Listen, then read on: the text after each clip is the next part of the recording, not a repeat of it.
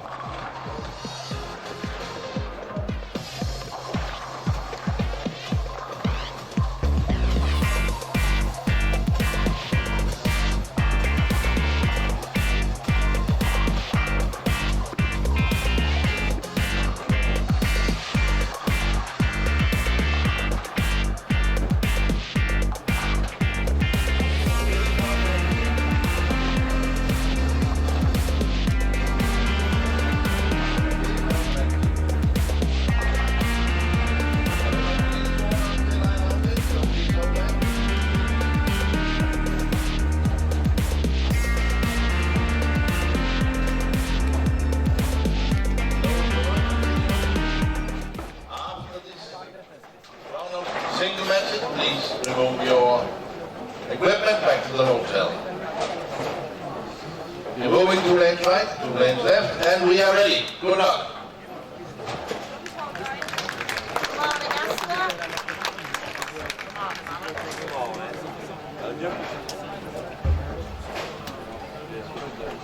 Good morning.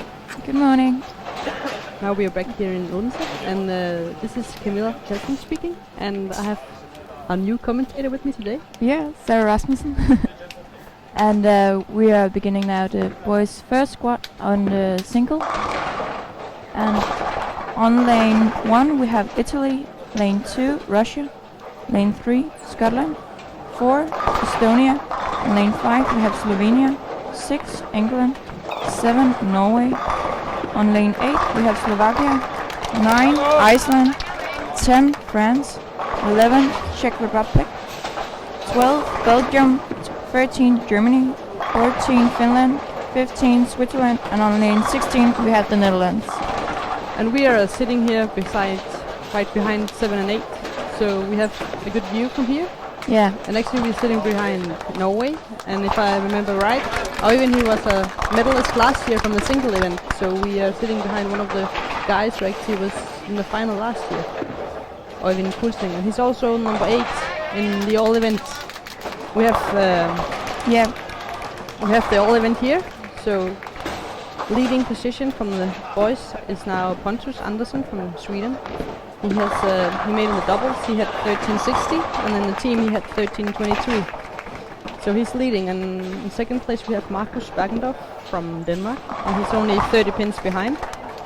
And then we have the Finn, Tatu Lettonen, and he's 50 behind Markus. And then we have Thomas, also from Finland, Henry from Finland, and then there's Niklas Christensen from Denmark, and a guy from Belgium, Marwan. And he's in 7th position, and then we have Oyvind, who's in 8th. And then right outside top 8 it's Ludwig from Sweden, and he's only 10 pins from top 8. And then on 24th place we have Marco from Austria, and he's got 10 pins, he's got 23.89. And then on 25th place we've got Robert from Sweden, and he's only 4 pins from top 24. So it's still very close in all this all event. So it's going to be interesting today. There's 3 squads. Yeah, it all comes down today. Yeah, so this is the first squad. And it's going to be interesting. I think there's a difference playing in the morning and in the evening, because right now it's definitely colder than yesterday when I was here the first time. And I just talked with the Norwegian team, and Oyvind and I don't know how to pronounce his name. They're playing now because they don't want to play in the evening because it gets too hot and then it's drying out. Yeah. So that's why some of the guys are playing now. Yeah, there's not so many people in the morning as in the evening.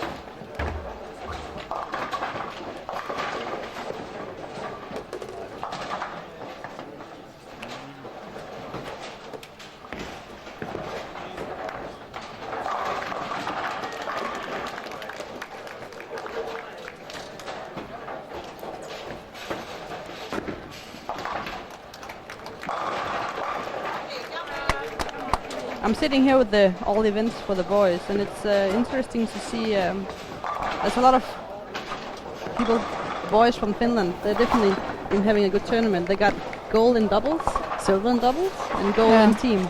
Yeah. So they're definitely doing it really good here. Yesterday it was a good team spirit that made them win the team. They looked like they had a really good time. Yeah, they really backed each other up yesterday. We've got 3 Finns in top 8. That's pretty good. And then Sweden is also up front as Pontus was leading, and then Ludwig and Benjamin right outside. So top 8, so that's pretty good. And there's also Mitchell from Netherlands. He's right now in 12th position. and he was doing it pretty good yesterday as well. Yeah.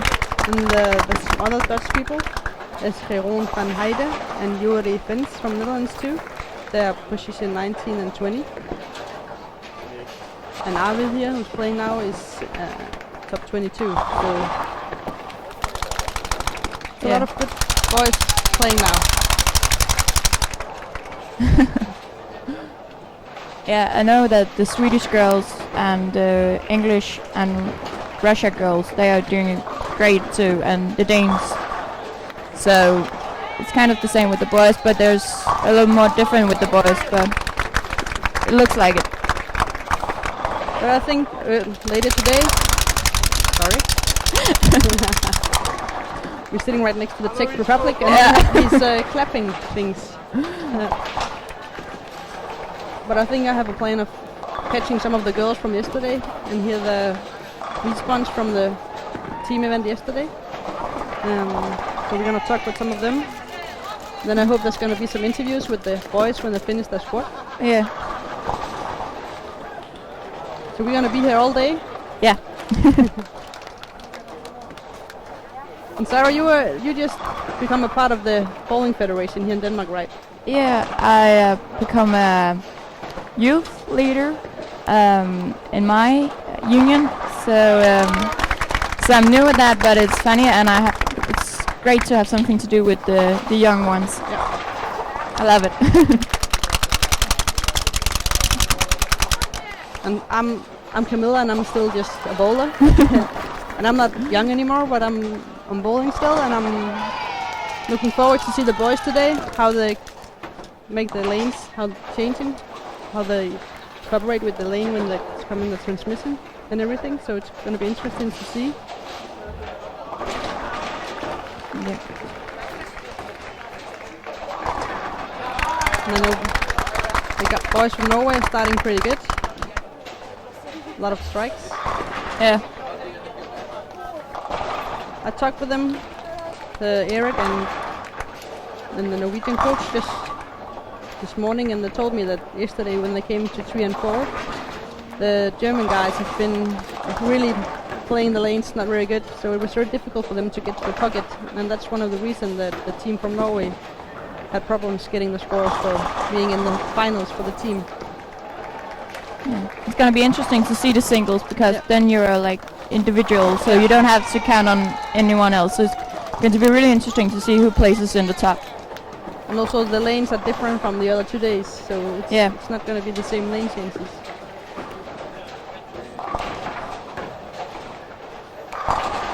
Now that's 4 in a row for Arvin, and it looks really good. It looks very comfortable.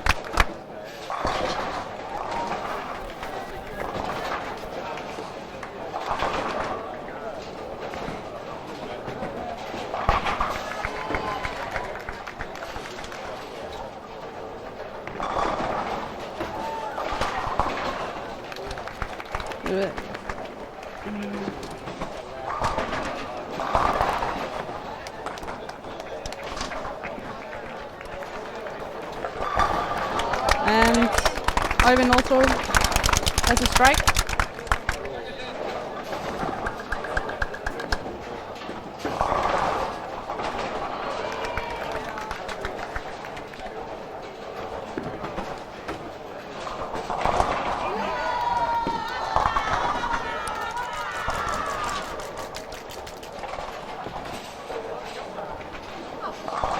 You can see from here that the 2 boys from Finland are having some problems.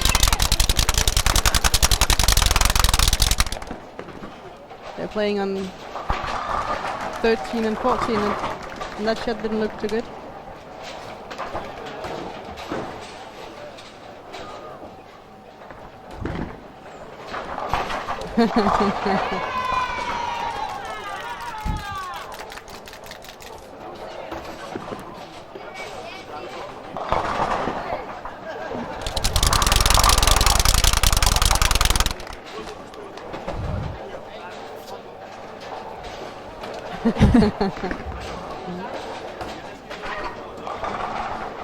Jeg har lige fundet ud af, at jeg har den app der, så jeg kan se scoren, så jeg ikke behøver...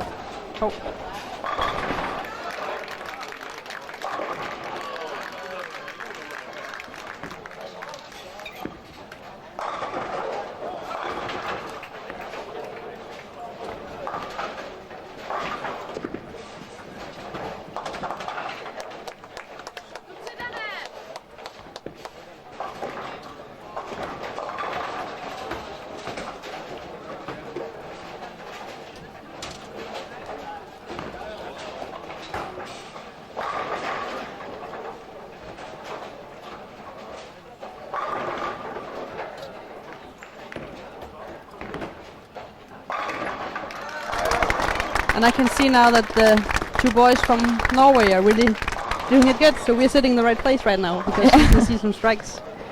Yeah, definitely got good seats.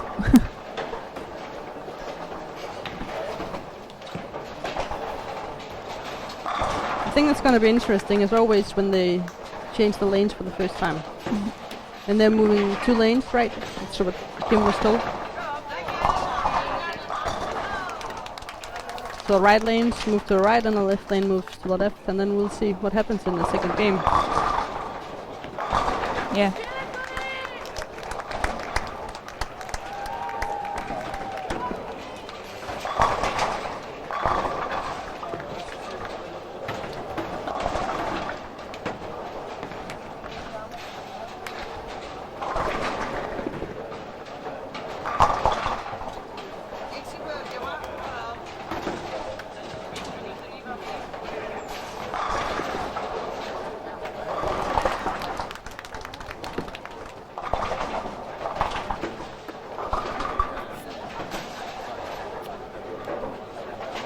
Holland is working for a double now. It's going to be interesting. Can I see it? I think he got a double. He looked happy. So the Yuri from Holland is striking now. He's having a good start.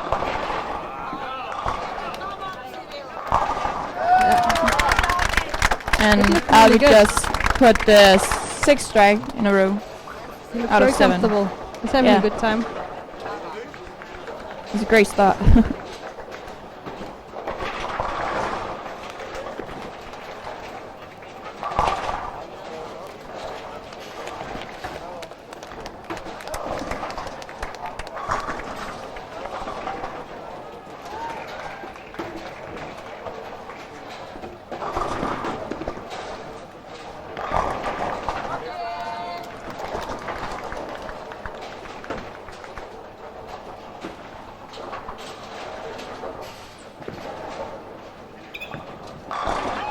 Oh, that's the strike for the Finn. That's a double. Oh, actually it was a turkey, if I'm seeing it right. You can see it here. Just got the app for my iPhone, so I don't have to use my eyes so much. I can just look at my phone, and that was the turkey now for the Finnish guy, for Lauri. So he's making a good game again. He's starting to catch up.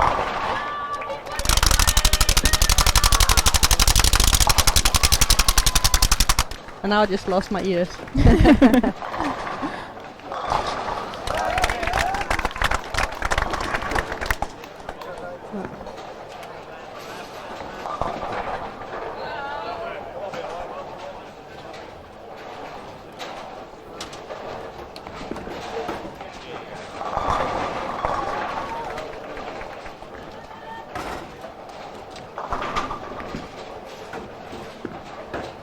See, Italy on lane 1 and 2 are having some big problems, and so is Russia. So 1 and 2 is not looking too good, and 3 and 4, Scotland is not making it good, and Estonia is also having a decent game. And then Slovenia and England is on 5 and 6. There's not many strikes right now. Well, that was a split now for Arvin on lane 8. The 210. It's a little bit too far out for him. And it didn't make its way back.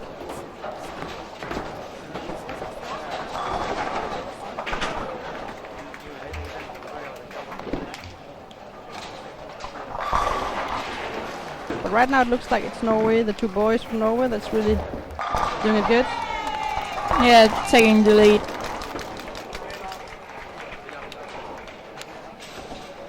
And the Yuri from Holland is also doing it good. He's got a turkey now.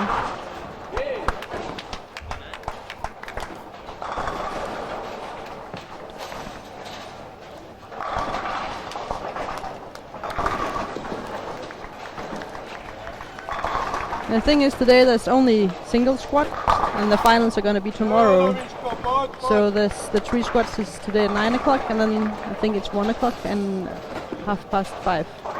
And we'll be finished here around 9 o'clock tonight, and then tomorrow is the girls single, 3 squads. Or is it only 2 squads? Actually, I don't know. I don't think it's only 2. 2 squads, and then there's going to be the finals for the singles. I think so. I'm not sure. And then Sunday it's gonna be the Masters, top 24.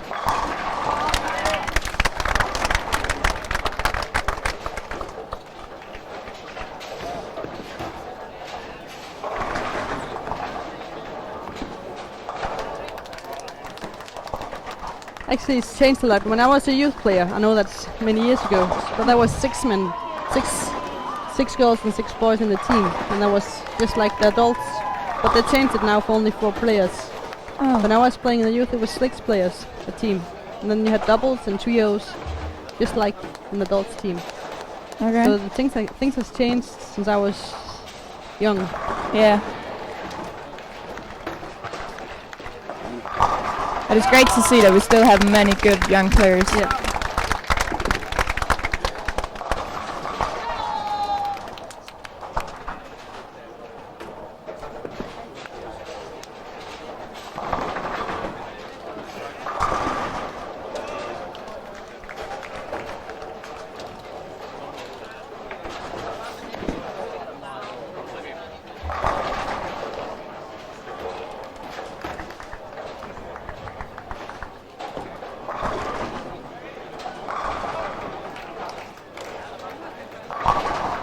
That did look like a good shot for Ivan, but he got a strike, so he's got a double now, 8th and 9th frame.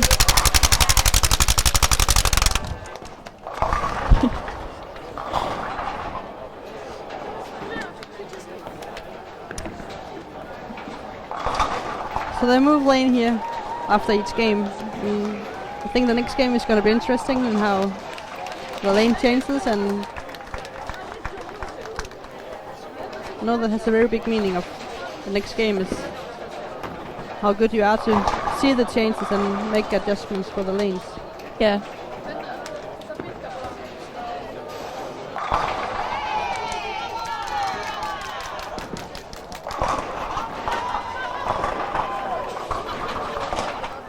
Looks like Jeppe from Belgium is getting a good start too. He has 143 in 7 and 2 strikes after.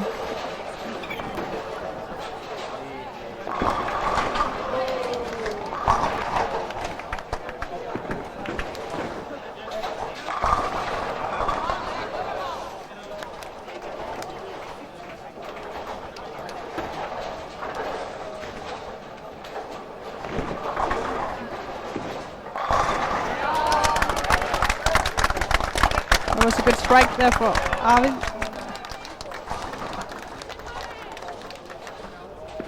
Strike out for 250, so it's good. It's a good start.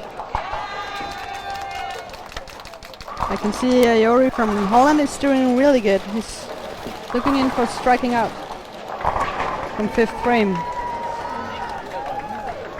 It's also a 250 game for him.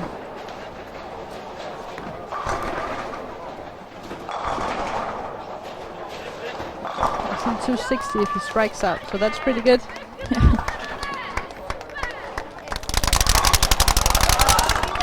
But I think, yeah, he will be moving down to the low end, so he's gonna have a big change because he moves from the high end to the low end. He's going on 3-4 afterwards.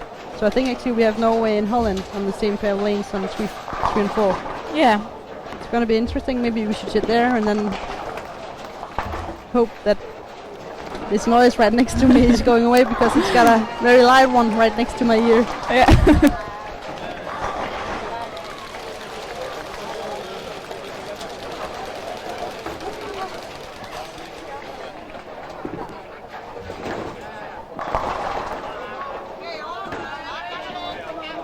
I can see Arvid is playing with the bites from Storm, and he had a last one too, so it's 256 for Arvid. And he used the bite from Storm. It's a nice ball. It's a good start. And I can see Ivan is playing with the Aura, the old one.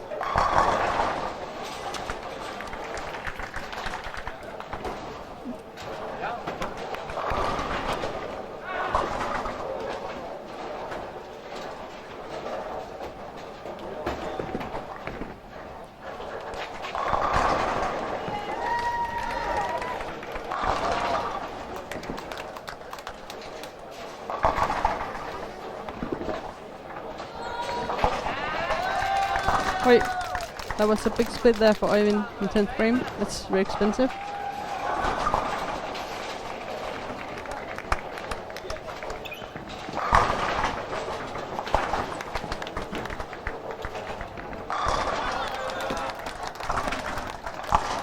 Oh. Øyvind made 221. Because of the split, he only took 2. But it's still a good start to get on and hoping to make it better the next one. And now I'm having a look down at the Dutch guy on 15. He's ending up on 15 and he's been striking since 5th frame. So, and he's actually right now in 20th position. So if he makes a lot of pins today, he will definitely move up. Yeah. It's going to be interesting if he can strike out, make it to 60 game.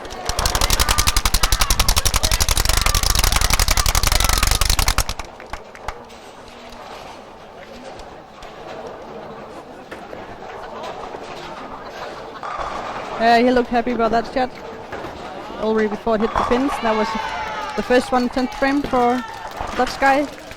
Yori Fence, I think it's pronounced.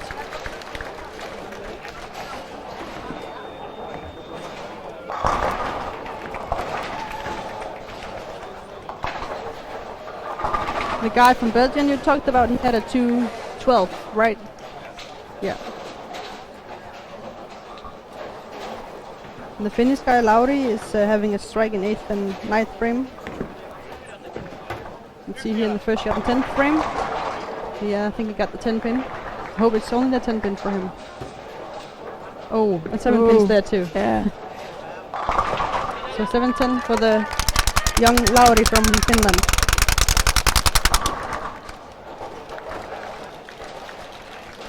That's expensive in 10th frame. But actually yesterday there was a guy from Holland who took to 7-10 in their warm-up on lane, I think it was on lane 9 he took 7-10, so I heard he took it 2 times in the warm-up. Really? Yeah. That's nice. I've only done it once, and that was at a practice time. That was really funny. I've never done it. And he got the second one in 10th frame, the Dutch guy. So he's definitely looking into a really high game. You can see that Brandon from England is striking out maybe. He got strikes since 6 frames, so he's now up on 5 strikes, and he still needs 2 more to strike out. It's another 250 there if he strikes out. So that's...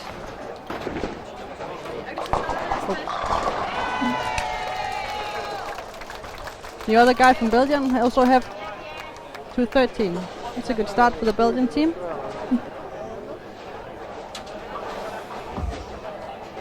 And Lauri from Finland has 203 with a 7-10 and 10th frame.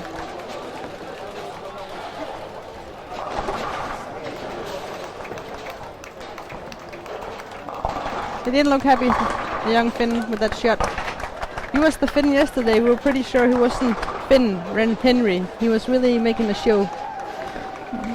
Had a lot of energy in the team. And I think the rest of his teammates loved that. He really had energy going. But right now he doesn't look too happy about his game. Didn't hit the pocket here. And he's looking into a 150 in the first game. I can see that Brandon ended on 247, so that's a good start from him too.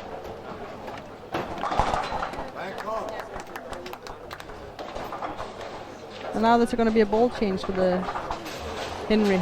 His coach just came over with a ball, so he's taking something else in his hand. I didn't see what the other ball he was using before, but he's definitely having a ball change here.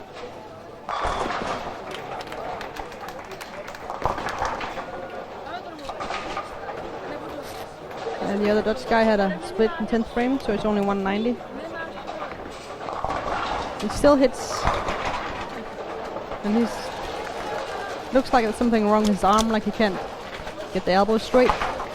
I don't know what he's saying, but he's doing something, so maybe it's at the elbow. And now it's going to be a lane change, and it's going to be interesting. I think we're going to go back on 3 and 4 because that's where the Dutch team and the team from Norway is playing, if I'm not wrong, and that could be interesting to see how they make some changes.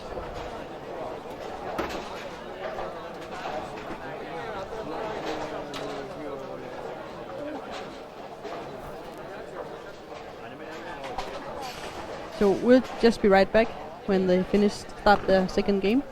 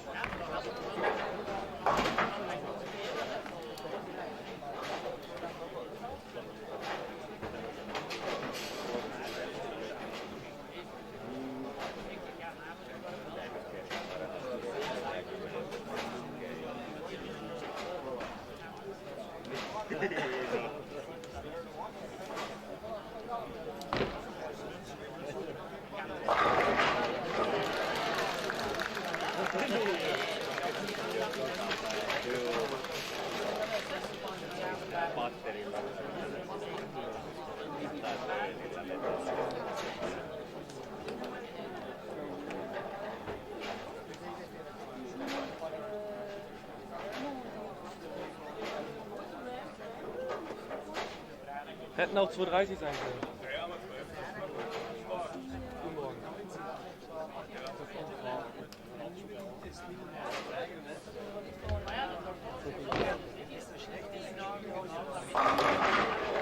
Müssen wir gucken.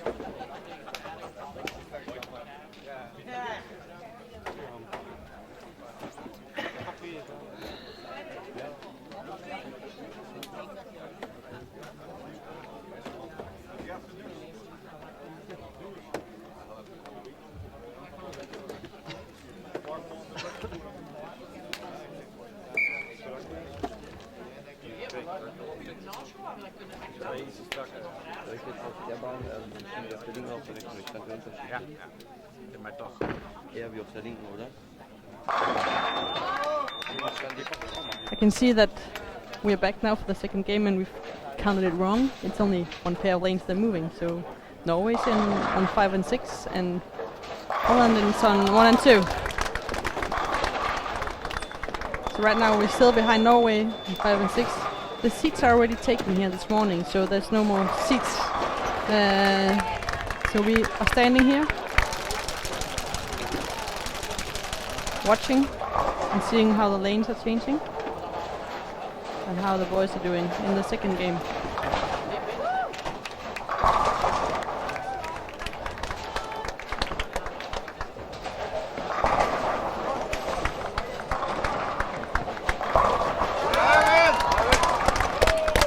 Both are with or even starts out with a strike.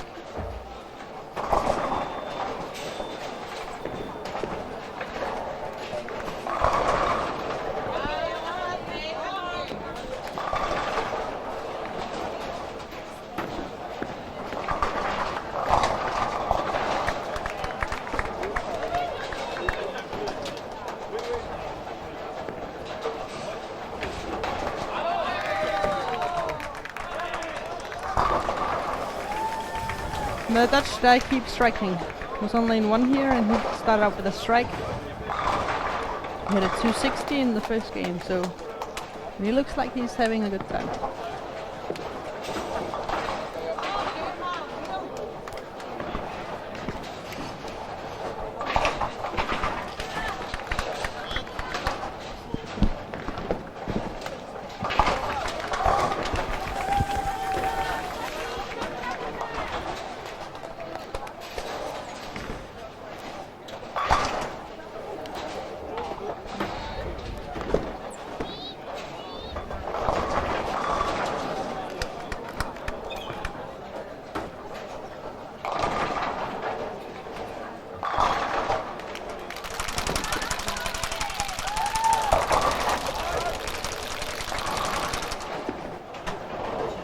And I can see the Finns are on 15 and 16.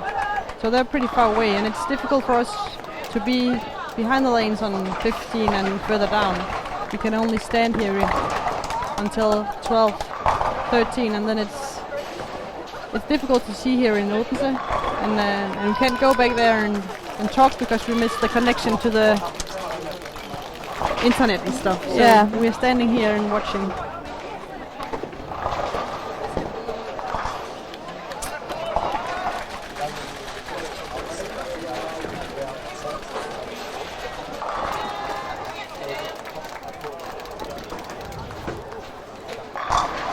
I think this guy got a really shot Brandon a little bit too far outside.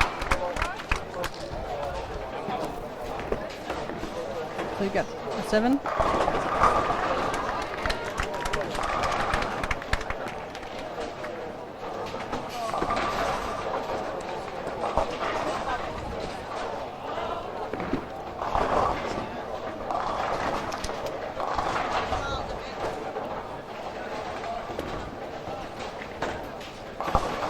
And he got a miss, so that wasn't a good frame for Brandon from England.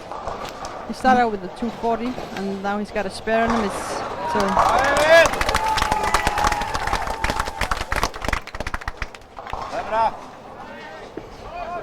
those of you who were here yesterday and the 2 other days, was Thomas Larsen who was coming, and he's always practicing here in Odense, so he knows the lanes and he knows how different they are. So this is. So the thing here is the oil pattern, but there's also the lanes in Odense is also very different because of the shape of the lane. Yeah. That also has a big influence on how the lanes are changing and how to play the lanes. Yeah, and I heard him talk about something about the girls having trouble because of how the pin falls. Yeah. And I think it's on lane 9 the pins are not standing so good, and so there's the lane and there's the way the pin setter is. So there's a lot of things here, but that's always like it is in bowling. There's some things you have to be aware of to make the strikes. And that's what's so funny and good about bowling. You can see the guy from Holland is also starting out with a double. So he ended good and he's starting really good.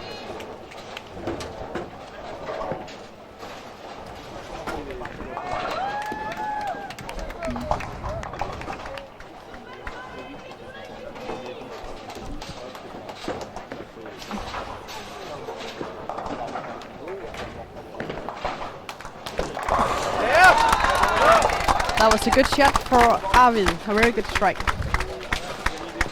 Let's see if Brandon better shot this time. That was a strike. Sorry, you see the Norwegian guys are playing inside, and the guy from England, Brandon, he is playing very much further to the right. But he also got a lot more speed than the guys from Norway.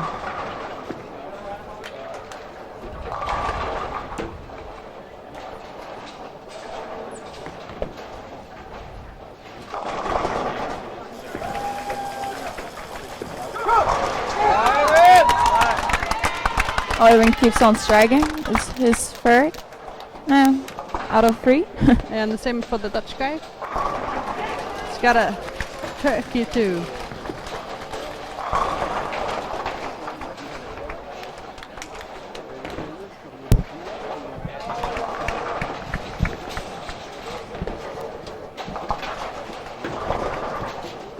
So it doesn't look like they have any problems with the lane change right now. It looks like they're in control of the... some of them. Yeah.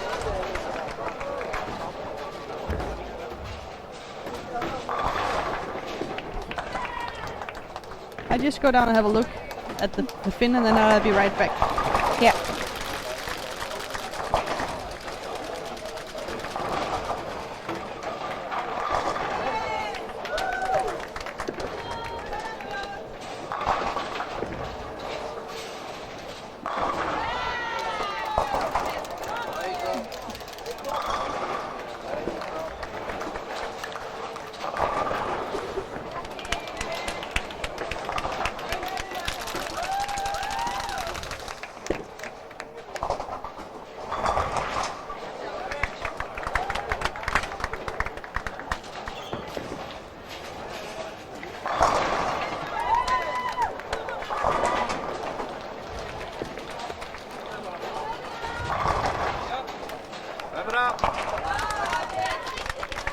Looks like after Brandon's miss, he found it.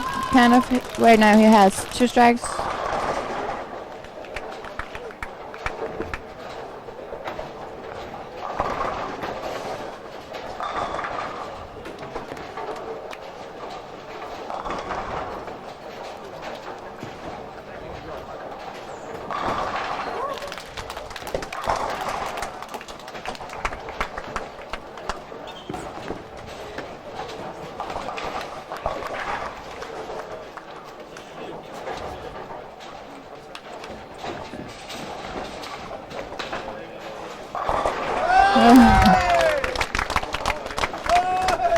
And Oyvind get the 4th strike by getting too much to the left, but he got it.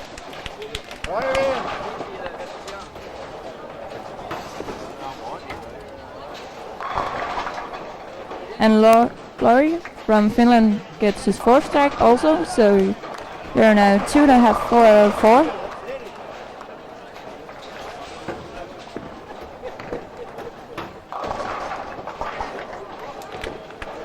I've just been down and behind the boys from Finland and Italy. They're on 15 and 16.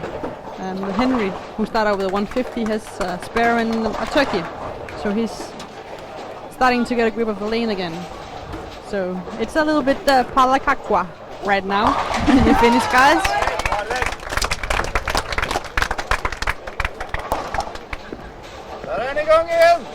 And I can see the boys here striking. The Dutch guy and Oyvind. Oh!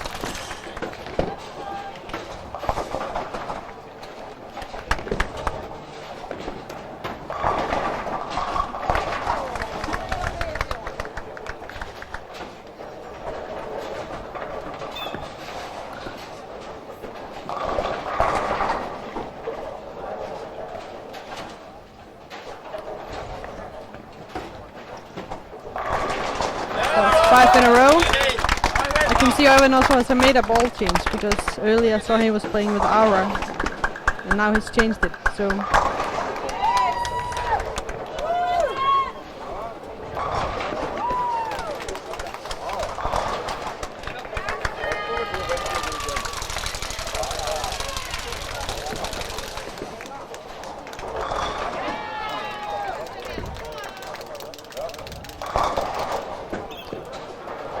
That was a turkey for the guy from Estonia. 3 strikes. He started with 2 misses, so he needs the strikes. Yuri from Netherlands had just I made a mistake before. It wasn't Laurie, it was Yuri, and he made 4 strikes, and now he had got the 10 pin left.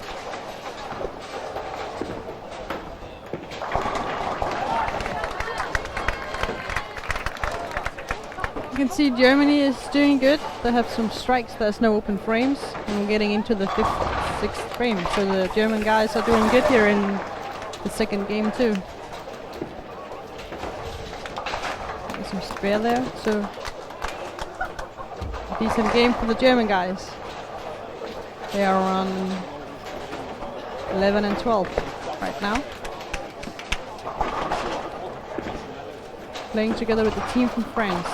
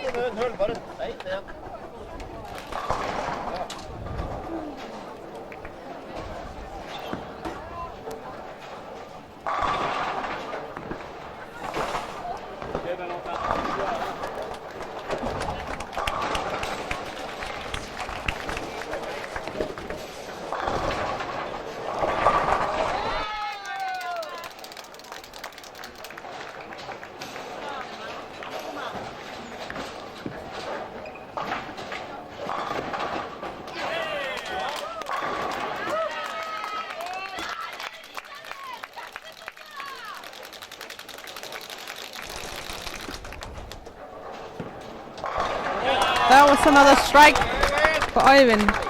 He's got the first 6 now. And it looks like he's got room. He's got room for both sides. So he can throw it out and it still comes back. And that one was a little bit tighter, but he still got a strike. So he's got some room. And that's a good thing to take advantage of that. Because you never know what the next pair is gonna give you.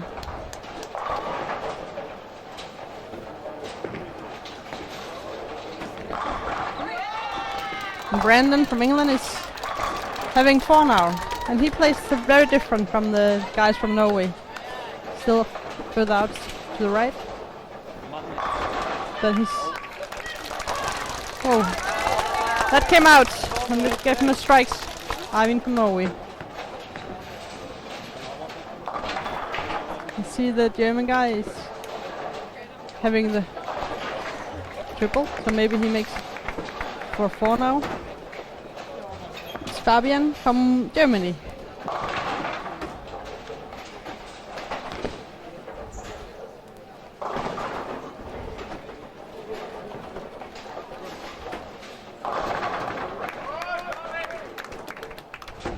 Let's see what how the Finns are doing. Henry is still striking, so Henry's after 1 bet start. He's having a spare and 5 in a row. So he's doing good, and he's getting into... it didn't look like a strike from here. It didn't look very happy, so... And the German guy, he's got a 6. Can't see from here what it is.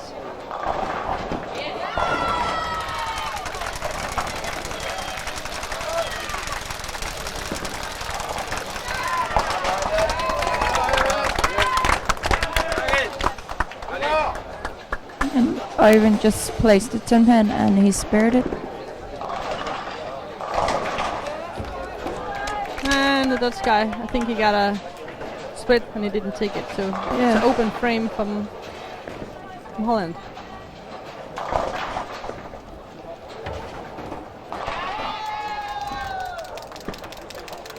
And I can see the Yurik is not having a really good start here in the second game. He's got 55 in 5th frame. So he's really struggling to find his game, and actually he was still in top 24, so he needs to start finding his game. And that was a strike. That must be nice. Good relief.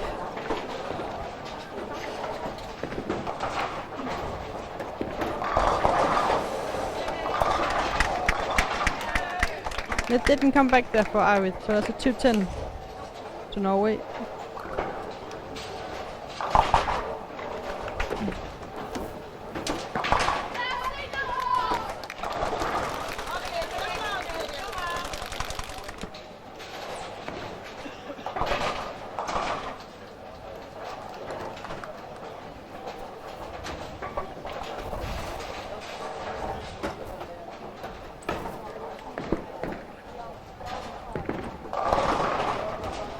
Oh, there's something going on lane 3.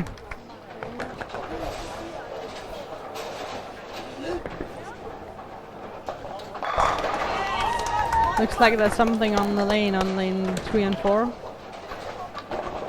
It's Harry from Finland who's out there cleaning the lane. And we had a spare there for Arvid. It's a 2-10. And the Finn is striking again. Henry is back striking. So he's making up for the first bad game.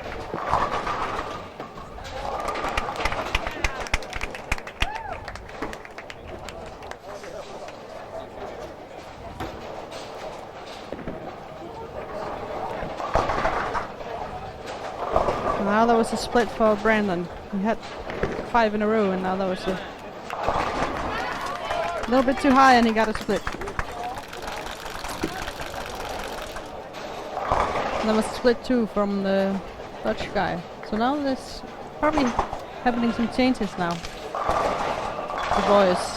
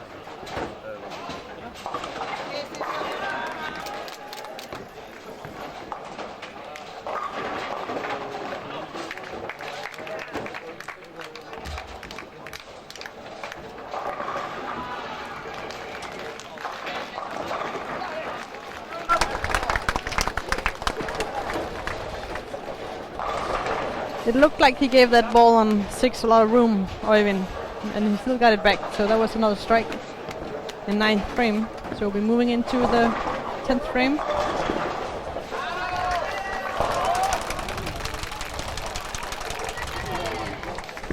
Daniel from the Czech Republic is having a good series too. He has 9 miss, 6 strikes, 7 spare and a strike again in the 9th frame.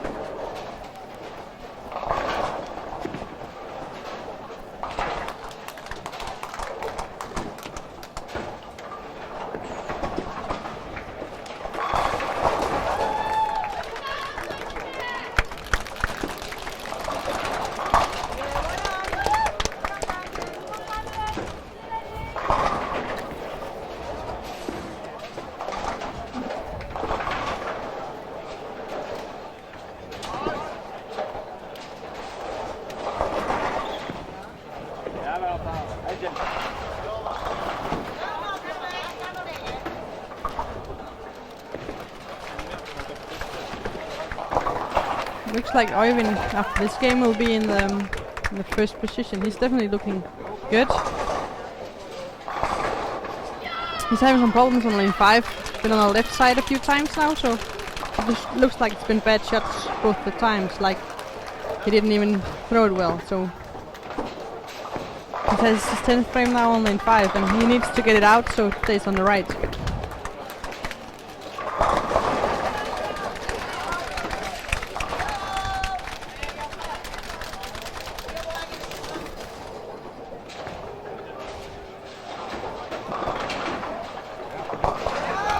That's a good spare.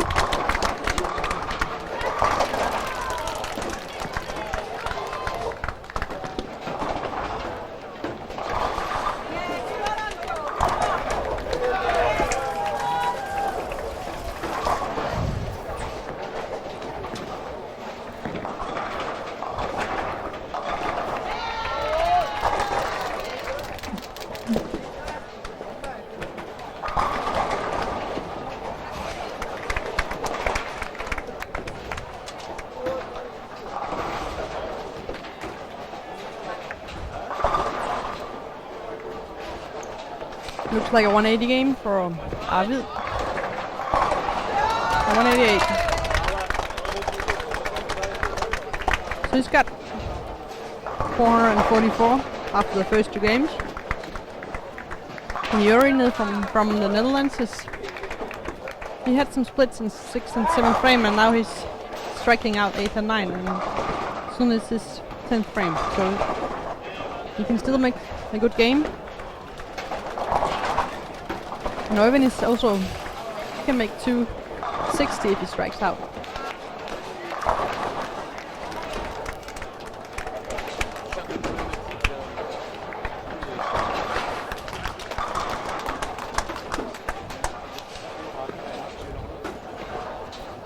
He got it out this time.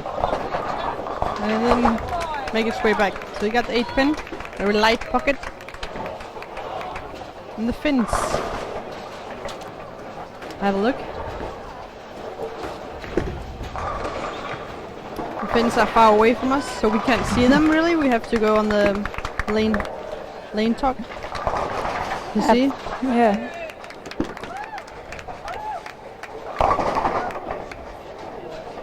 Yeah, with Lowry he had 205, so he's got 8 over. And Henry Lane is looking for a 230 game after 150 in the beginning. And Italy is struggling a lot. The first guy, Riccardo, is not really having a good time today. He's got 240 after 2 games.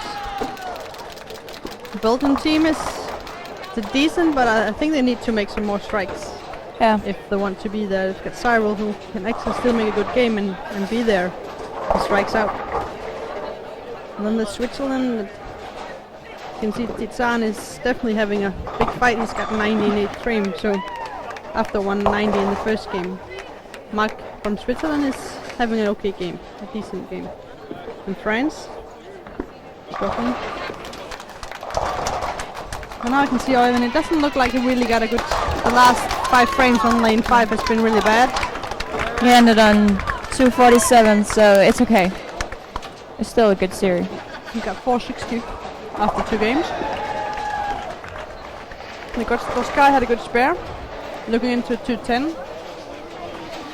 So I think Oivind and Yuri from Holland is almost the same. In Germany we got a 220 for Fabian, so he's got 430 over, and that's good. And then there's Kristoff, he can strike out for a 200 game. Slovakia is having, Fabio is 320 and Michael is 378. And the Czech Republic is having, Michael is having 349 and Daniel is having 398. England got George with 402 and Brandon striking out for 220. So actually it looks like it's Brandon who's going to be in the lead. Oh, he's also very close to Oivind. A few pins. 2 pins actually. Yeah. From Yuri, Oivind and Brandon. Right now is in the lead.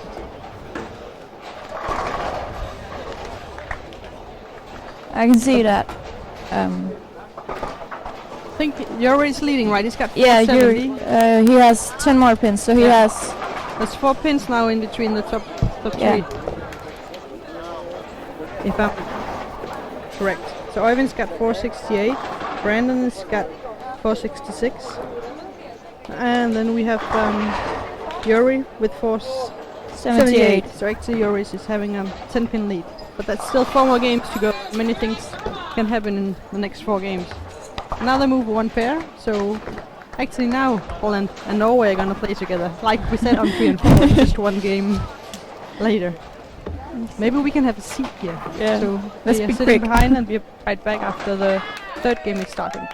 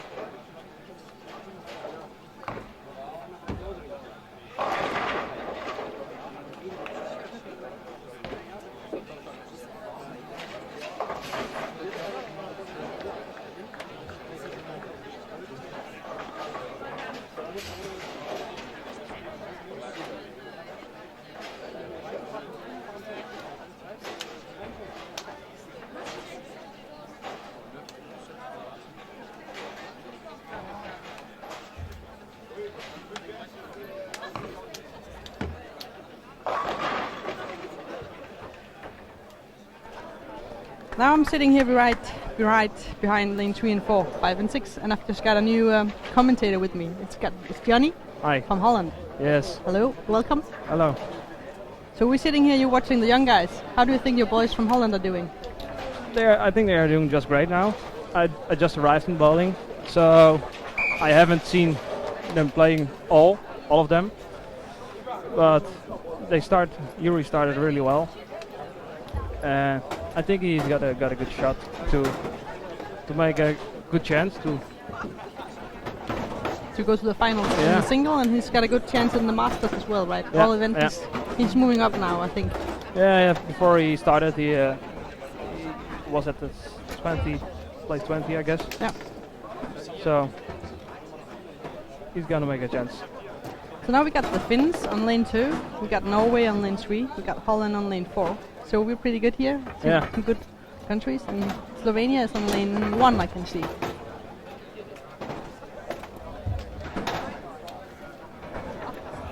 So do you know the Dutch guy? Do you practice with them, or you just know them by name, or how is it? How's it working in your country? I don't know them really well, because only times when I see a lot of players is in a national competition, and they are not playing in the same competition as I do. At least not the same. We are playing in the highest class. And they're playing in the youth, so yeah. Youth also playing in our national competition with the older ones, but they are playing 1 class lower.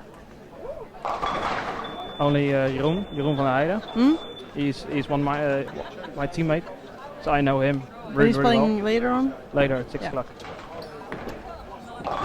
They also called him my little brother. Oh, so he's gonna play at 6, and you're gonna be here to see him, of course. Yeah. I'm definitely. I'm just here especially for him. And how is he? He's positioned now. How is he in all the He events? is at the 19th place. Okay. The Dutch boy is actually in the top 24. I guess I think he's gonna make a good chance to lane top 24.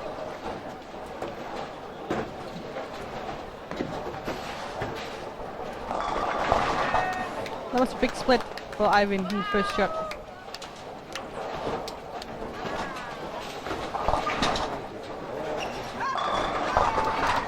That wasn't that didn't look like a good shot for. How do you pronounce his name? Yuri Fence. Yuri Fence. Yuri Fence. Okay.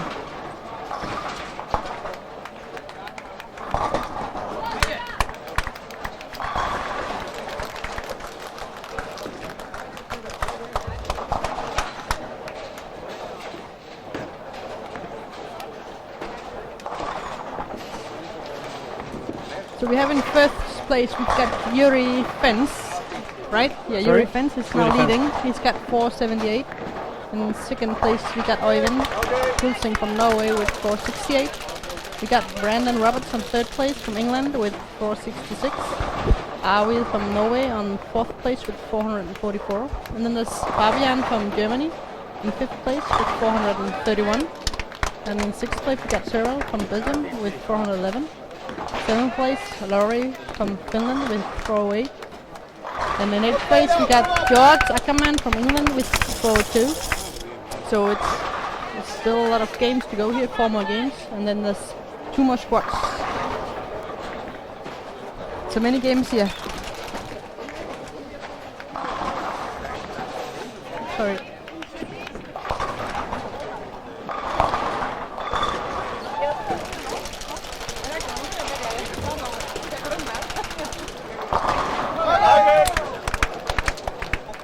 I also, two guys are not playing a lot with each other because Jorik is living in the north of Holland, and Yuri is living in the south.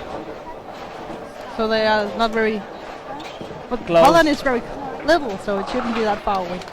That's true. That's true. The other one, the other ones is just living just 20 kilometers or something like that. It's easier. But they practice with each other, so.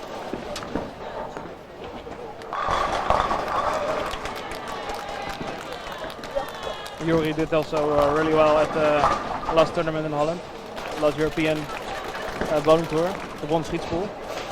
Also made top 16, I guess. So. How old is he? That was a good question. Yeah, it's a good question. Guess he is 17.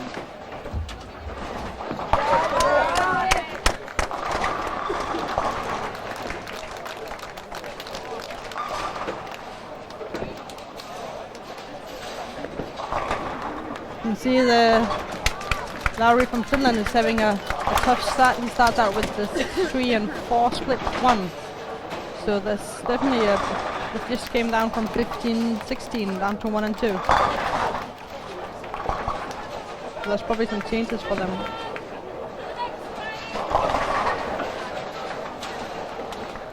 Guys from Norway are also doing really well. You see? Yep.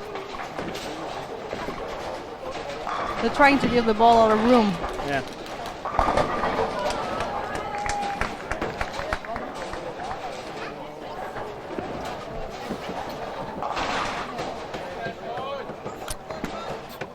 Got a spare there for Oyvind.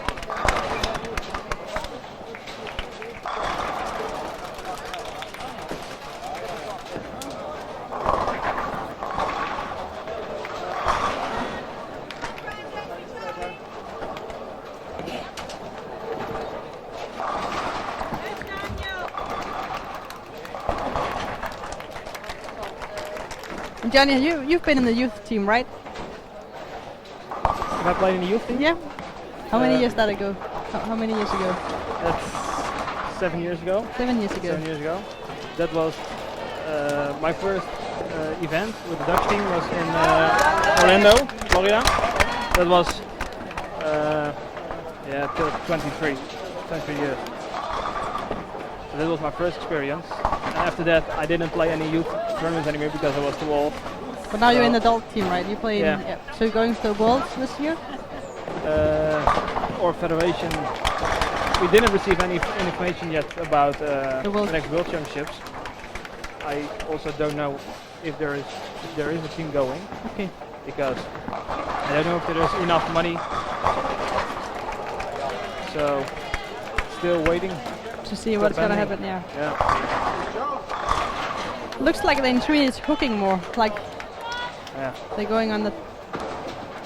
having some problems getting to the pocket.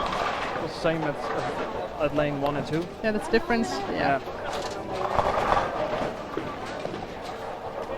I haven't seen high scores still so far in lane 1 and 2.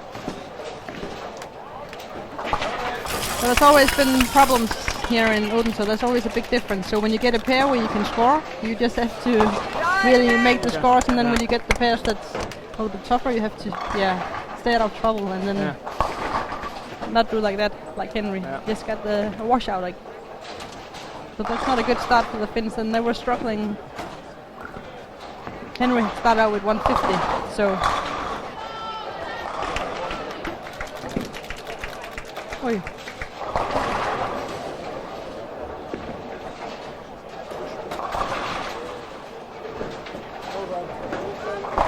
That was a good spare from Henry.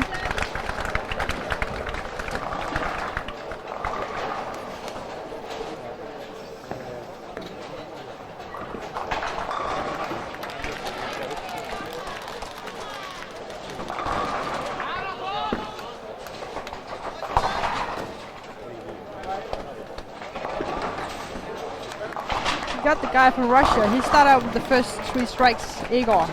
So Two-handed blower. and he's on lane 5 right now. 2, I haven't seen him before. Let's have a look if he can make the next one on lane 5 here.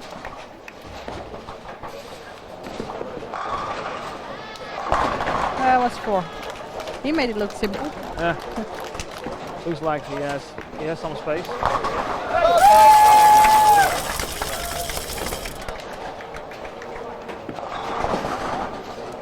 But now the Finn are striking on lane 1. See if Arvid can make a double here.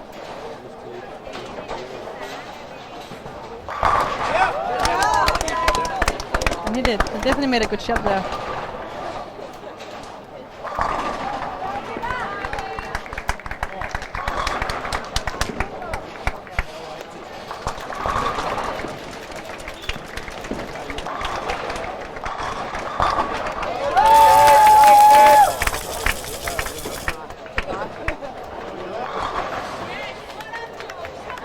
And they're getting more crowded in here, not crowded, but there's still not much room here on the seating plates, so there's getting... It's also getting quite hot here in the morning.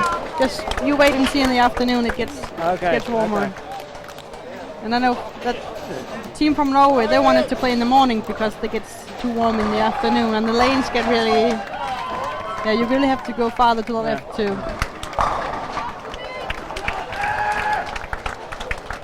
I already see that it's changing quickly. Yeah, they're getting. I saw that yesterday. So there are a lot of 4 pins, and then all of a sudden it splits because the ball just moves too fast.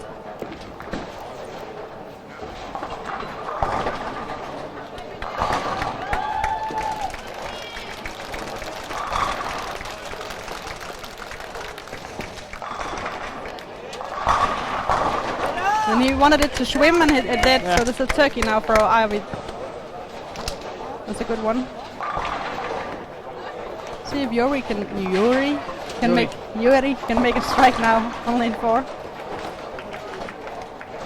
And I can see the Russian guy had the 5 now. So he's got the first 5 on lane 5 and 6. Igor from Russia. He's got a... Oi. And see Henry from Finland is struggling now. He's got 73 in 5th game. He just got another split. So he's struggling on lane 1 and 2. And now I can see that Ivan changed his ball. He took another ball. Did you see what it was? Yeah. No, I don't know. But he definitely took another ball. That goes a little longer than the other one. It's the brawler from Brunswick.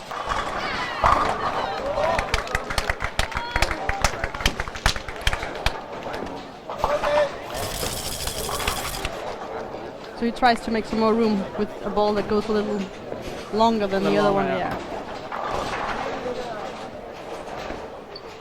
I already see more shiny balls. Yeah. But yesterday I think the German team in the team event started out with some very dull balls on lane 3 and 4, and then Norway make their way to 3 and 4, and the German team has made it really difficult for the Norwegian team because it was getting really dry.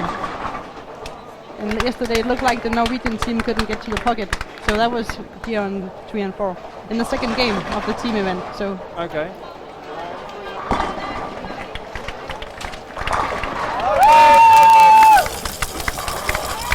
he looks very young too, this York.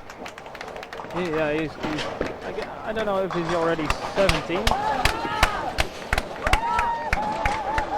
But they are all playing their first event. Okay, well All then of, they're all, doing all of the the Dutch players. players, yeah. So they're actually doing it pretty good. So Yeah.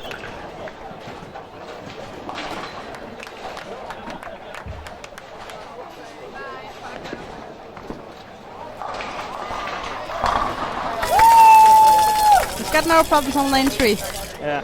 Now he just needs to figure out how to make strikes on lane 4. And the Russian guy is having 6 now.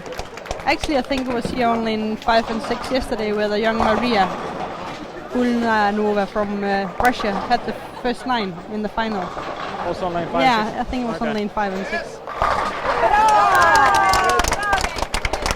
Yeah, it's now 4 in a row for Arvid from Norway. And I can see the Finn.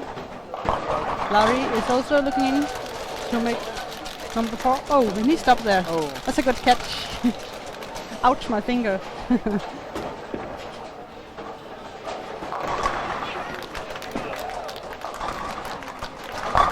Okay. Jarek makes it into 3.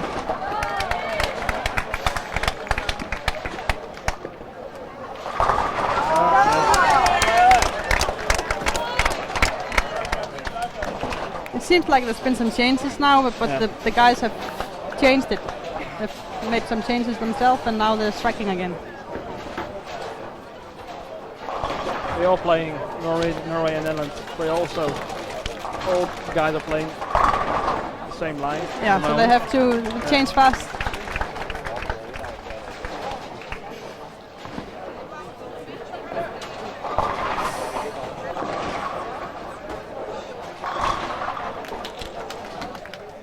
That was not so good. No. I can see Germany is also doing good. I just have a look here. Germany on lane 9 and 10.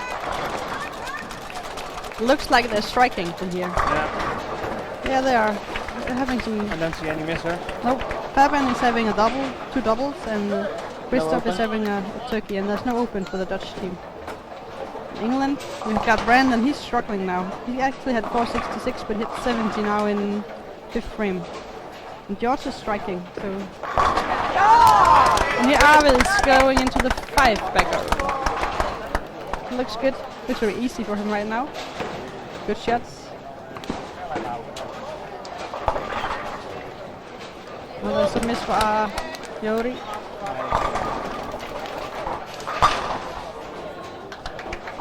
You can see on the last pair, 15 and 16, we've got Belgium with Joppe.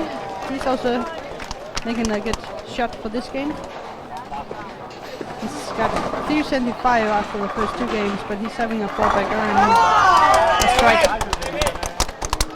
Now Ivan also got strike, so he's got a 4-bagger. So the Norwegian boys are striking now. That Russian guy hits 10 pin. Really good shot, but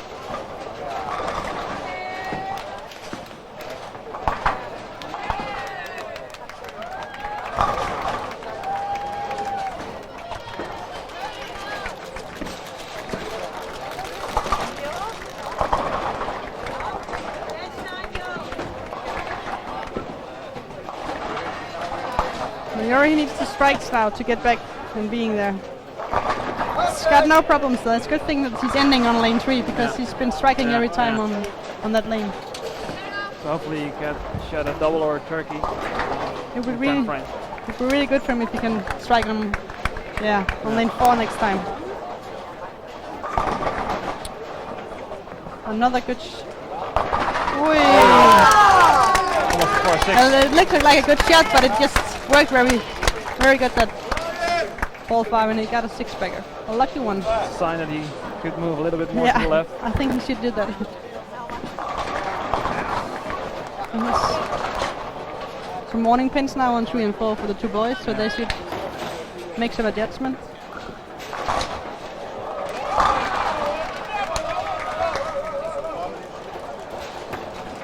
You can see the Russian guy, he stopped after how much? After 6.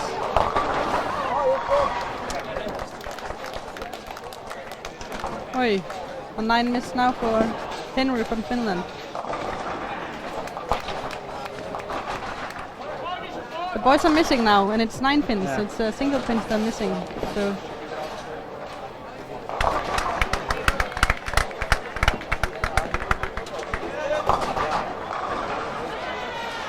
The Russian guy shot the split oi. a little bit. And Arvin misses too. He chopped the 3-6.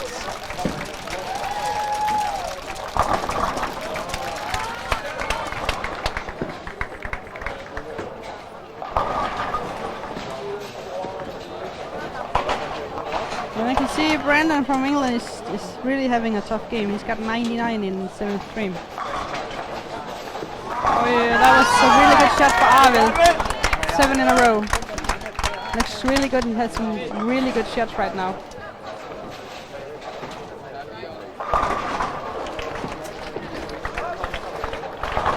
Wow. 4 pin. 4 pin. For Yuri.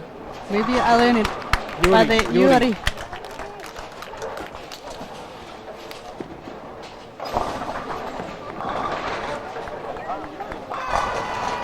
Looks like Oyvind lost his balance a few shots now. And then he makes not so good finish and the ball doesn't give him any. It should be. Balance is important.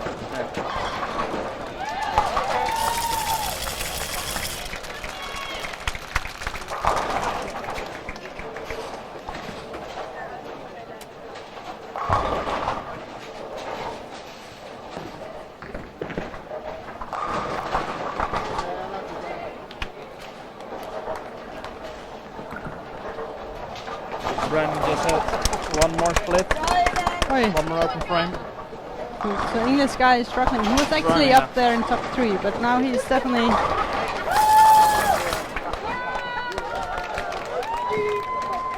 And George on the other hand is striking, so George is having some strikes on lane 9 and 10.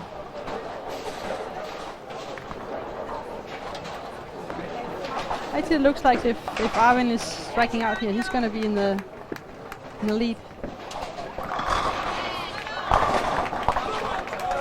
How did you pronounce it? Arvid? I think it's Arvid. Arvid.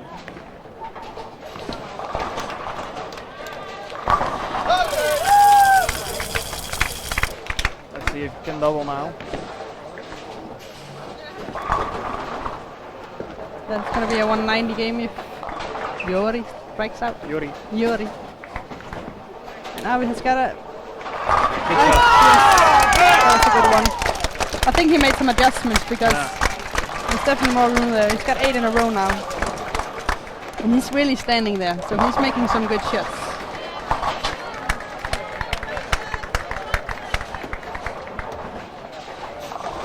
So he can actually strike out for 260 here on 5 and 6, the young Arvid from Norway. Was that a lucky strike from Russia? Yeah. It sounded like that. One.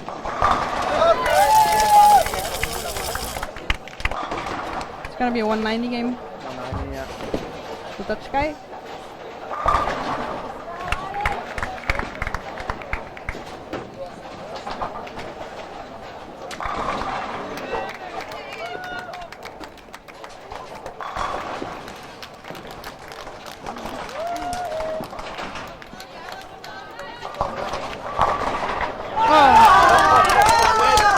The next one, so it's going to be a 260 game from Arvid, so he's definitely going to be in the lead. He's going to be 100 over after this game.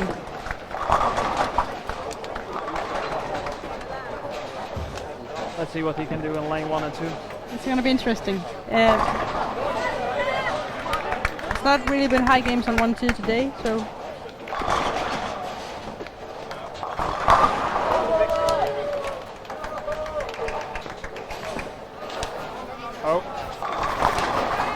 He's been striking every time on lane 3, and no Every strikes time on lane 4.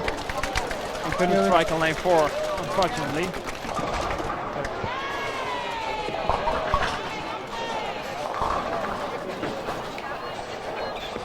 You can see the Jobbe from Belgium is having a good game. That was a 268 from Norway.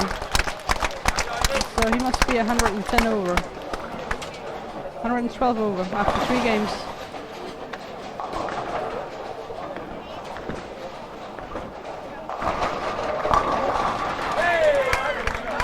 In France, Valentin is having a 200 game too.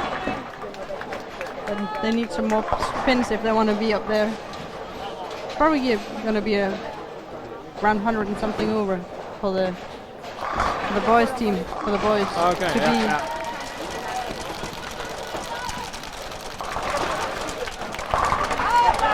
That was the first one, 10th frame for Øyvind.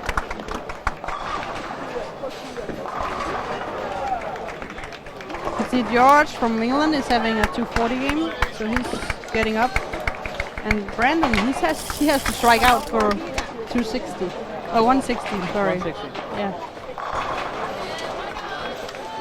So I guess the 2 Norwegian guys are taking the lead. Yes, looks like it. In Germany, can't see it right now, but they have a good game too.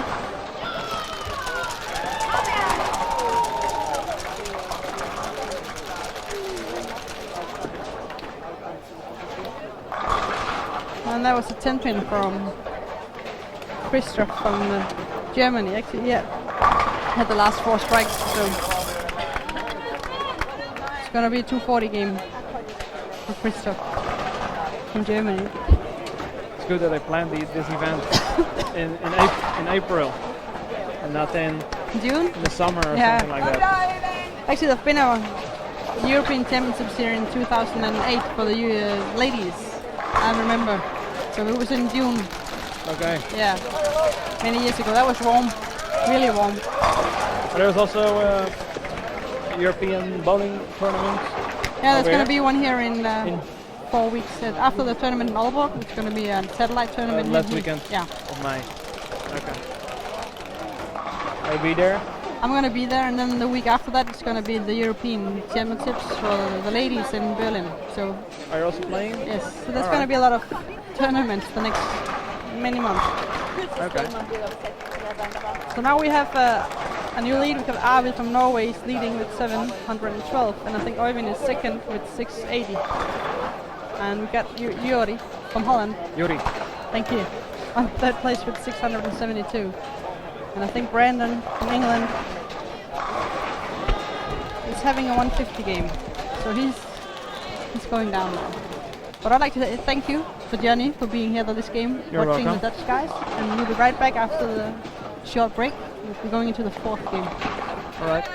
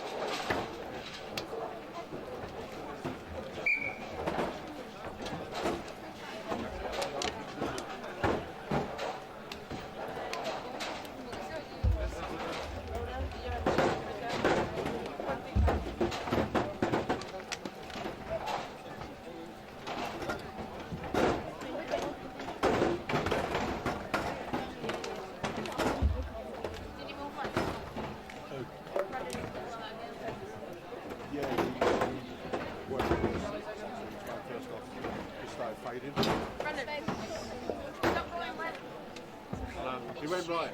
He went right. When he starts to jump, in the match, further left in the ball jump, when he starts to jump, go like 2 on right, 3 on right. So the other was fading real good at so much in the transition. Don't get left. Okay. You got there. Got a shot back. Got a big cone.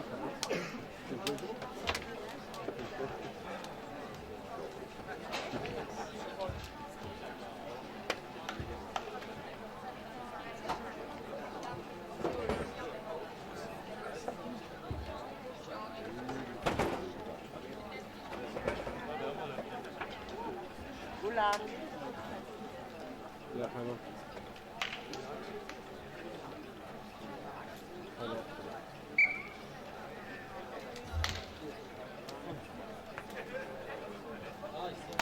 Come on, boys, let's have a big one.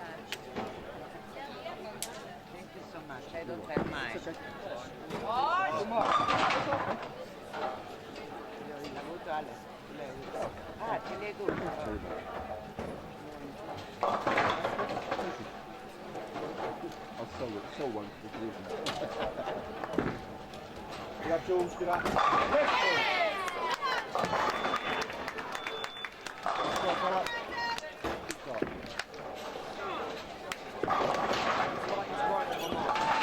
That's it. That's how. At least you know where it is. Yeah. It's the first time he's gone where it's not.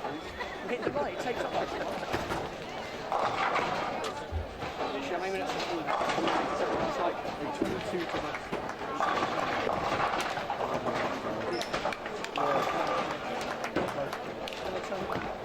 No. That's what I asked. Yeah. You said yesterday. Well, yeah, fair play afterwards. So when I said no, when I do so, like, no, with that. This is right. I'm sure it is, mate. Bounce. So I'm going to go.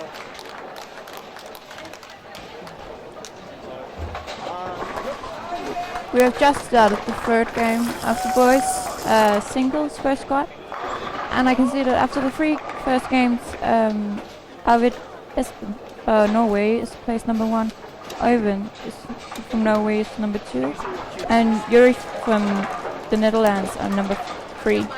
George from England has placed number 4, Fabian from Germany number 5, and Brandon from England has placed down on the 6th round. We're halfway and we have 3 more to go.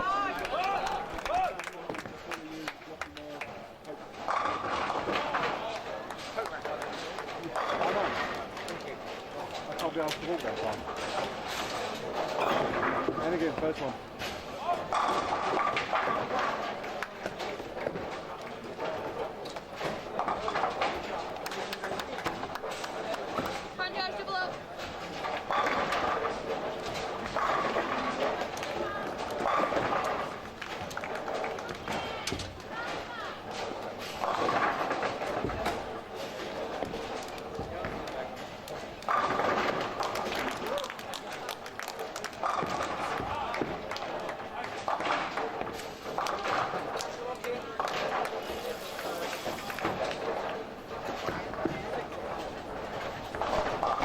Now we're into the fourth game here in the first squad of the boys single. So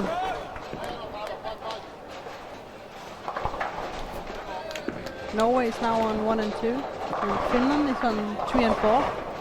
And Holland is on 5 and 6. And in between we have Belgium and Iceland. And Czech Republic. Germany now is on 7. And 8 with Russia.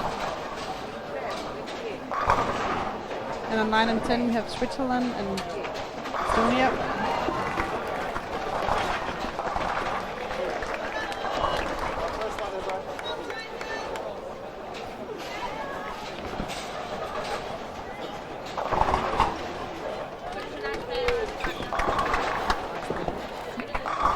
More.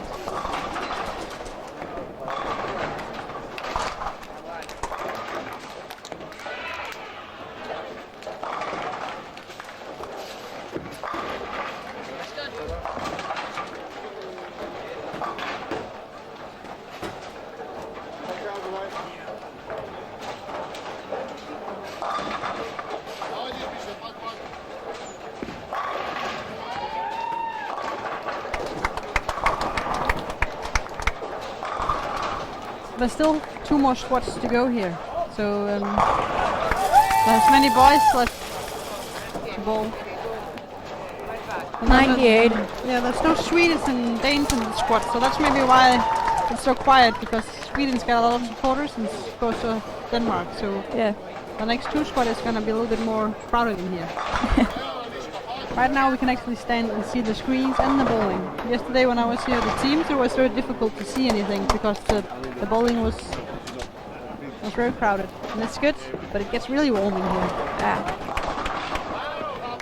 But you can see that people now are starting to come, so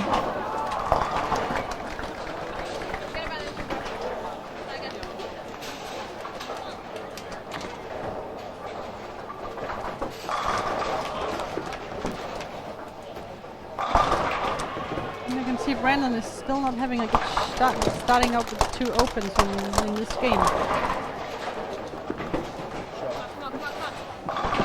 2 splits. Right side over, come on.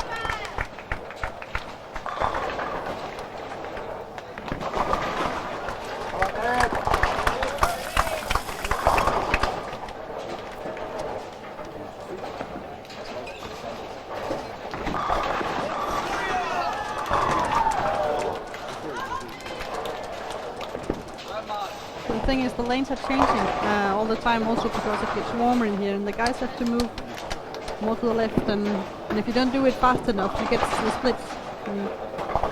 And then when you make the lane change as well, it's the same thing. First back, guys. Alright, George. Yeah, you need to be quick. You can see that a lot of them are starting to get a lot of splits, especially in the third game.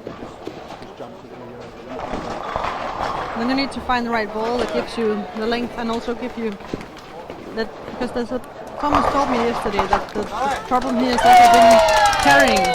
You can easily get to the pocket, but like Yuri from Holland now got the 7 pin, it's like he's missing something at the end, so they also have to choose the right ball for carrying.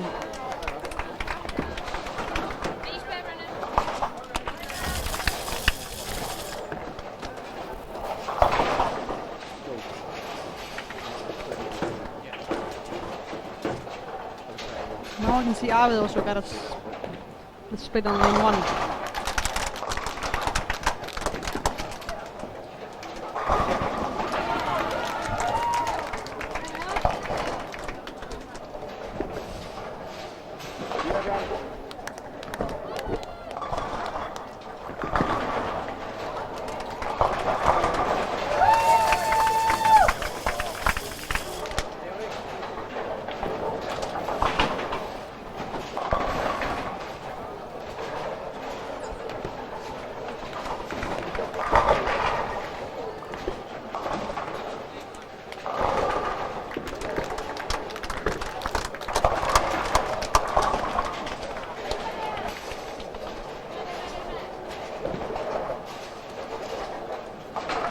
Ivan's got a spare and a double, so maybe he's He knows how to deal with 1 and 2. See, he went back to his old bowling ball now, the one he was using on the second game.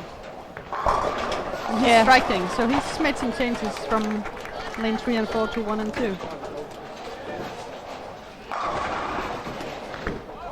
Seems like he knows how to read the lanes and make the changes. And I can see from Czech Republic there's the first guy here, Michael. He has had 614 after 3 games, and he started out with the first 4. So actually he makes a good one here. He might be up there, getting close to something.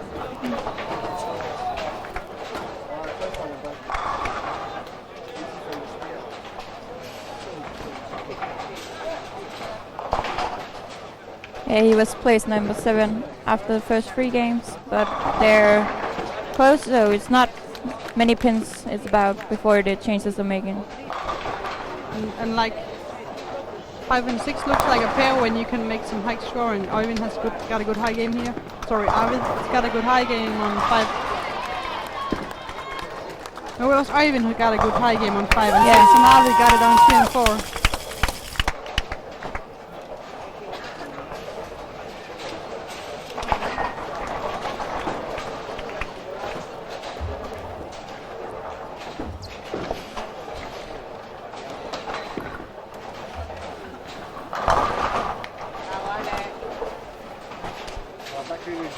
It sounded like a miss for Arvid. It was a miss, an iron miss.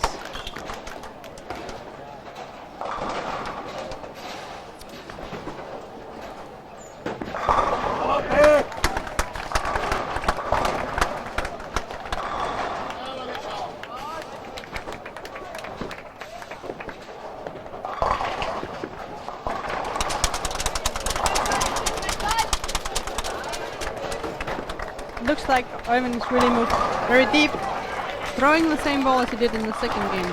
So Oyvind has moved very deep, and I think that the ball that he's using now gives him more smooth reaction, so he doesn't get that overreacting that he did in the last shot. In the 10th frame he got the big 5, so... Thank God!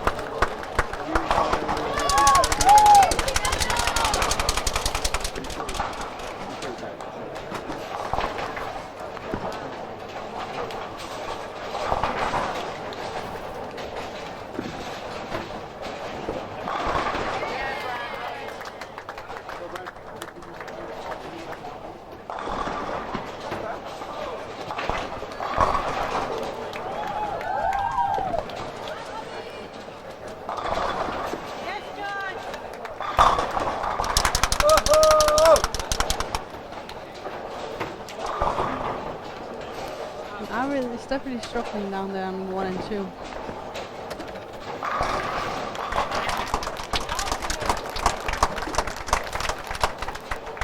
The guy from Bolton is working on a double. He stopped.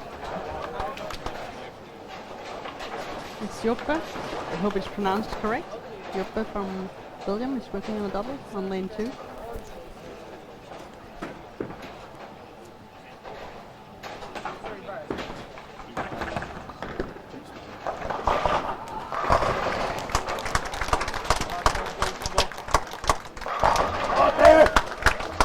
That's a double for Lauri from Finland.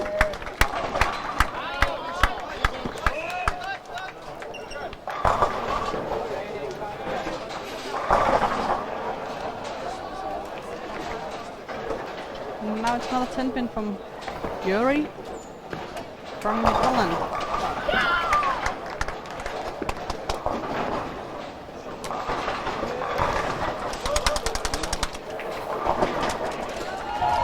Another strike for Oyvind now on lane 1. He looks like he really got the game down there, making some shots. He's got a spare and 5 in a row.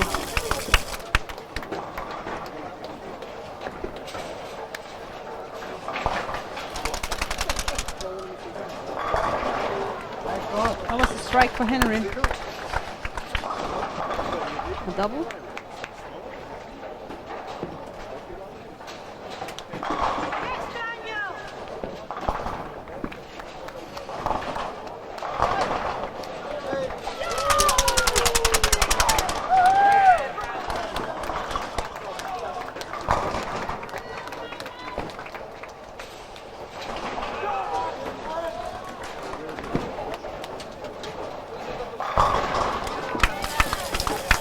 Turkey for the young Jurek from Holland.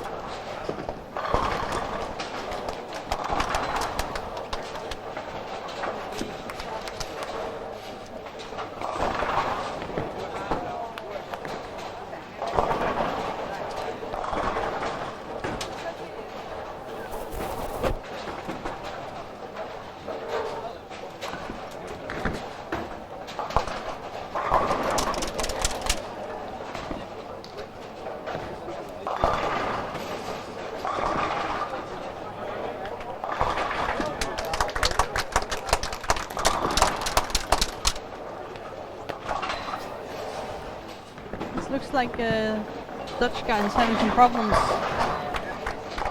playing his game right now. He hasn't had a strike since the 5th game in Vietnam, going into a 7th frame, so... And he just got the 10th pin, so... He's having some problems finding the lanes again.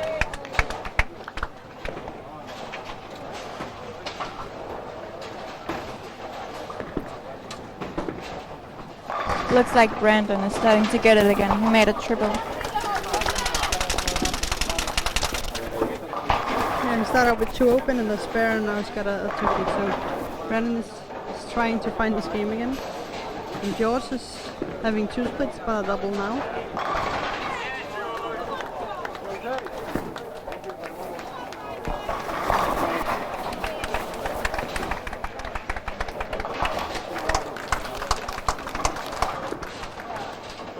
You can see from here that Arvid has also changed the ball. And he got a 10 pin, so you can see a lot of 10 pins on the lane right now.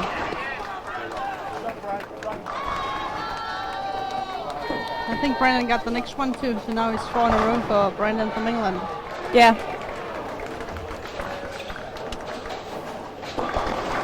And George got 3 in a row, so they're striking now. They need it if they want to get back in the top.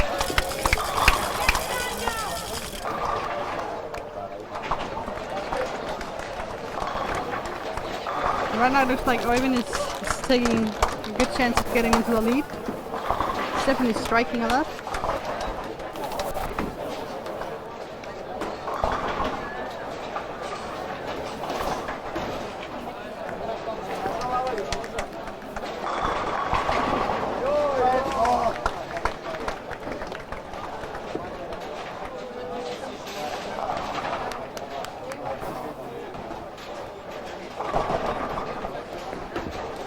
I think he got the 2 pin. So 10 pin there. I think he's happy for that. So it's only the 2 pin left now for Oivind from Norway on lane 2.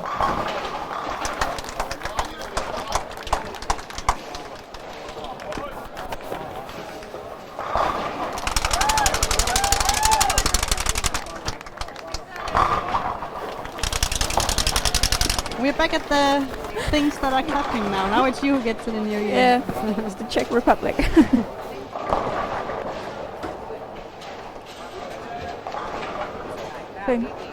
But they're actually also doing it. We've got a guy who got a chance. So the Michael from Czech Republic, he can make a good chance here if he strikes.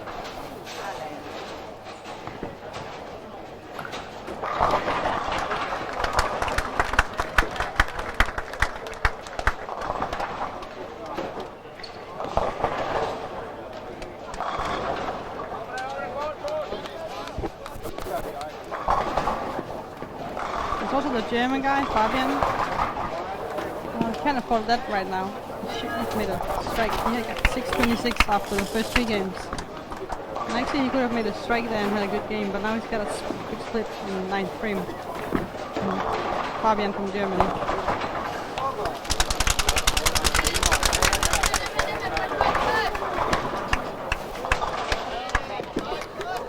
Arvid is struggling now to get a strike, and then he got a 7-10 in 8th frame. So, And now Oivind must have taken the first place right now.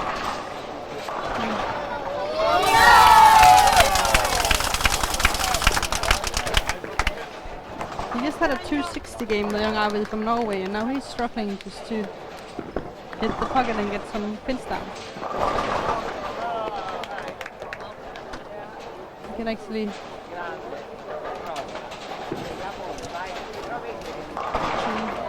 so he's gonna be, I think it's gonna be Øyvind now, yeah, in the lead after this game. And now Yuri is definitely not doing so good. Yuri from the Netherlands had 672 after 3 games, but he's looking for big split now, 9th frame, 2-8-10, and he looks like he's gonna need to strike out for 170. Let's see a spare here for Brendan. I even got a split, an 8 split. It's the 2 and the 10th pin standing back.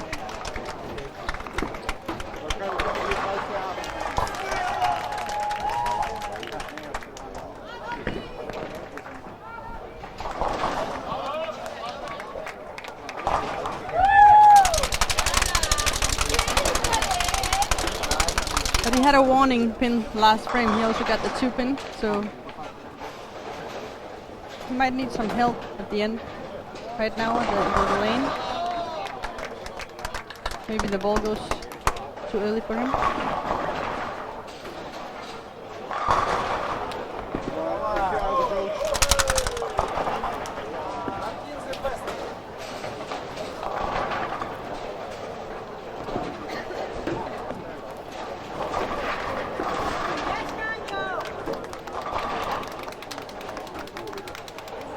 See the German guy, Fabian, is looking for 180 game.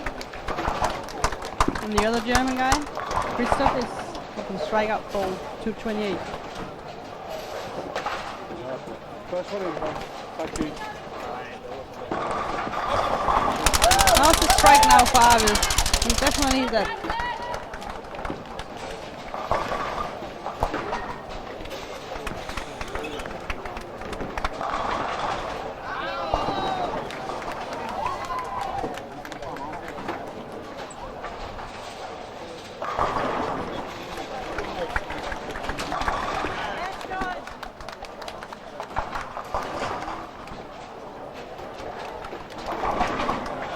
Strike again for Øyvind. 9th frame on lane 2.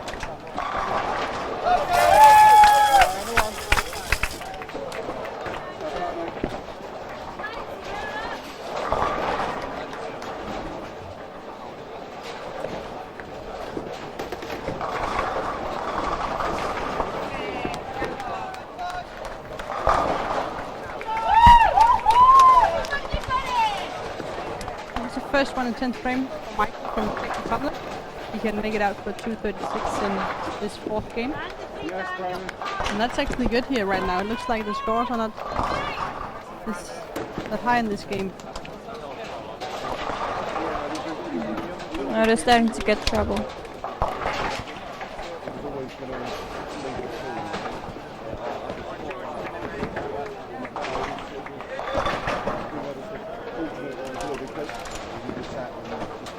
And I can see Øyvind, he can strike out. He can strike out for 240.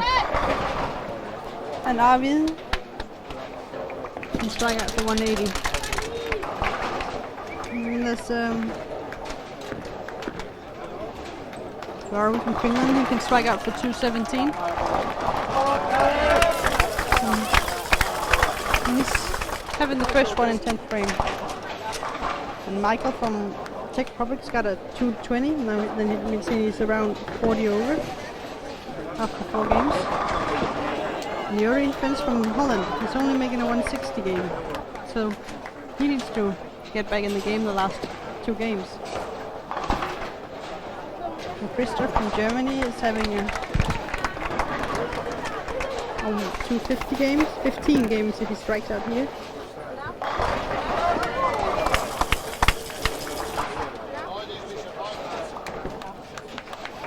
Let's see if there's anyone else. Brendan can strike out for 211. George has to strike out for 170 game. Just open up 8th and 9th frame, George from England.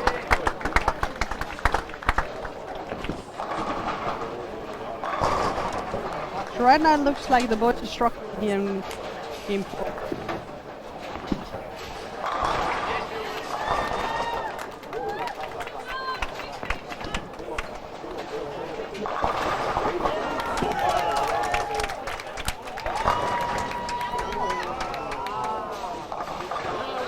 I can see that Christoph, that was on a 11th place after 3 games, has now overhauled Fabian from Germany.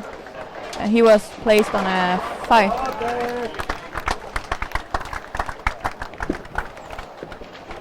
You can see now the grid in Finland's got a 217. He's got 828 after 4 games.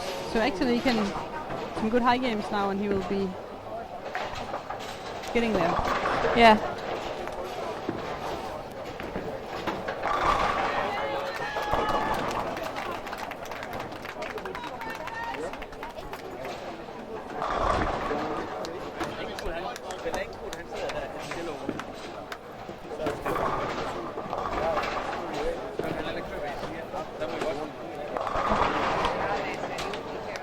So now we're looking into going to the 5th game in a few minutes, and it looks like the boys have to figure a way out to get the pins now, because right now they're not scoring very high.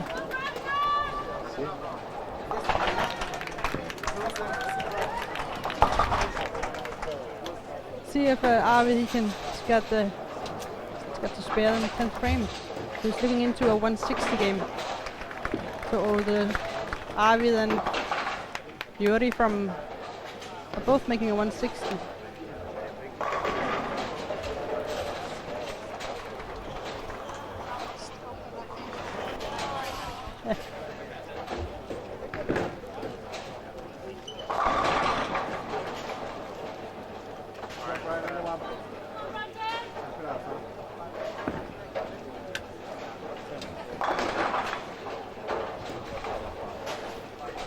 Let's see here how much. I think Oyvind he can make. He's doing 246, so he can definitely put himself in the lead.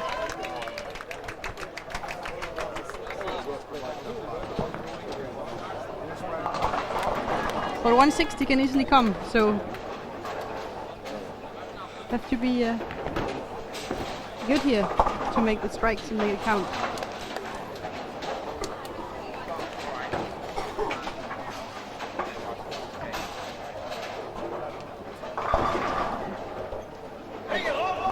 It's too short for Oyvind. He got 7 in the first shot here in 10th frame. So he needs to spare it, and then he has got a 220 game. So it's still interesting here, and there's still 2 more squads to go, so Yeah. many games here. It's already interesting in the first squad. You get an idea after this first squad what the score is going to be. To be in the top 4, that makes. Yeah. It's tough competition. Definitely going to be making some changes after the first or 4th series here. Now the Norwegian boys are going down to 15, 16, so they're changing now from the low end to the high end, and that's also going to be a difference. So it's going to be interesting now. We'll see going into the 5th game in a few minutes. We'll be right back.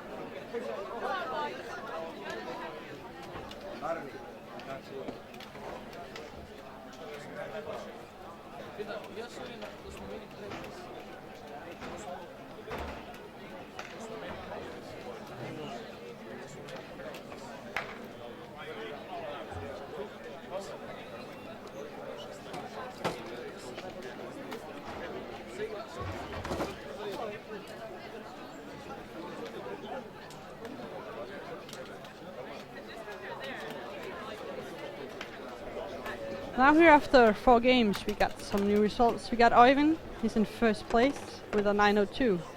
And Arvind from Norway is in second place with 873.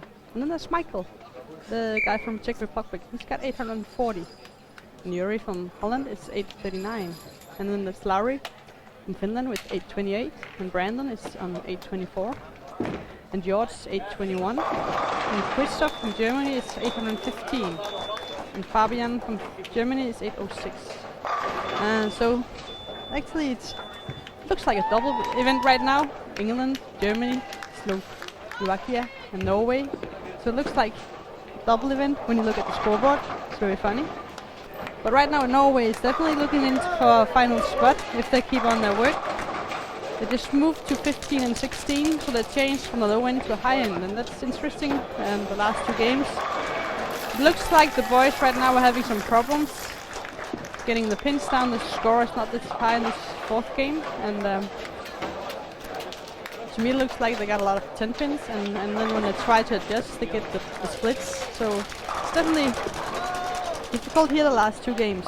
We're gonna see how it's gonna be, and then we have an idea what the cut might be for getting into the final here for the single event.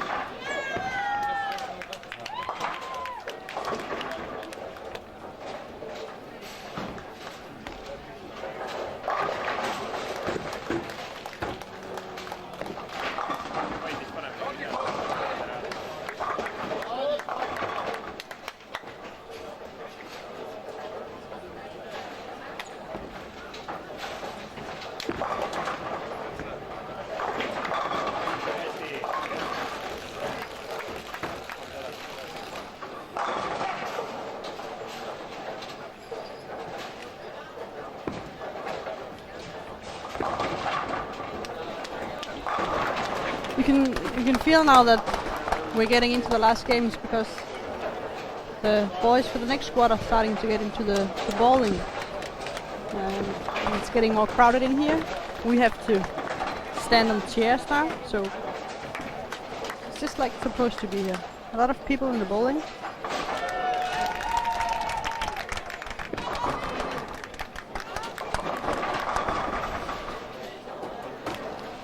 You can see the Danish boys are bowling now. It's going to be Martin Øya and Rasmus Bering. That's the 2 boys that's here now.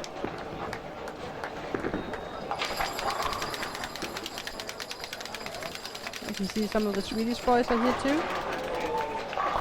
So there's no Swedes or Danes in this squad, but they're going to be there, ready for the next squad.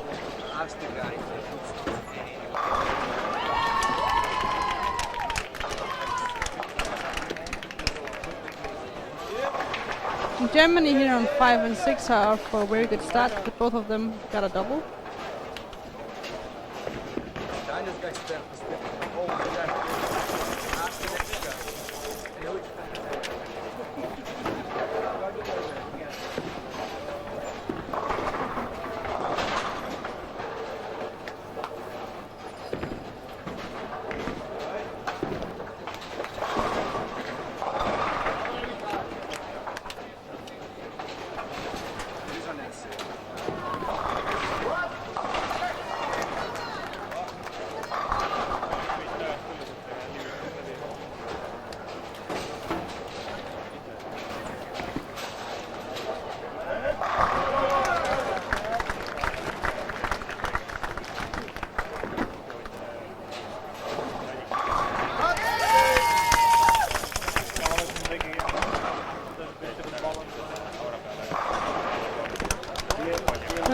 German boys keep striking now.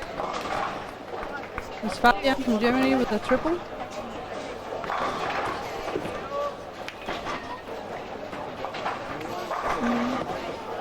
Got the Michael from Czech Republic.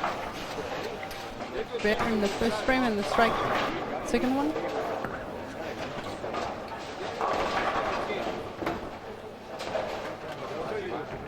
Then on lane 15 and 16, we've got the two boys from Norway that are leading right now.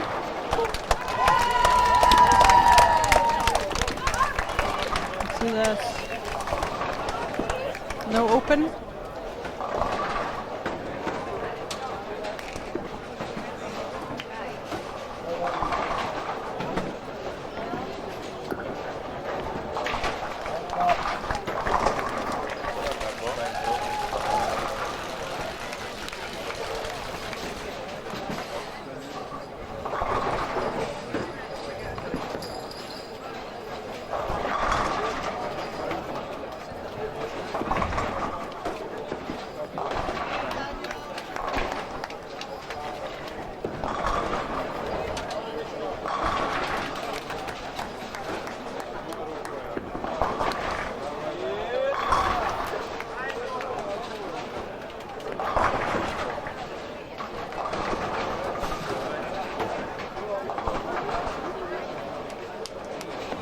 Now you can see Yuri, who was leading in the beginning of the squad today. Keeps having some problems. He started out with a double here on 7-8, and now he's got the 2-8-10 on lane 7. And he gets a miss. Big miss, 7 and nothing. Yeah.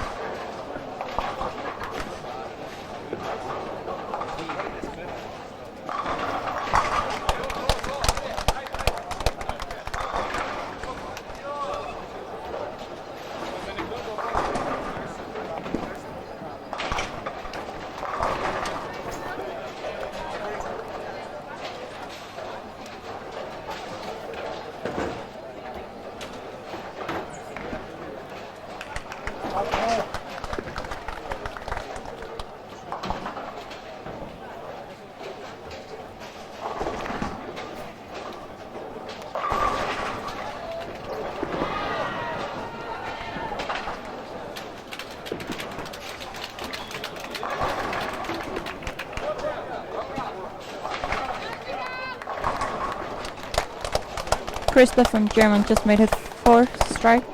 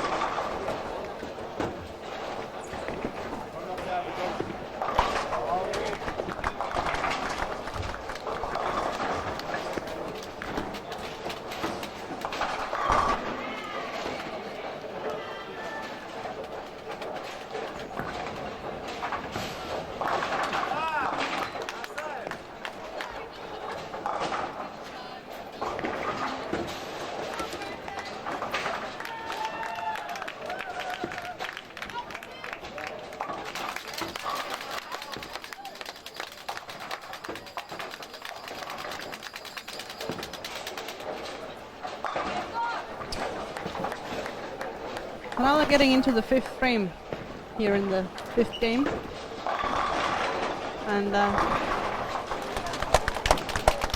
the leadings are probably still the Norwegian boys. Yeah. Christoph just made his, for Germany, just made his 5 Fifth in a strike. row, yeah. And he's got 815, so actually if he makes a good high game, he would be up there. Yeah, he would be in the top. See, Arvid has got a fall in the 4th frame, so it looks like they have some problems striking on one of the pair. Arvin and Oyvind on 15 and 16. What about the Czech guy? Michael, he was looking okay, but now he's got spare double and a miss. And another strike from the guy from Czech Republic on lane 3.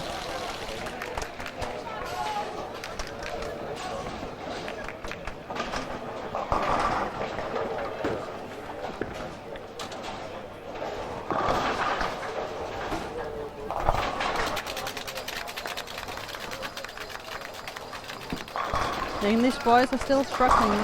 They've got both of the English boys, George and Brandon's got 820 in 4 games, but they need to strike out now, start striking to get the scores higher up.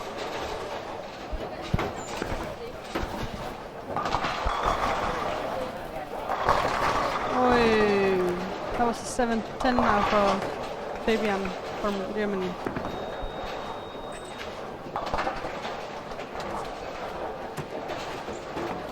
A little bit later, I just arranged that the 2 English girls are coming here and telling me about yesterday and what they feel about the lanes. So we have 2 of the girls, the English team here, to tell me a little bit about the lanes and how the final was yesterday against Russia.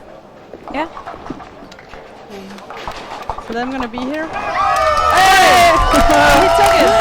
The 7-10! I didn't see it, but I could hear it, and then they were gone when I looked up. I saw it, but I thought he would miss it, but he didn't. So That was a 7-10. Yeah. Here on lane 6. Fabian from Germany.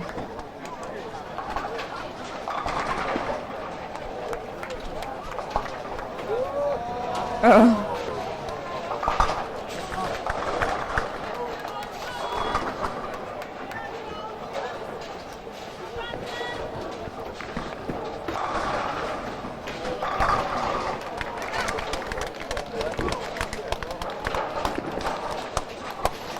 That was Christoph from Germany's 6th try.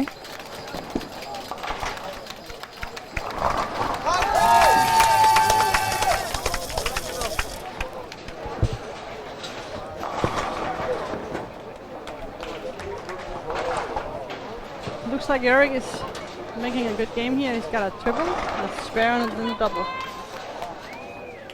But he also needs it. He's got 740 after 4 games. And he was in the Masters. He was in top 24. So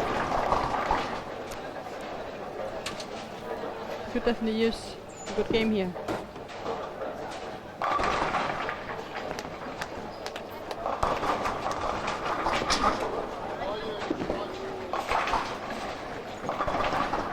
He needs a good game if he wants to get back in the top. That's a double for the Michael from Czech Republic. And he's having a chance here, but he definitely needs, like the rest of the boys, they need to strike because there's still 2 more squats here. So they have to make some pins now if they want to be there.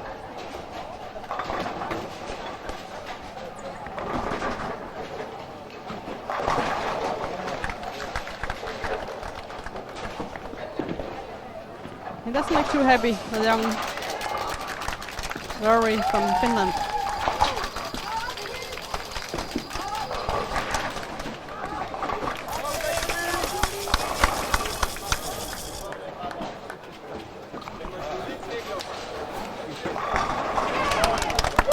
That was 7 in a row from Christoph, Germany, and that could be really good for him if he can keep that pace. He looks really confident on his strikes. Yes. And see how the Norwegian boys are doing. On 15-16. There's still open frames, and it's obvious he had a fall in 4th frame, but Øyvind is having like the fifth frame, striking in the sixth.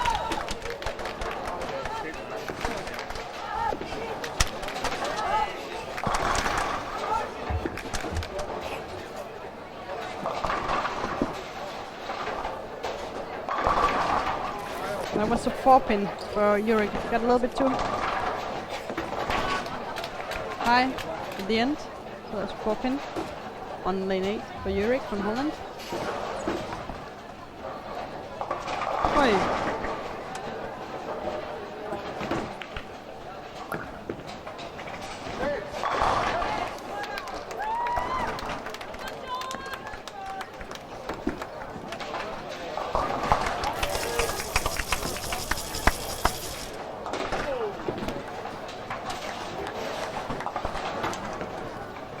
I can see from here that Øyvind has taken a totally different ball now. And he got a double here on 15-16. It's difficult for us to see 15 and 16. You can't stand there, so it's difficult to get a view of what they're doing. And it looks like Øyvind is gonna make his shot here, and I think it's the third year in a row that Øyvind is getting into the singles if he makes it here. He definitely got a medal last year. Maybe actually he won it. But just find out, just one moment.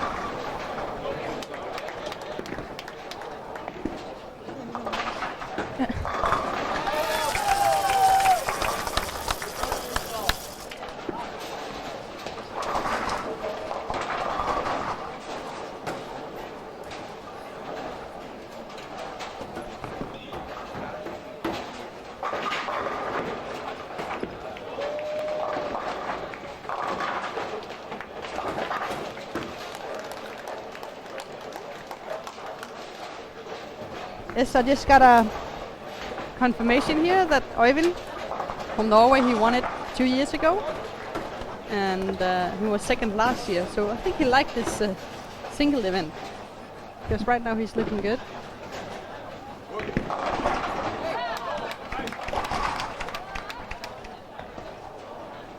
Let's see if the German guys makes the next one. Number 8 here on lane 6.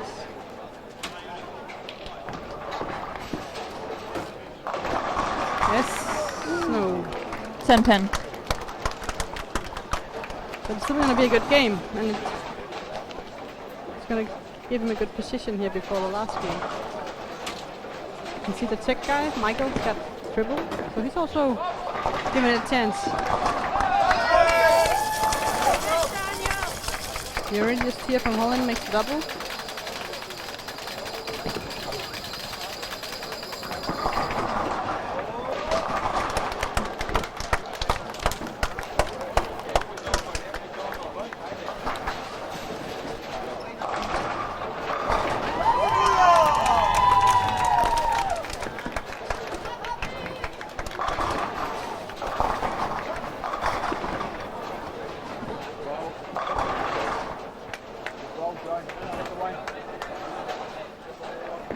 Let's see if Michael from Czech Republic is on 8th frame.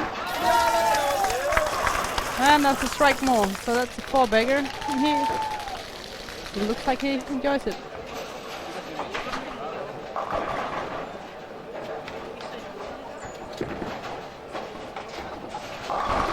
And Øyvind is now on 16.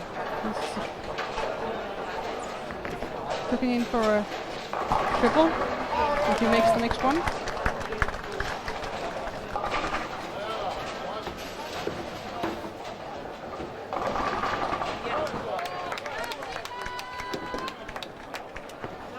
Looks like Arvid is having some problems.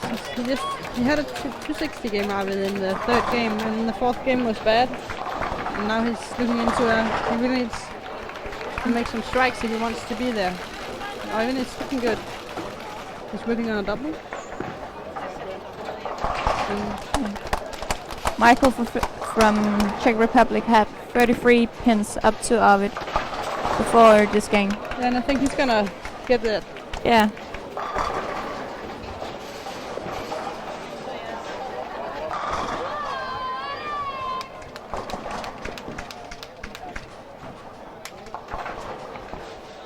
the German guy is going in. Boy, that was... Didn't get it out. So Christoph had a 7 in 9th frame. Let's see what Michael again, Czech Republic, going into 9th frame here in the 5th game.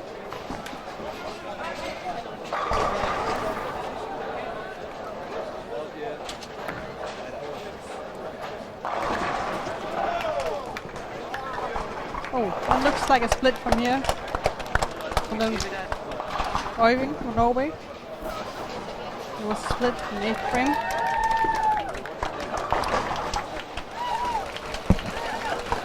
Brandon from England is still no opens here in 5th game.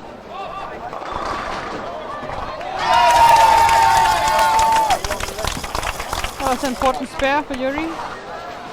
Looking into a 180 game. Yuri from Holland. And Brandon. And that didn't look like a strike from here. Got the 7 pin. 8th frame.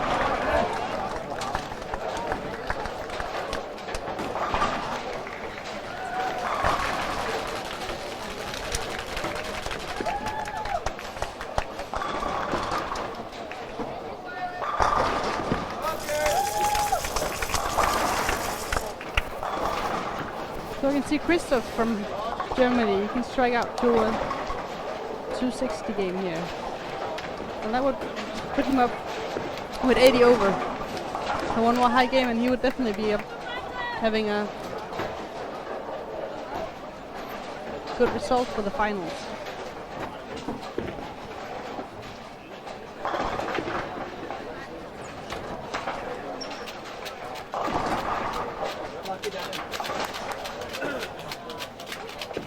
Laurie from Finland is looking into a 190 game. And that means it's around 20 over.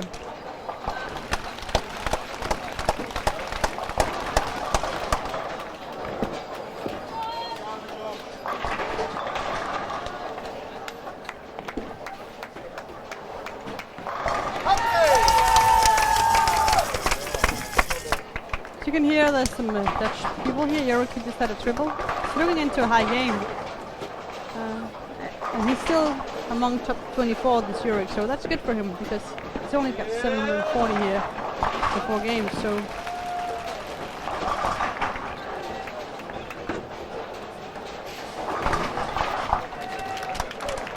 he can make it to 258 game if he strikes out. So he's almost around 1,000 on the 5 games here.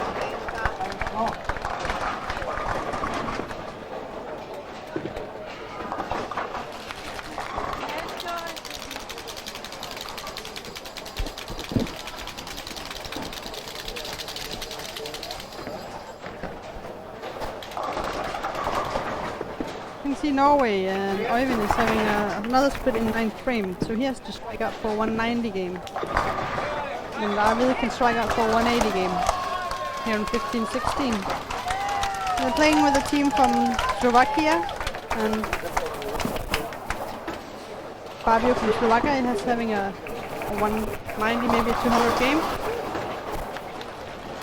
And that's Brandon from England. He's looking into a 200 if he strikes. Spares. And George can only have a 190 game.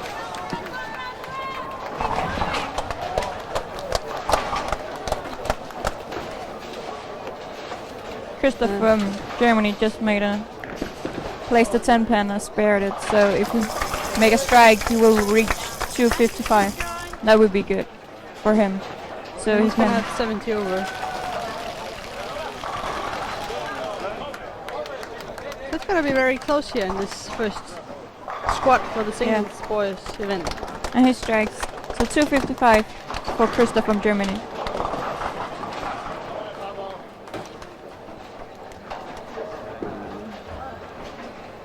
Erik from Holland got a 246. He's got 987 here in the 5 games. And Yuri from Holland got 185, but he's got 1,024. We'll just be right back in a minute with the results after 5 games here, and then we'll see the last game of this first squad.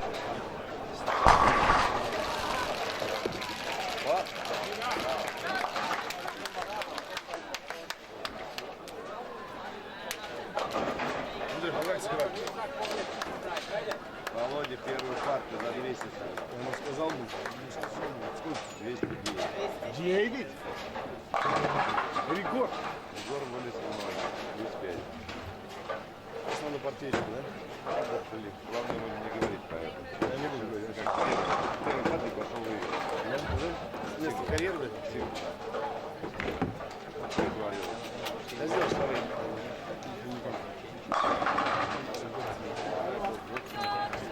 Копкина уже после игры на...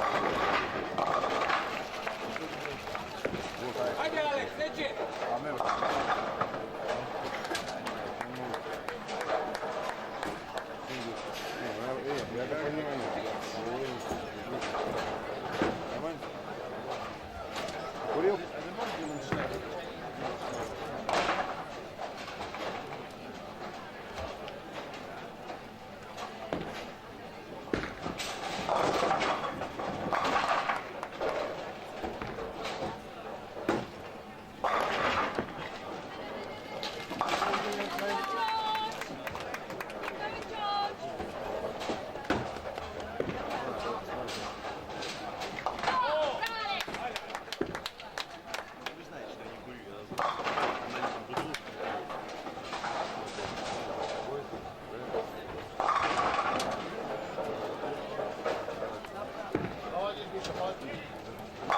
Yes, Daniel, come on!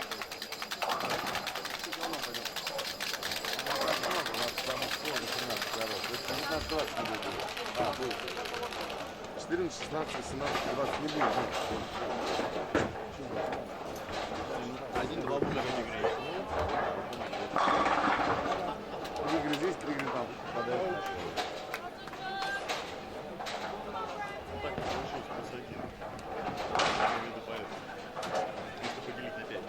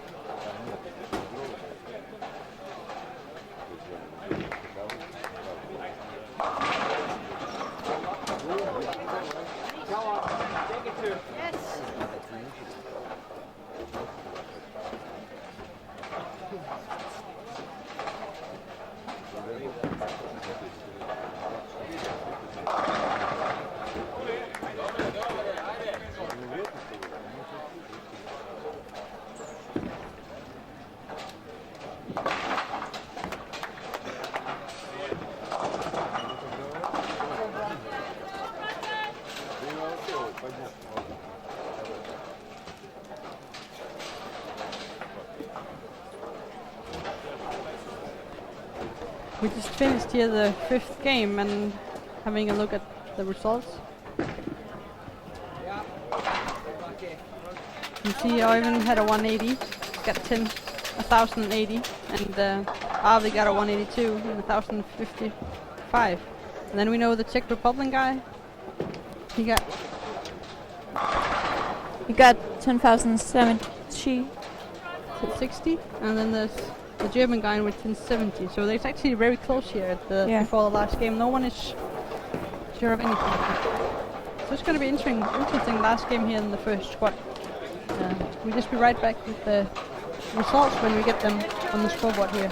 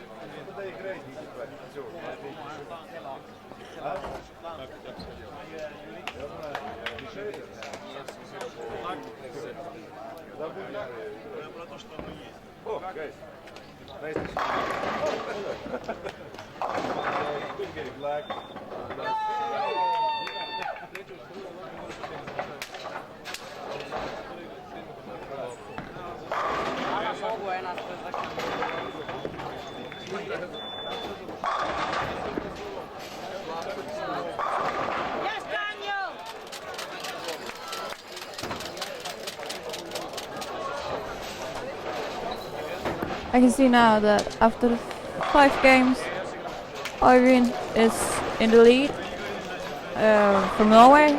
Christoph from Germany is number 2. Michael from Czech Republic is number 3. Arvid from Norway is number 4. Yuri from Netherlands is 5. Brandon from England, number 6. Laurie, Finland, number 7. And Fabian from Germany is number 8. Øyvind has 1,083, and number 8, Fabian, has 1,009. So there's a big jump. But in the top 4, we have Øyvind with 1,083, and number 4, Arvid from Norway with 1,055. So it's really close.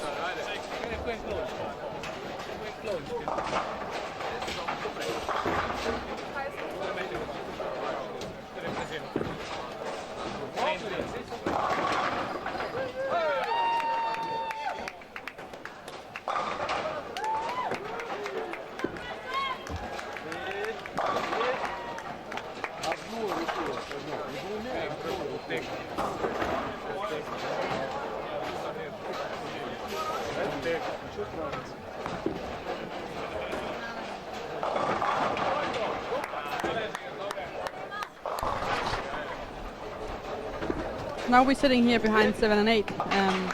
The last game.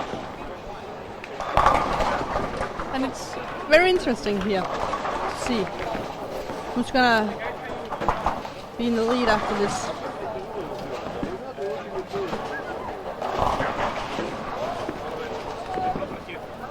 You see Norway has both started out with a strike, getting into the second game. And we're sitting behind the 2 boys from Finland. They haven't really been doing good today.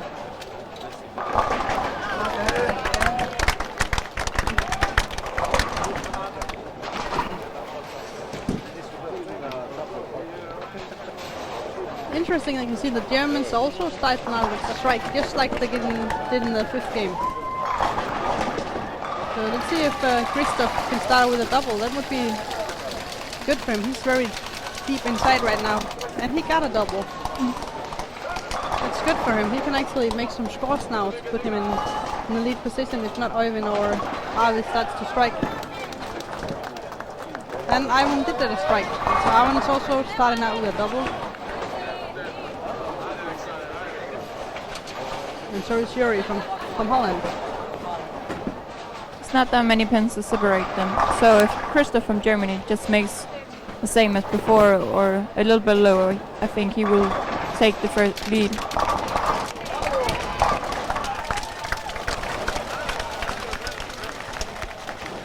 You can see Arvid now is back to the ball that he was using in the second game. And he's getting 10 pin.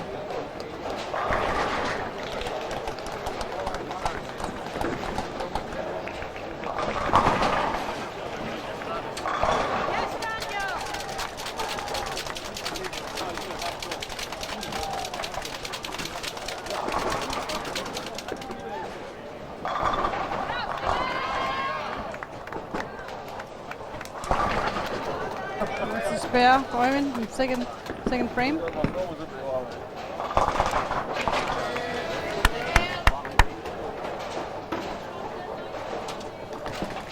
And Christoph from Germany is going into third frame and he's getting a strike. So now they actually have got 2 triples for the German team. Like 6 before. on the table, as we say in Sweden when we play the Swedish league. Starts out like before. Yeah, exactly the same beginning.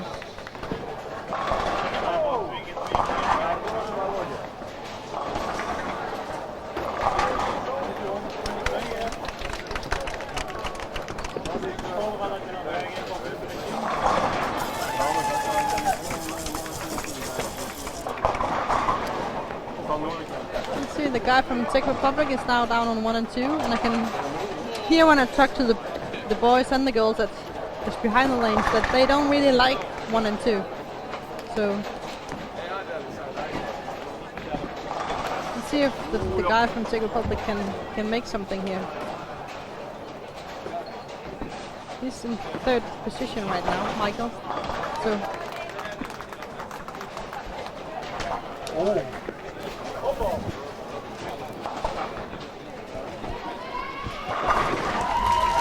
and he did. He made a double.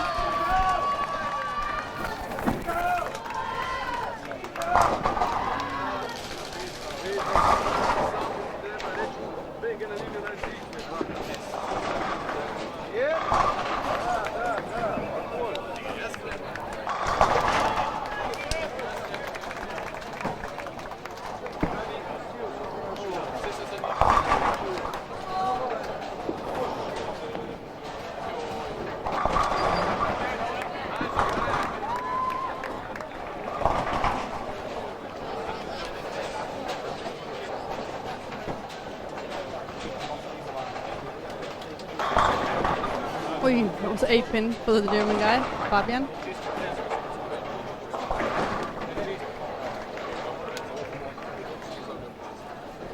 And you can see Lauri from Finland just got 4-9. So he wasn't happy about that.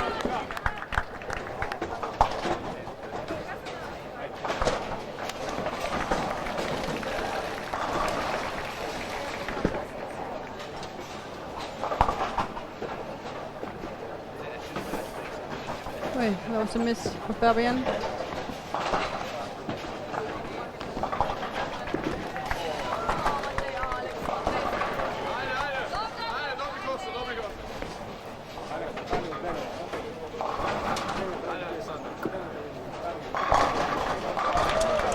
That's a double from Henry from Finland. He haven't been bowling very good today. He did a very good job yesterday in the team.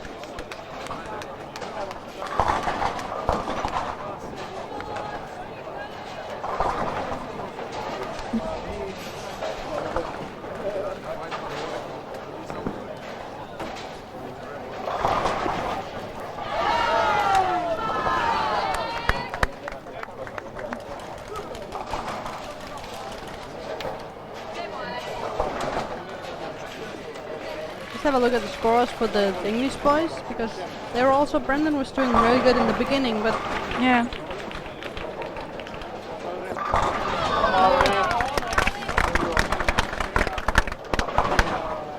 he's actually starting out with the triple.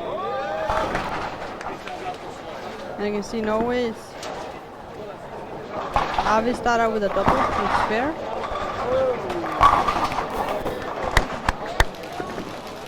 And Christoph just got a 4-bagger on lane 3 and 4, so he's actually really keeping the pace from the last game. He had a 250 just in the 5th game, and now he just keeps striking. So that's good.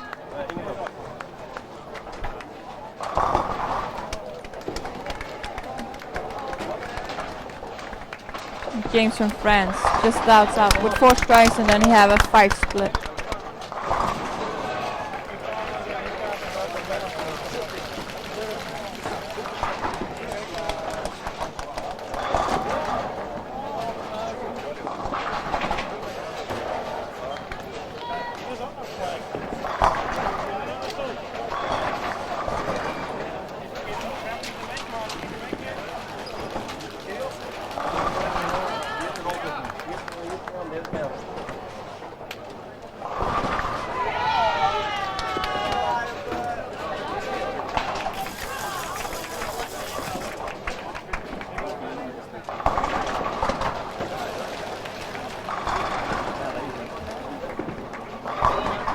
And is he getting it down? I think it was the 10 pin to Christoph on lane 3 and 4.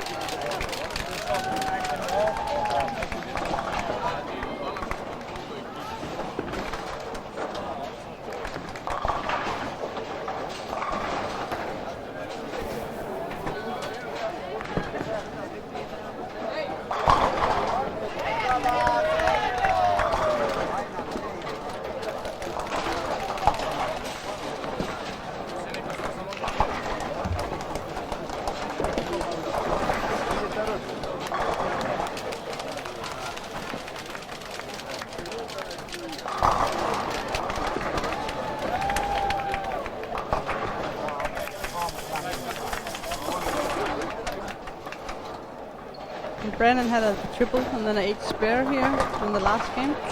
He's got 1020, so he definitely needs some more strikes if he wants to get up there. He was there. He had around 70 after 3 games, but then he went down for him.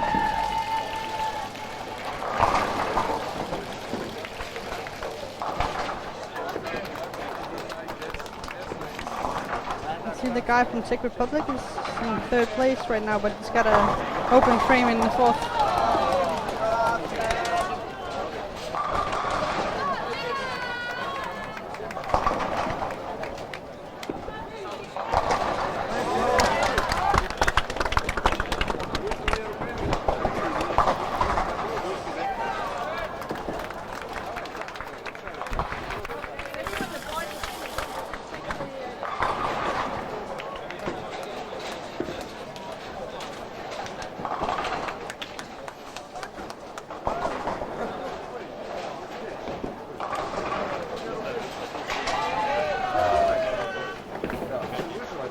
Christoph just got a 7 split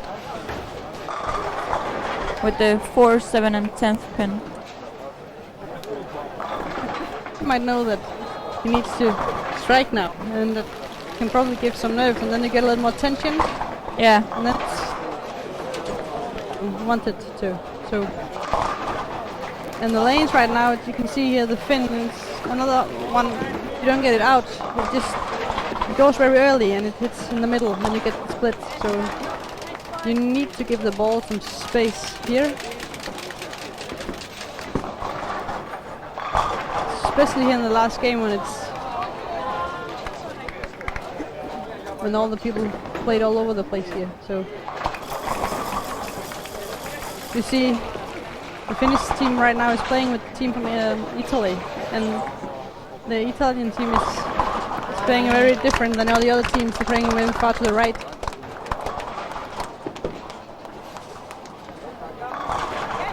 So maybe that's why Henry is he's having a fallback now.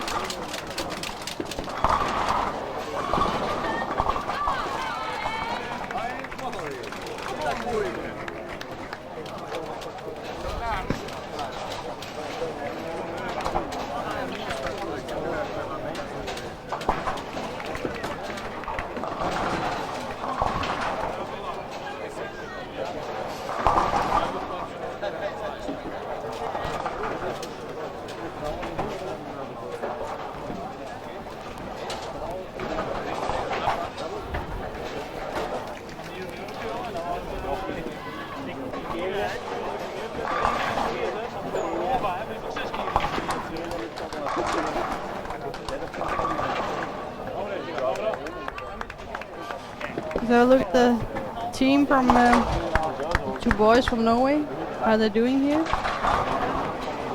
They were the top position here. They're going into the 6th frame.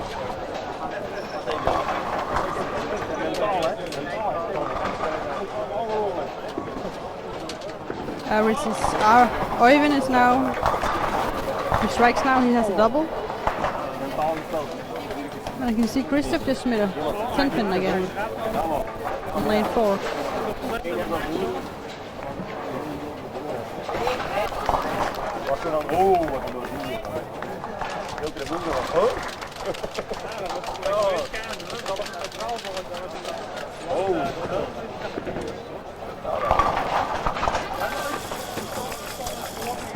I think Ivan also got the 10 pin now, so they're having some problems again.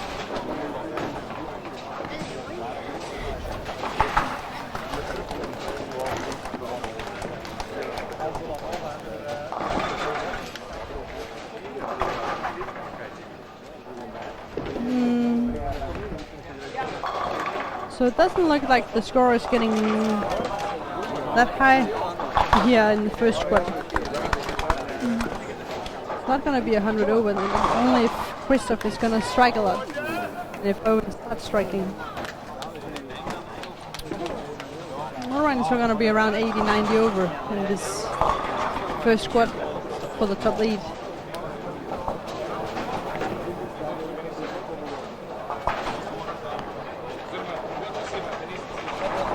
There's still a lot of good players missing. Still needs to play their squad, but it's going to be interesting because people are starting to get here, it's starting to get hotter, so warmers. And I can see that Ivan just got a miss. A 10, he missed the 10 pin here in 6th frame. So he's in for 94 in the 6th frame. And as he shouldn't be nervous, he's been here 2 times. Got the gold 2 years ago. The silver last year in the single event, but maybe. That's why he's expecting a lot, and that can give some extra nerves, get more tension.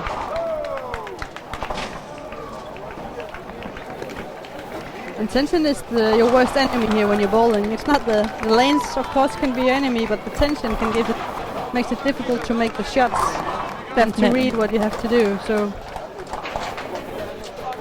you really need to get to know how to play with your tension and make a shot out of it, and still make the adjustment. And then make the spares, because 9 misses are expensive here in the last game. I think I can strike now here in the 7th frame.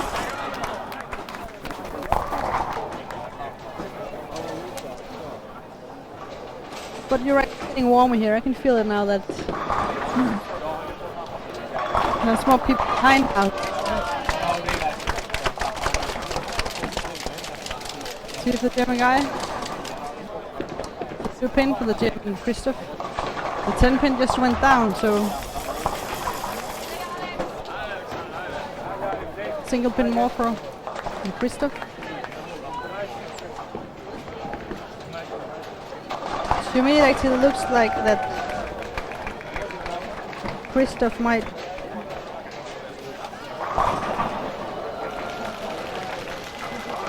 be in for the lead if Ivan doesn't start striking. So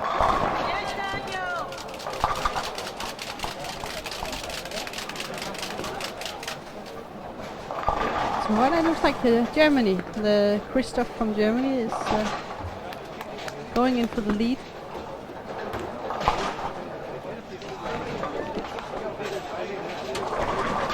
I think we lost the Czech guy. He's had some open frames here in the last game. I can see a 9 miss from here, a single pin miss in the 6th frame. Yeah, I think you have 2 or 3 open. That was a strike for the Czech guy, but he needs more than 1 strike right now.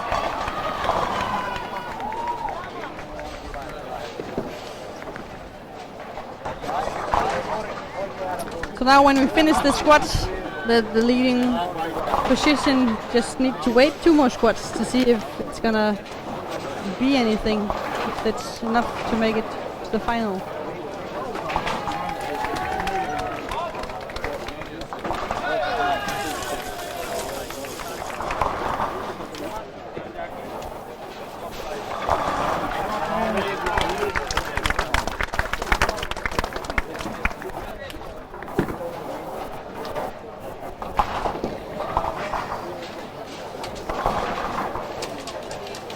I think the English boys are...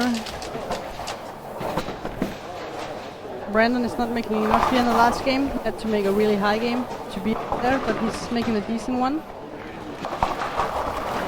These games are also important for the guys who's gonna the position in the whole event and a place in the Masters. And that's top 24 here in the Masters, and top 8 makes the first bye, so Yeah. It's important to make some good pins, no matter how you are in the single event. It still counts for the next events, the all event and the masters. So the scores are still counting here, and it's still important, and the boys know that.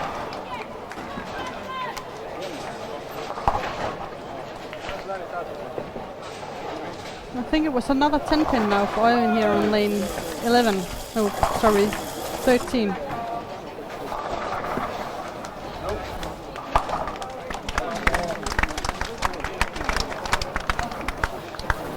See, now Laurie's finished his game. He's made 12:09. Finished with a 190 game.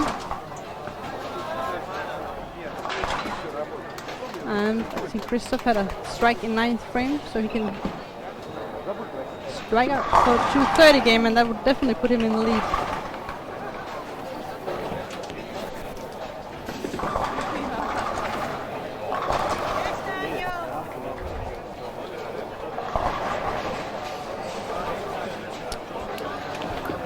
Now can see that from Norway is working on a double, and he was in 3rd position here before the last game, if I'm not right. Position. And that was a washout for Arvid.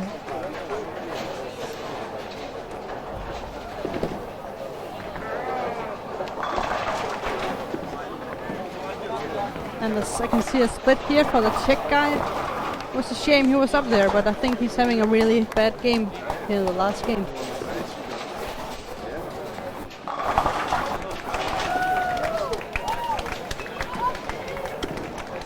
So actually it looks like Christoph from Czech might take over the lead from Oyvind.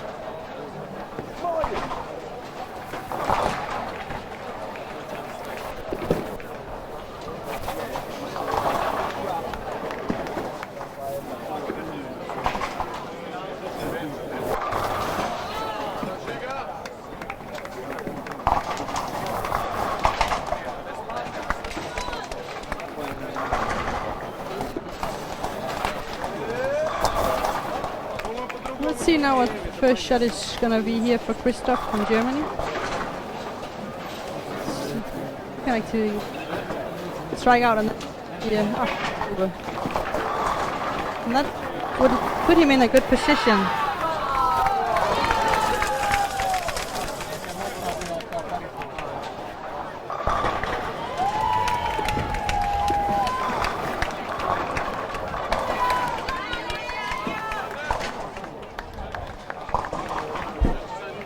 See, he's walking now, having a shot on lane 3. It's very, very far to the left. And he got a strike now. That's really good. He's got a 70 over now, so with the 230 he's going to be 100 over. And I think that's... He's got a 10 pin, the Norwegian guy, Oyvind again. So he's struggling now to keep the pace. He did look really good down on 3 and 4 on 1 and 2, but then he moved to 15, 16 on the high end, and he had some low games down there at 180. And the German guy, 10. So it's going to be a 220 game. He's going to have a 90 over, around a 90 over, and I think that's going to put him in the lead position. So the German guy is going to be in the lead position, and probably Oyvind in 2nd place. But I'm not sure it's going to be enough. It depends, of course, on the other teams, but the other boys. But I'm pretty sure it's going to be 100 over. Yeah. He spared the 2 for 10. I think he's just made right under 1300. I think he had 70 over, and now he had a 220, so it's 91 over. And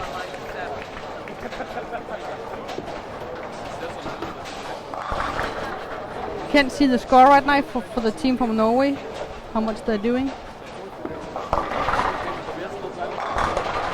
I can see that Yuri from Holland had 204, so he makes for 12. He's got a 20 over.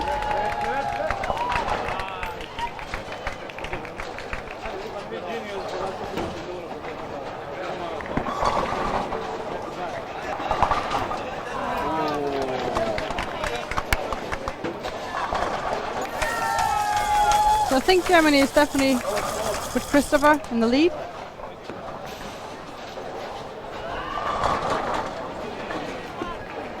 I think second is going to be Oyvind. Right now I have some problems seeing this results. My little app here with the score system is not working, so I can't really see it. You can probably see it better at home. But I've almost finished here the 6th game, and then it's going to be a break, and then we're going to have squad 2 at 1 o'clock.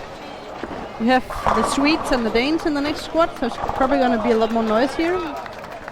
And it's getting warmer here too, so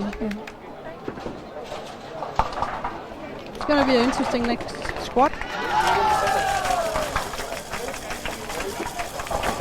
And I see Jurek just from Holland had a 5-bagger, finished up with a 220 game, so he makes over par, and that's pretty good. He was in top 24, so this probably gives him a chance of staying there. It sounded like a strike for Oyvind, a 10th frame. He's got some misses, but I think it's maybe another 180 game if he strikes out. You can't really see it.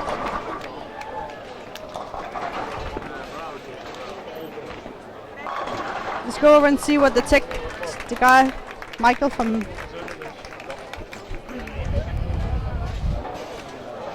He had a 170.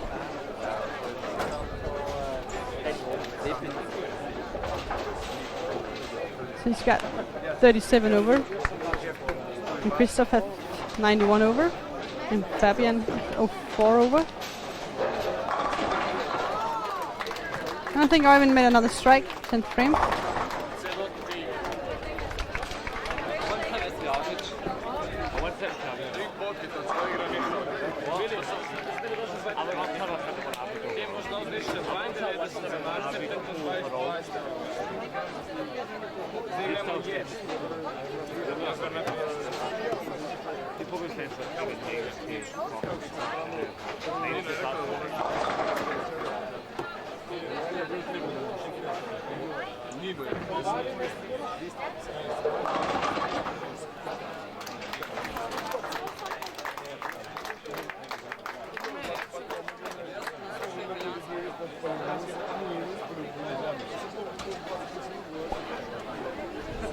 I just have a look down on the screen for the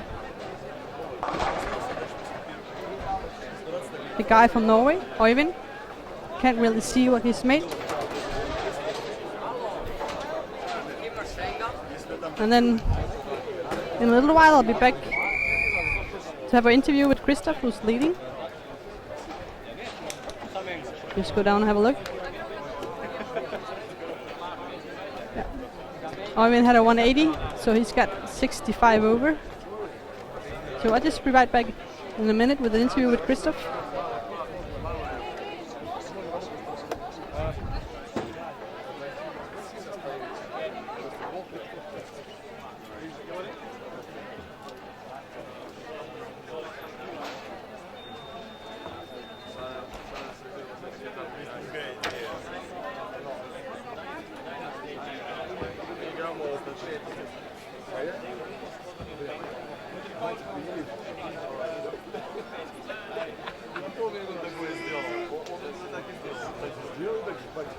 Все, меняю свою жизнь.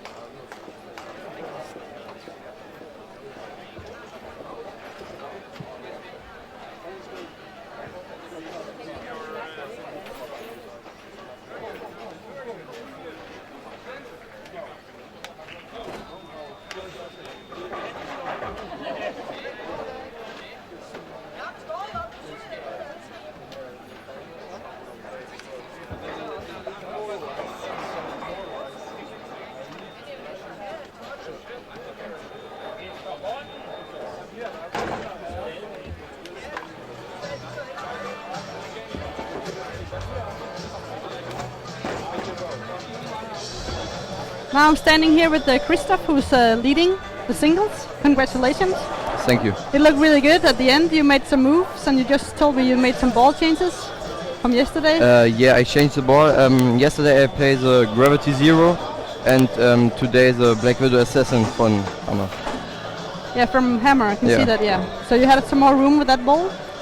I have a big room with the ball, and yeah.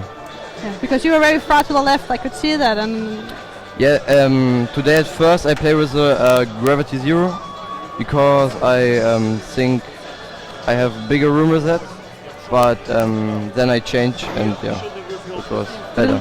but it looked really good. You got 90 over, so you are in the lead. So you're gonna be here the rest of the day to see if it's gonna be enough. But it looked really good. You I bowled hope really so. good the last games, and I was looking after the shots. So and he took the 7-10. Your Yeah. teammate. Yeah, his teammate. Yeah, that was good. Nice 7-10, by the way, for you. But good luck. I hope to see you in the finals. Because Yeah, that would be thank you. nice. I Have hope a nice day. See you.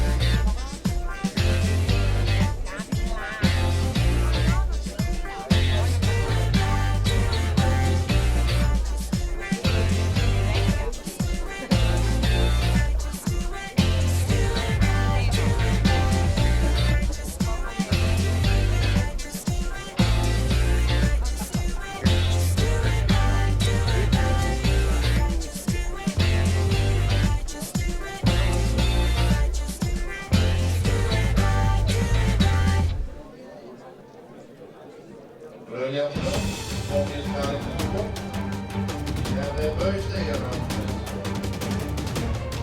Baran Yukati from Israel is 60 years today. Congratulations.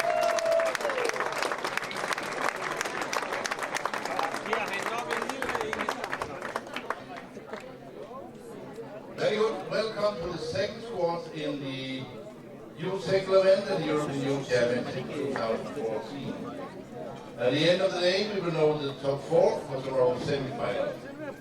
We will also know the 3 medalists in the boys' all event.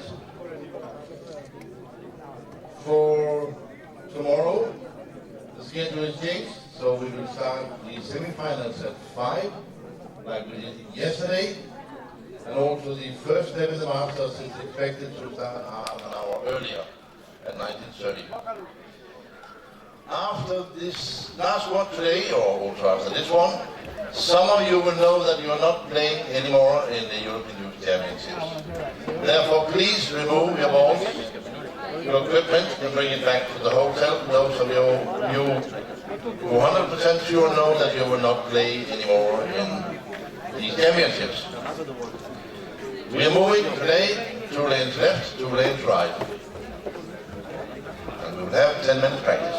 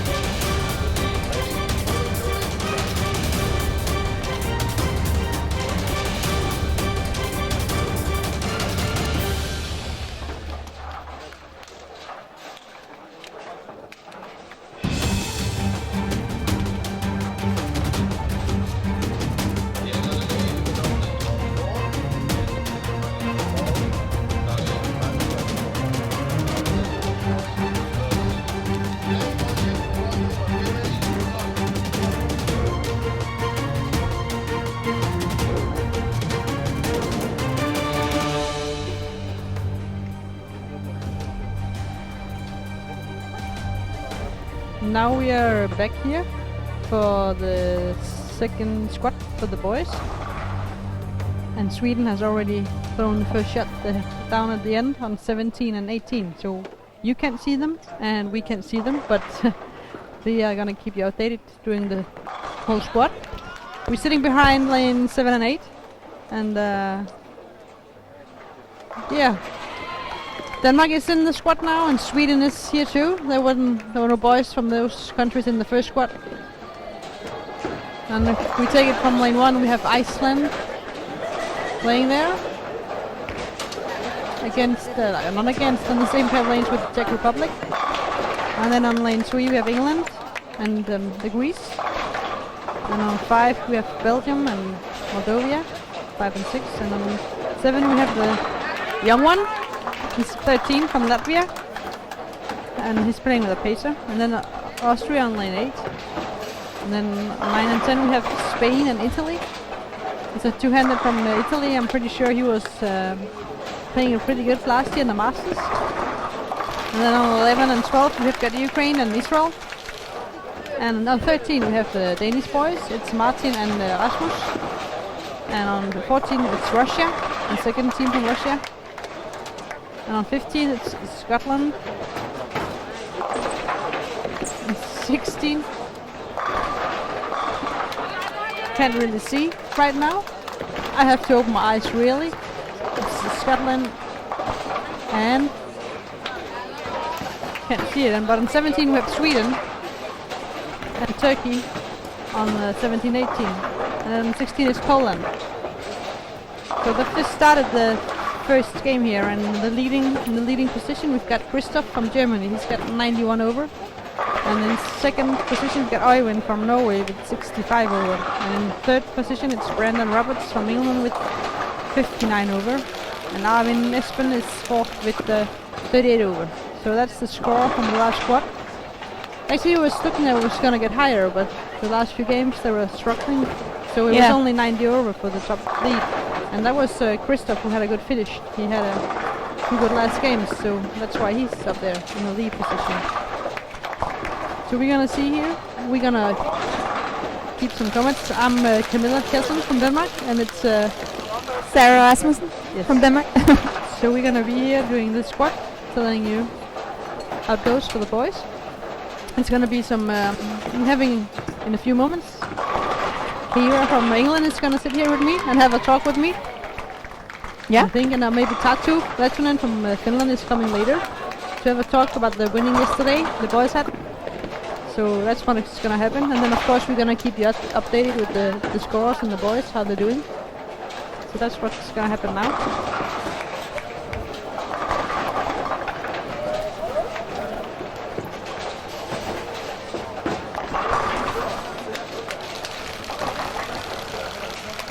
And now we're far away from those things that clap. That's nice. Yeah. For now. Yeah. The boys move one pair of lanes. The right lane goes to the right and the left lane goes to the left. So it's easy to follow. And that means actually that the Danish boys will finish down here in this area.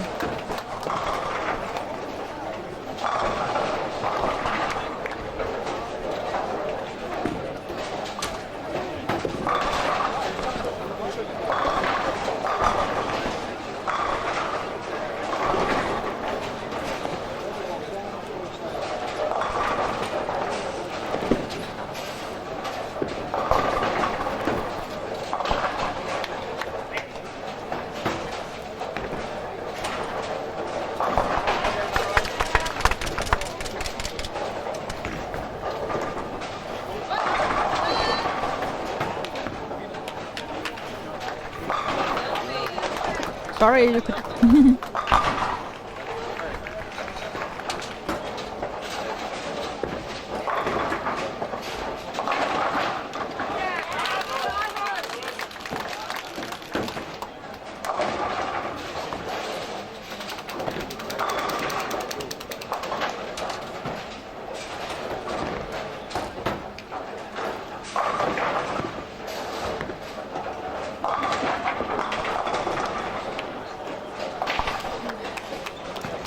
I can see from here that the boys down at the end are starting good. Martin is having a double in the beginning here. And the Swedes are having an open. Robert is having an open in the first frame here.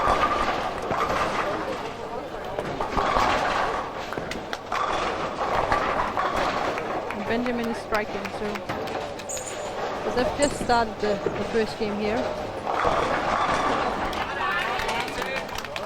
You see, and it's interesting here about there's many things happening today because we get top 4 is going for the finals tomorrow, and then there's the all event where the top 3 doing all of the games so far. Yeah. It's getting a medal, and then there's the masters, and it's top 24 that goes on to the masters. Top 8 is making sure of getting one bye or whatever you call it here. I don't know. And then everything can happen in the Masters on Sunday. So today there's no finals, it's just 3 squads of boys singles, and then tomorrow it's going to be 2 squads of girls singles, and then the finals for the singles, and the medal presentation for the all events. And then on Sunday it's going to be the Masters. So I think for the rest of the week it's not more team, it's just individual competition. Yeah. And it's an interesting day today and tomorrow because for the boys today it's going to be who's going to the finals for the singles and to the masters, 24th best, and the all event is going to be settled today, and for the girls tomorrow. So it's 3-in-1 competition. So, but the leading position is Pontus in the all event, and he's not bowling until 6 o'clock. And the second is Markus Dagendorf from Denmark, and he's also not bowling right now. And then it's Tatu from Finland, and he's also not bowling now. So top 3 in the all event is bowling the last squad. So yeah, 5:30. So it's going to be interesting when we come to the end of the day.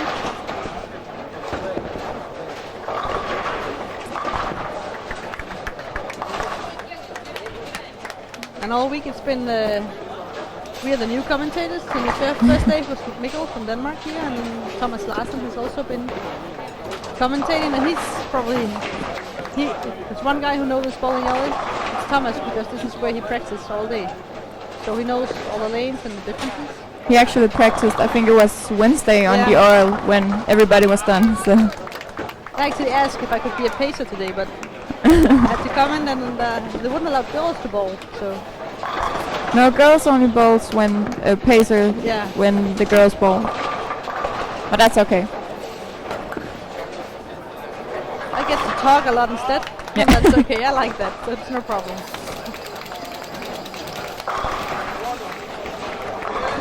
I can see from here that the Dane Martin is still striking. He's going to 4th frame, having the 3 first.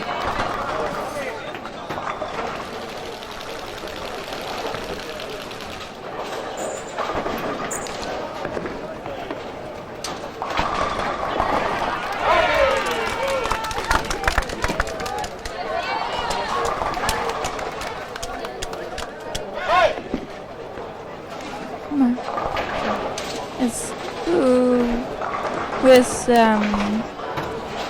Ioannik, I think, from Greece, has just made his first 4 strikes, so he's got a good start too.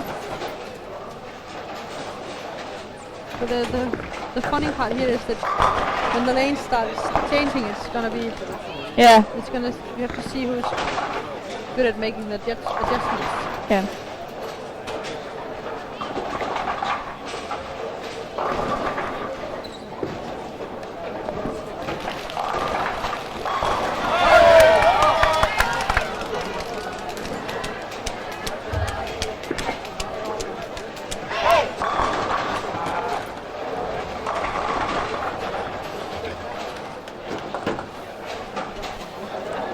Alex Green from England also started with 3 strikes and now got the 10 pin and took it. The spare.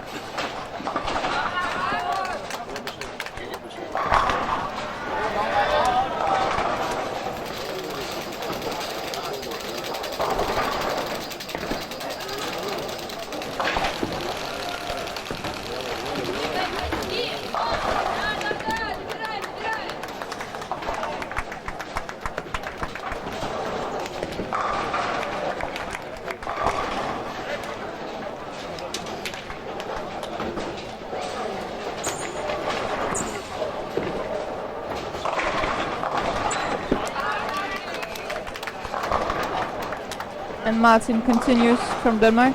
So we now have 5 strikes. But actually, I can't really see what they're doing on 17-18.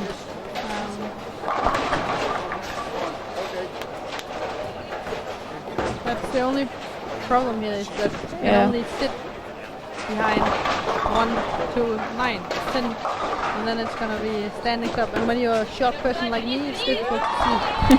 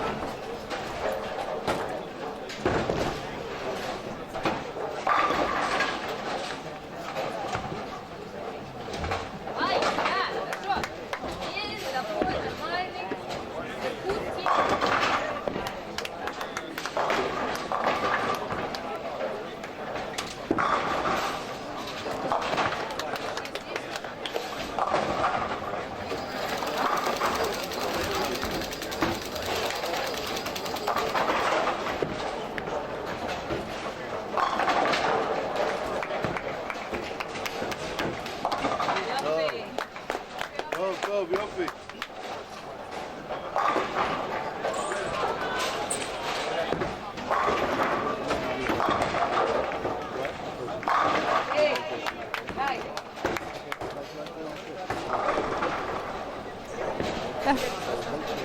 So it seems like Martin got the 7 pin here. 5 strikes in a row, so there's 6 frame now.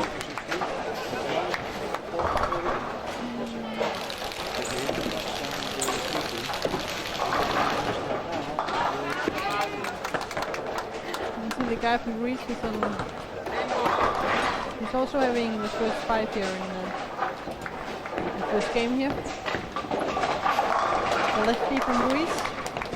Martin is also from Denmark. There's 2 lefties starting out with some strikes today.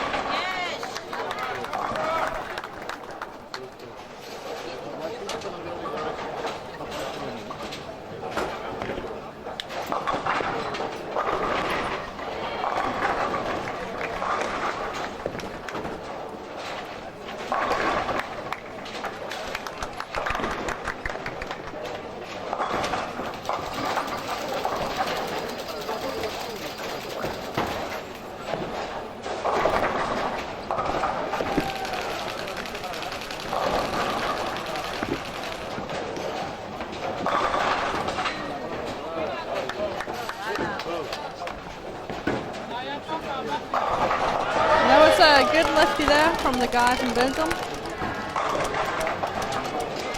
Now we just have to take advantage of that and try to get a strike on line 6. And he's got 2 doubles.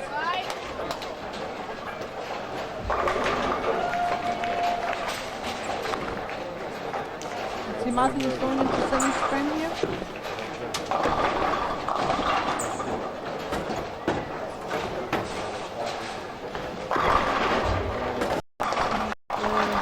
Pin. A light pocket hit.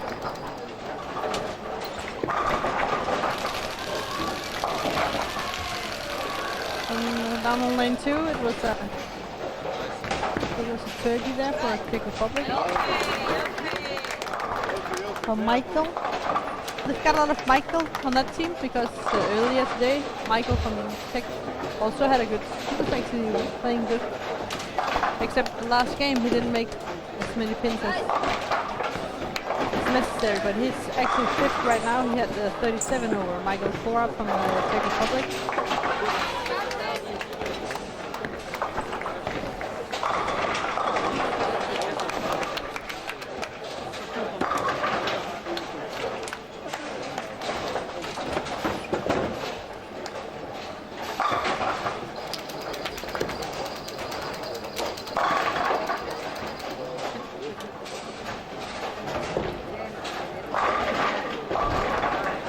So I have just been down on lane 17-18 to see what happens, and I can tell that Benjamin from Sweden had just been made 7 strikes, and then he made a 10 pin standing, so a 9, and he missed it. So 7 strikes on the 9 Mr. Benjamin from Sweden right now.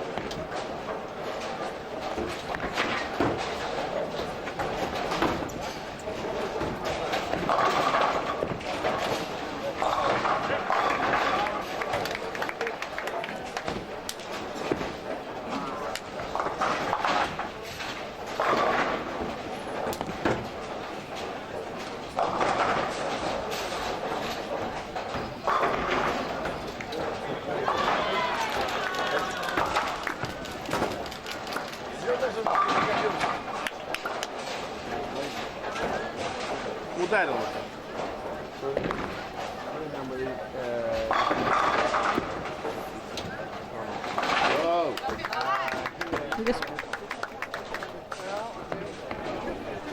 Now we are back here. I'm just looking for someone, and now I found someone. It's, if I pronounce it right, it's Kira from England, right? Yep, yeah, that's right. And she's actually she's leading in the girls. But I think you won it last year, didn't you? Yeah, You I won did, the yeah. Masters? Yes, I did, yeah. Not the Masters, all events. All event last All year, events yes. I won, yeah. And you got a silver yesterday with the team. Yep, another silver. Another silver. What happened yesterday? I think the 4th player for Russia in the finals, sort of Maria, she was throwing it really well. I saw it. She had a really good shot. Even when there was a 10 pin that was going late, she still made a move, which is really good. Because I was watching her and I saw the late 10 pin and I thought, right, she's going to end up not carrying at some point, but she did make the move and then she was striking a lot. So I think that's what won them the game. Got the front line right, yeah. We struggled to keep up because of Maria, I think. But you're in the game again tomorrow, and now you're watching the boys. How are they doing? The English boys are doing alright. I think I told them yesterday after we played that moving left wasn't a really good idea because it's really jumpy in the middle. Further left you go, the more jumpy it is. If you're putting it wide, it's just going to sit there. If you pull it inside, it's just jumping to the left. So I was like, you need to get right because there's lots of room. I have lots of room when I'm playing further right. So I was like, if it's jumping through the middle, just make 2 and 1, 3 and 2, move right, and then you'll be a little bit there. I saw Brandon this morning, he was playing further outside Yeah. than you I was like, you need something weaker, and you need to move like 3 and 2 right, 5 and 3 right, whatever you want to do. Just get further right, because I think one of the Swedish boys, Pontus, was telling our guys that he got loads left, and our guys were like, right, he's scoring millions, so we're going to jump left. They jumped left, and didn't really work. Because you can see that sometimes you get a lot of splits here. Yeah, Like 2, 8, 10, 2, 10, 2, 4, 8, 10. Yeah. That's something that you have to be. I Coming would like light. to try it. I asked to be a pacer, but I'm not. Did allowed ya? to, yeah. I like to try the lanes, but Yeah. you can always just.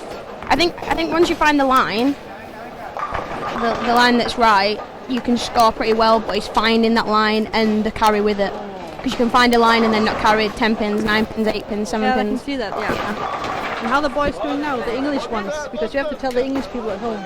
The Because I English. know Lisa John is listening. Is she alright? I think so. Yeah, the English boys are doing alright. I think. Alex is on a 154 in the 8th, and Sean's 125 in the 6th, and 2 strikes carried over in the 7th and the 8th. So it's going really well at the minute, first game.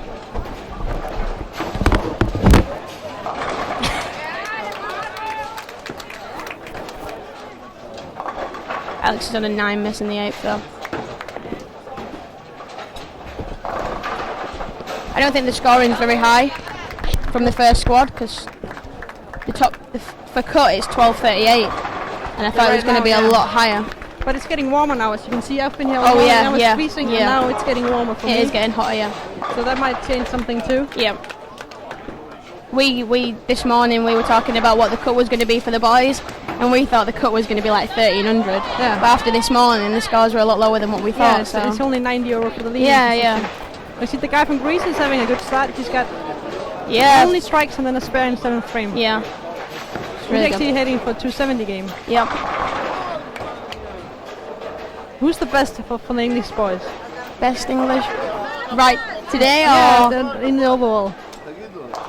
Here? like just here? Yeah. I think Alex is highest in 32nd place. He's only like 40 pins off making the cut for the Masters, Okay. so he's really fighting for it. We were talking about yesterday, Thomas and I, that the English girls and boys are always good. You always have a good time. All right. Okay. Yeah. So you must do something right. I remember Sarah Glover, Kirsten Penny, Lisa John. Yeah. Oh and yeah. Joe. Autumn. Yeah. Autumn So you Chamberlain. always have some good bowlers. And now you're the next one coming up. I do try. Are you going to Berlin this year? Pardon? Are you going to the Oh adults? no. I'm going to Hong Kong for the Worlds, but Okay. that's about it. But you're getting there soon, aren't you? Yeah. Eventually, I hope so. Interesting. That's Nikki Ainge. Is he also going for the adults team this year? I'm not sure. Okay. No idea. Is this a lot about the girls? I know the girls. I don't know the boys well. The men. Right here, the boys here. Who do you Oh, who do the you English think is- boys. Who do you think is winning this singles event for the boys? I think Brandon's leading, isn't it? In 3rd place. Brandon's in 3rd Brandon's in 3rd, yeah. with 12:59. And then who's going to beat him? I think, well, at the minute, with the games that they're throwing, I think they're both. Sean's got real potential to go have a big game here. I think the key is not to chase the ones that are already up. It's just because they know that the leading is only 90 over. 4th's only like, what, 38 over? Just chase that, just be like, right, I need to be, what, 50 over to Yeah. probably make the top 4. I think that's what they need to do, not chase the scores right from the beginning, not chase the top 4 right now, just bowl the game and then. just take, yeah, one shot at a time. But it's really good. What time are you bowling tomorrow? Me and Emily are in the afternoon squad, Okay. like the doubles.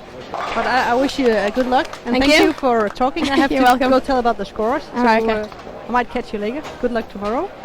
Thank you.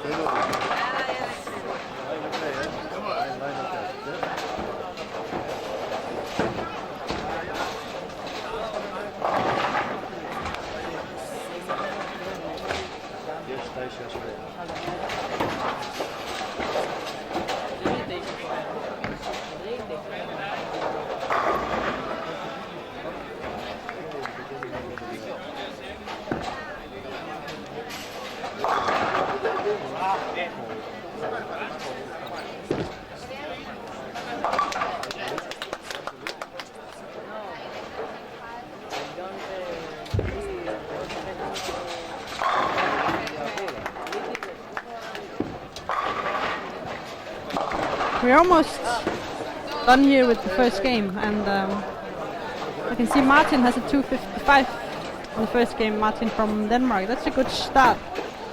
Now I'm trying to get a view of the other bowlers. I just had a talk with Hira from England. I can see the Greek guy is really going in for it. He's got strikes out, he gets 279, so he's having a really good start. And this second shot in the 10th frame was only 8, so he makes 260 in the first game.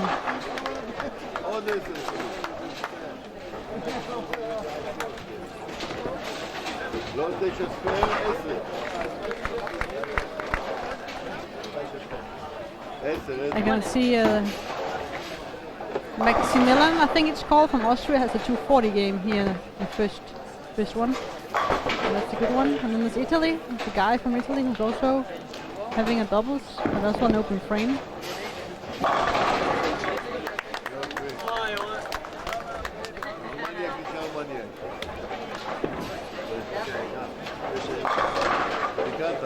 I can see Sean from England is having a 220 game.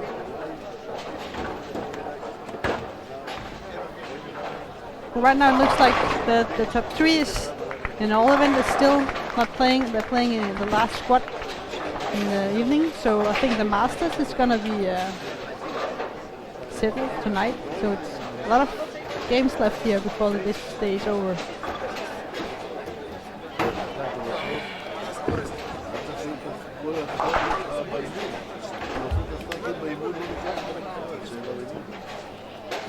But as we saw in the last squad, a lot of things can happen. We had the Dutch guy who actually had a good start and was leading after 3 games, and then there was a game on 160, and then you're gone here. So you need to keep up the pace and still make the strikes and the spares, and not make it too difficult for yourself.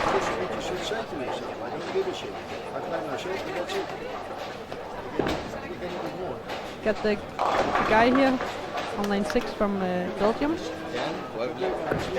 Marawan, I think it's called, and he's strike out for 230 game. Got the first one in 10th frame.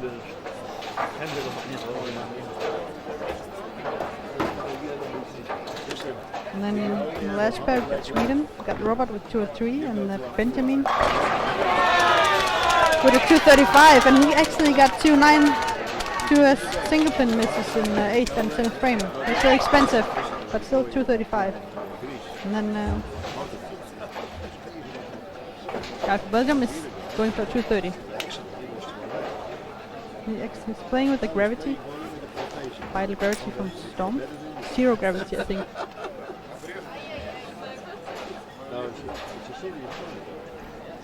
Maybe someone can correct me at home. I don't know.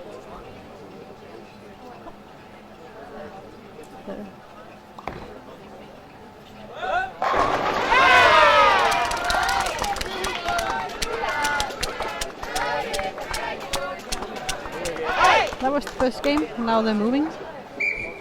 Now there's gonna be some changes. The left goes to the left, right goes to the right, and then we'll see what happens with the lanes.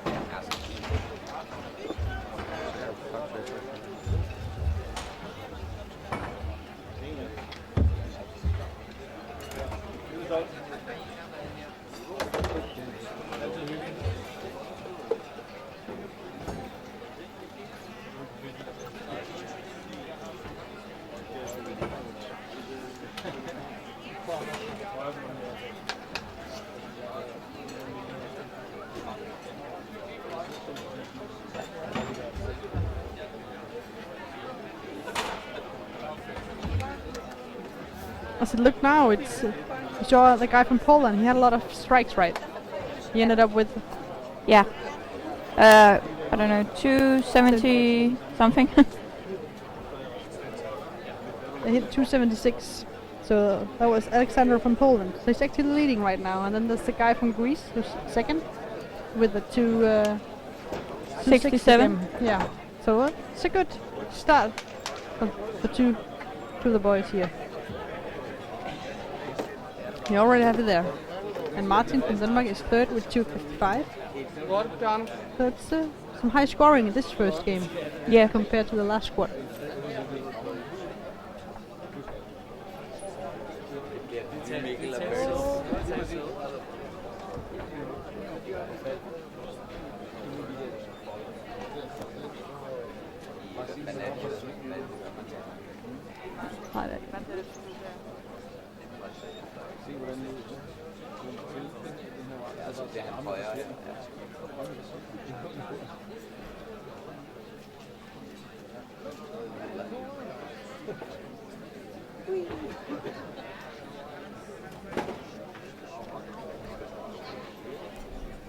So right now, after the first squad, we have, after the first series, we have Alexander from Poland, who made 276.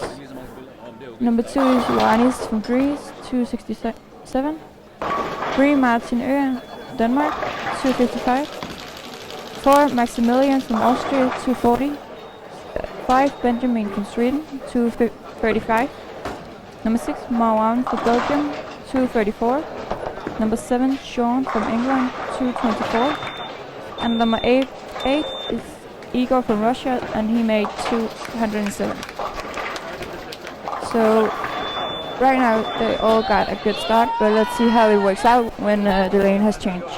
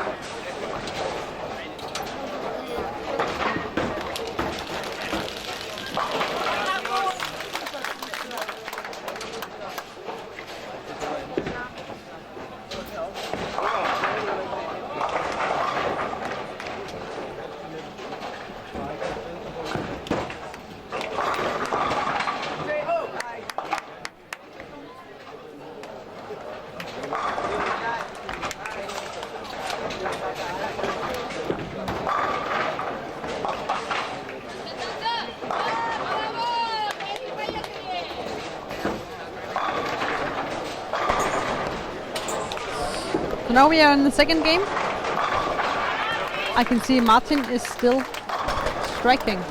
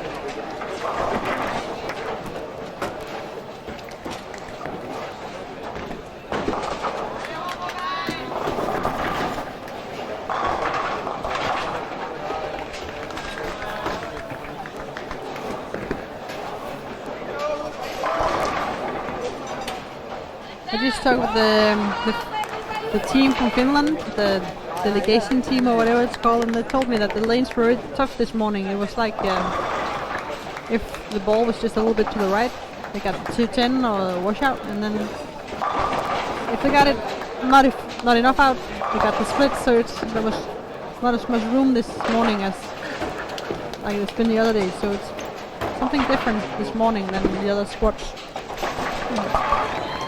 But it's interesting if it's going to be different now because it's getting warmer in here. And of course the players may do it different than the morning squad.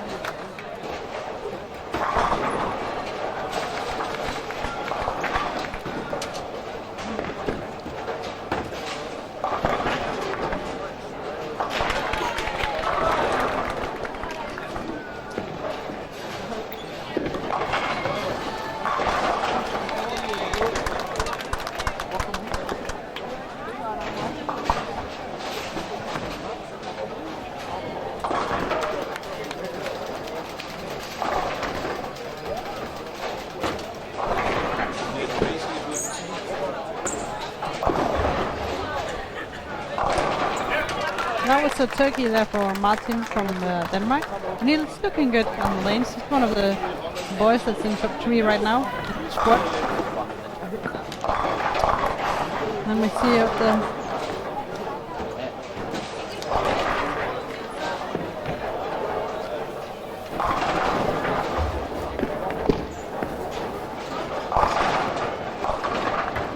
I just go down and have a look to see how the Poland is now on lane 1 and 2. The guy who's actually leading had a 270 game. He's on 1 and 2. And that's the pair of lanes that the boys this morning were doing really having some problems with this morning. So let's see how the guy from Poland is doing right now.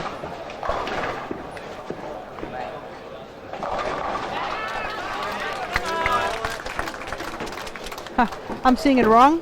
That's how good I am.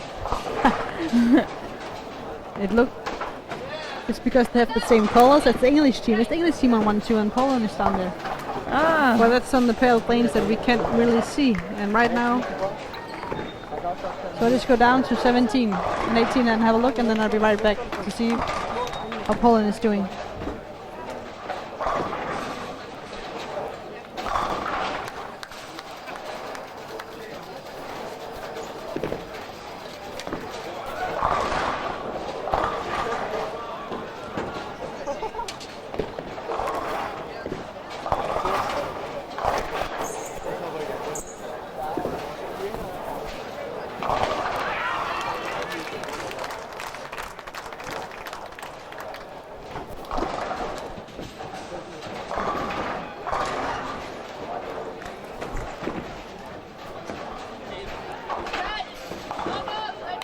I see the Martin from Denmark still strikes.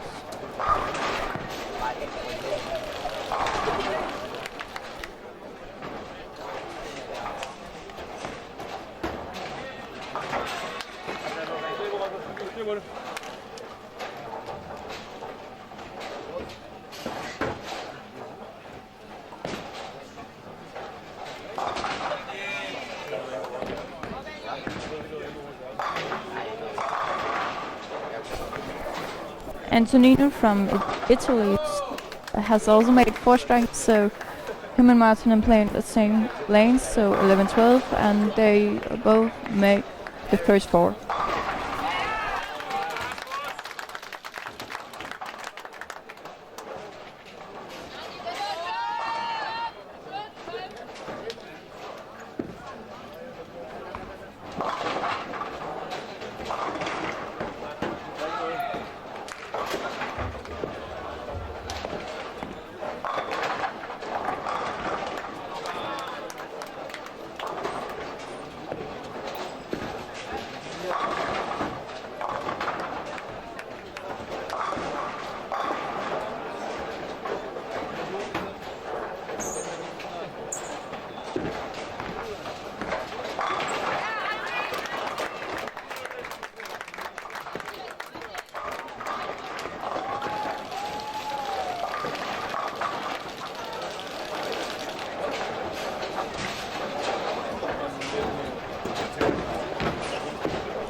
Now I'm back here. It's down on 17-18, where the Alexander from Poland is actually still striking. He's got the front 6 right now.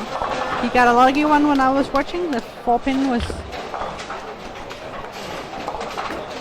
late, but he got the strikes, and now he's got the front 6. So he's actually doing pretty good. But I can see Martin from Denmark is also having the first 5. Yeah. And then there's the guy from Greece. How is he doing? He's got an open in the second frame. So it looks like the guy from Poland is having a really, really good spot right now.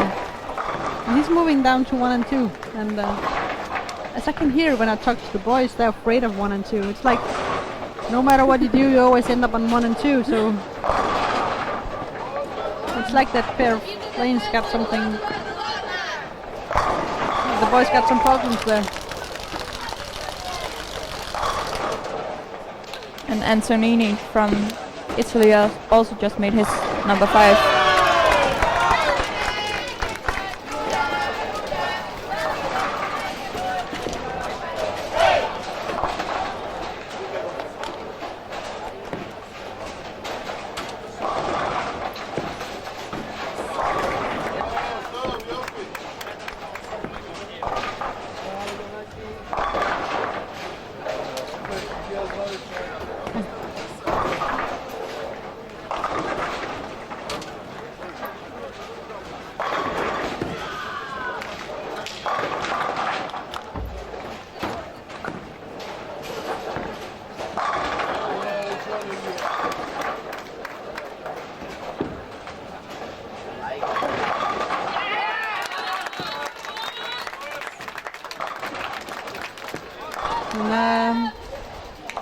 that Rasmus from Denmark is also striking now. He's got a triple, and Martin Øer is working on number 6. Let's see what the guy from Poland made.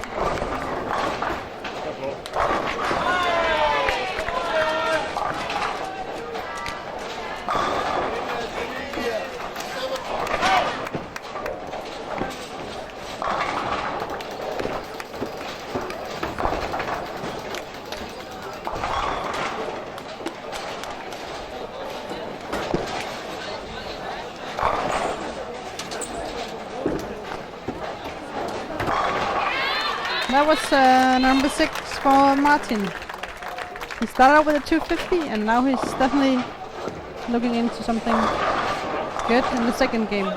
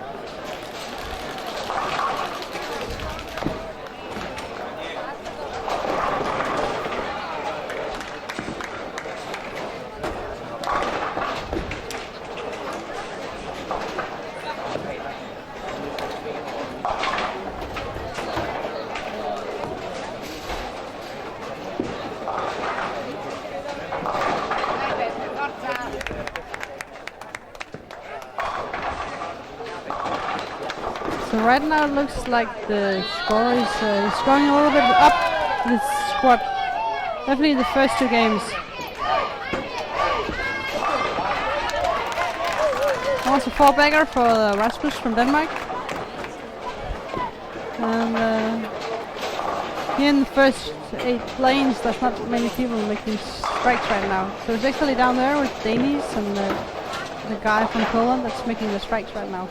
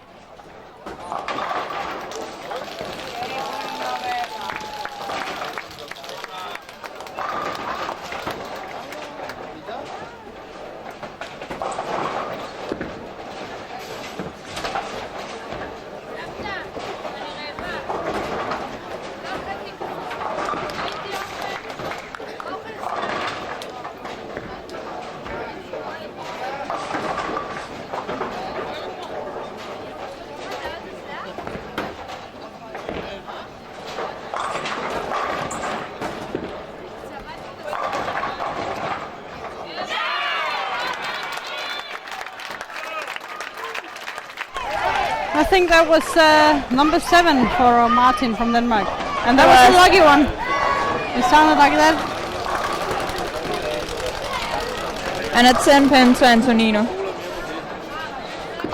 It sounds like there's some people down here in the And a spare. first pair of lanes that are making strikes. There's definitely some noises right now. So I think it's the Czech Republic.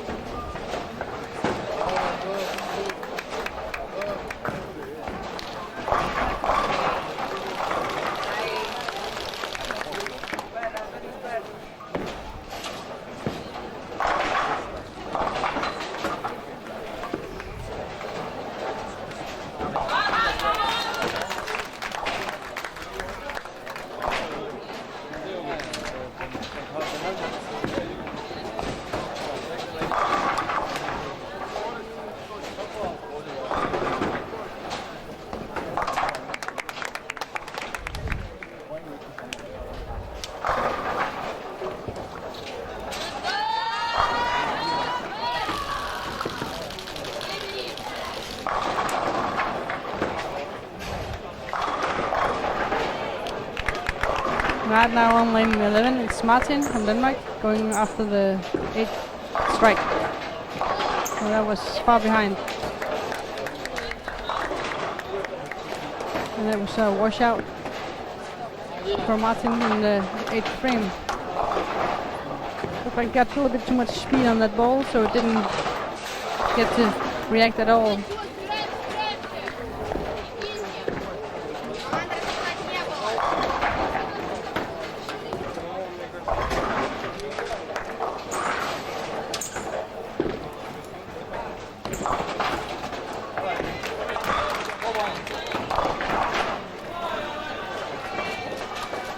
And Martin only got 2 of those, so that was a 6-2.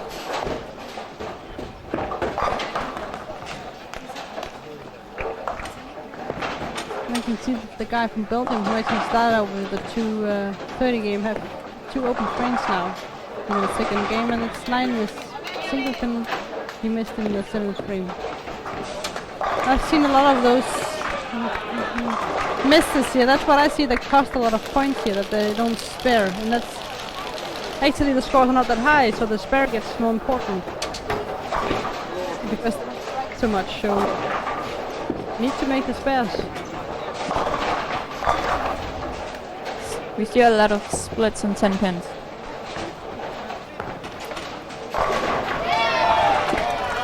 And I've already finished the game on 17-18. You can see Alexandra in this game actually, so he's 510, so 110 over for Alexandra from Poland. And Michael from Poland is having 217 and he's 395.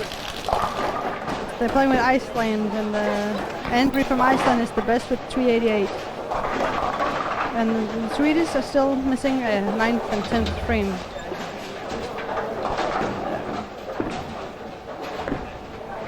It's Italy with Antonio, he's had the first 6 and then 2 9 spares. So he's actually looking into a very good game. So that was a 9 miss for Rasmus from Denmark. And now a double for the rushing boy.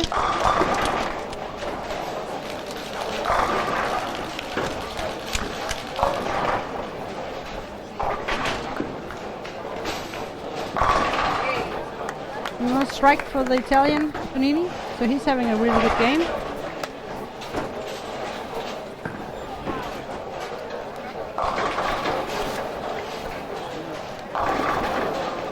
And you can make it 260 game if he strikes out here.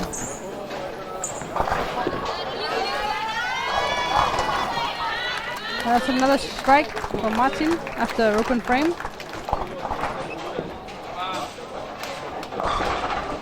And now it's going to be interesting because Poland is going to 1 and 2. So the Alexandra from Poland is going from the high end to the low end. It's going to be interesting how different the lanes are.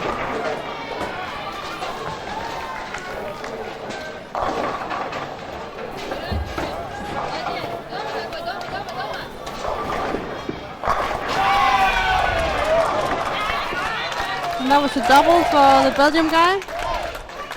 A double for the Belgium guy. And you see the English boys are really struggling on 1 and 2. I can see a lot of open. I mean, first Alex is keeping up and sparing it, having a lot of spares.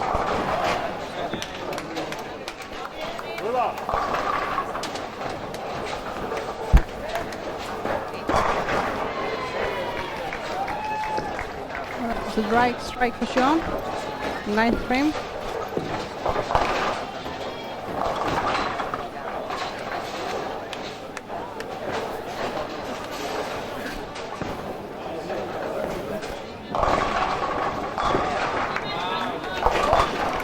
It's gonna be 214 for Rasmus from Denmark in this game.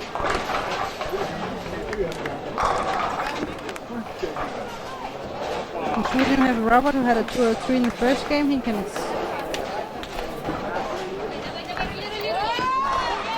not having a good game in this one. Benjamin can still make something out of this game. It's no open frames. Benjamin from Sweden.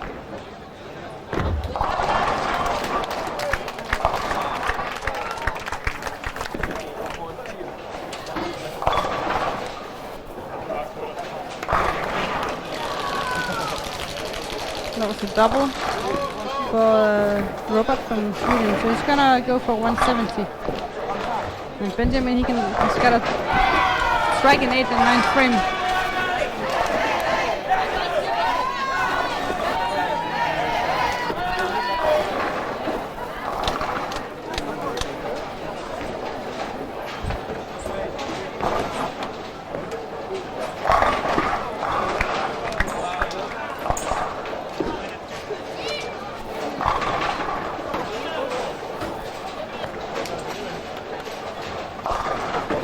That was the 7th pin for Martin in Denmark, the 10th frame. So it's gonna, his best will be at 240 game in the second one, so he's got 90 over. The scores are definitely higher than the last squad.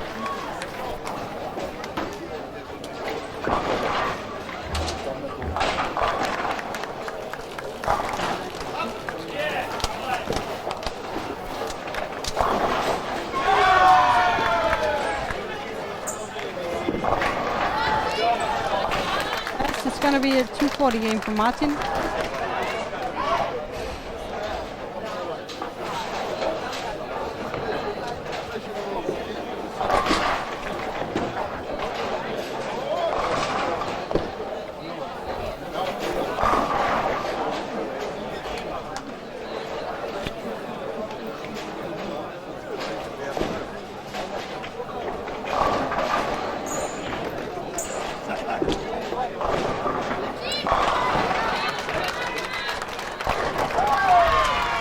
So I think the leading position right now is going to be Alexander from Poland, and then it's going to be Martin from Denmark. Yeah, Martin just made 242. So that's a good score.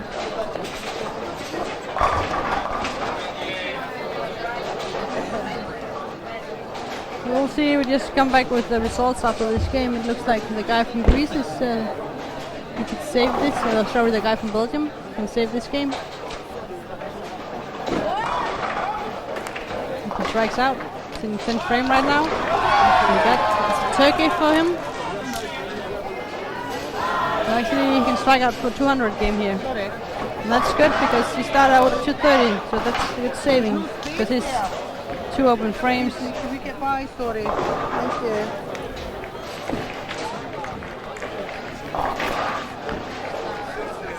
But we'll be right back when we just finish the results from this game.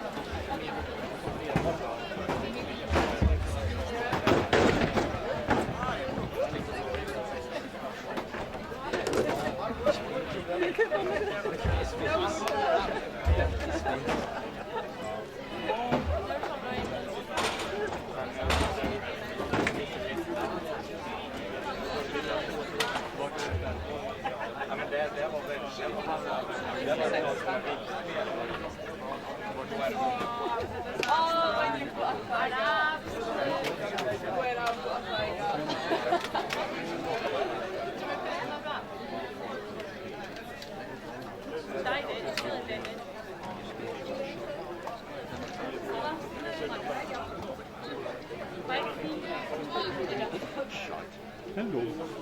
She stopped tripping me out.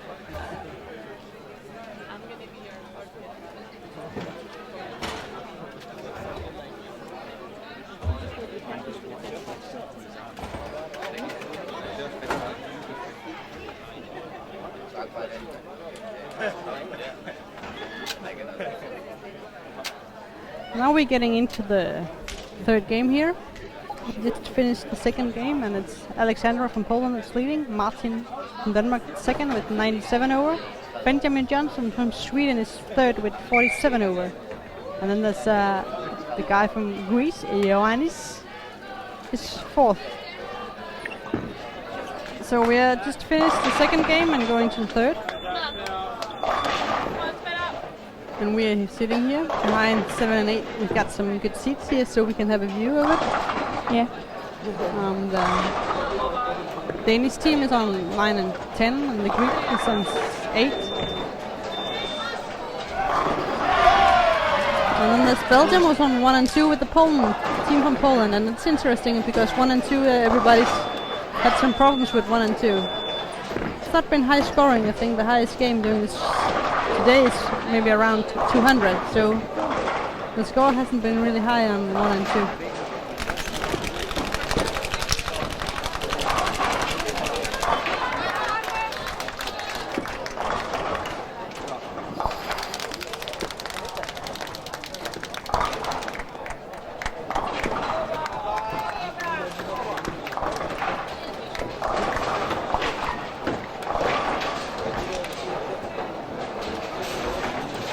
That sounded like a 9 miss, a single miss from It was. Poland, yeah. He didn't look happy about that shot.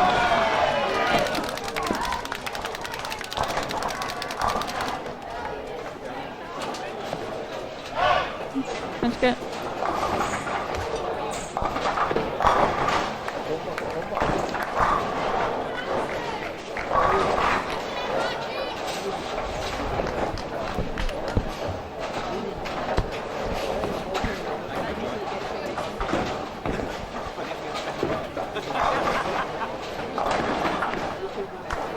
There's a lot more boys right now with 20 over, and as in the morning, the many things can happen during the next couple of games because the lanes changes.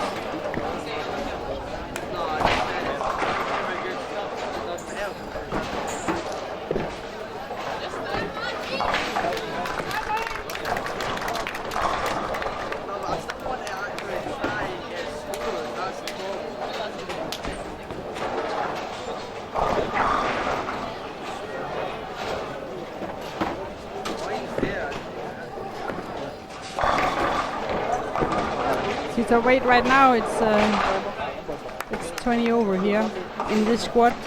Yeah. And that's high scores. And even though it's high, they're still close, I would say. A lot of people around 420, 430, so yes, it's close here.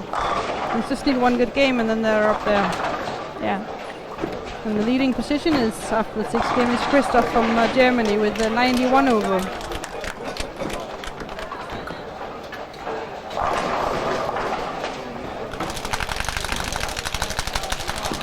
I can see now there's one more open for the guy from Poland.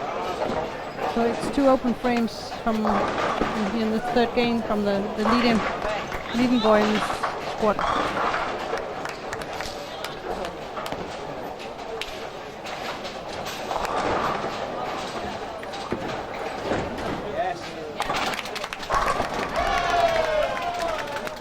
And that was a strike for the Belgium guy. Also double in the third game.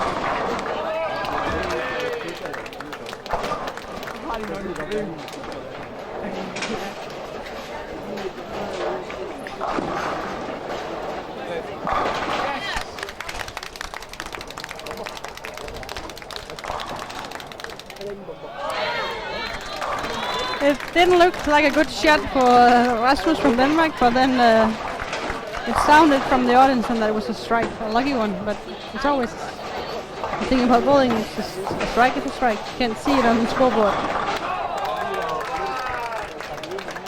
Let's see here how they start this third game. The guy from Italy, Antonio, is starting up with a double.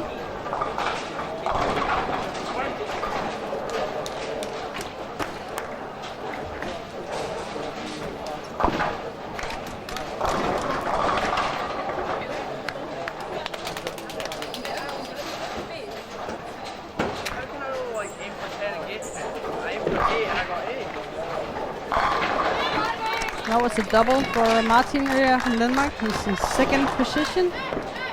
So he's got it going. If he can keep up the pace and stay around 200 and 210 now, he's going to be pretty good for the single here. It's top 4 here. And these 3 squats that's going to make it to the final tomorrow. And right now it's 90 for the leading position, 90 over.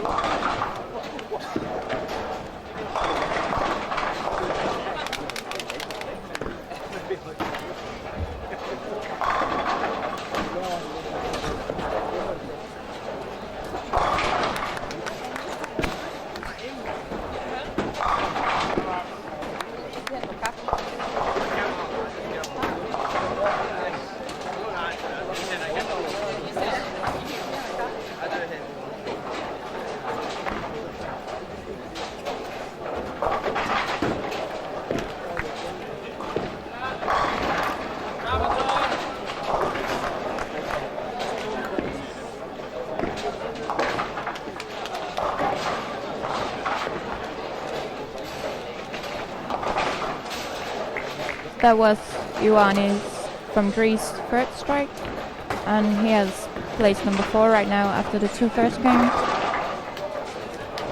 And he's not a far away from the others, so that's good from him.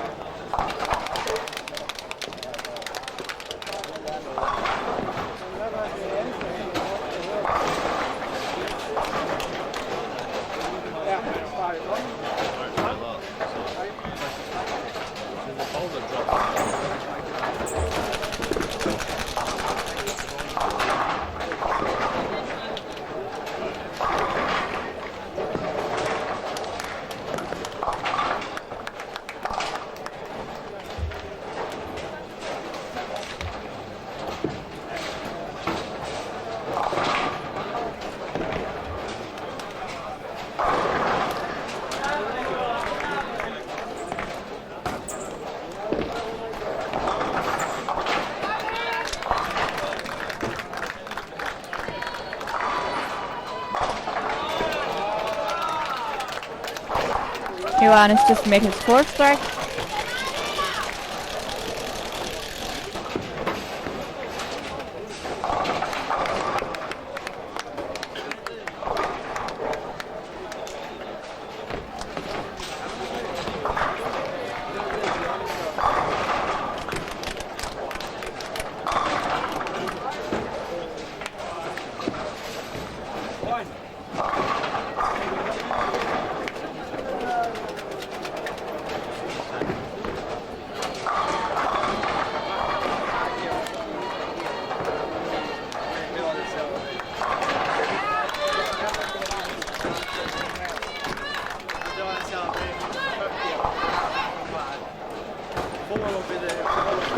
Rasmus from Denmark has just made a triple, so that's good, so he can keep up with the others. was not placed. Yeah, he was placed 12th. Just leave it off and then against the 12 or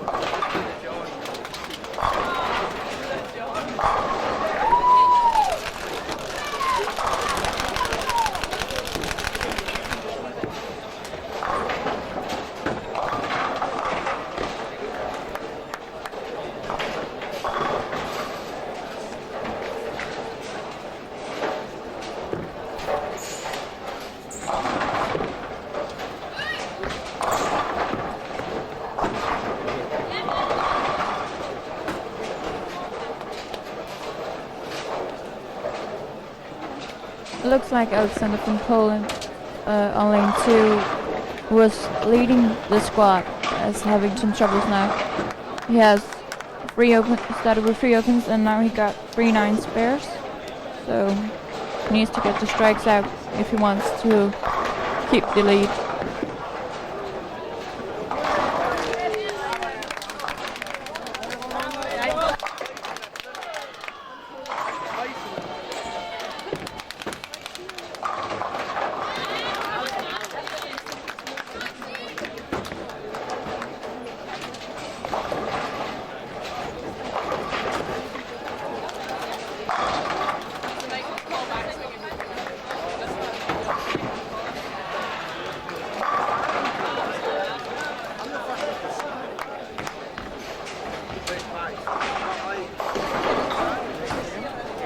Så står det her dårligt i vand lige her.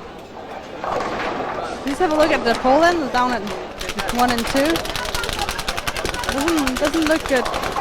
The leading guy is having 65 in the 5th frame and 3 opens to begin with. Then 3 spares. You can see the guy from Belgium is having 1 open and then the rest is strikes. So now he's got 2-8. And it's no 10 pin there, and that's a good thing. Seen a lot of 2-8s here.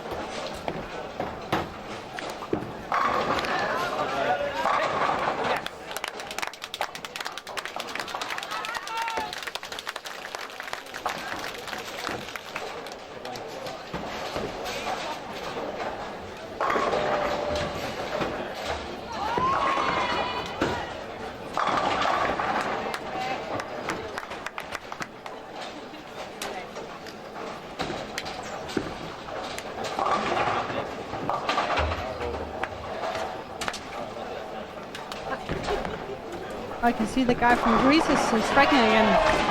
He had a 260 in the first game and then a 160, and now he's having the first 6 again.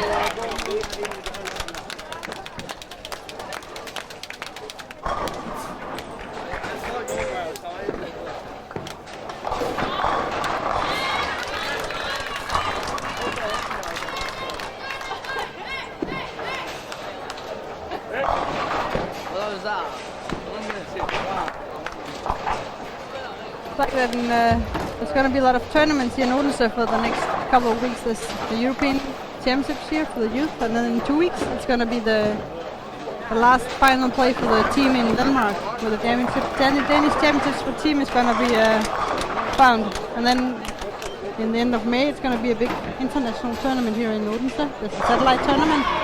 Yeah. So there's going to be a lot of bowling in this bowling alley.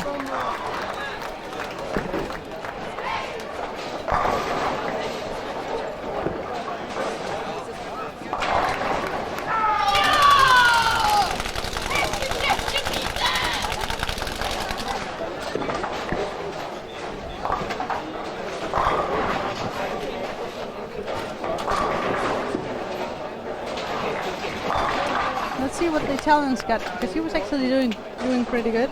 The Swedes, Italy and Sweden together here on 13 and 14.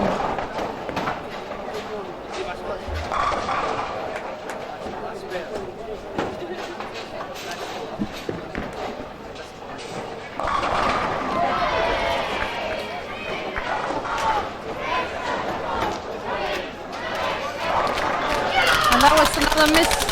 Single pin miss for the guy from Poland. He was in the leading. He's got now 113 in 8th frame. So he's really struggling to get back.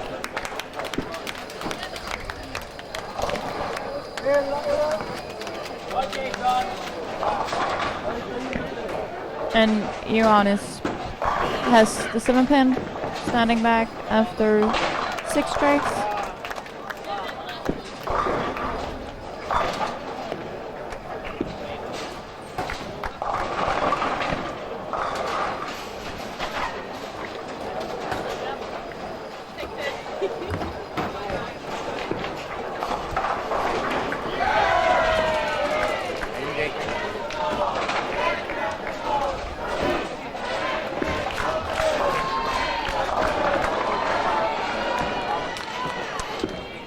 I just go down and have a look at the Swedes and the Italian team because they were doing good. So I'll be right back after I have a check on the boys down there.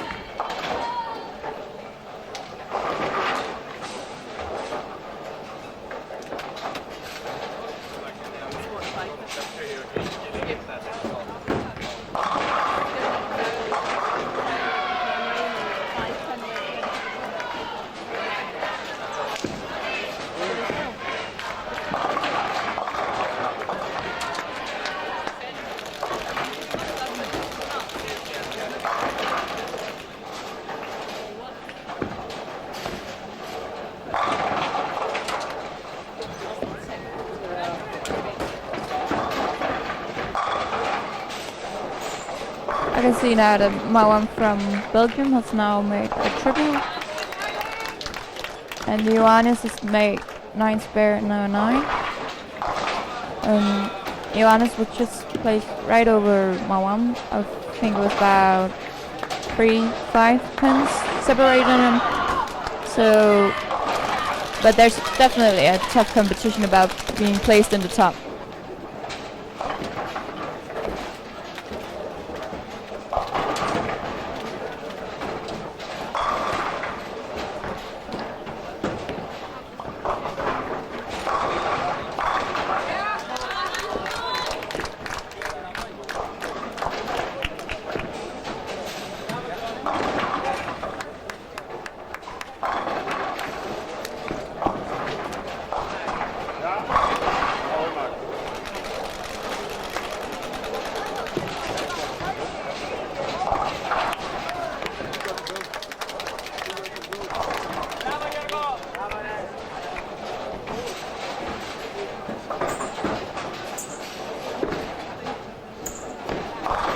Was looking a little bit on the Swedish girl, the boys and the Italian boys, and it looks like the only one who's actually having a good catch of the game down there is the Italian boy, Antonini. He's having a strike and looks really good. He changed his ball since the last time I saw him, so, and of course the lanes has changed, so this is now, the boys has to figure out where to be, in what area. I had to talk with the Kira from England earlier on. It's like she has a feeling that she's got more room when she moves to the right, so that's why Brandon this morning was playing further to the right than the other boys. But To me, it still looks like the boys who goes to the left create them some better room for themselves. But there's something about finding the ball that probably gets to the mid lane without breaking too early. So it still comes back at the end.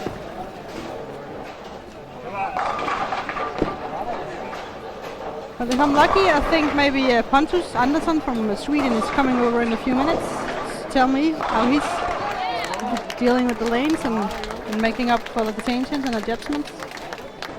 So I think he's taking in for a small talk about the lanes during this tournament.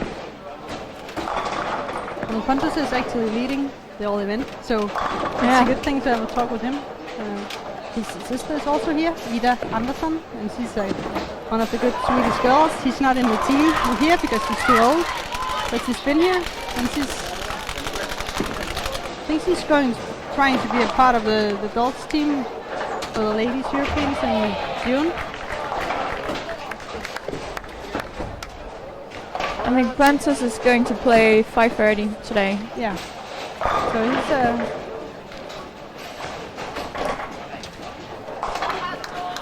I can see the guy from Greece has stopped striking since the 6th frame, but he's still no opens.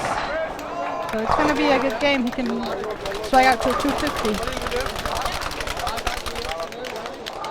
And then there's the guy for Poland is 150 this game, so he's around 50 over, 60 over this after 3 games. But I think 1 and 2, nobody really made anything. Only the guy from Belgium, he's 218 if he strikes now. So that's probably the highest score I've seen doing today on 1 and 2. That means that Maraman from Belgium is moving up now. He's around 50 over. I could say that Antonino just made a fall. He stepped over. Oh. After, I think, he had a double, I think. 2 strikes. Yeah. Oh, he spares. It looks like he spared it. So, but it's still expensive. Yeah. That's 9 frame. Right now I can see the 2 Danish guys, Rasmus and Martin, they can strike out for 210. But that's just 200.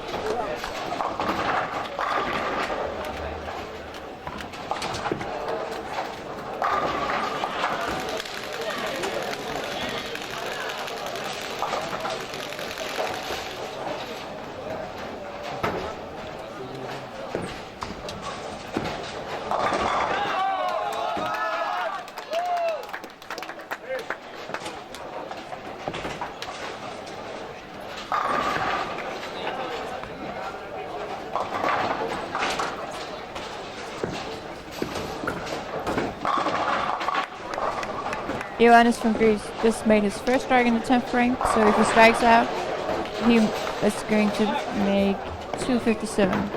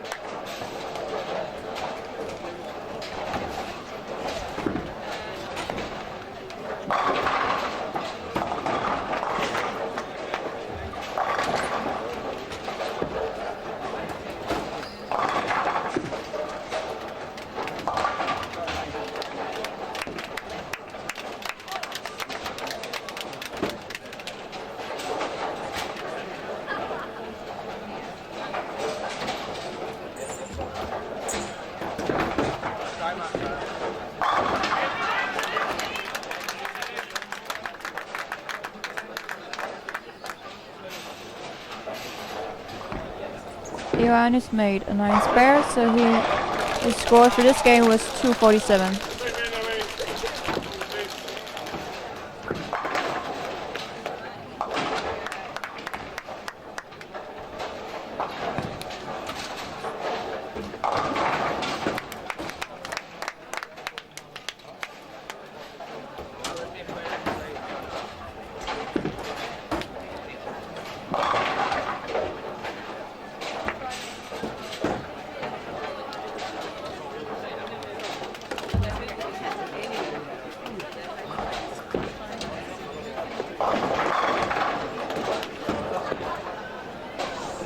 Well, now it looks like it's Martin who's in the first place here after 3 games, because he's gonna make it 107 over if he strikes out.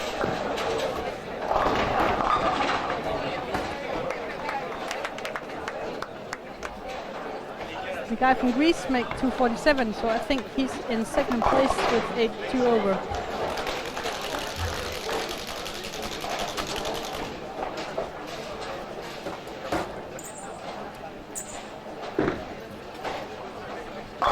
And he got the 7 pin, but that's still good. 209.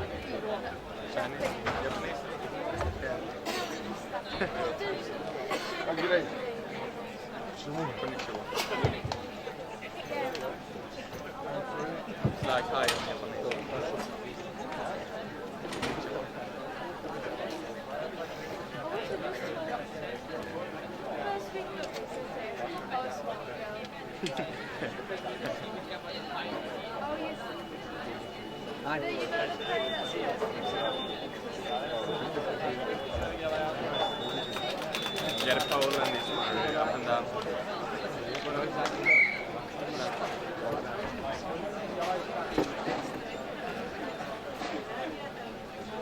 Just hook it more if you don't strike. If I don't strike, hook it more, hook it more, hook it more.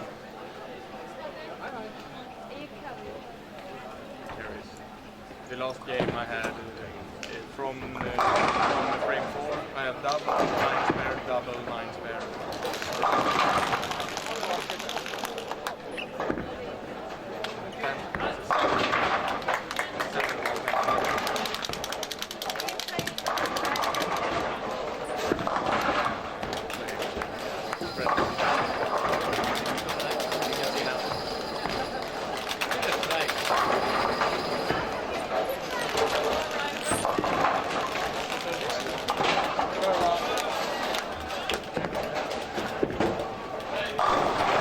I can see now that after 3 games, Martin from Denmark is taking the lead with 706. On the second place, Ioannis from Greece. Third, Alexander from Poland. Fourth, Vladislav from Russia. Fourth, Benjamin from Sweden. Sixth, Marwan from Belgium. Seventh, Antonino from Italy. And eighth, Igor from Russia. Number 4 from Russia has 653. So it's about 50 pins up to Martin from Denmark.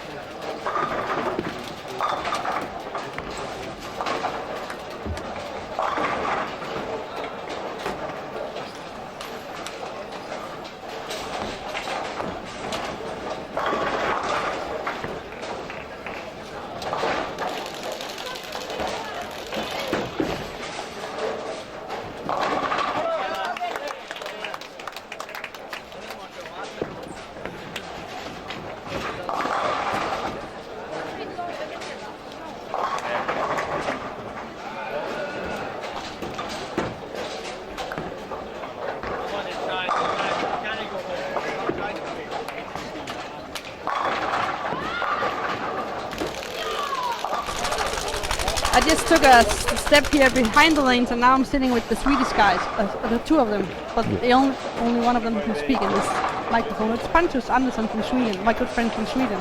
Yeah, hello. Hello, you've been bowling good this week. What have you been doing on the lanes since it's working out for you? Oh, yeah, I've been striking sometimes, but like, I've always had a plan, which I've followed all the time, playing, so. But you tried yesterday, look, you were struggling in the semi-final, in the team. Yeah, well, the fresh I have like a problem to get down the single pins, but so I'm figuring out how to get down the single pins. Because I saw yesterday in the last frames in the squad in the team event, you were playing very far to the left with the Diva Pearl. So Yeah, I move really far to the left, always on the burn. Yeah. So because I feel really comfortable there. So you're struggling in the beginning, and then yeah, well, I'm around like pair, like 2-0 in the beginning, and I start striking the end of the block. okay. So now you have a plan for the beginning now. Well, yeah, I think so. We'll see if I make it. Okay. Yeah. But good luck, and good luck to your buddy here. Yeah, thank you. Is that right? Yeah. He's sitting right next to us, but he can't say anything because the microphone is right there. Yeah. But good luck to you. Thank and, you. Hope to see you in the finals tomorrow. Yeah. Thank you. Thank you.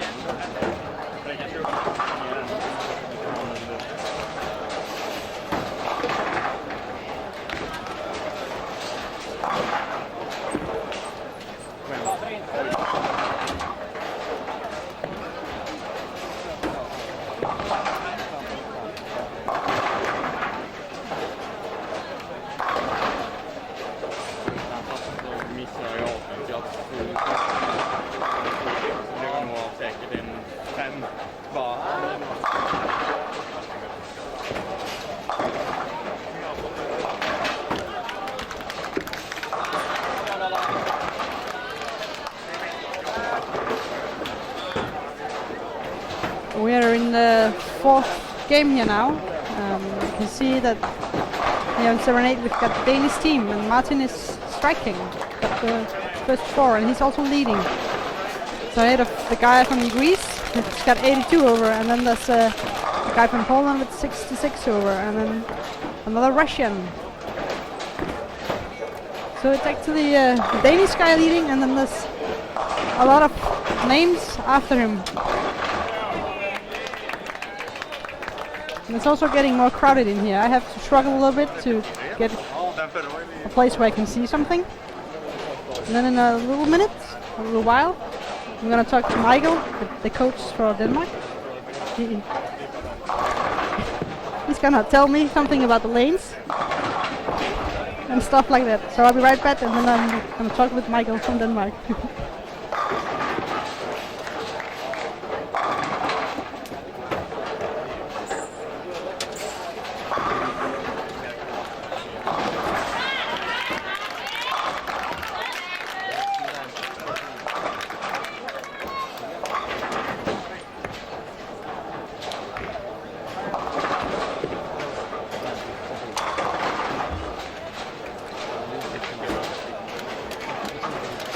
Right now, Martin Øer just got the first 5.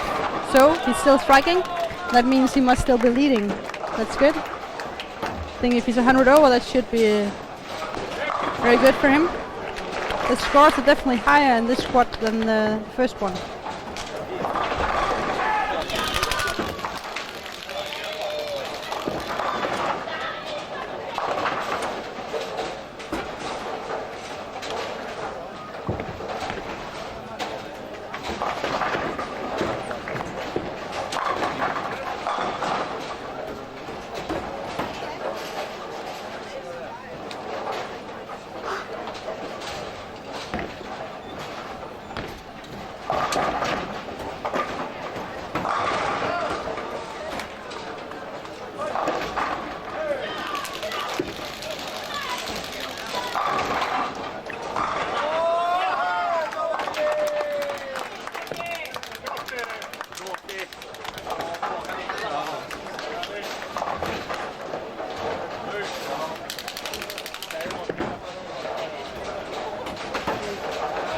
Now I'm here with Michael Bay from Denmark, and you're on. Yes, you can. Whatever you say now, everybody can hear it. So watch out.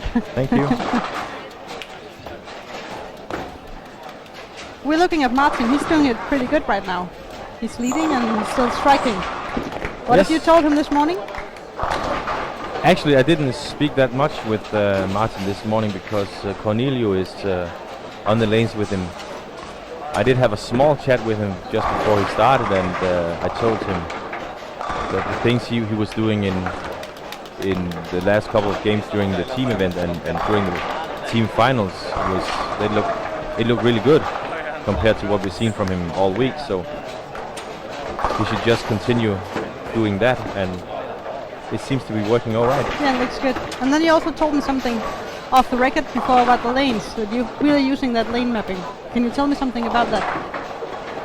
Yeah, but it's not a big secret or anything out of the ordinary, but they always map the lanes to show the gravitational force on the ball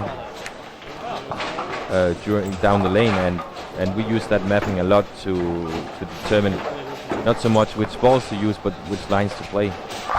And if you go to the website, you can download the lane mapping and see it yourself, and it's actually really, really simple, but it's a great tool for the coaches to understand the ball reactions. And help the players to play in the right area.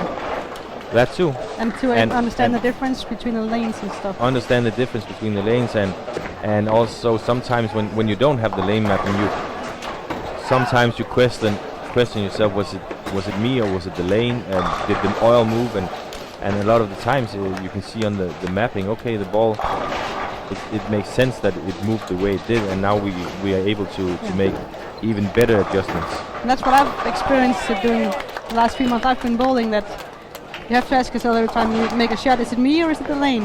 And then you have to adjust from that. And as a rule, we always tend to say it's always the lane. Yeah. Because we don't want us to doubt ourselves. Of course, if we make a really, really bad shot, it's easy to say, okay, it's me. But if it's small things and the shot was okay, then we always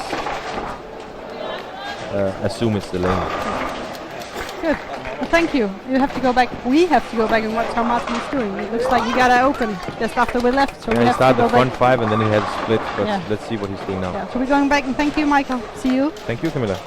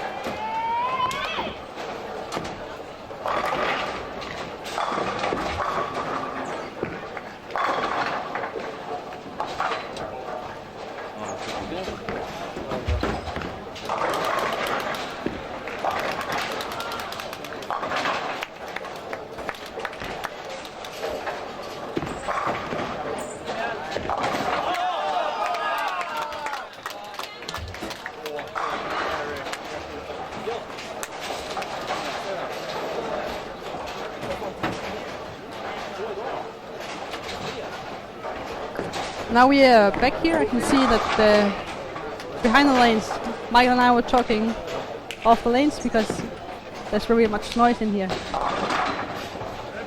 And Martin's got the first 5 and then 2 opens. And then we have to see how the guy from Poland is doing. He's looking 126 in 6th frame. So he's looking good, more stable now than the last game. And the guy from Greece, how's he doing? He's struggling now on 9 and 10. And I can see that the Swede is doing pretty good. I think it's Robert who's having spare and then the rest is strike until 7th frame. So there's some of the boys that are doing good. And I'll be right back in a moment. I just found the Markus Bergendorf, so I'm gonna have a talk with Markus. And then I think I'm only missing Tato, and then I have seen all the boys in the lead, so that's good. I'll be right back with Markus.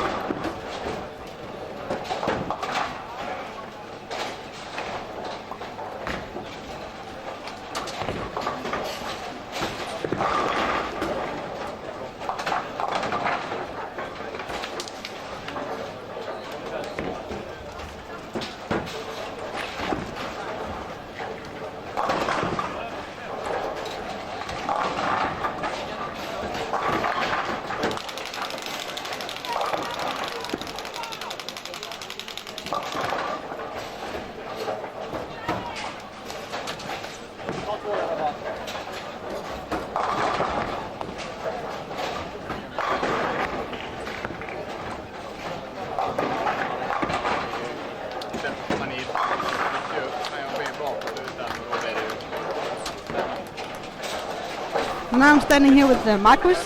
I used to babysit you, do you remember? Yeah.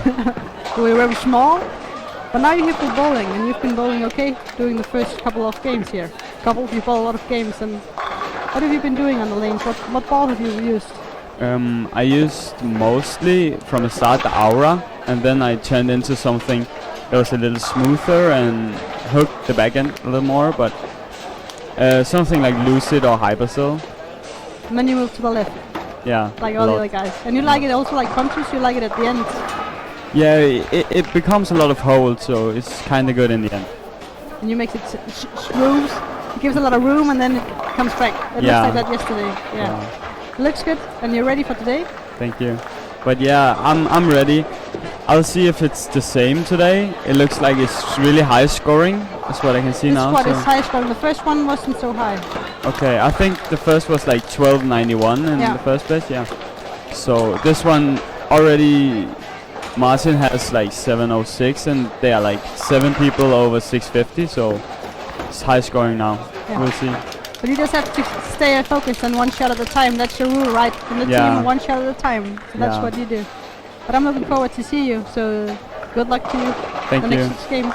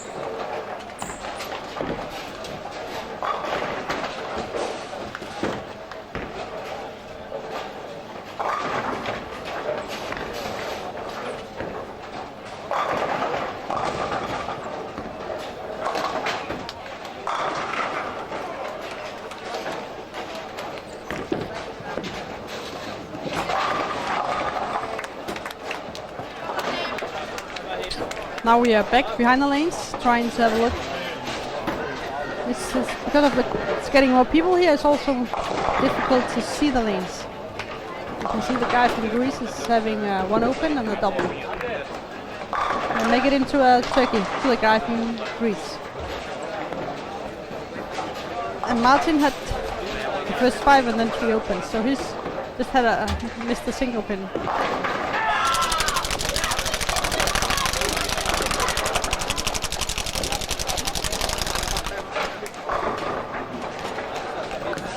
You can see that the guy from the Czech Republic is also making a lot of strikes.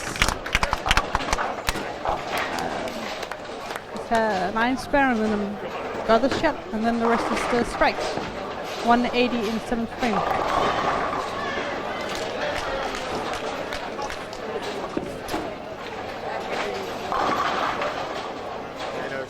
And then Alexandra from Poland is also looking up for a good game this one.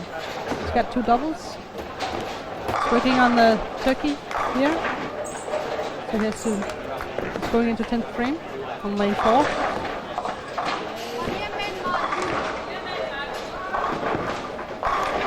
And he strikes. So that's can actually be a 230 this game if he strikes out.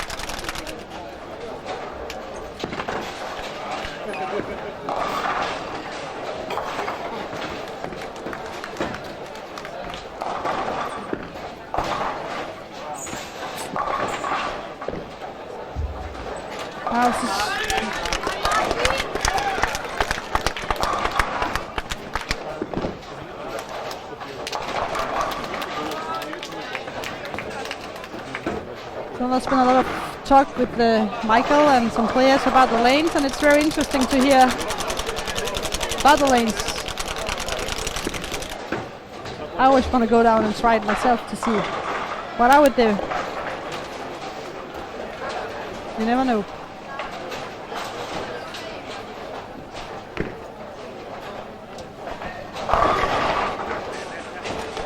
And that was 9 at the 6 pin. The Poland guys, that's going to be 225. Let's see what the guy from Greece is doing. That was another strike for Greece. It's a 4-bagger. So it's starting to be like a good game.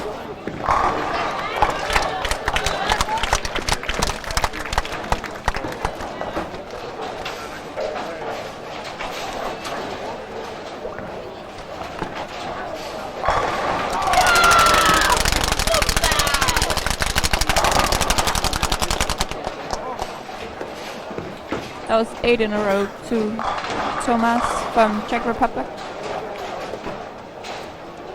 Looks like it's going to be a good score. And actually it's going to help him because he's got 603, so yeah.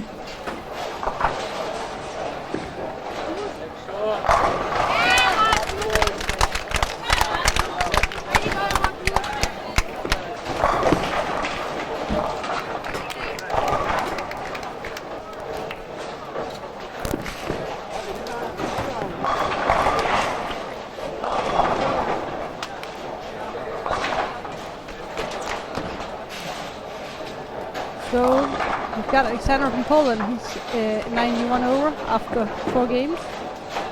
So, and then depending on what Martin is making, it's also the guy from Greece. looks like the guy from Thomas from Czech Republic is gonna make 270 if he strikes now. That Yeah. gives him 73 over, so that puts him up among the best here in this squad.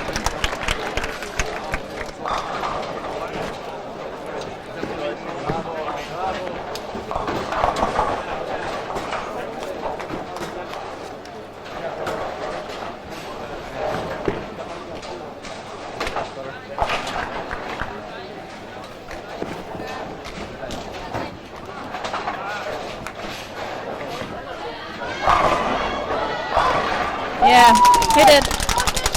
270 from Thomas.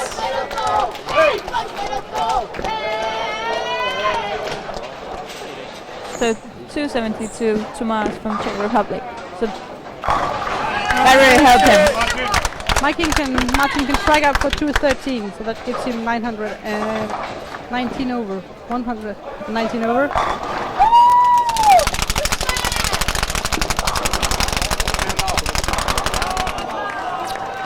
So let's see here, Sweden.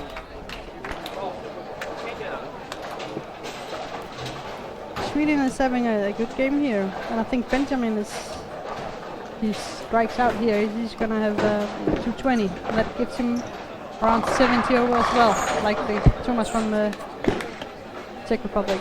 And that's the 7 pin there for Martin. You see the boy from Greece just got a split in the 10th frame.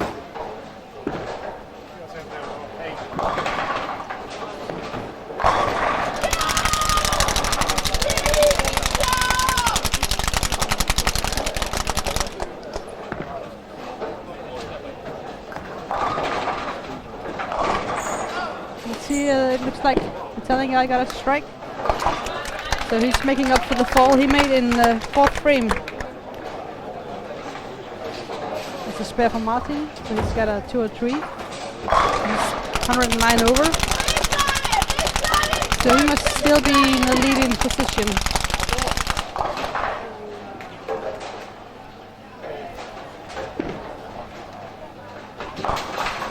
And the guy from Greece at 199.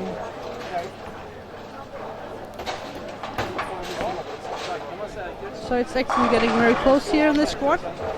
And the only one who's still at top of Christoph from Germany is Martin from Denmark.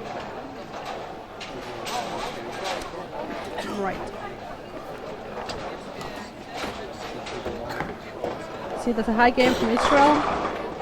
The Uzbek has made 258, but so he's now on 771. So he needs a couple more of these games if he wants to step up.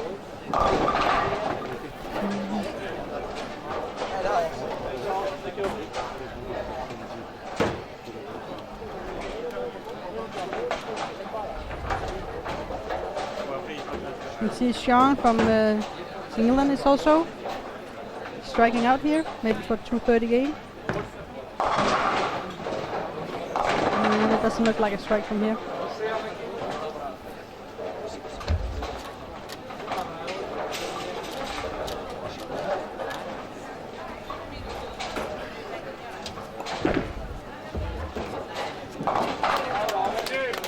It's a spare for Benjamin. He's gonna have a 210, so he's 60 over. And the guy from Greece, Ioannis, has 81 over. And then we have Thomas from Czech Republic with 73 over. Martin from Denmark with 109 over. And Alexander from Poland is 91 over, so he's second right now. And Russia,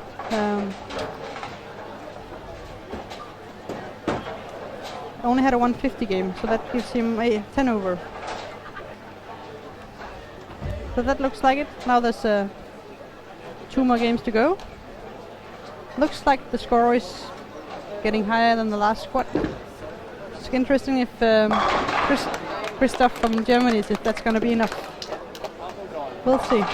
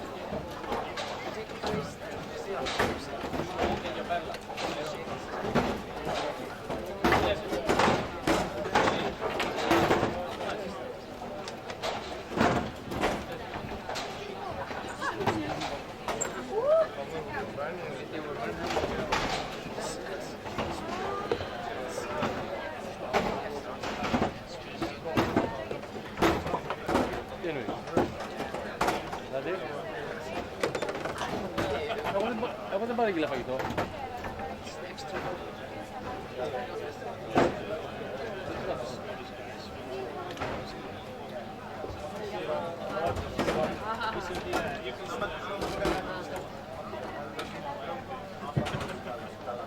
Yani astı be.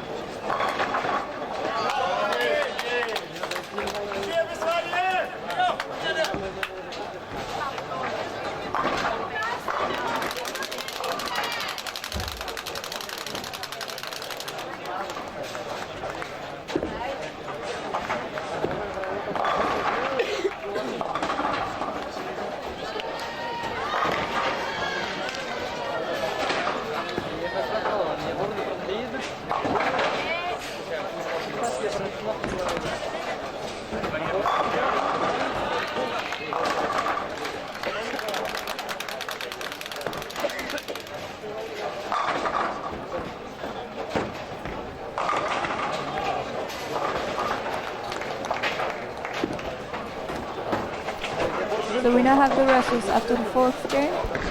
Martin from Denmark is still in the lead. Number 2 is Alexander from Poland. 3, Marwan from Belgium. Number 4 is Ionis from Greece. 5, Tomas from Czech Republic. 6, Benjamin from Sweden. 7, Antonino from Italy. And 8, Vladislav from Russia. Martin now has 909.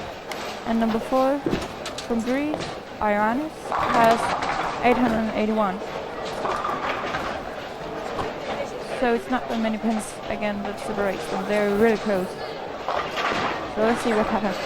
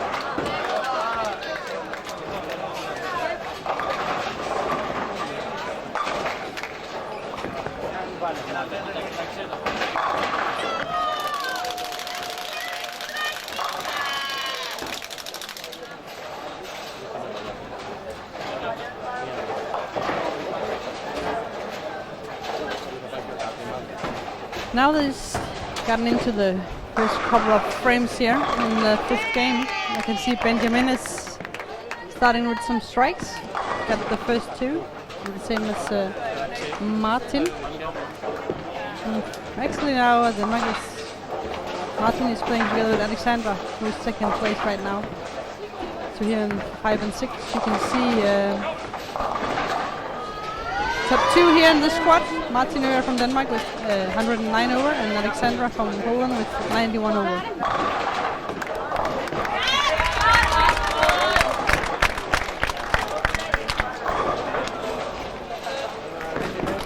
But in the last squad, many things happened during the last two games, so maybe it's gonna be the same here.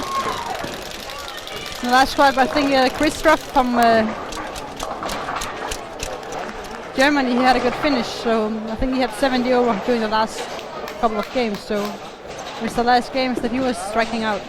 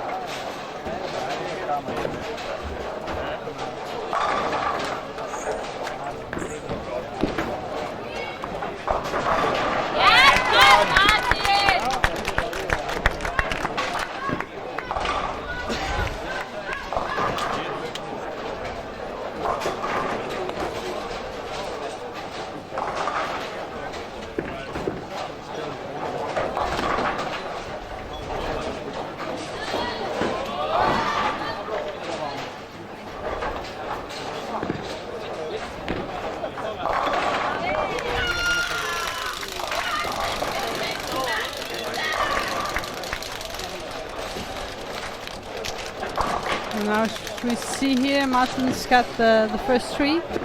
Benjamin from Sweden had a split in the third frame, so he got an open frame there. I can see that the guy from Belgium, Maravan, is doing good. He's got 85 over, he's in third position. And he's playing down in the high end, and that's the end we really can't see. So I'm trying to, I think I'm going to go over there in a few frames to have a look how he's doing.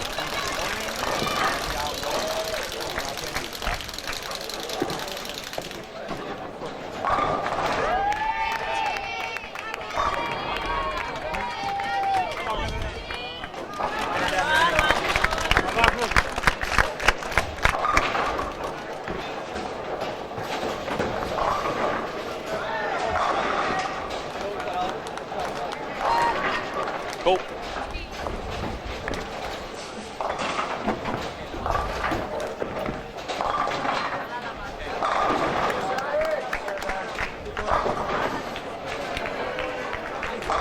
And you see Benjamin from Sweden got another split. So, but it's a 310, so it should be possible for him to. That sounds like a spare.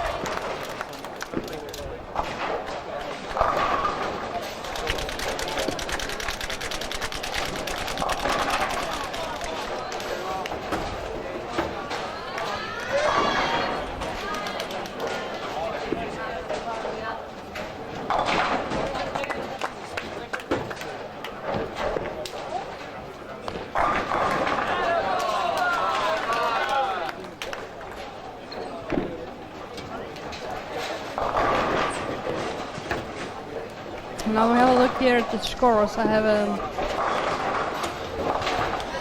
just saw that the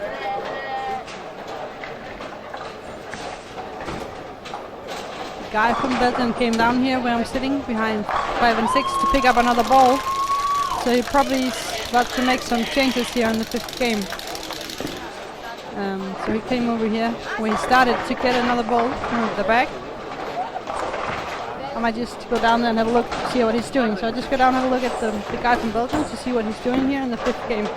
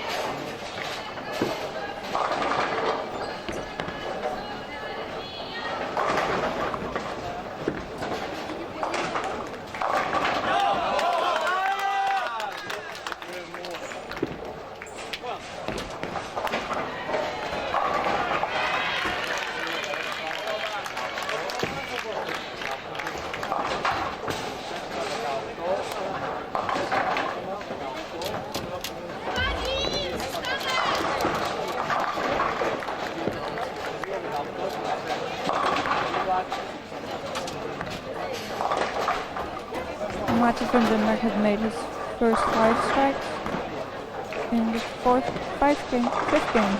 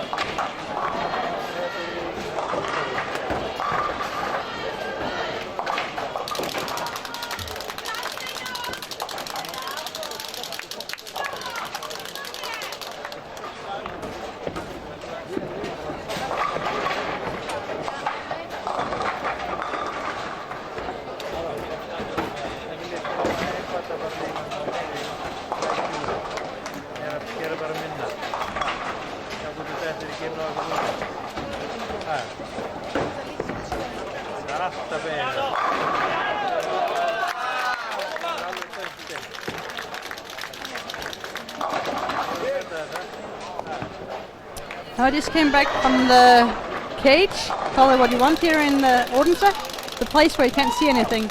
And the guy from Belgium is having a double, some spares, and the same for the Italian guy. So they look comfortable in this game, but they still need to strike some more. The guy from Belgium has 80 over. And the reason why I don't say the names is because I'm not very good at pronouncing it correct, so I'm just trying to keep it safe here. It's okay. So I think there's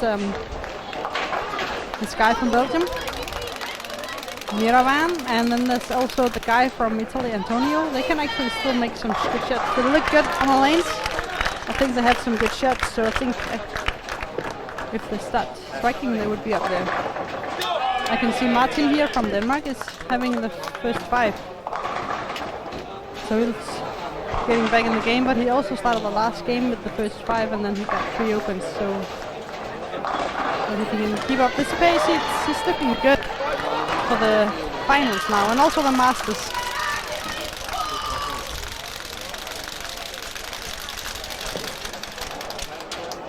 And then Alexandra from Poland is struggling this game.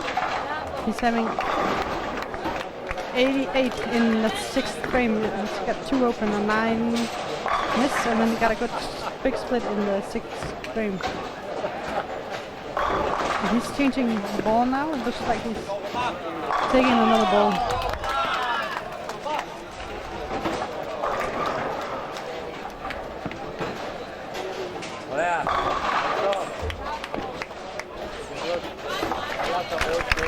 It's a spare from Martin.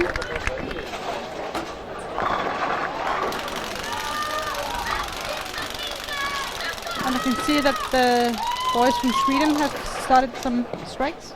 They've got 6 on the table, like you say back home in Sweden. Robert's got 4 and Benjamin is on 2, going on for the 3rd one.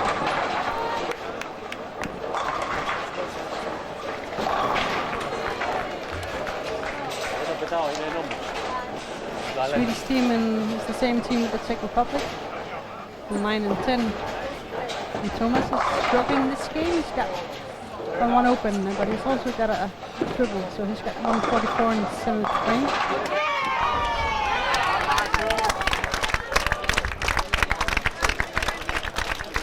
And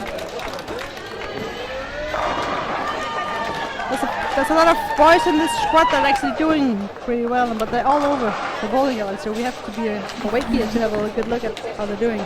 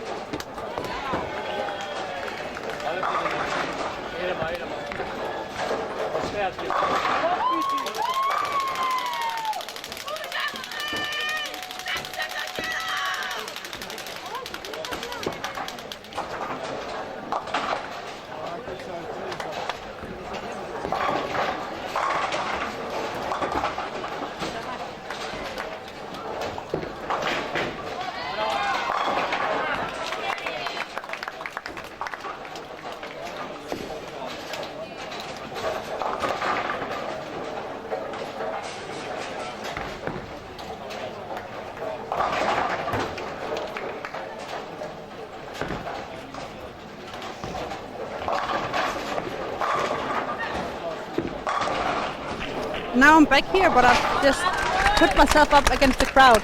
Among the crowd, it's called. I'm sitting here next to Henriette Johansen. She's the... Now they're making some noise, but she's the mother of Rikke. Yeah. And Stine Johansen is my teammate now in Horten Horsens. And then Rikke, and it's Rikke's last year. So it's also your last year as a juniors. Yeah. Mother for Unfortunately. You've been here how many years? Have you been watching this? This is the fifth time. Fifth time? Yeah. And what are you going to do next Easter? Relaxing, I think. And enjoy the Easter time? Yeah.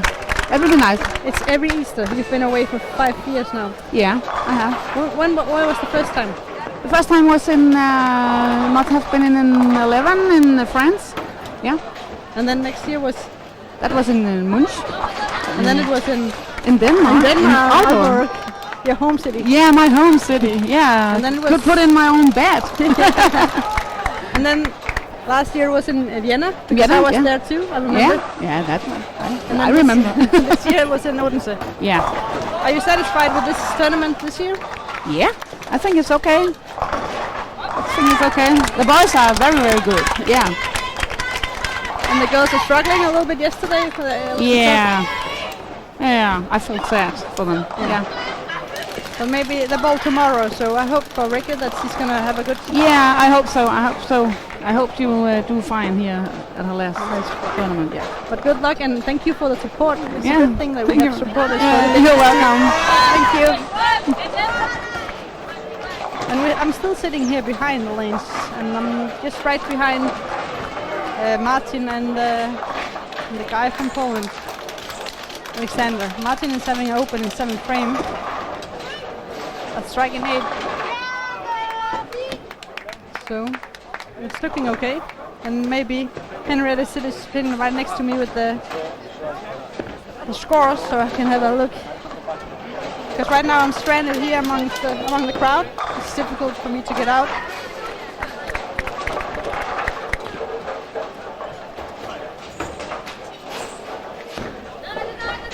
It's a spare for Martin. And Alexander from Poland is having 110 in 8th frame. He's got 3 opens now in this game and striking 9th frame. And Martin is having 186 in 8th frame, so he can strike out for 230.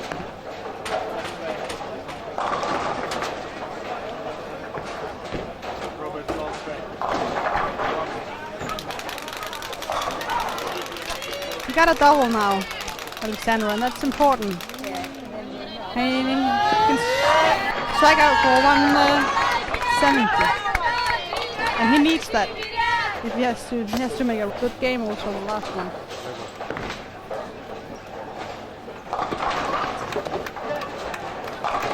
You see that Antonini from Italy is having 180 in the 9th frame. He can strike out for 218. And Erwan from Belgium is striking now. He's got a strike in 6th, 8th and 9th frame and 156 and 7th frame. So he's getting up there. Maybe he's being out of over 100 over.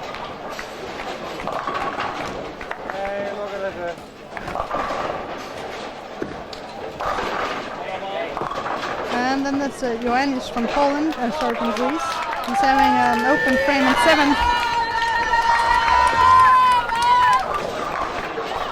So he can strike out. Still, a good shot. Greece.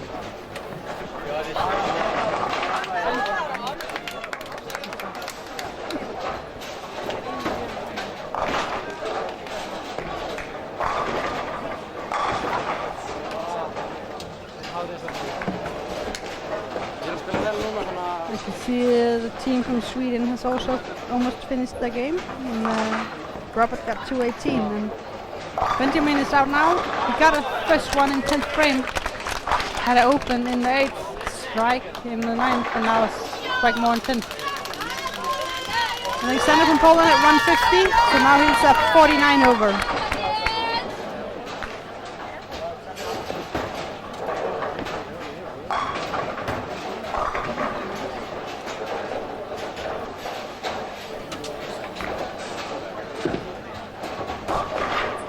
Really nice for a strike now for Martin. He's got advantage.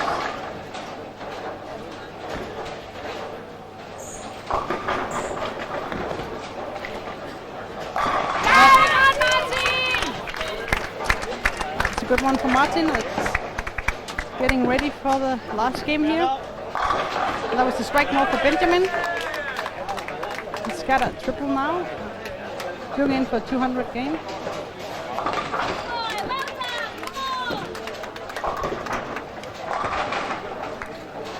That means he's 10.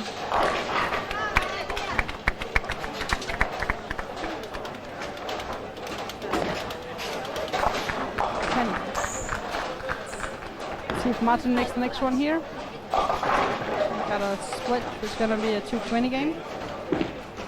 So he's going to have 130 over. That's good. It still gives him the lead of the squad. And I think if he's 130 OH should be enough here qualifying. You never know. The scores are getting higher.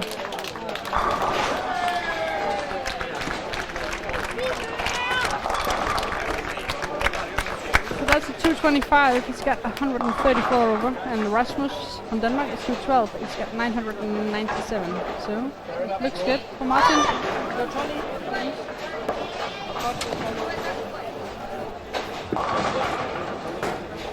So right now a 200 game would be good, but if you have a 220 again, you should be pretty safe for the final.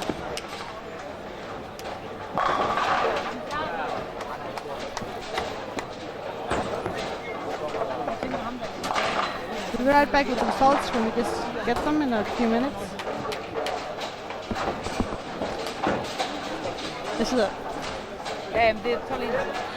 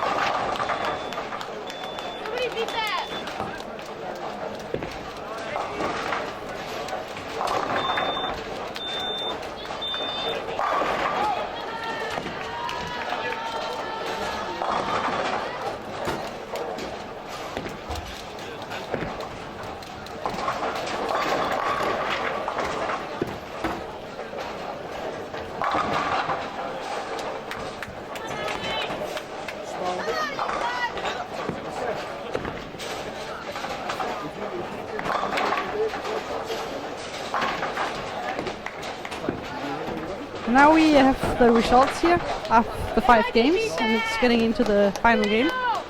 Leading is from Denmark, Martin Øer. He's got 134 over. Then there's Maraman from Bulgaria. He had a 222 the last game. He's got 107 over. And then there's Ioannis from Greece. He's got 82 over. And Thomas from Czech Republic is 76 over. And then there's Benjamin Johnson from Sweden and 70 over. And Antonio from Italy is 62 over. And Alexander from Poland had a 150 game here, the last one, so he's only 49 over. And Igor from Russia is 46 over. And the leader before this squad was Christoph from Germany with 91 over. And right now it looks like there's definitely 2 going past his score. So maybe Christoph's 91 over is not going to be enough for the top 4. But right now it looks like Martin is definitely getting there, and it sounds like he made a strike here in the first frame. So Danes are cheering for Martin, but there's also the Belgian guy, Marouane, who's having a really steady pace here. We'll have a look. It's going to be interesting, the last game.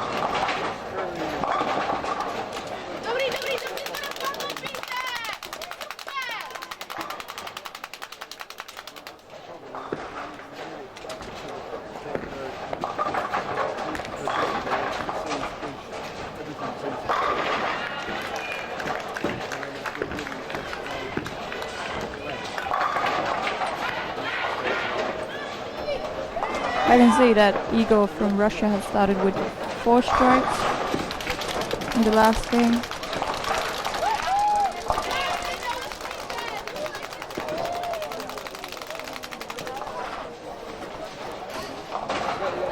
Martin from Denmark started with a strike, then he had a 6-2, so an open, and then a strike again.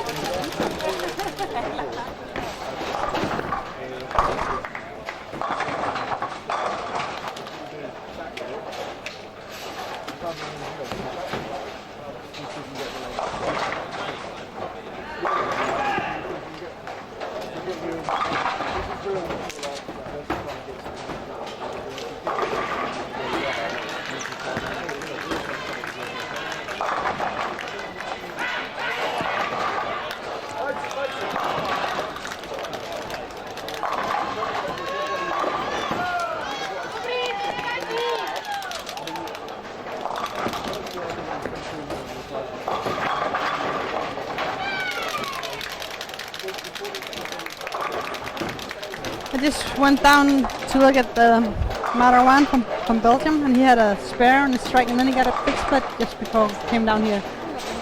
So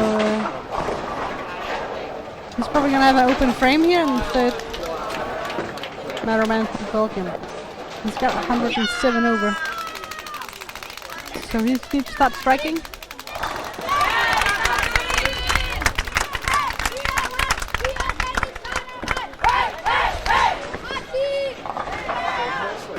Now Martin's got a strike, open frame, and then a double here in 3 and 4.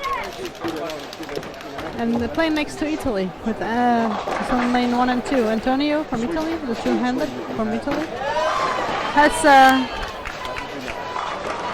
62 over. So if he with a good game here, he can put himself up there where it's good to be. And he's got the first 3. And then it's Benjamin from Sweden. Started with an open frame, and then the rest is spare. He's got 70 over. He needs to start striking now.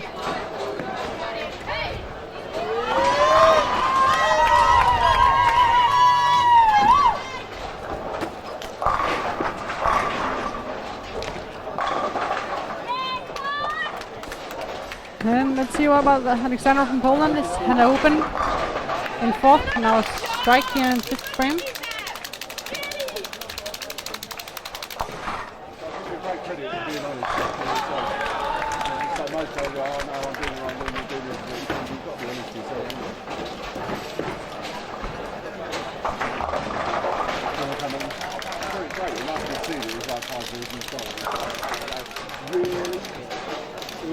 It's a bit optimistic.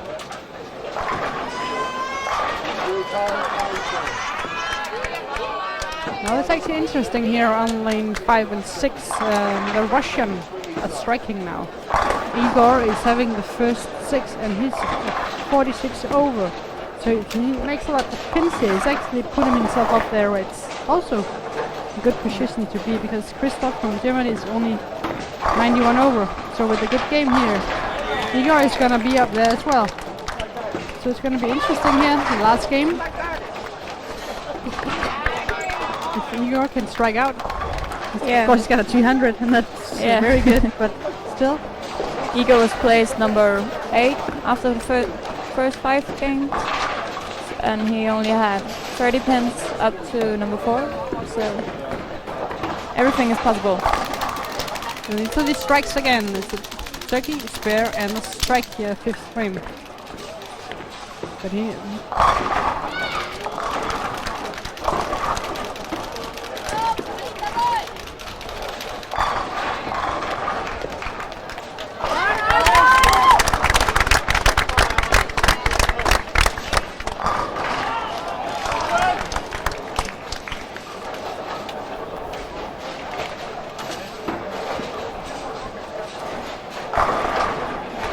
Well, let's see if Martin can make a strike here. It would be very nice, and probably give some... See if you can hear it. There's some noise. It's because Igor makes number 7 here.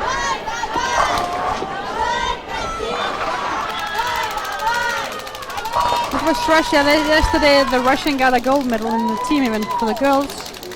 they had Maria Volnova, who really made a difference there. She had the first 9, and now Martin is making triple here. I think she made 278. Yeah, I think she. Yeah. In the finals.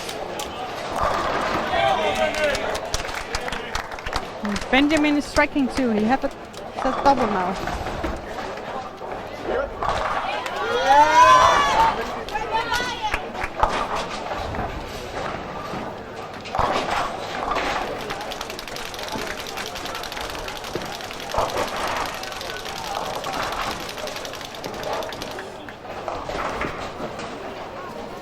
Let's see what the Marwan from Belgium is doing.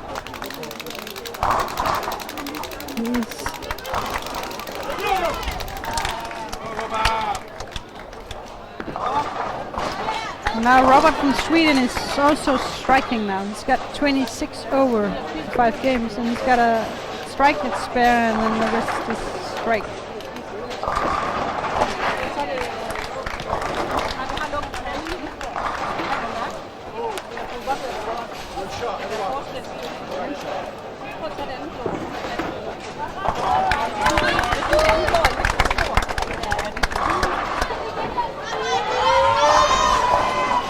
Now it is a 9. Trippen.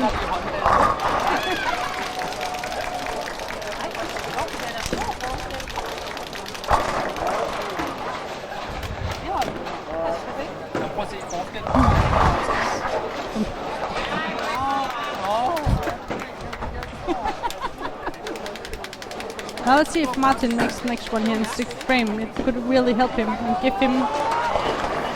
okay, got the 3 pin.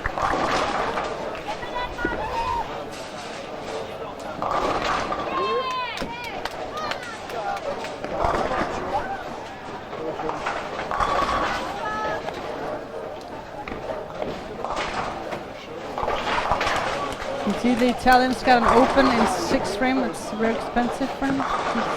He's only 62 over.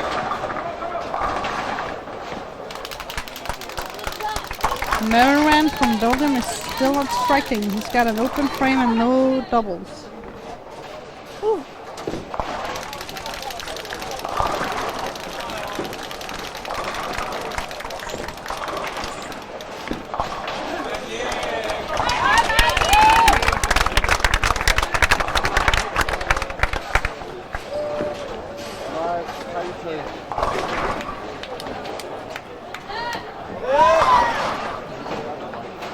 There's also the boy from Czech Republic. He's got 76 over, but he's got started with an open here, and still no doubles.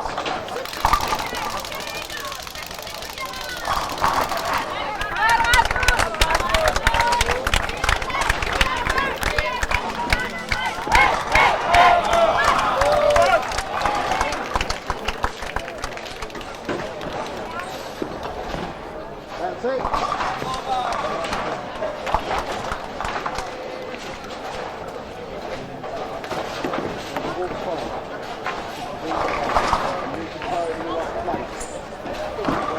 Let's see Martin.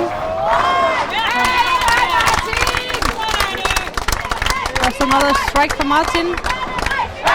If he can just stay here, get out of trouble, I think he's got 130 over at least. That should be enough here. That would put him in the lead position. It looks like Belgium, Haraman got a double. So he's also trying to stay up there. With 100 over. I think Benjamin just lost a chance there with a 210 in 8th frame. Looks like it. Don't think he can make it now. It's going to be very tough for him.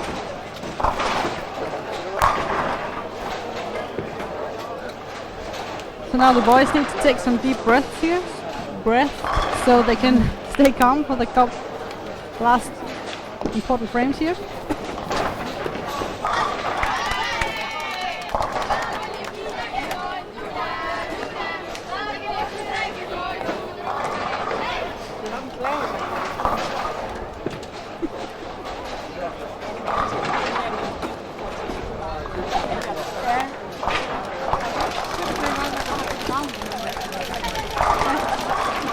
can see also that Ioannis from Greece is also out of it now. He's got 3 open frames. He's got a 9 nets in first frame and then 2 opens in 4 and 5.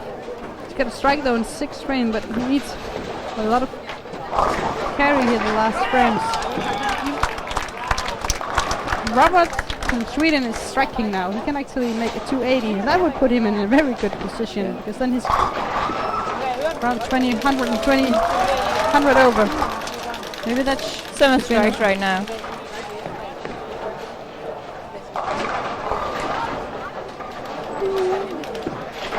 He's doing all he can to get in the top 4.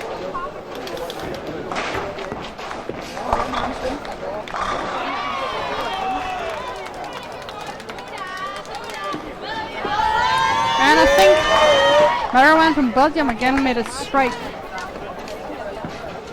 And then I can see that the Igor from Russia, they had a 9th frame. He can only have 250 in this game. But still put him ahead of Christoph from Germany. But very important that he makes the first 2 here. He's got 46 over and with 255 be 100 over. So that means he's gonna go by Christoph from Germany, but he needs to strike. He needs to make the first 2. And Alexander from Poland, he can't make it. He needs 70.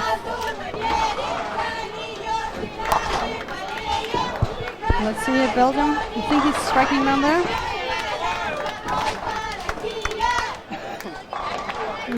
If Martin makes one more, I think he's pretty safe now to be in the lead.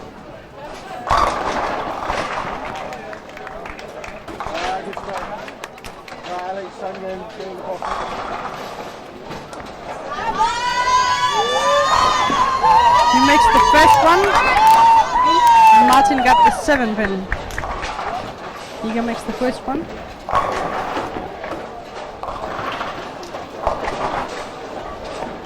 Let's see what Robert's doing. And he makes the next one. Is it 8 in a row? Yeah. He's got 26 over and it's between 280 if he strikes out. And that's, yeah, it's 106 over.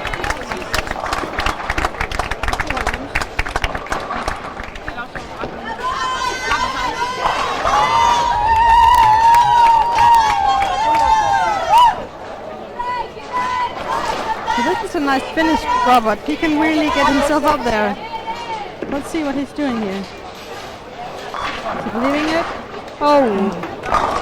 The he 10 gets pin. the 10 pin. That's 269. Oh! So I don't think he's getting up there.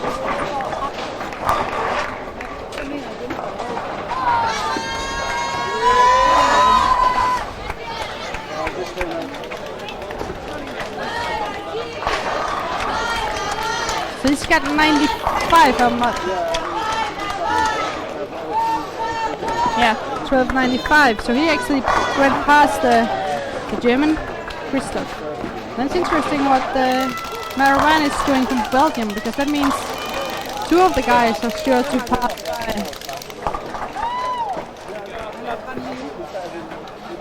So right now it looks like there's Igor from Russia. He's passing Christoph from Germany with 1295. And then I think also that the guy from Belgium, Marwan, is striking now.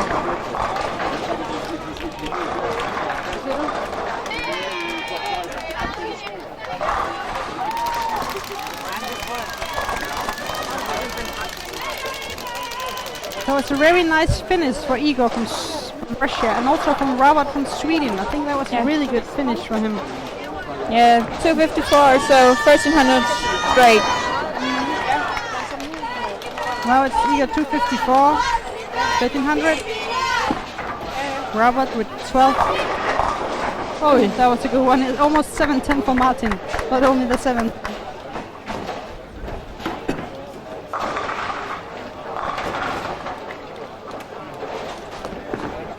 I can see now Marwan's got a open frame in 8. He's gotta miss the single pin there. It's very expensive for him, but he's 107 over. So he needs to strike out now to stay up there. It's important, Martin. A good spare. He actually is pretty sure leading now, being number 1 after these 2 squats. And I think that means that Christoph from Germany is probably getting out of the top 4 right now, if Belgium strikes out. Yeah. I think also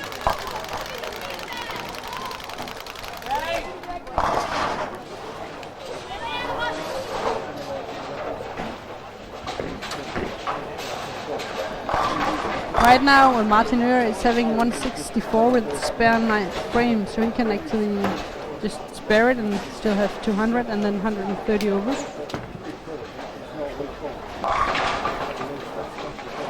In Belgium, Marwan from Belgium is frame. He can strike out for 204. 190 would also be enough for him to get over the 100 over, so he's in second position. So he needs to make a double to be sure of the second position right now.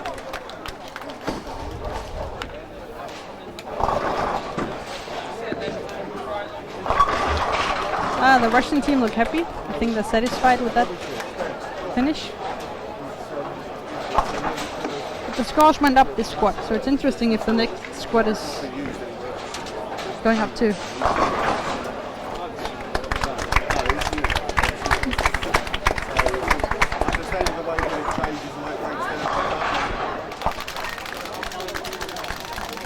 Now we see Martin goes into 10th frame. I can see Marwan has the strike in 9th.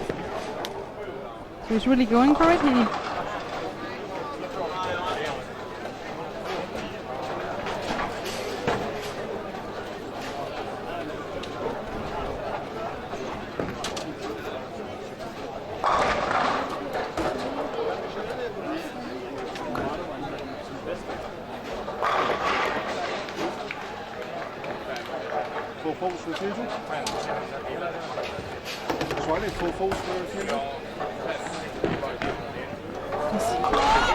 That is a strike for Martin. He's definitely sure to be in. He can make 214 and that gives him almost 150 over. You can see that Antonio from Italy had 215, so he's 77 over. So right now Martin is leading. Yeah. It's pretty good. I think Danish people like that. He's actually I'm a little bit of his mother because last year he was my son, so I'm very happy for him that he's leading position now. And that's another one. So he's definitely leading now. With one more strike he has 148 over. And Igor, sorry not Igor, Marwan from Belgium, can't see. I think he's going out there for the 10th frame now. For the first shot in the 10th frame, so we'll see if he makes this one. Should be over. The German guy. There was a strike. So now he's got a double. And one more, he's pretty sure of being in second place. That was 147 over for Martin Ure. He's definitely leading now.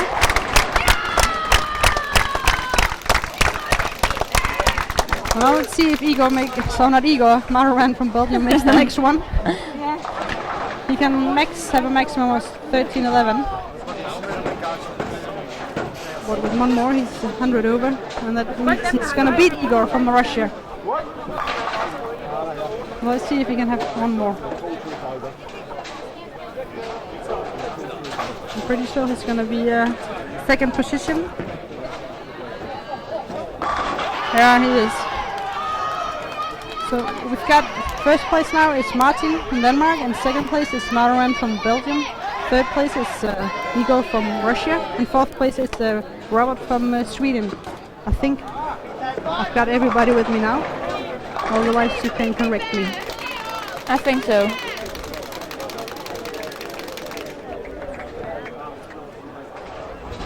interesting if the next guys can beat up the score. So it's definitely the scores went up this squad compared to the first one. Yeah, it's starting to get a lot more people now and getting really hard. So now I want to go down and find Martin and have a talk with him, if it's possible, maybe a real interview. I will get back in a moment.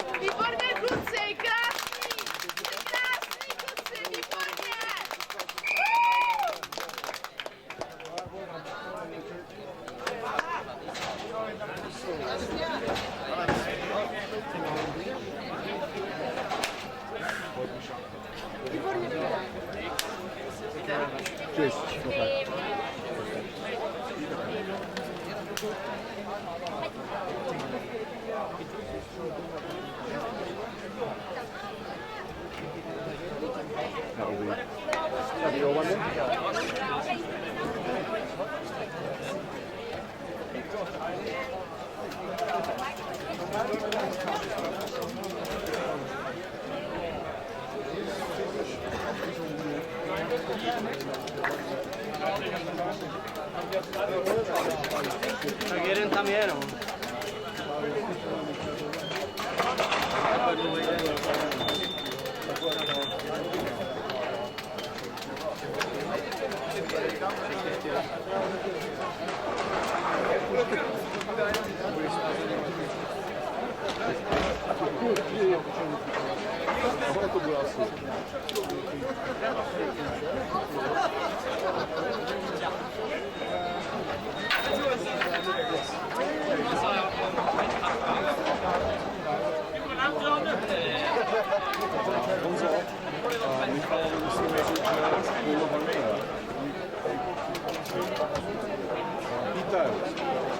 Jestli půjdeš do ballparku, řekni Michalovi, že balíme koule jeho.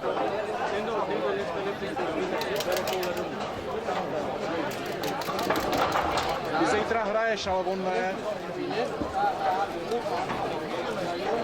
Slovensky hrál.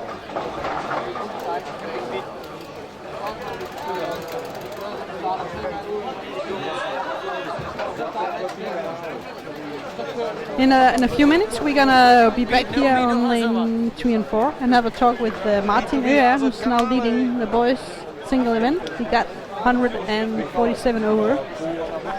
He's just coming back to give me a short interview about how he bowled today, and so we'll be right back in a little while, a little minute I think I'll call it, with an interview with Martin about the game today.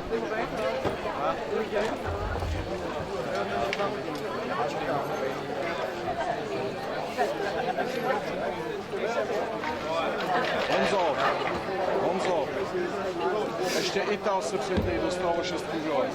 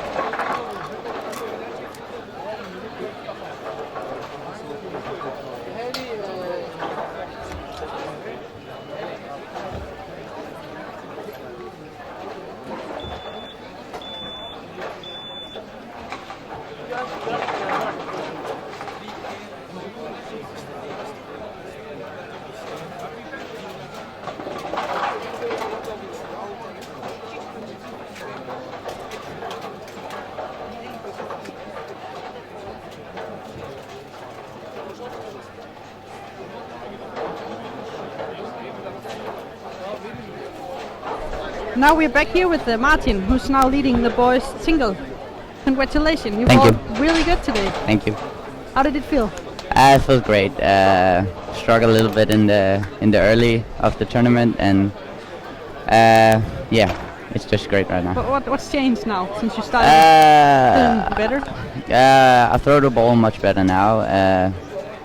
Kind of like I don't know if I think I was a little bit yeah, what's the word? Nervous? Nervous, yeah. A little bit nervous at the beginning, and then you met your mom again. Yeah, I met my mom. Sorry. That's good. That's good. But you look really good. You look comfortable in the lanes, and you have a good position now for the finals tomorrow. Yeah. Congratulations, Thank Martin, and good luck. You have to clean the bowling balls now, Yeah. so you can be ready. Good luck. Thank you.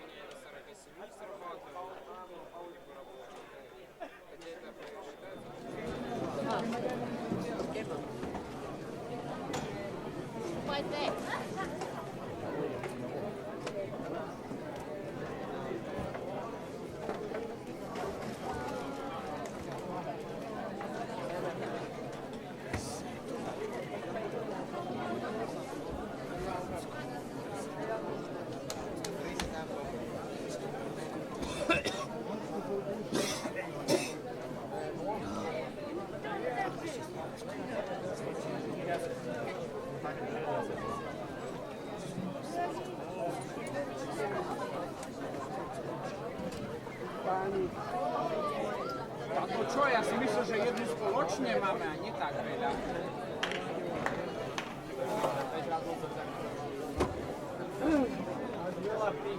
Nebudeš nadávať, ale budeš piť vodu. Ne, no. Môžem si chcieť za ráno aj príjem, to si 4 do Ty máš jednu peru, platí.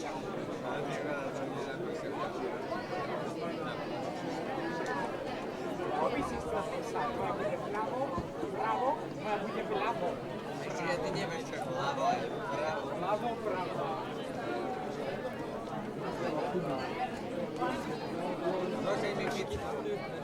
Ja by si vykupovali do tej zastranej vody a budeš vedieť, ktorá je tvoja. Jak je fixka po česky? Jak je fixka po česky? Jaký pôvod?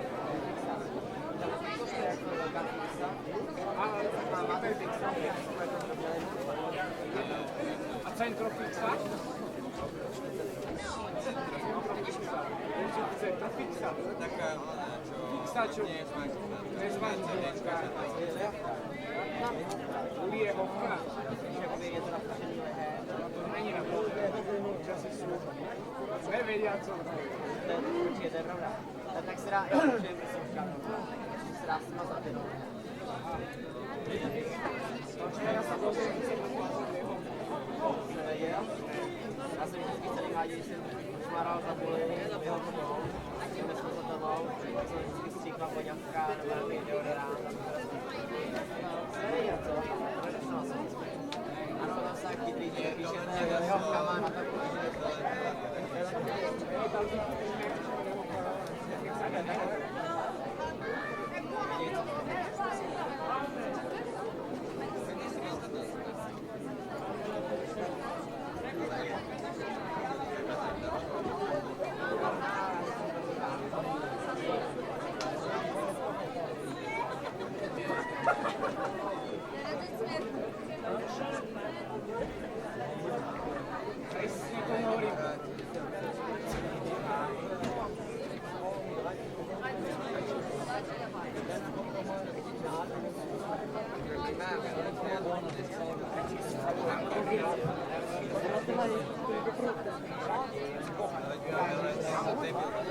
Ty nevieš zavolať na hotel, nech zoberú takú sranú tašku z našej posranej izby a to je do tej posranej haly. My posraní húzo nemá. Bolivár. Herňa. Posraná herňa.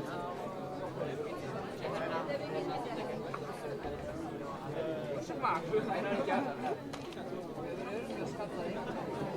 Herňa sa, aký by sa to bral.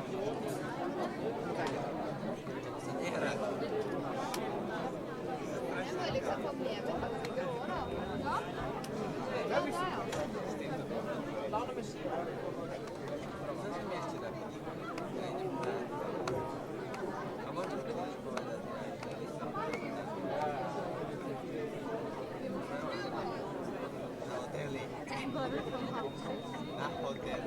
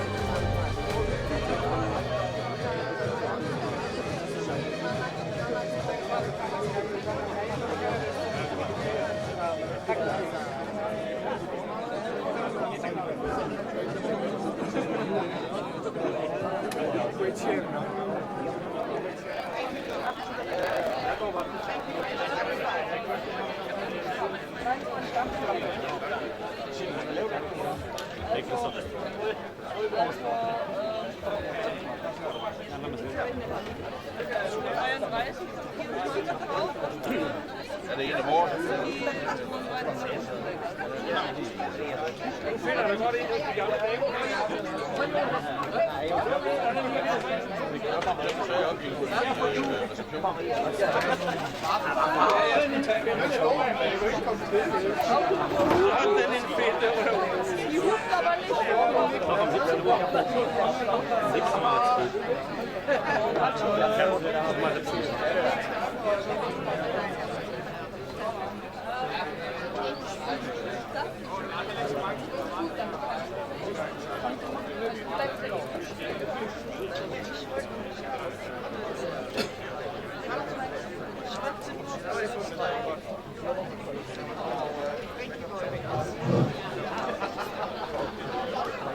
Good afternoon, boys, coaches, spectators. This is the last of 3 squads in the boys singles. And after this squad, we will know the top 4 will compete in the semi-finals tomorrow, which will start at 5 o'clock. Not as announced earlier at 5:30, but 5 o'clock tomorrow. Also pay attention to the first step in the boys masters tomorrow, which start half an hour earlier, 19:30. We will know the top 24 after this, and we will also know the 3 medalists in the all event for boys. We are moving to left to right, like we did in the double. Many of you will know already this night that you are not competing more in the European Youth Championships. Please start removing your equipment back to the hotel, your cars, or wherever you are putting it. Again, the program changes tomorrow are important to remember. We have 10 minutes of practice.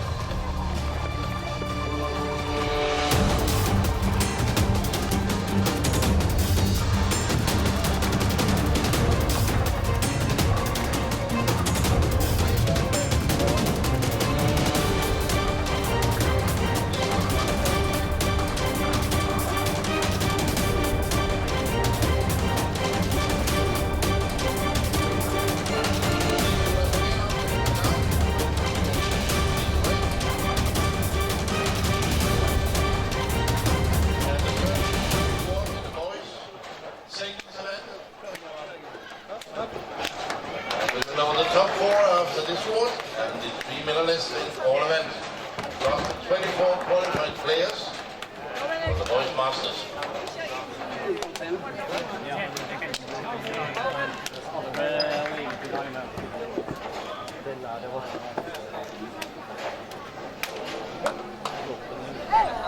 So now we're back, Sarah, This way, and we're not ready. almost, Waiting for the system. almost back. Kim is still talking. Yeah. The boys are getting ready now for the first game in the last squad. Yeah. We have a Danish player in the lead. It's Martin Bøger. He's leading with 147 over. And in second place, the guy from Belgium, Marouane. He's got 111 over, I think. Yeah. And then it's Igor You from ready to the last squad? Good luck. Russia, third. And in fourth position, we've got Robert from Sweden with 95 over. And who's on the lanes now? Can you? Is Denmark there on lane 1? Yeah. Marcus starts out with a strike. And on lane 2 we've got Ukraine. And on lane 3 we've got We've got from Switzerland.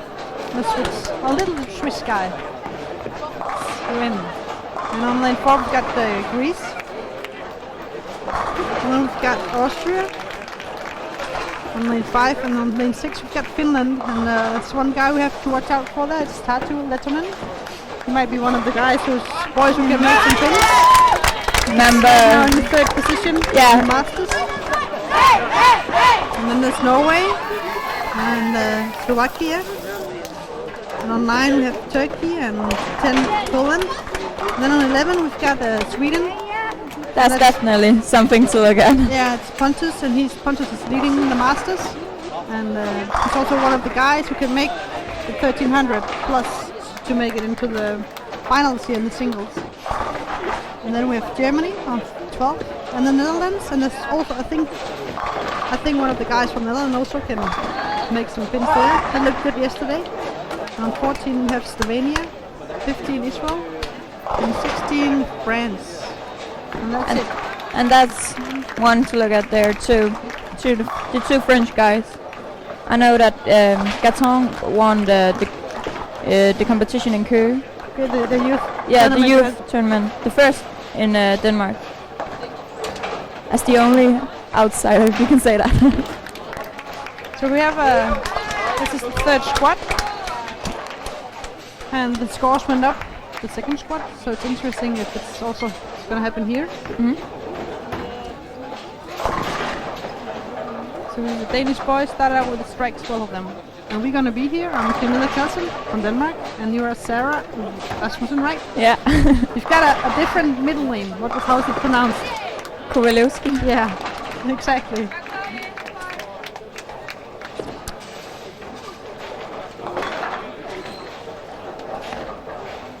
And I'm here, I was here yesterday also with the Thomas. Thomas Larsen has been commentating the other days.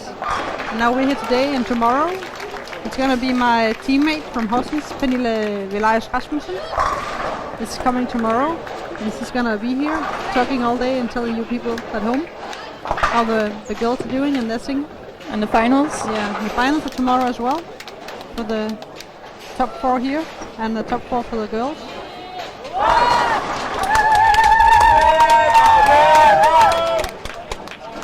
Tomorrow's going to be a long day because the Masters also start tomorrow for the boys. Tomorrow's going to be a very long day for the boys. But they're young, so they should handle it.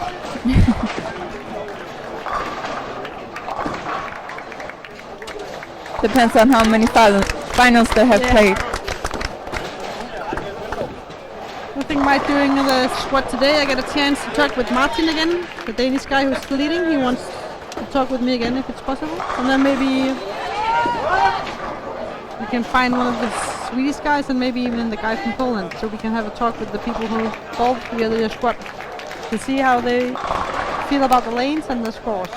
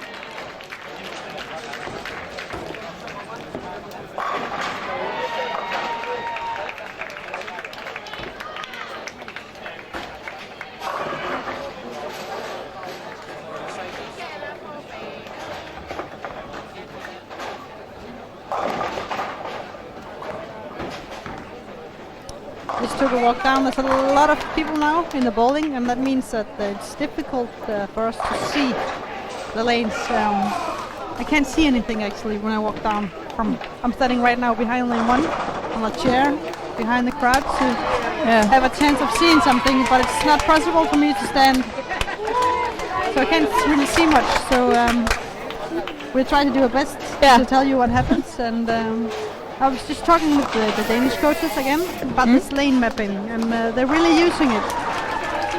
And right now, Anna said they're happy that the Danish guys are starting here on 1 and 2 because lane 1 is really a really tough one because of the lane map.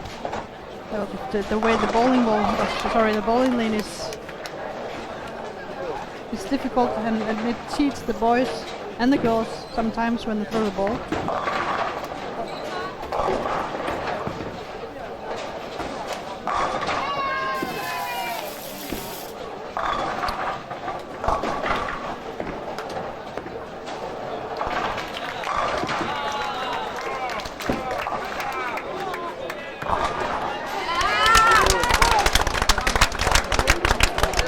That was a double for Marcus here on lane 1. And you can see Tatu from Finland is also having a good start. Spare and then strikes. Yeah, spare 4 strikes. And Martin from Norway was also starting good. The triple, and then he got an open frame and then the strike. And Pontus is having a open frame in the second one and spare. But he told me earlier, I talked with him, that he always have it. It's difficult for him in the beginning. He's always only around 200 in the beginning until the lanes start to break down. He likes the room that the lanes get later on during the games. So he's being patient, I think, during the first couple of games, and then he's starting to be a strike machine, like we've seen earlier this day. But some of the guys are actually doing best in the last games. Yeah, we saw that. And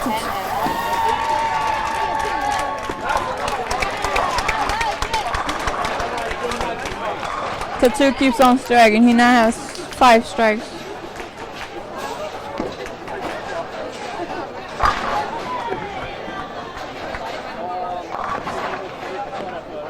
I saw him playing in the final yesterday. He looked really comfortable in the lanes. He had some really good shots, Tatu, so I think he likes it here.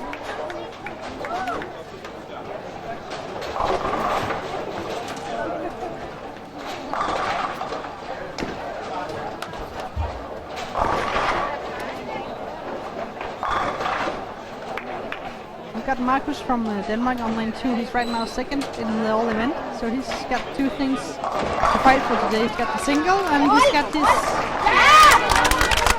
spot in the all event.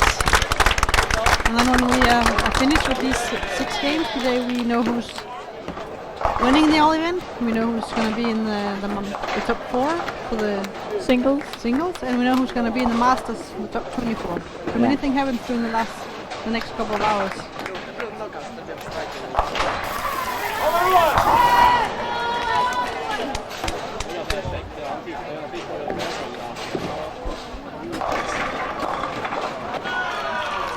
There's another strike for Norway from Martin. It's a double. And 7-pin for Tatu on lane 6.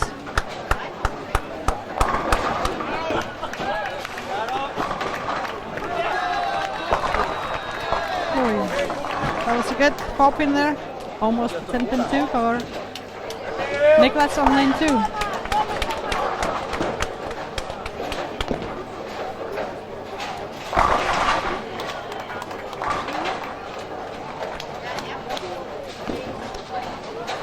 Look at how the team from Holland are doing.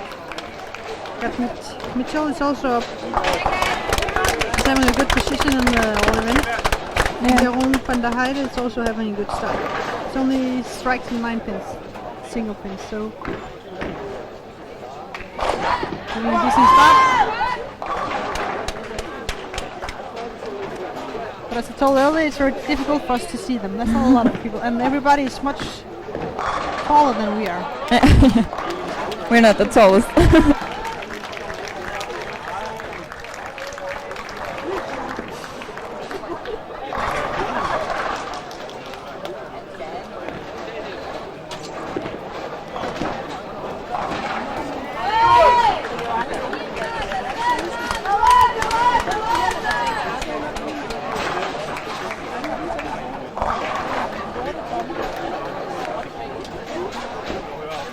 You can see that Gatong had a miss in the first frame, but then he strikes, spares and 3 strikes, so that made it up.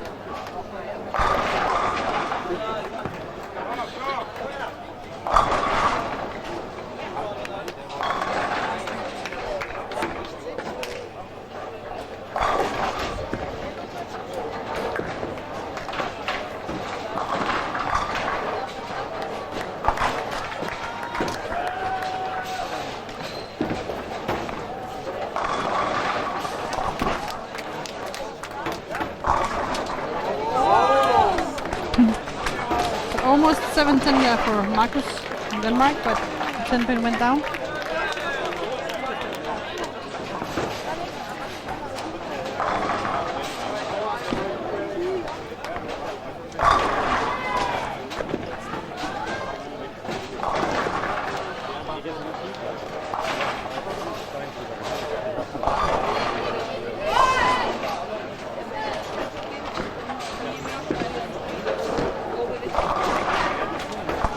Spare for Marcus.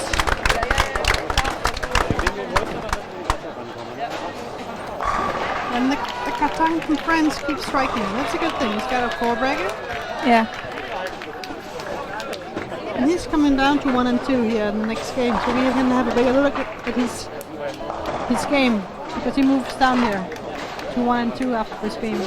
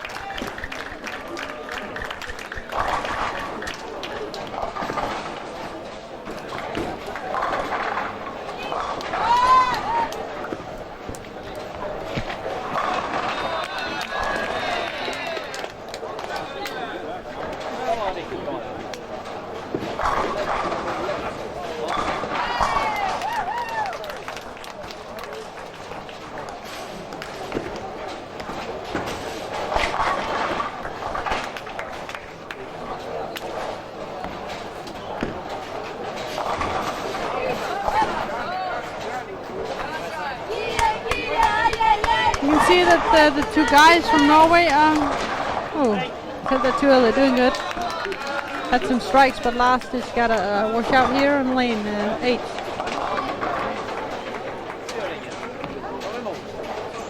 And Captain stopped the striking thing he said on 10 pin in the 8th frame.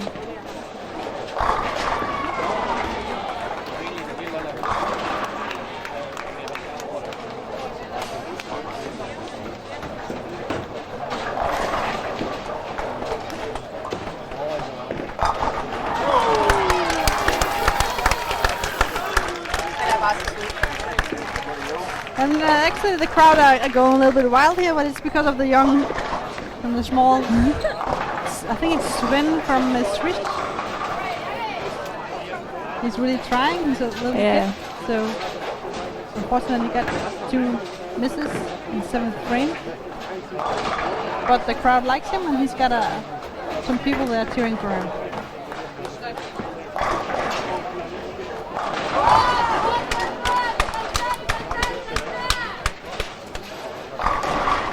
See that Tato is having 190 in 8th frame and a strike on 9th.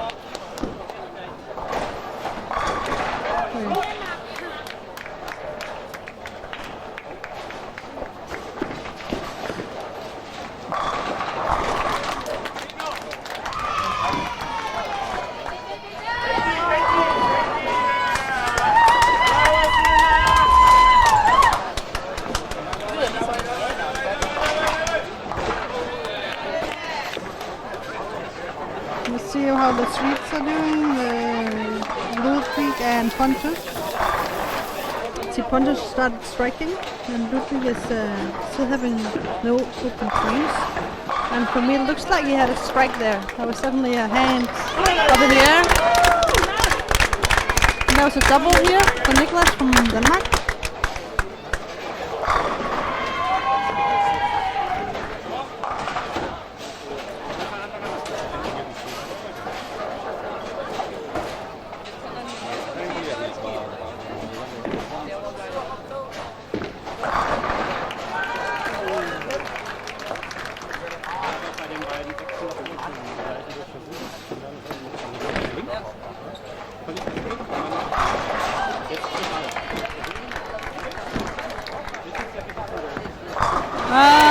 Strike for Marcus in 9th frame.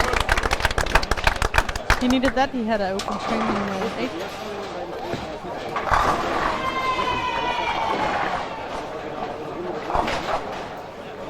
And I can see Tato had an open frame also in 10th frame, so it's only 24 in the first game after a really good start.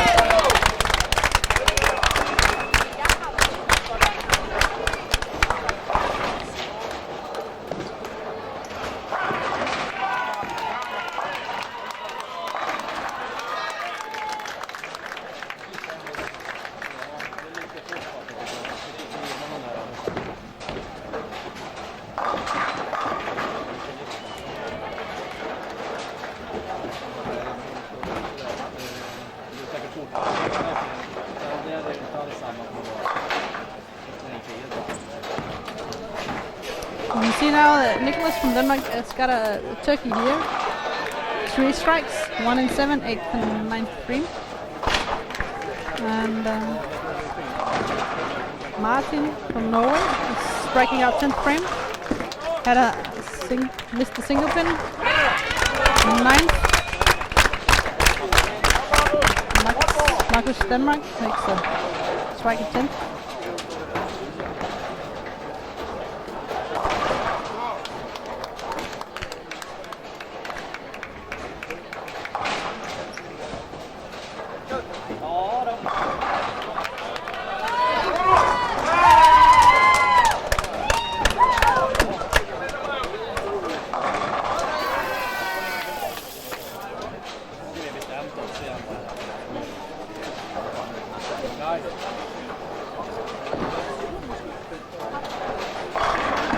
Let's see if Marcos makes the next one.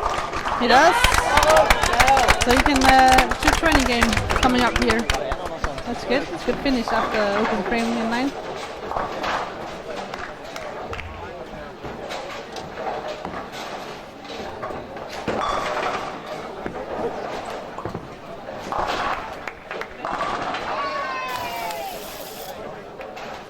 I think I gotta look at the Dutch guy got a strike, but it's very far away, and it's very difficult to see.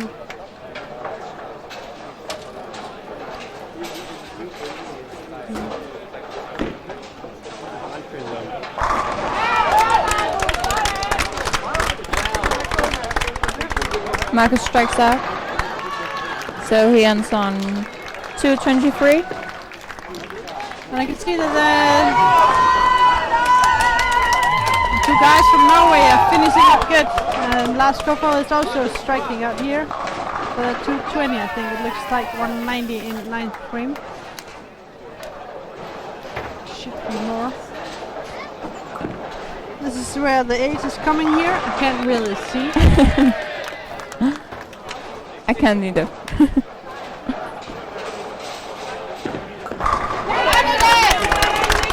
There's another strike for Nicholas. Got 4 in a row now. We have a 230 game here. Let's see if the Pontus is still striking.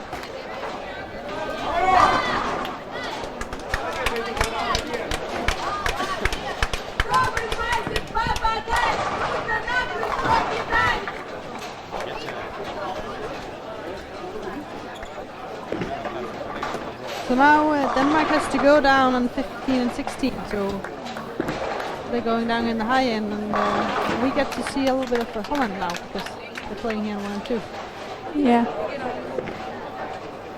Oh, I'm sorry, not Holland, France. France, yeah. Because Holland is going down on 11. France and Greece. No. France and this Switzerland. Yeah.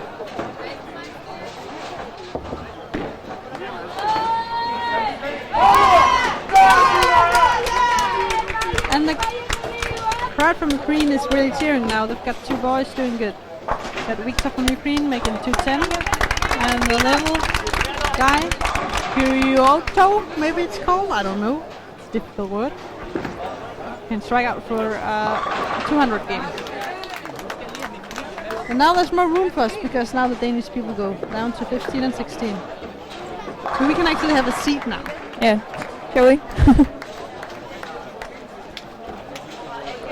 Before they're taking.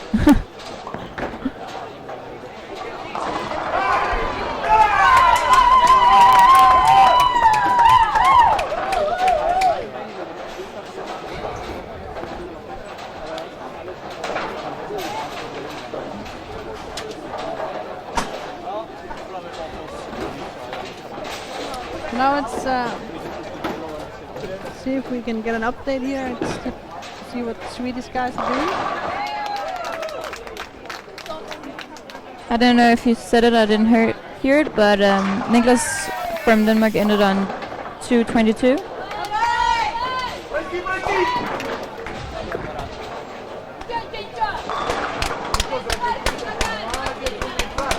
So the 2 Danish guys actually have a good start. 220 Yeah. is good here in the beginning, and I think... And they're going to the high end now. Yeah, and I know Marcus, he had a good finish the other day when the lanes get played down. So Qatar from France have a 200 and Quintin from France 160.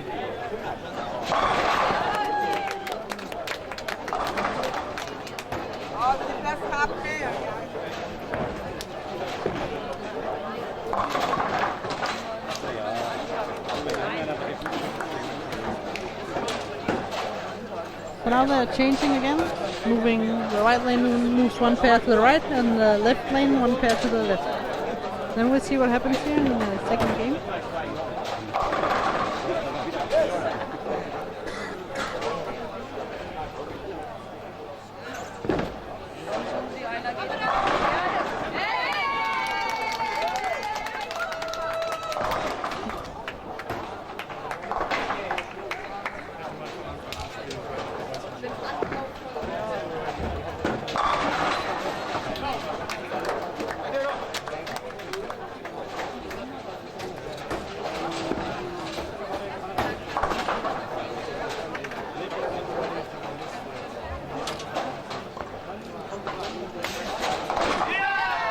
Looks like Dutch guy got a very good spare from here. Split, something like that. It was probably in 10th frame, so it was important. Yeah. Unfortunately, we can't see the score right now. I have my iPhone here with me, so I can see the results from the lanes. But right now it's loading. When the internet works. Yeah, so right now I can't even see it for myself.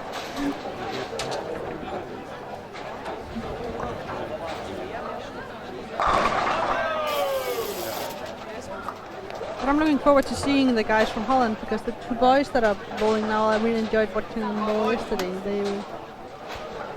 They do it good.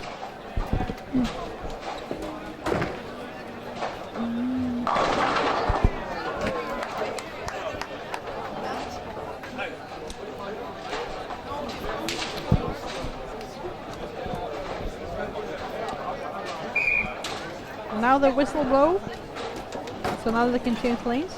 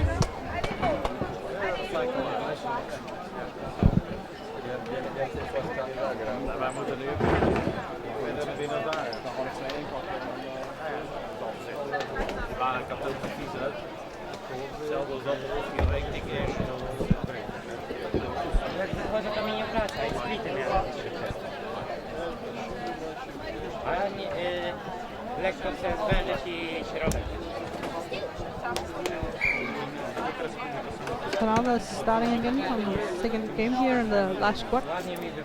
And still the leading. Here in this boys single after the sixth game is Martin from Denmark with 140 over. And right now the best one here in this squad is Tatu Letonen from Finland with 224. And there's Thomas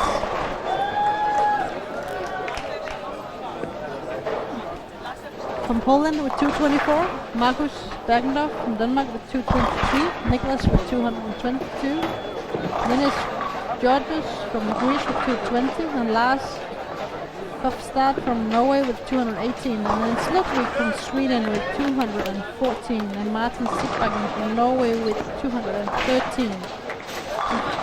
I'm looking for Patras here. Where is he? He's 17 here with 192. So actually the scores are not that high as before, but the scores are not that low either, so... Yeah, it's really close. Close scores. And Pontus told me earlier that he's not having a good game in the beginning, so I think this is normal for Pontus. You can see the two Dutch guy, Mitchell and Jeroen, has both 207 and 202, and 12th and 13th position.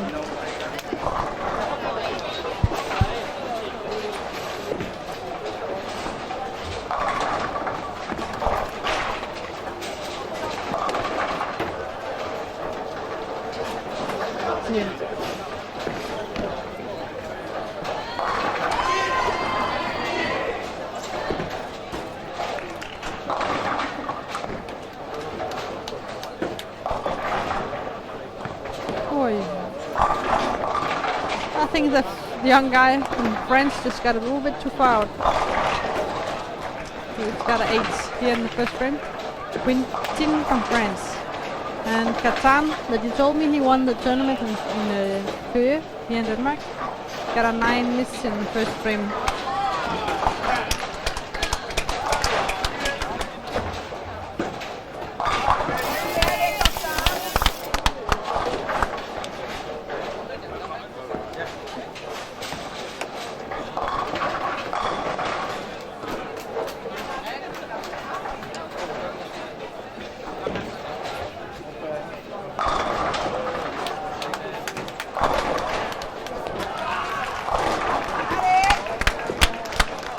But I always think that the second game, when you play 6 games, it's a really interesting game because many things can happen. There's a lot of things going on the lane with depending on who your when you move the lane, who's been having the warm up and how they've been playing the lane. Yeah. And the adjustments you have to make, and then you have to be patient also because a lot of things happen here during the second game. So it's always interesting to see what kind of adjustments the boys are doing here, if they're doing any. That's the question. There's always in this where they move after each series. The second game is absolutely the interesting one because that's when you're going to another lane where somebody else has played, so you haven't been seen how they have played, so you need to figure it out just immediately, kind of, or else it can quickly go wrong. Well, a lot of times, like in Denmark, we've got the 3 coaches, and I think one of the coaches always go down and watch what's going on the pair that the boys are going to, so they have an idea how the lanes are breaking down. You can also see now that the team from Norway are playing a little bit further to the right now. Here in the second game as also. I know I'm sitting a little bit to the left, but it looks like they're further to the right.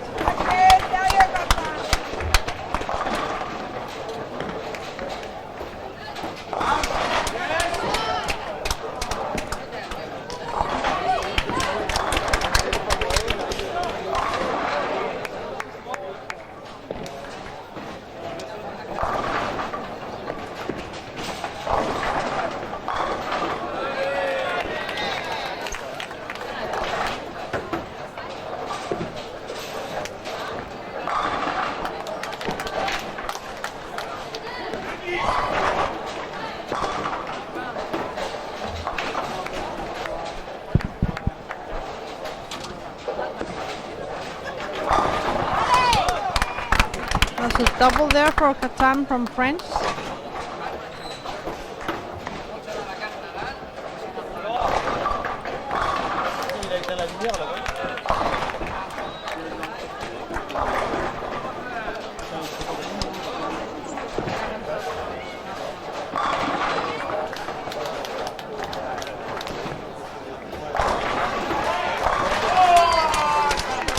And that was a double for Martin from Norway, and we had a 2:15 in the first game, so let's have a good start.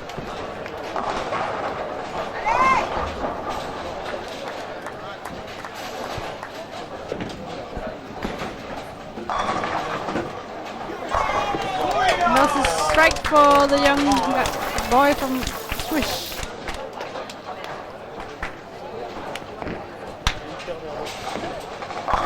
And can hear the crowd is telling that he's only 12 years old, so I think it's maybe his first time here. He looks very young, 12 years, and he had 119 in the first game. It must be a good experience for him to be here. Absolutely.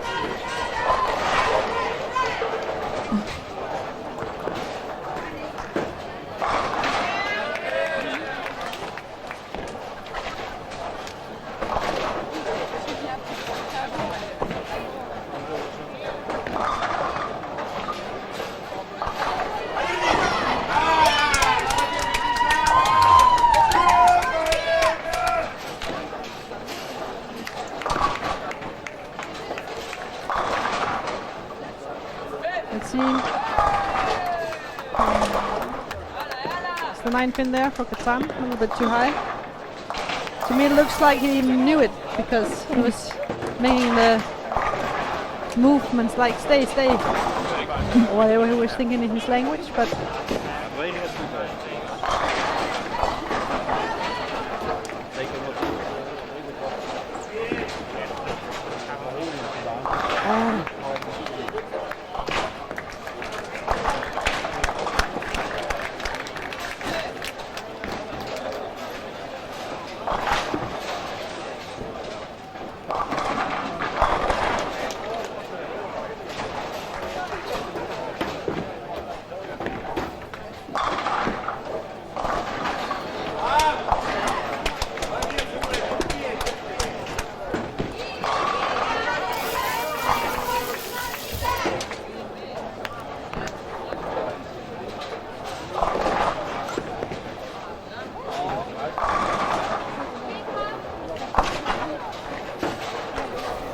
I just go down and have a look to see how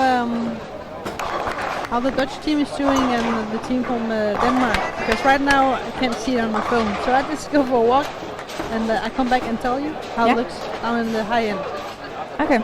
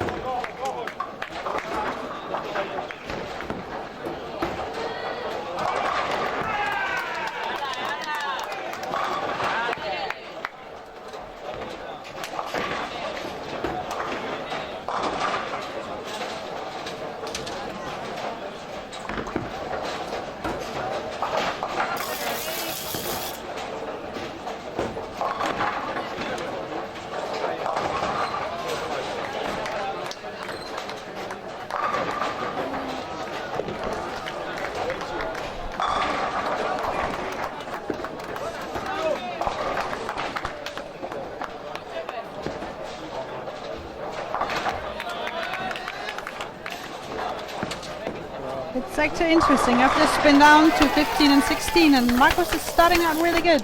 He's got a spare and a fallback and right now he's actually leading the all event. Okay.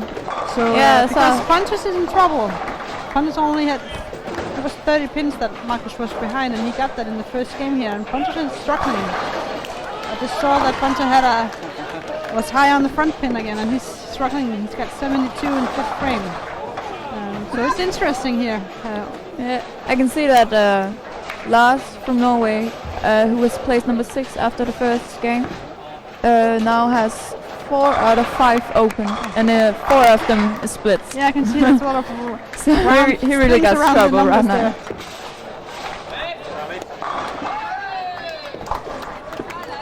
And actually, the only one who's really looking good down the high end is right now it's Marcus, as I could see it.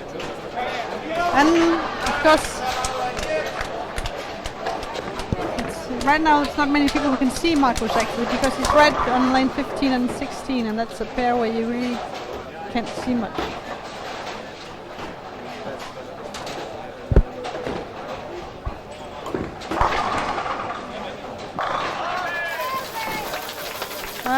That doesn't look like a strike to me from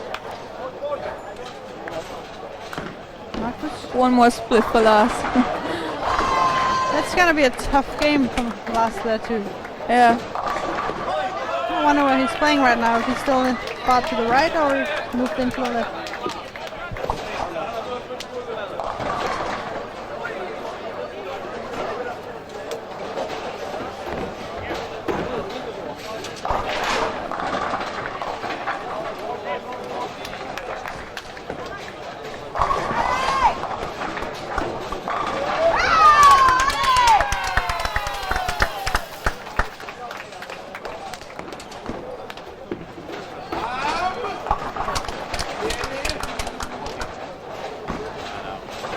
beetje knap.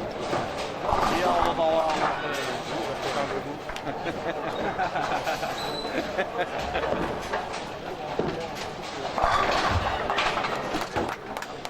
See that Punch is taking another ball. I think he made a strike. It looks like the marvelous he took there, and yeah, he definitely had another ball in hand. The last shot I just saw, so he's probably trying some different balls and different lines here to figure out a way to get back, start to make those strikes.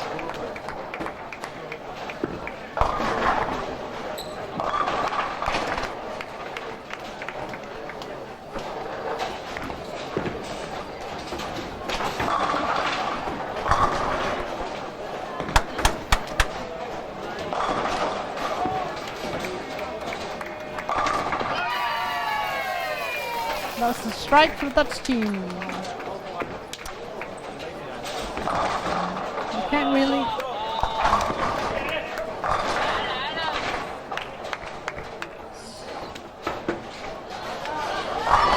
see how they're doing. It's very far away from here. That's another miss there for the guy from France. It's the second single pin he's missing in this game. So he's only 109 in his 7th frame. That's very expensive, and I think he knows.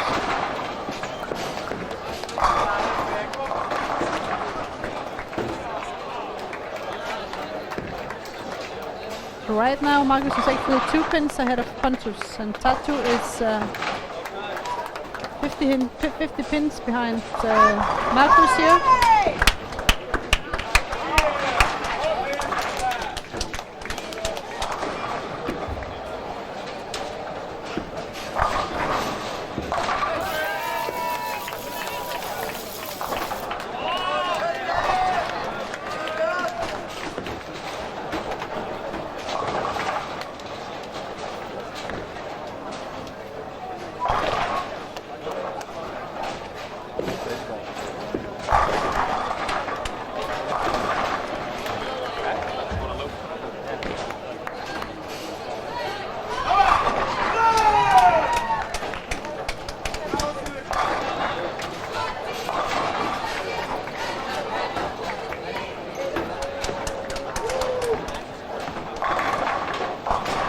This is also the last year for the 2 Danish guys, Martin and Markus.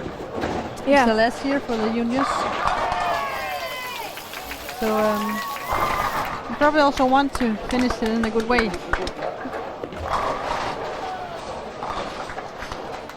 Definitely. Marcus now got a bronze medal in pair in double and a silver in team. So I think he's like definitely going for gold in individual. Would look nice. I think it was a double there. No, it's a spare for Pontus. So he's got a strike and a spare. He's still struggling to get those strikes.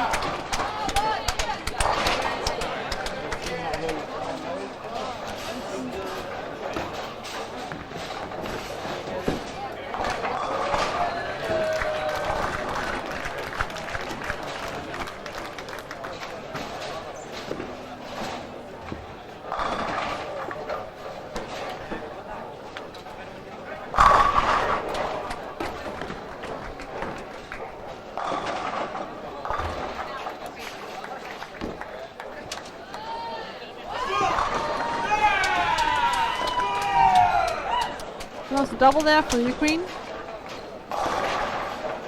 He doesn't look very old. Some of the boys here look really young. So they probably have many good years left here to compete and be good. It's always competition like this that makes you move to a better level, and you learn a lot from being in a tournament like this.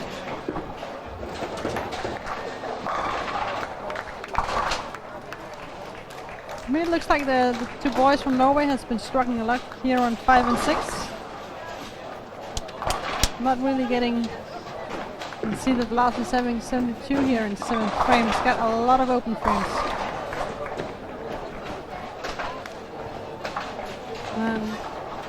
Tatu from Finland is still no opens. So he's having a comfortable game, not getting into trouble.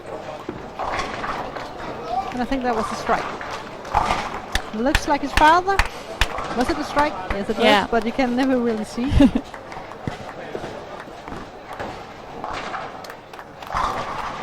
And that was a strike for Lars from Norway. That must be nice. A good relief.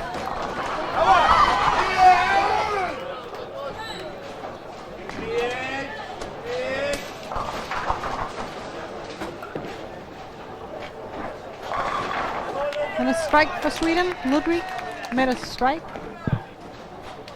I think it's a double.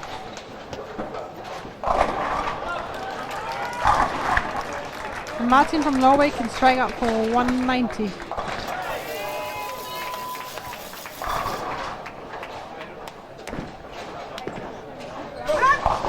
I just go down again and have a look, and then I come back and tell you how it looks for the guys down at the high end. Yeah.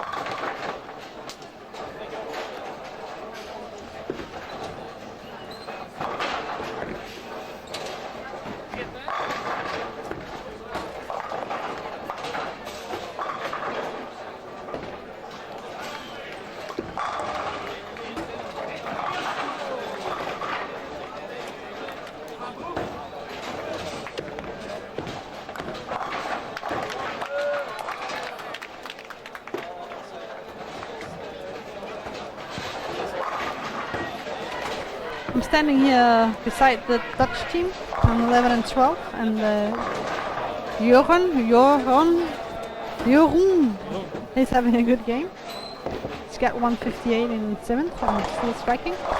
And Marcus from Denmark is having 30 strikes out. And then Pontus from Sweden is having a 170. And if you can hear it, it was a strike for the Dutch team. And 10 in the shot there for Pontus, 170. So he's definitely not looking good here right now. Marcus is having in the second one, 10th frame. So it's looking to be a 230. 8 or 3 actually. Let's see. I think it's 233.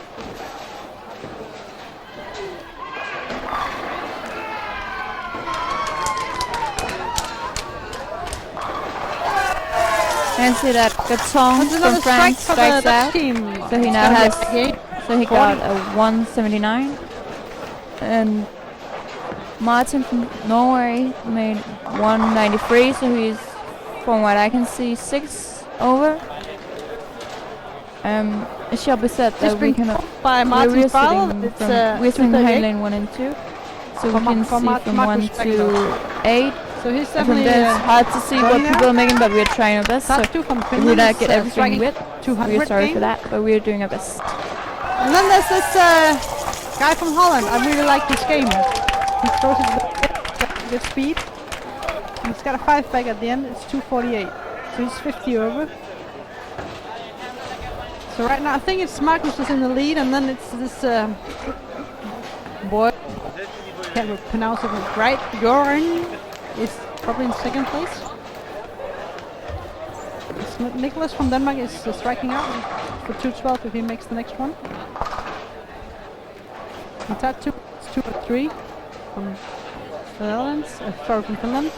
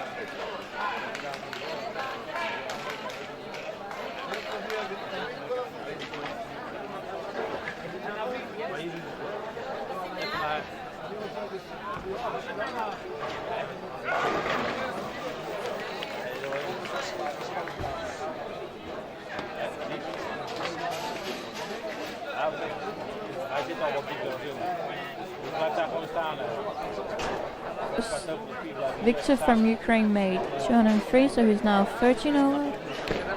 And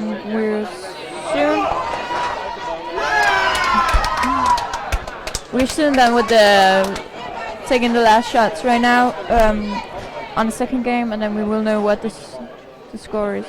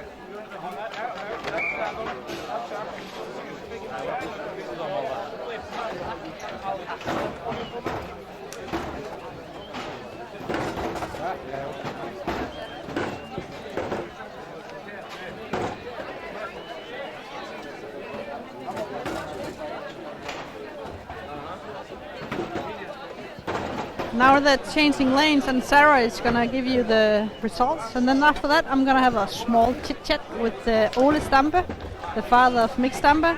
A long time now, Mick Stampe has been in the national team for a long time in the youth, and then we're gonna have a talk when we just finish with the results, and Ole and I am gonna talk about the bowling culture in the Europe, how we get more bowlers here. So I'll be right back with Ole in a little while.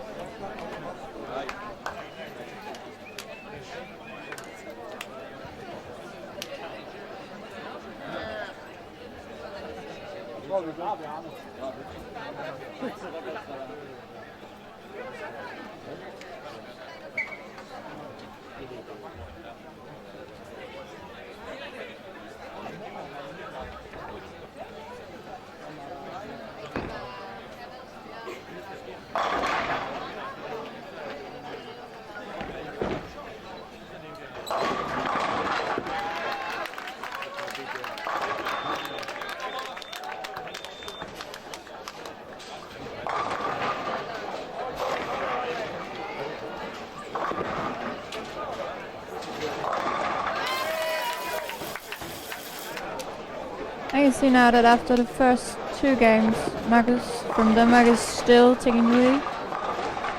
Jeroen van der Heide from the Netherlands, second. Niklas from Denmark, third. Tatu from Finland, number 4. And so that's the top 4 right now after the first two games.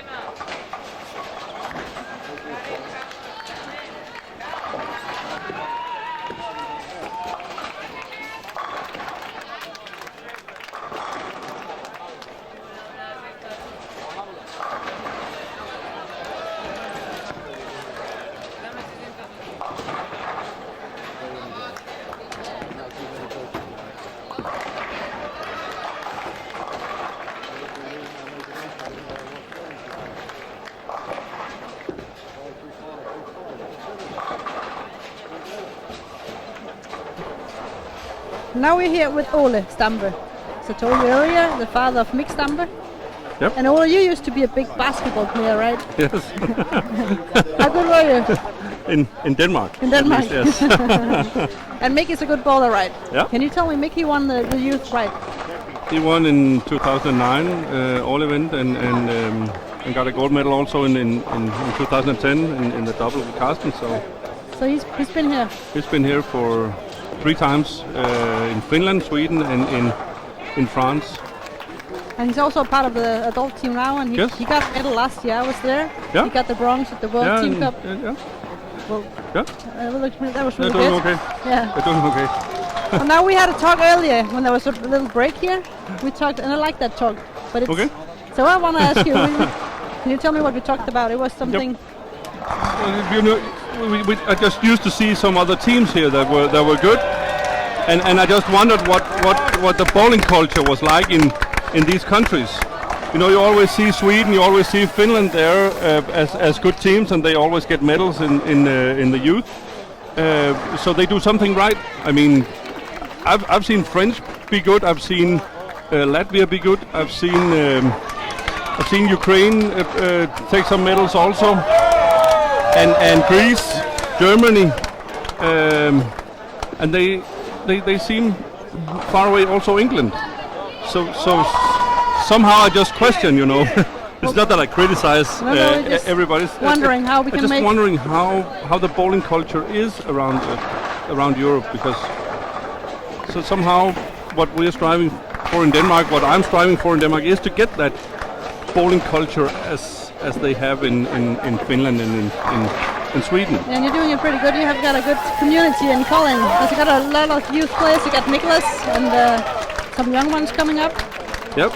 We try really hard to get the youth going in Kolding and try to get good coaches there also to develop them so they be as good as they can be in So bowling. Give them And some support doing Yeah, the yeah. youth. Yeah. definitely and help them, but also I think it's important what we did in Denmark also.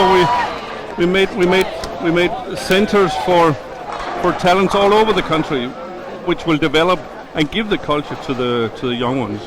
But it's very important that you have, in my opinion, it's very important that you have a big mass to draw from. If you don't have many players there, your elite will be weakened over time. So it's very important for us in Denmark to strive to get more youth players to play and then to develop their game to be good in bowling.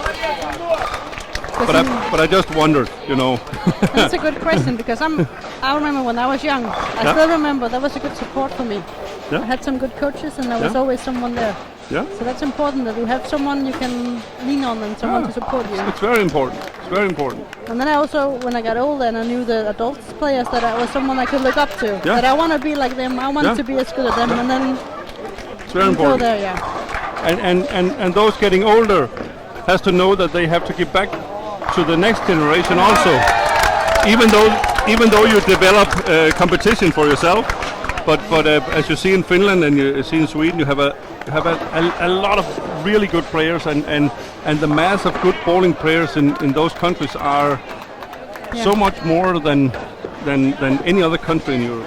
Yeah, they're doing it really good, and it's difficult to go for tournaments in Sweden and Finland because you have to beat a lot of really good players there. So yes, and they understand the game differently, and so I just hope that this institution, the European Cup here, that it exists, that everybody would participate, and also that they would in the countries that I mentioned, they would start in a more competitive talent. What can you say? Development. Yeah. So that they so we could get an even better competition.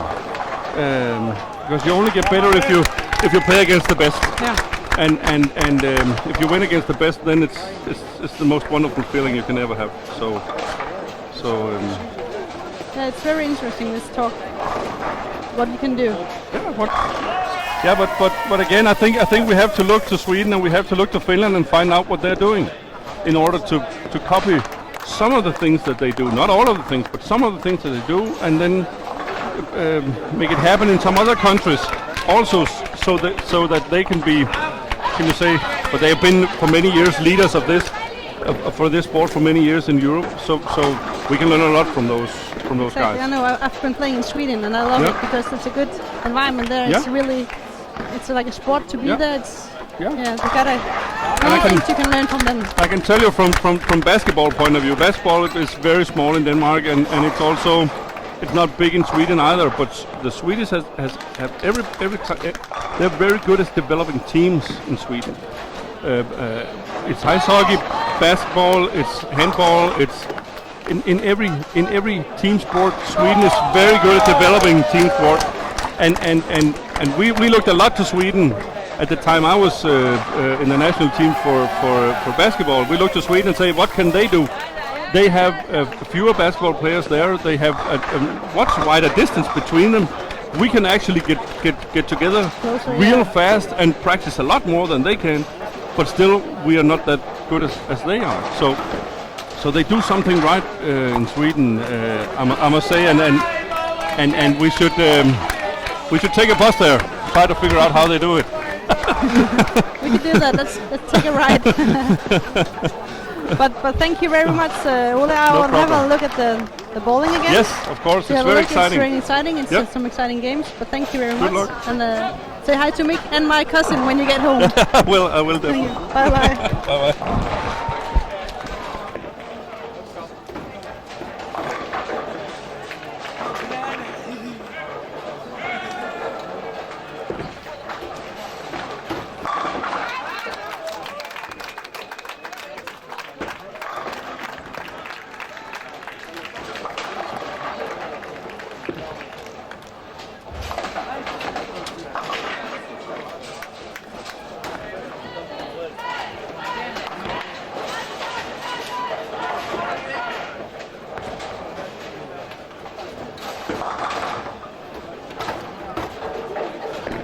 Now we're back looking at the bowling. It was a good talk with Ole, and now we have to look at the thing we're here for, the youth bowlers and the boys that are trying their best. I can see Pontus is trying to get back now. He's got the front four, but I can also see that Marcus is striking. So he's having the front five. So Marcus is definitely in for something here, and I can see Pontus is throwing his shots to the left. Hitting the left pocket. But Marcus is doing good.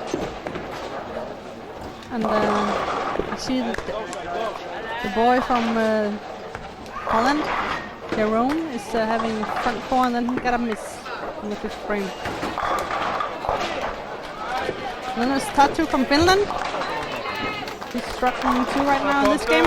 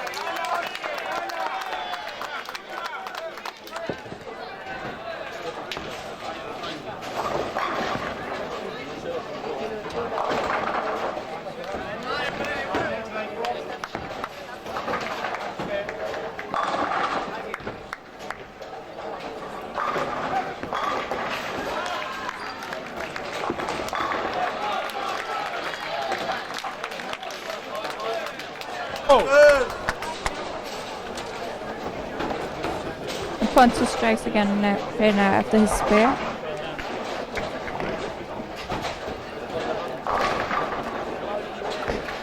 And I see that Lars from Norway has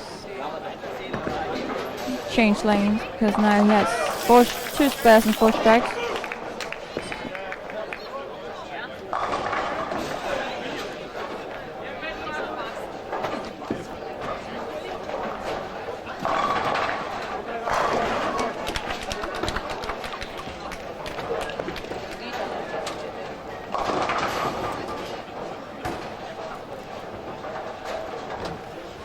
Tang from France has made 4 strikes, spare strike, so he got the lanes quite good too.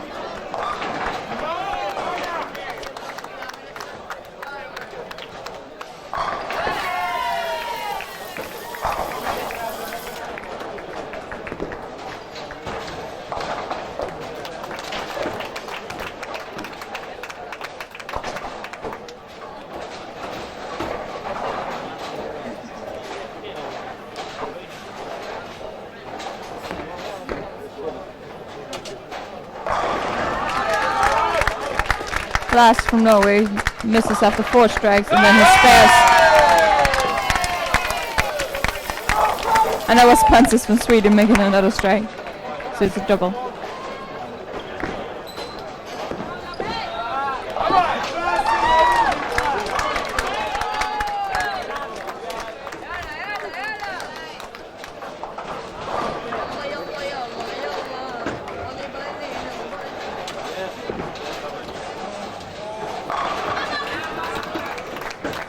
Right now it looks like Pontus is having some luck strikes, but it's maybe it can help him. But to me it looks like they're talking about the lanes has changed a lot for them. So it's and right now you can see that it's like they can't get it to the right. They keep hitting them in the middle or on the left side. So they're struggling right now to get into the pocket.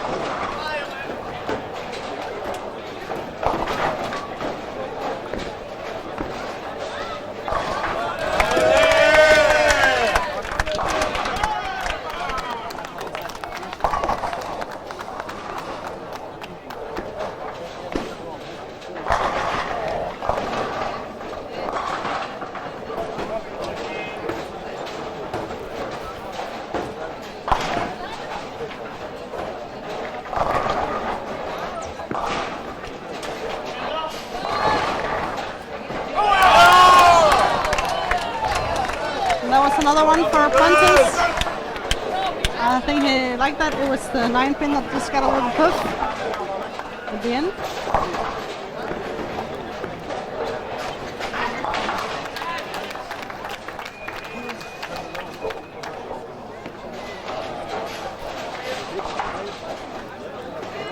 Let's see how Papa is doing. Letkonen. 148 frame, got an open in the frame.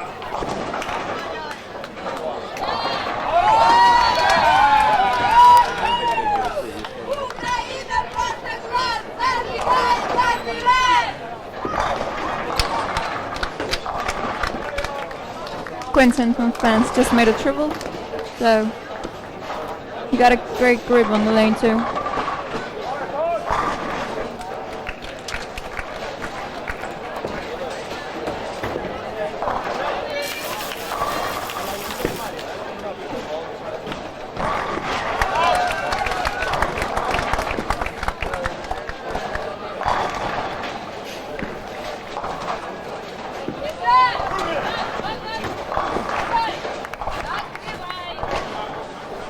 Right now it looks like Marcus is really might have an open in Marcus. I can see it looks like it's got a split. But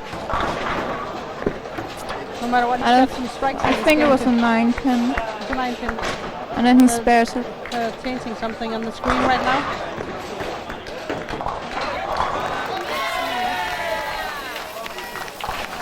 Sorry.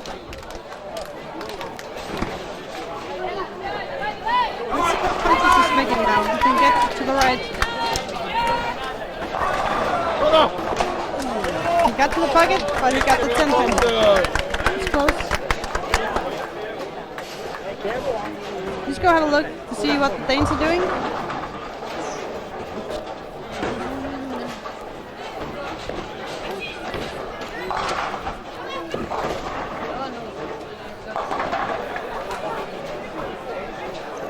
He's got 1/8 frame and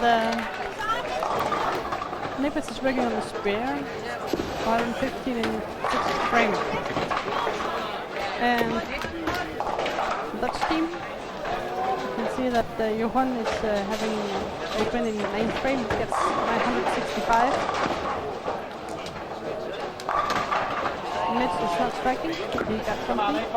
He was the 710.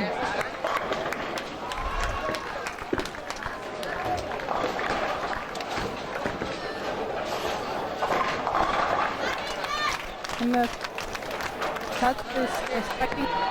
He can only have 190 in this game. So it's getting interesting now when you have to see the distance in the all event or the single. And then this is very It's gonna be exciting games here.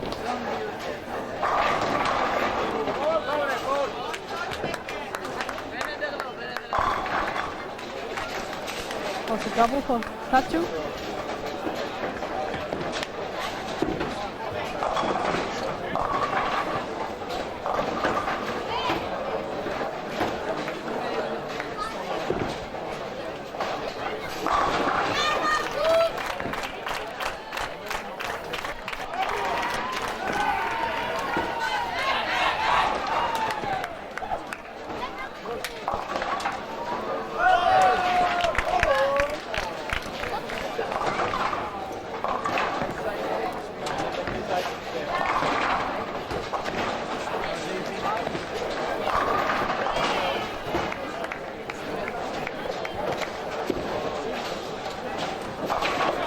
It's the third game here, so now it's halfway through the last squad.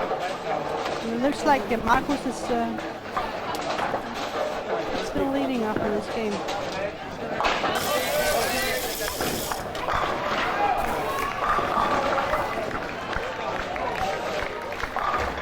You see the guy from Austria, Marco, is having a good game.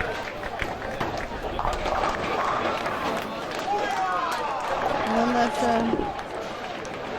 France, Quintin from France is also having a good game in this one.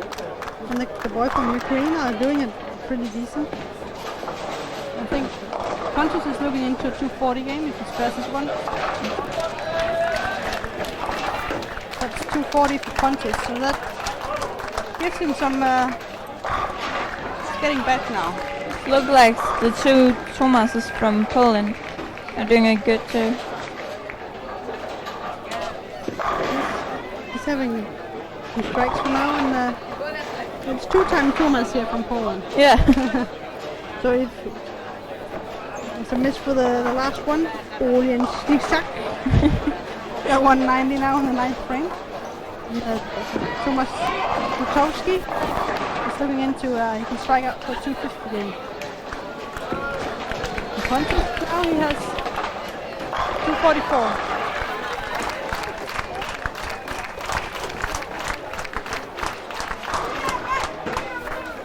And I think Marcus, he can strike out for 240 now.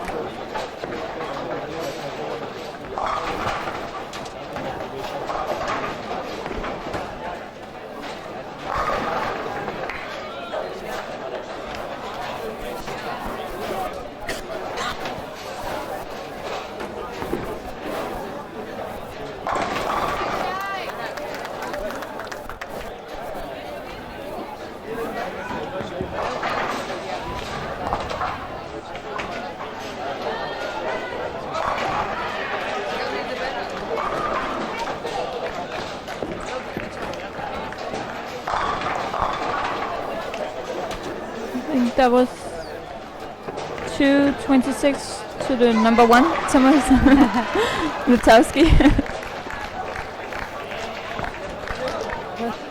Marcus, gonna get 230 in this game. Got the 9 pin, 236. So he's getting about 90 over. So he's moving up there, and he's actually looking really good for the whole event and also for the singles. If he can keep on the pace he's on right now, he might have a chance. This is last year, so winning a gold here in the whole event would probably be really nice. Yeah. I think there's a lot of the boys from Denmark that's won gold the last 10 years. Thomas Larsen started it, he won it 2 times, and then there's Mick Stampe, who also won it. And maybe now there's a chance of it. Marcus is doing it too.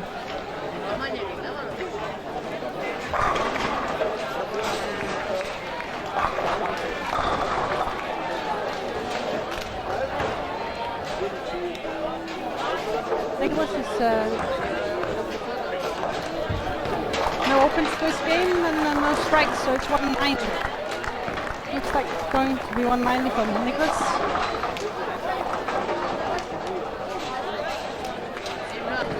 So right now we're starting soon in the 4th game. Many things can still happen. 3 more games.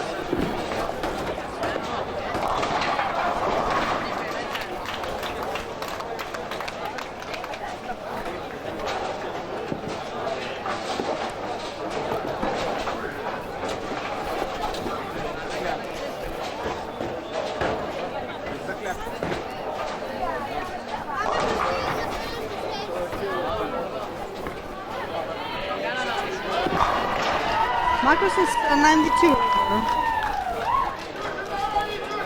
And Nicholas is around 20 over.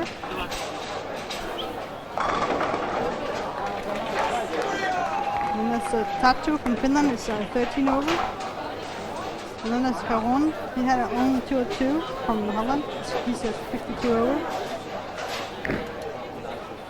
Pontus is the 244 is now 6 over. And Ludwig unfortunately had a lot of opens and a lot of misses, so he had 138. It must be tough having one of those games. Yeah. And then there's the Ukraine team. They're looking good. So only one open frame for the Victor, but he also has some strikes, so he can try up for 220.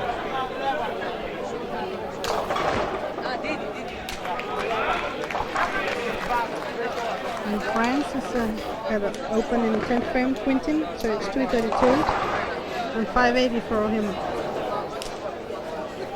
See, and Lars from Norway got back with 236, so it's not 580. And Martin from Norway is 190, so it's 597.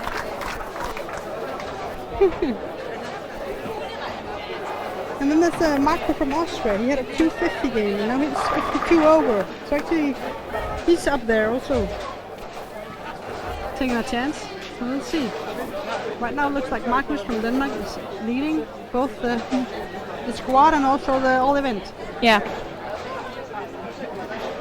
We have the same rules as you have.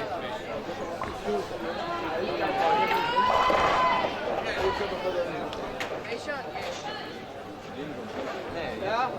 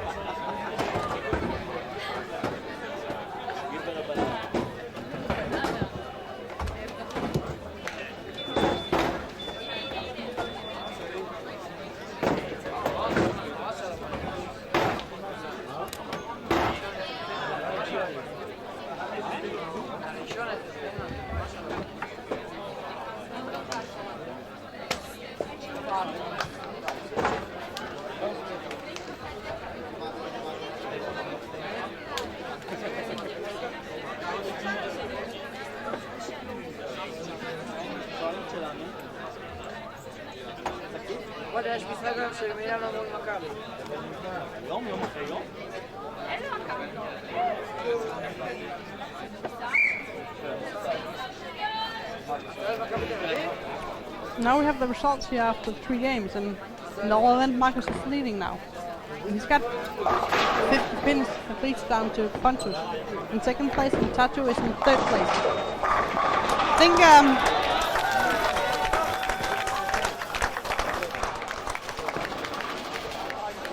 it looks like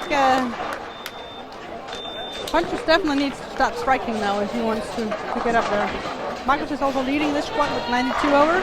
Marco from Austria is 52 over. And then there's Johan from Holland with 52 over. Niklas is fourth with 25 over. And Christoph from Germany, another Christoph, is 17 over. But the scores are not that high like last squad. The scores are a little bit lower than the last squad. No, not yet.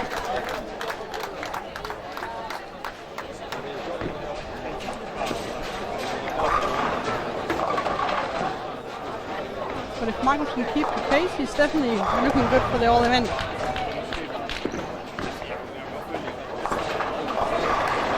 Just 7 pins down to Pontus, and but many things can still happen in the last 2 games. And I know Pontus really likes it at the end, but so does Marcus. So we're gonna see how it goes.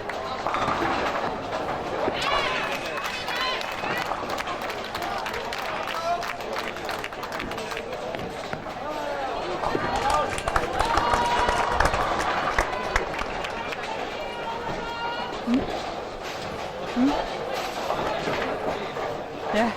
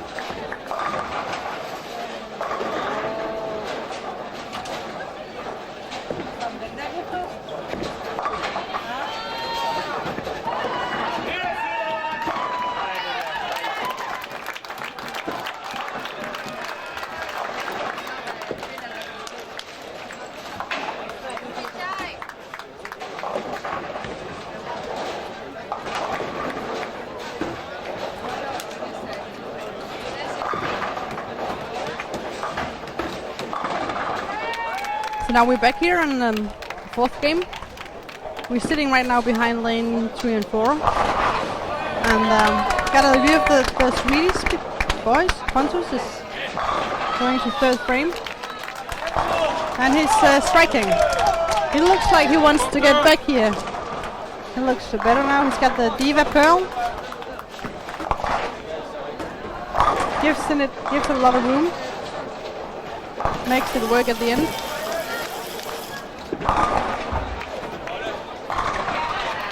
The good thing here, we can also see the guys from Holland.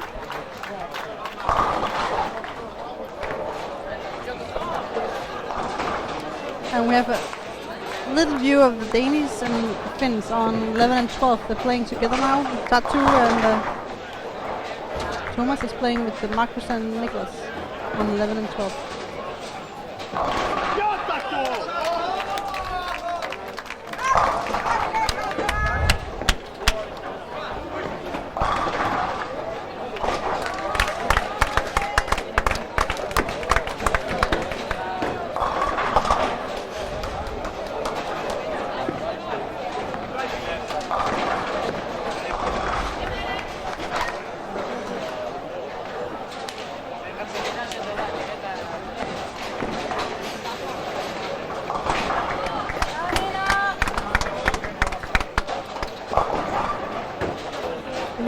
Like they have to give the ball some space and get it out and make some room for the balls to not get the splits.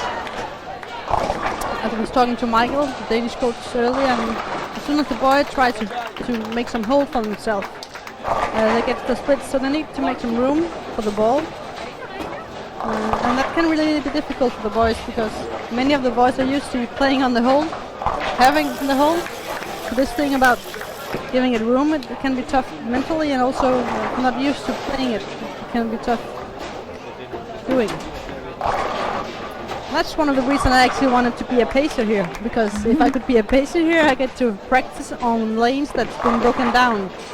Because when I practice at home, I can't really play down lanes the same way as the kids do here. So I would sometimes love just to be a pacer in a squad like this, so I can try and see what works for me when the lanes break down.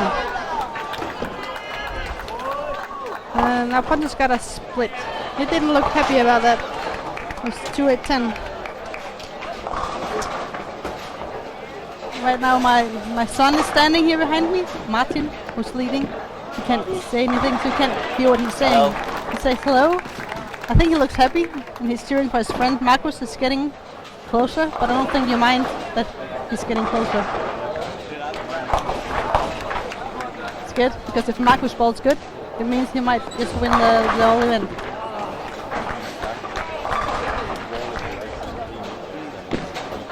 Martin is giving me thumbs up. I know that Marcus and Martin are really good friends. No? Yes, they are. So,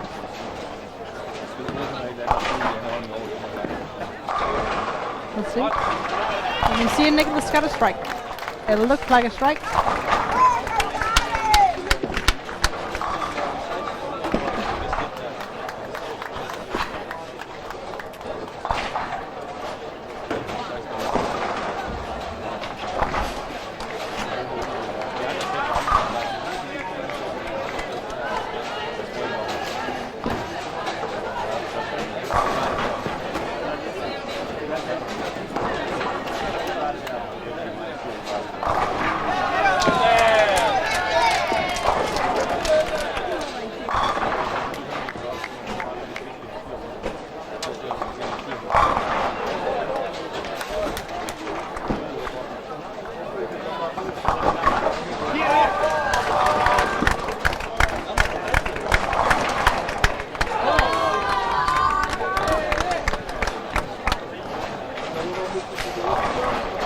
Again for Pontus. He didn't look very happy. He just almost kicked the return on the way back just before when he got the split. I think he's had a really tough second game with a 170, so he's struggling now to fight his way back in the all event and also in the single event here.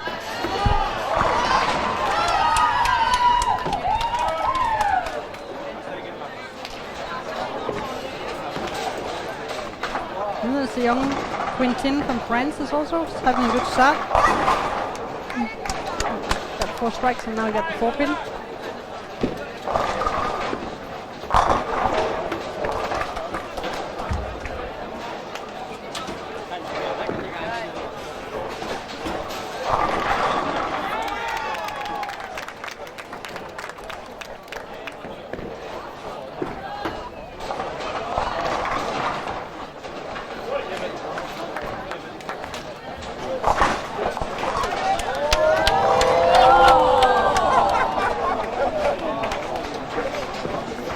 This Martin from Norway, he had a 6 split. It was the 4, 6, 7 and 10 standing back. And he took 6 and 10, and then the 6 pin touched the 4th pin, who just moved but didn't fall.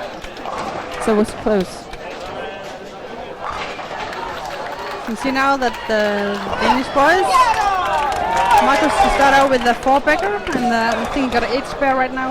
You see that? And then Niklas is having a double, and a spare and the strike. And Thomas from Finland is having a triple, and open frame and strike. So and Tatu is having 1 double, and then he got the 10 pin.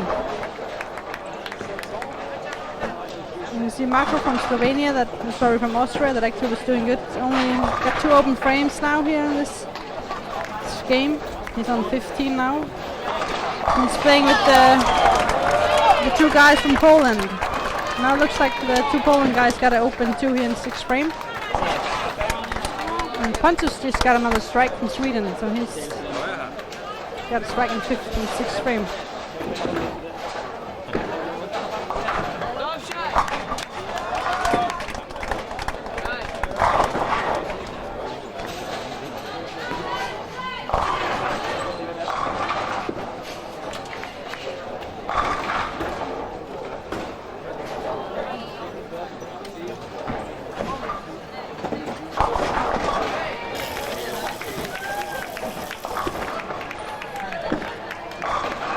There's another split for Norway now. It looks like he has to make some moves because he just got 3 splits in a row. The same split. So it looks like they really need to make some jumping now to the left to get out of the trouble they're in. Or maybe change the ball. He almost did it again. Yeah. Almost took the big 4 there.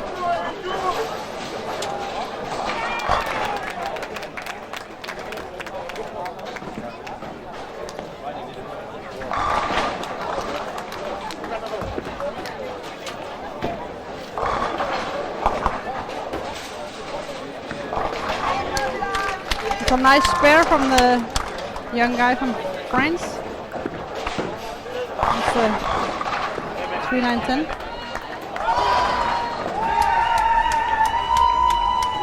You see Magnus, he keeps on going, the Danish guy. Keeps on striking, so if he keeps on this pace, he's really gonna have a good chance for winning this all event and also being in the finals. I remember last year he was in the finals for the single event. He got a bronze last year.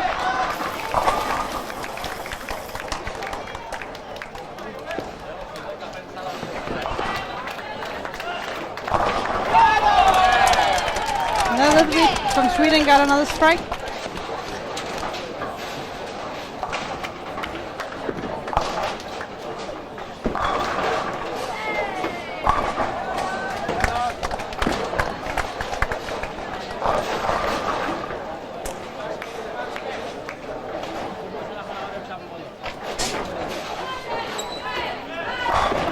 And that was a good strike there for Pontus. He looked like he really believed in that one.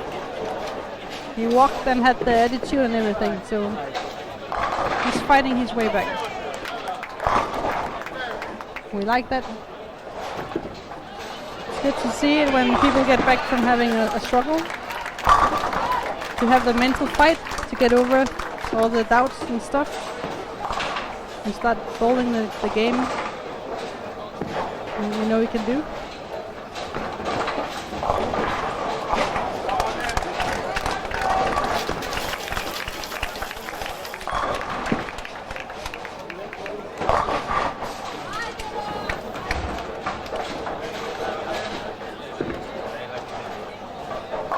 Right now it looks like Johan from Holland is having some problems. He's got two opens, 2 bigs open, so he's looking for 60 in 5th frame. He looked really good when I saw him a couple of games ago, but right now he must be in trouble.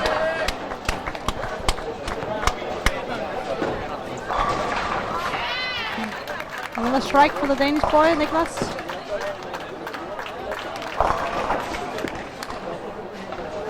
see Marcus is having a double now, so he's doing it, keeping the pace.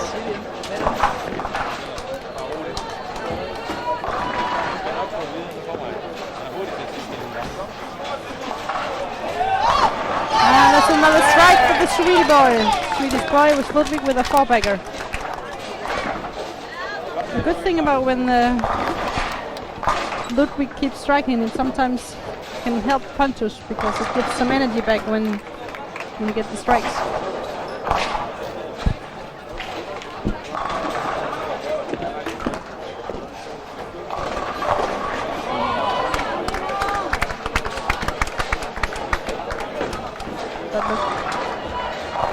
Yes, like a good shot. He was Another standing there. strike. Yeah, he was standing there and just waiting to see. And then he knew it. He got back. He got a good light pocket, but it's a 4-bagger now for Pontus. And another strike from Marcus. He looks like he is really enjoying himself. He's probably tuned in now, Marcus, and he's in that mode where you can just keep on going. And it's a good mode to be in.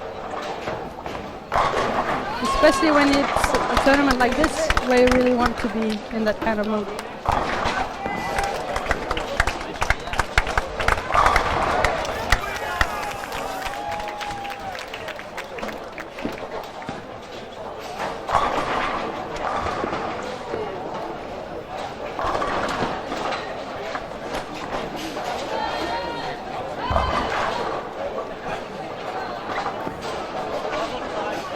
So right now Marcus got 4-bagger, spare, and then 3 strikes. So he's looking into making his advantage better.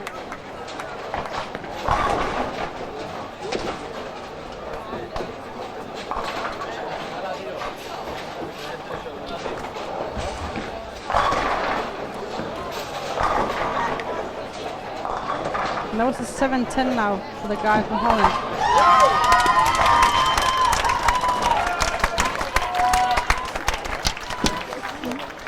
Victor from Ukraine took 7 split. It was 4-6, no, 4-7-10. He took. That's a nice pair. And unfortunately I can see that the Dutch guy is really struggling now. He's got 80 now in 8th frame. So he's really out for fight now the last 2 games if he wants to keep a good position here. That was a flat 10 pin there from Ludwig.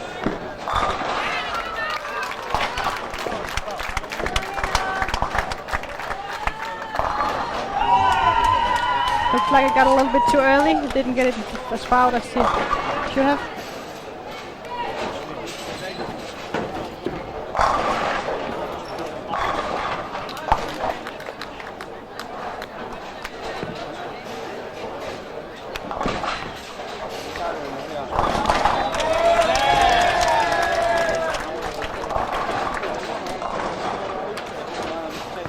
Let's see if Pancho can make the next one. It could probably mean a big thing mentally and also for his position right now if he can strike again.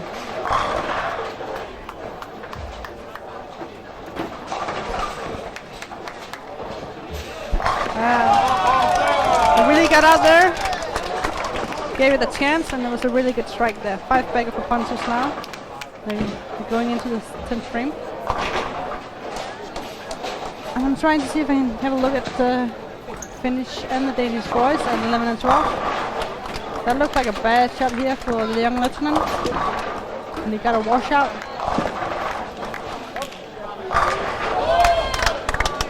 And going into his 9th frame, he got a washout here on lane 11. You can see Marcus is still striking. It's amazing. He must be feeling pretty good right now. I bet his mom is happy. Jette, I used to play in a team with Jette when I was younger. We played in the same team in Aarhus. So that's why I used to babysit Marcus and his brother Jesper when they were very small. That's many years ago. That's probably around maybe even 16, 17 years ago.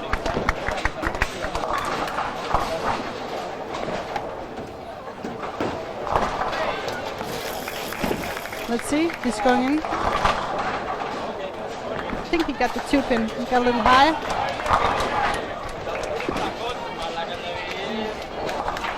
So Marcus not striking in 10th frame. He got a 2-pin.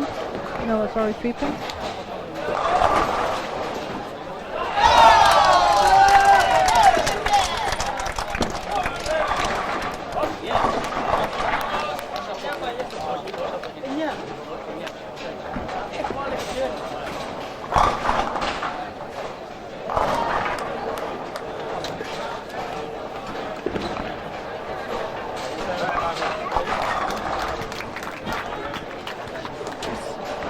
Spare for Marcus here in 10th frame.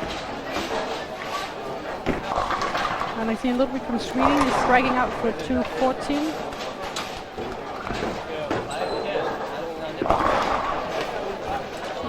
Got a 7 there. 2-11 for Ludwig. And then see Poland. They had a really bad game this one. A lot of open, a lot of splits. So 170 for the first Thomas and then 150 for the second Thomas. So they were doing really good just the last game, but this one doesn't look good. And then this Marco from Austria is also having 3 opens this game, but he's striking from 7th frame. So he's making 200 here. And I think Marcus just striked, and he got a 250 game this one. He keeps increasing and making high scores. Now we had a bad shot there from Pontus in 10th frame. Really bad shot. Looked like he was going to the gutter on the right side, but he got a 7. So he can spare it home and then still have a 240 game. But I think he knows that Marcus is maybe making more.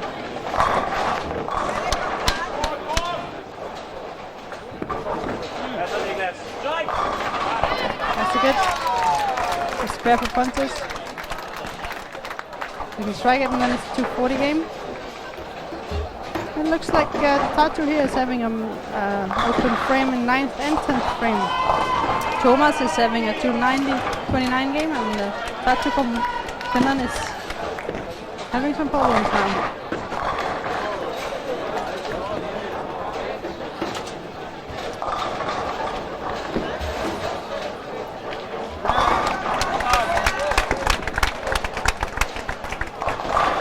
There you have it, 240 for Pontus. Now there's only 2 games left here. It looks like Pontus is getting warm, but so is Marcus, because Marcus keeps increasing. He's got 149 over now, so he's really looking into it. Maybe he's looking pretty confident, Marcus. And Nicholas is striking here too. He's making it good for himself. He can have a 230 game here.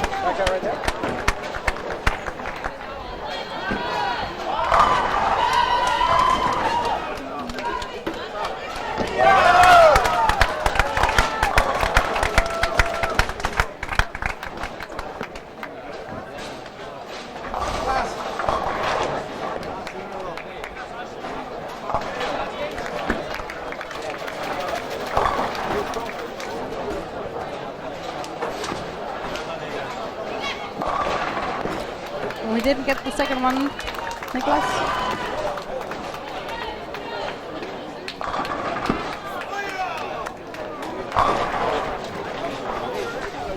Can't see what Nicholas got, but it's still a decent game.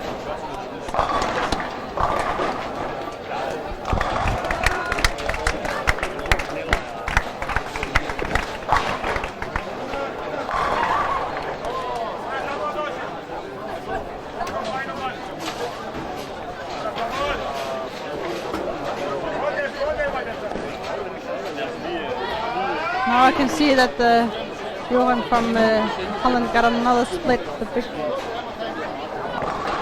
So he's getting one of them. He's having 103 in the 9th frame. He has to strike to make 130. That must be really tough mentally, but also in the way he was his position, because he was pretty good before this one. It's going to be interesting to see how he can get back from this game. He was in a third before.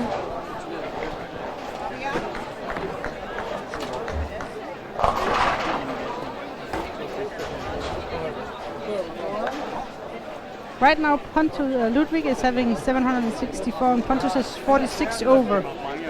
But Magnus is still 100 pins more than Pontus during these 4 games.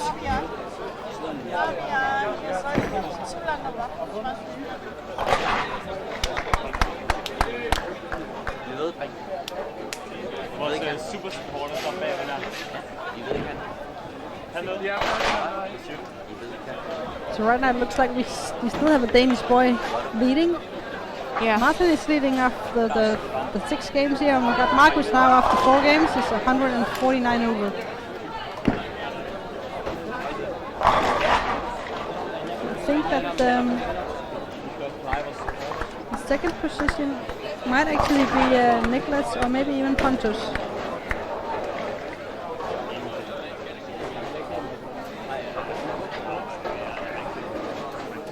It's not really a lot of high scoring right now. It's looks like Pontus might be up there now in this squad.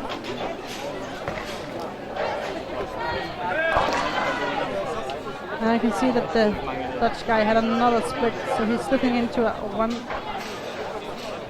Well, depending how many he takes here, he's got a 6 split again in 10th frame. Feel really sorry for him. He got a spare, so he can make 120 in this game. He really needed that spare. Yeah. Just to save some of. Must be feeling terrible to make.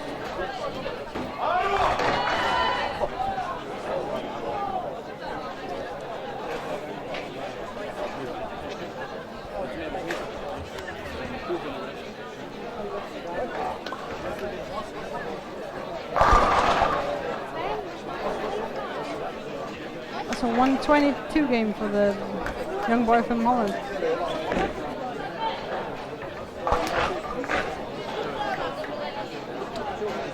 So now we've finished with the 4th game, going into the 5th. We'll see what happens.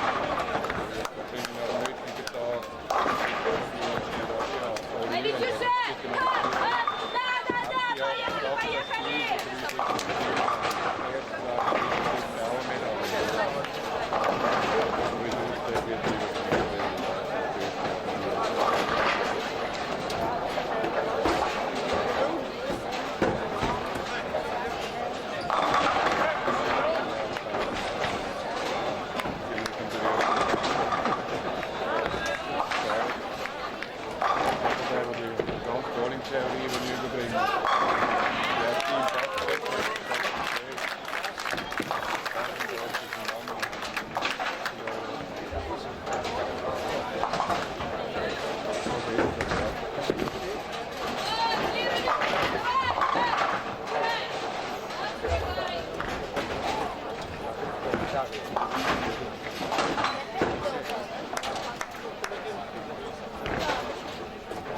have a look at the scores. They're getting up here, and you can definitely see now. It's actually white on black, not black on white. Yeah. But here we can see on the screen how it looks. There. Well, Marcus is leading, and Nicholas is second here in the squad. And then we've got Pontus, who's moved up to the third place. Marcus is 149 over, and Nicholas is 61 over, and Pontus is 46 over. That's the top three here now in this squad. So the scores are definitely going down now compared to the last squad.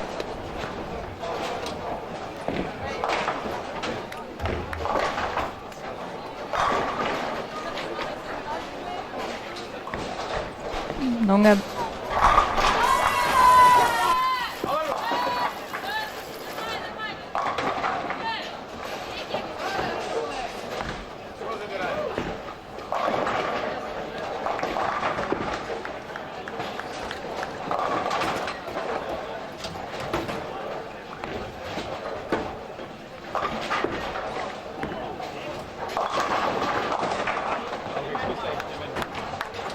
I'm just talking with the coach from Denmark, Cornelio, about what's happening because the scores are getting lower, and he talked about one thing, and that's the pressure. I think some of the boys are feeling a pressure, and then when you feel pressure, the shots don't get as good as you want to, and you start to doubt yourself. And I think that's, I know from myself, as soon as you started doubting what you're doing, it gets very difficult to do your shots and actually make the right adjustments.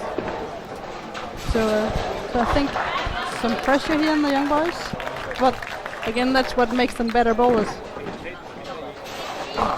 Like when he was saying he's standing right behind me, it's actually three disciplines in one. So there's a lot of pressure going on. It's the singles, it's the all event, and it's the masters. So it's a lot of things here. So probably a lot of thoughts going through the player's mind. And then the lanes is not that simple, so you have to use that mind for making some choices.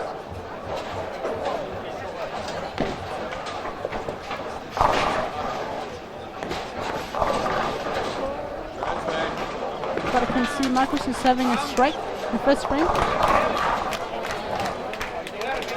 And then a spare in the second.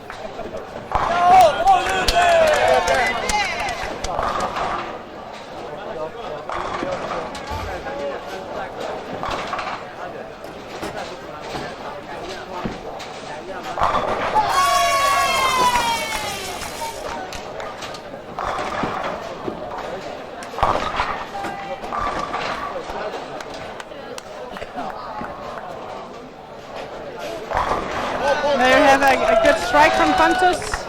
He looked like he was confident and he believed on that one.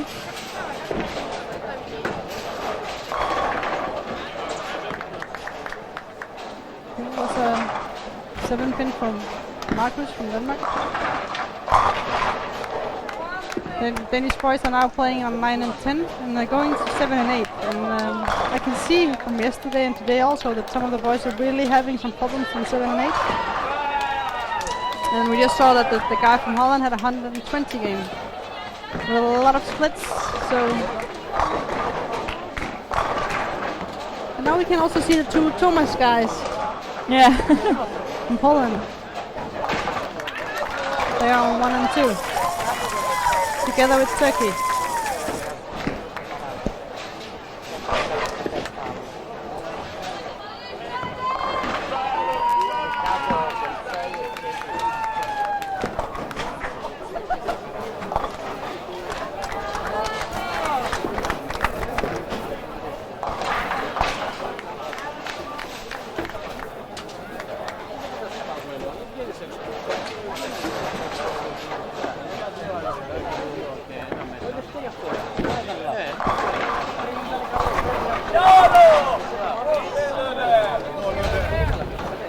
I think maybe the Swedes need some glasses because they're yelling for strike here, but it was the 10 pin.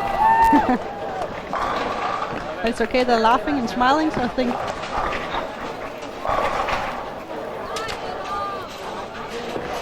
a lot of the people here standing behind me are the parents for some of the girls that I play in the team with, so I know them. And they're always here cheering for the kids. It's nice.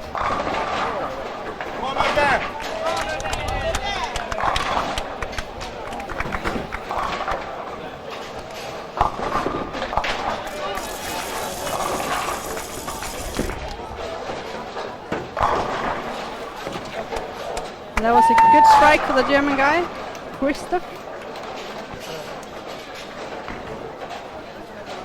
Let's see what Pontus is doing here.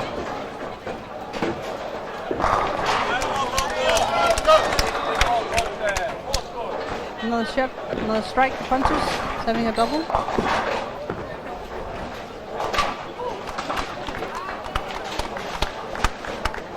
And I can see that Marcus is now having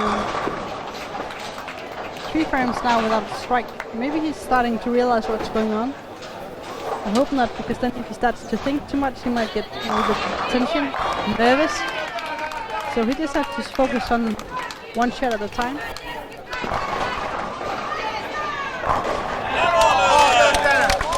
But it's always very easy to say what to do. The tough part is to do it. Yeah.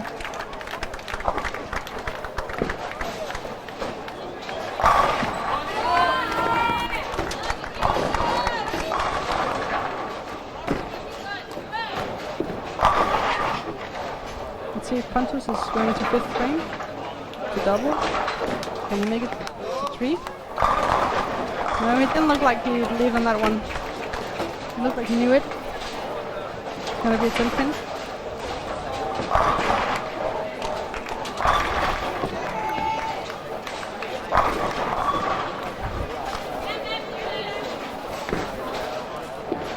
I just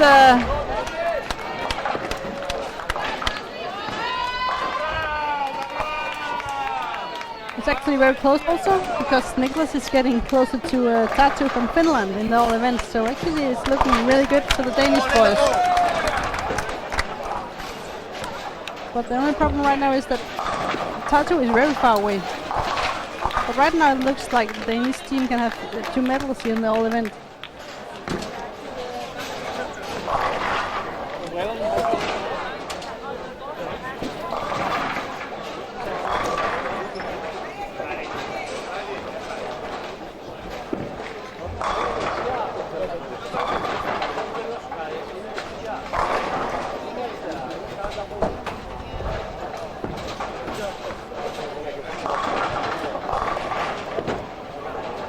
There are some exciting matches going on here. And Marcus is still not getting his strike right now. So he's keeping it straight, still making some shots that he can spare. That's important to keep it simple right now.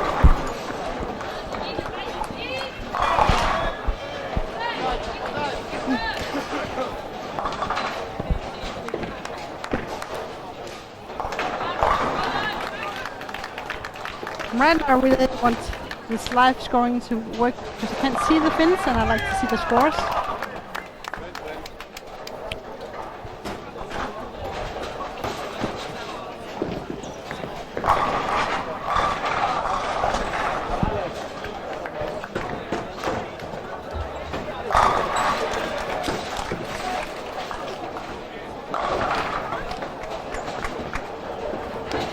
Let's see what I think it can do.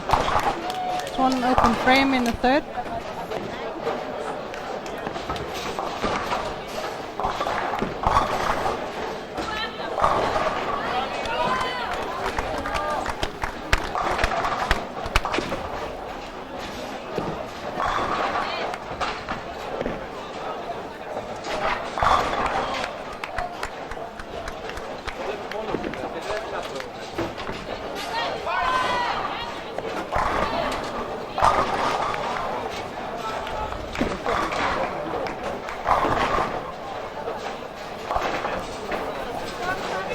open frame here now, Nicholas. I think maybe the guys know what's going on, or they're thinking too much, or maybe it's difficult. You never know. The all of the things in one time. I think the young lieutenant made a strike there, and so the punters.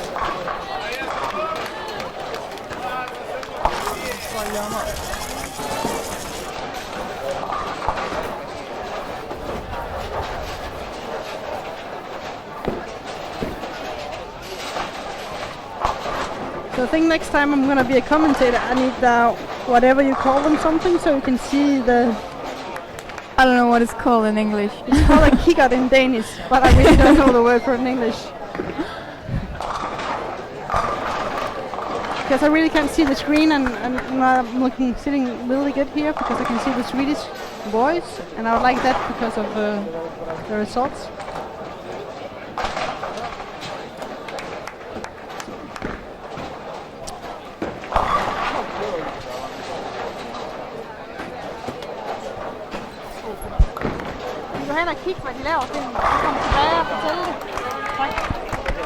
Now I just got my Swedish family to go and have a look and check out how it looks for the Finnish boys, the boys from Finland.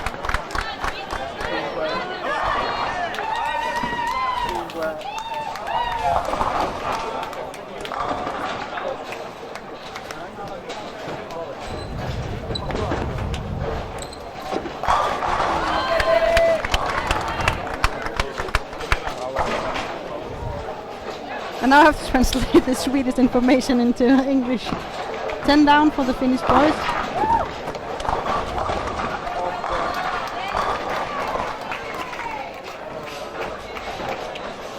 Now let's see, punches on lane 3. Oh! Almost a strike. Got a little bit far to the right with that one. Whoa! Got the 2-pin.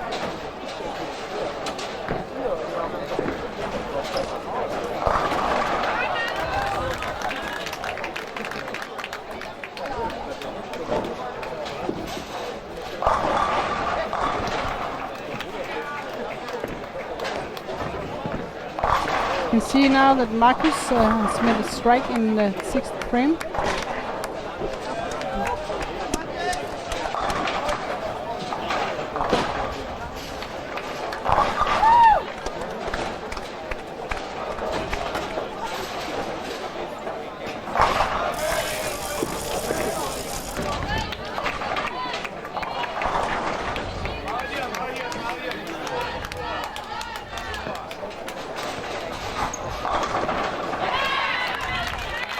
I think Nicholas is making a strike too, so the boys now from Denmark got strikes in here in 6th frame.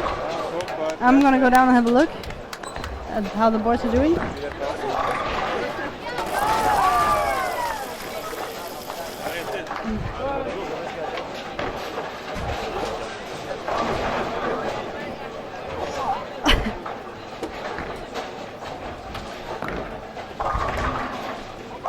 The only problem about going down here is that there's a lot of people standing, so need to get up some chairs here.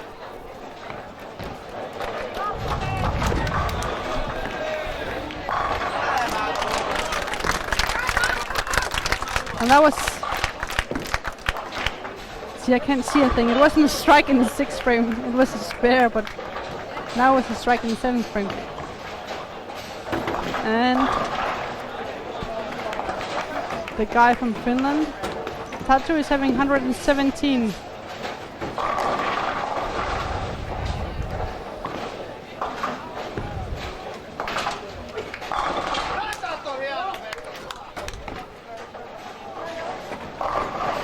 There's another strike now for the young lieutenant.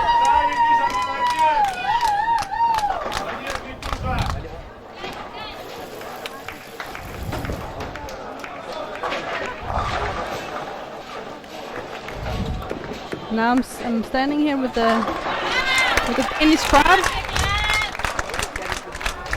I'm cheering for Nicholas to get back in the game.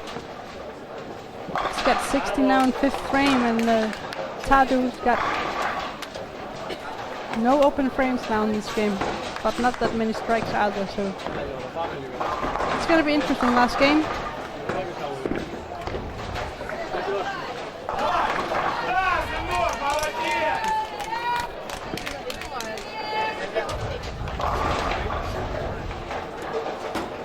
I see Pontus is going down after a new ball, so he's gonna make some changes.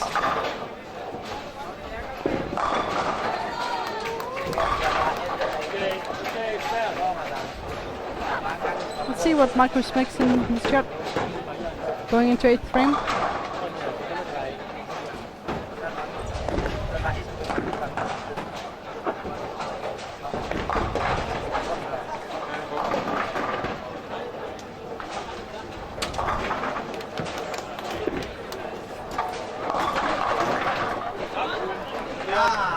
That's a 10 pin for Marcus.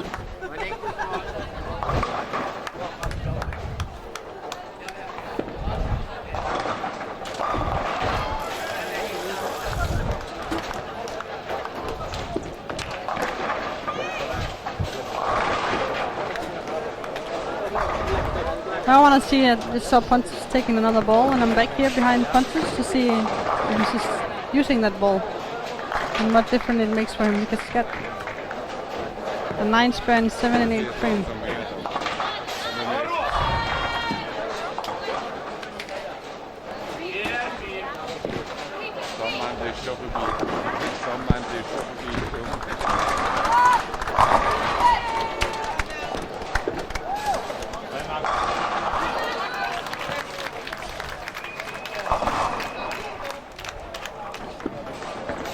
Chase the ball. And he got a strike. He strikes it. It looks like it definitely goes a little longer, this ball he took. So he was looking for some more length.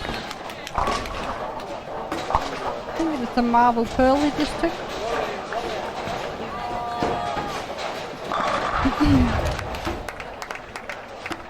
So Pontus went from the diva pearl to the marble pearl, and he got a strike there in 9th frame. And let's see if Nicholas can work on the double. He needs it. Got the 10 pin.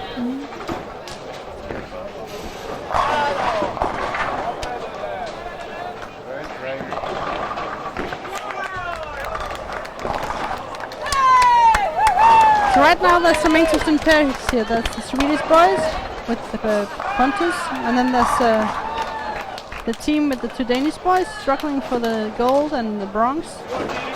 And now Nicholas got a miss. He misses the 10 pin here in the 8th frame. It's very expensive, Nicholas. But I think he knows. And then we have the Finnish boys from 13 and 14. I just go down and have a look to see how much Tattoo is making.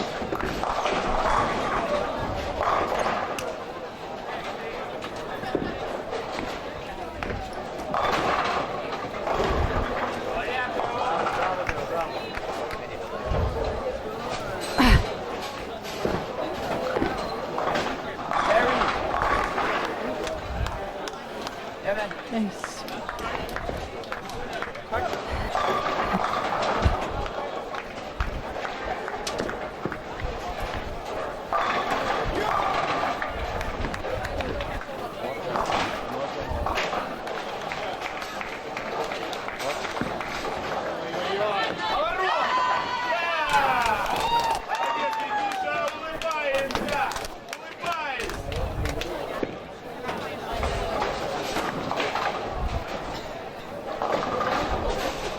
You can see that the young Mr. Lettonen can strike out for 207.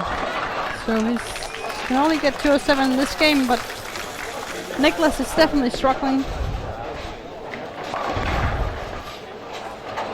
So we're almost done with the 5th game, going into the 6th. It's very interesting. You can see that Magnus is having his first game, not over 220. This one. And Pontus is just making 208 if he strikes now.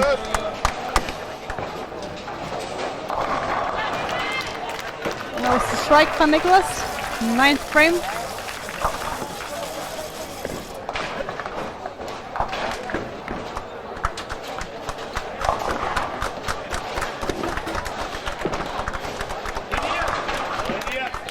So right now it looks like that Martin's 140 over is going to be enough.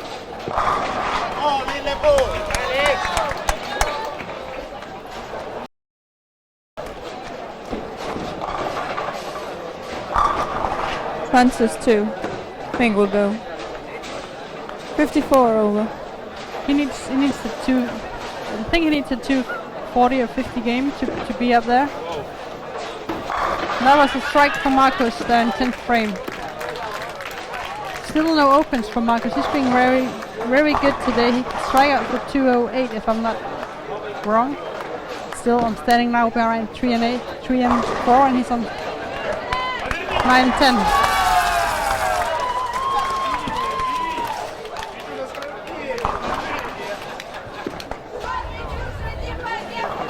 There's the guy from Bochum. He's got 111 over. He's second right now, and I think he's going to move into 3rd place. It's going to be interesting.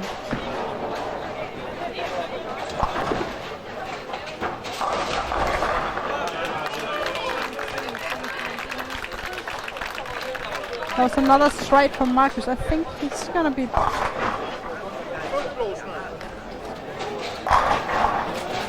It's going to be interesting now because I'm 7 and 8. There's been some problems for all the boys today. We'll see. But Marcus is really having a good advantage right now. Before the last game.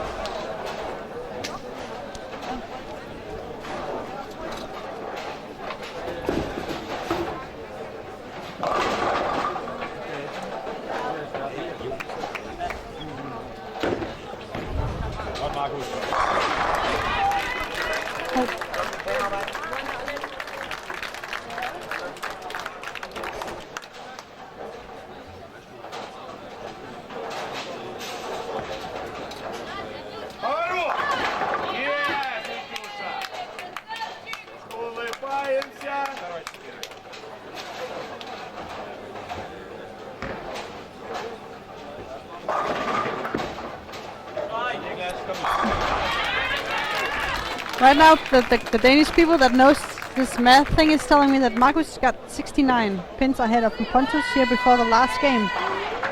So it's looking really good now for Marcus to winning the gold here in the all event.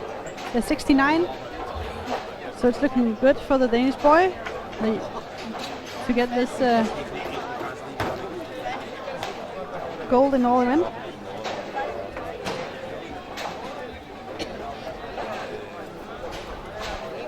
So the next game is maybe we have a new Danish boy as the European champion in the all event. And the Swedish boy, Pontus, one of my favorite, into 2nd. And then maybe Tatu from Finland in 3rd place.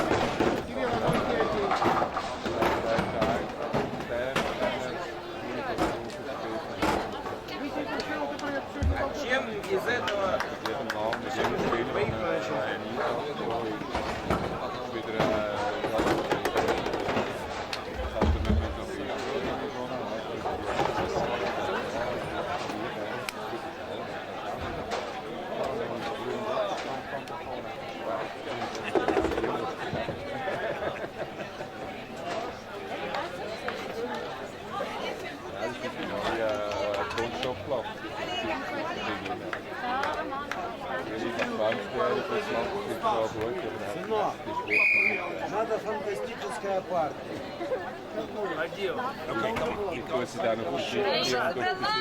Смотрите, давай, партия, уши, нос,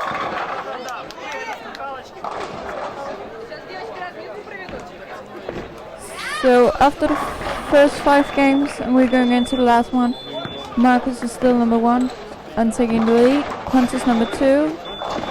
Victor from Ukraine, number 3. Nicholas Christensen from Denmark, number 4. But as it look right now, it's like Marcus might be the only one who's actually making it into top 4 here in the single. Yeah. Because Pontus definitely needs 250 game to get up there. Because right now it's Martin from Denmark who's leading with 149 over, and then it's Maroman from Belgium with 111 over, and then there's Igor, I think it was. He's got 100 over, so he needs definitely a 250 game. So right now it looks like Marcus might be the only one from this squad that actually makes it to top 4 in this event. And Martin starts out with open frame here in the first game.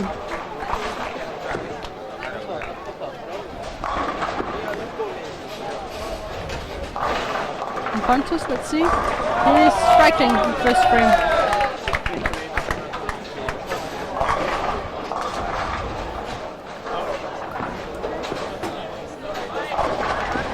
And Nicholas got us open frame too.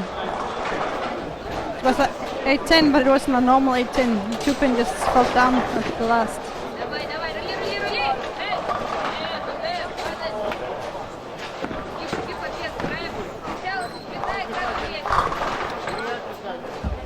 Right now Marcus is leading the all event, 69 pins ahead of Pontus. And Nicholas is in 4th place from Denmark, and Tatu from Finland is 3rd. It's also interesting what top 8 is gonna be in top 24. Top 24, the Masters already starts tomorrow evening after the medal competition. Right now it looks like you have to get around 200 average to be in top 24. So my new hero from Holland definitely needs to strike now, because he's looking like he's one of the last persons going on to the final. The Holland van der Heide, I think it's called. He's got 100, he's got 10 pins over.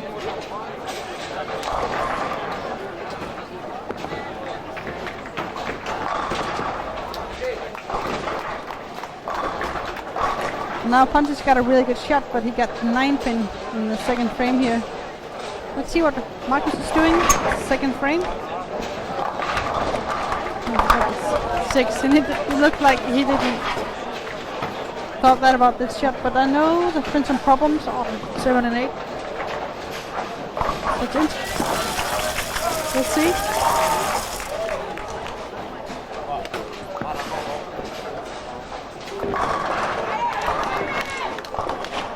So actually the Quintin from France can get up and make a good shot. He might be in top 24. And there's also Marco, he's only 30 pins behind. And there's the other Christoph, it's also only 30 pins behind. So there's a lot of people outside the top 24 that can knock on the door and go in there.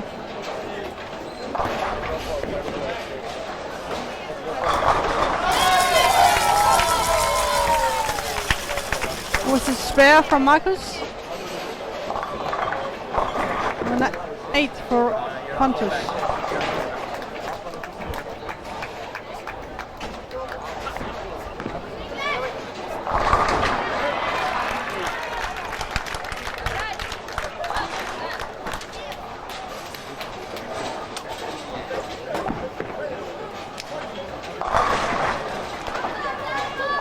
Pontus needs to start striking if he wants to get in the top 4 in the singles. Actually, I think he needs to start the striking machine if he wants to be in the finals here for the singles. But I think he's pretty sure of getting definitely the silver here in the all event. He still needs to get 69 pins from Marcus.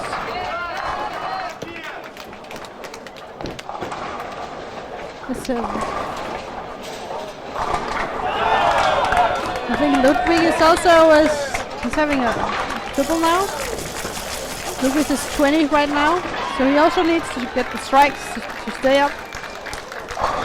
The higher position you get here, the better you look for the finals tomorrow. There's gonna be some masters already tomorrow evening after the medal ceremony in the singles. There's a strike for punters on lane 1, but Marcus also got a strike in the 3rd frame.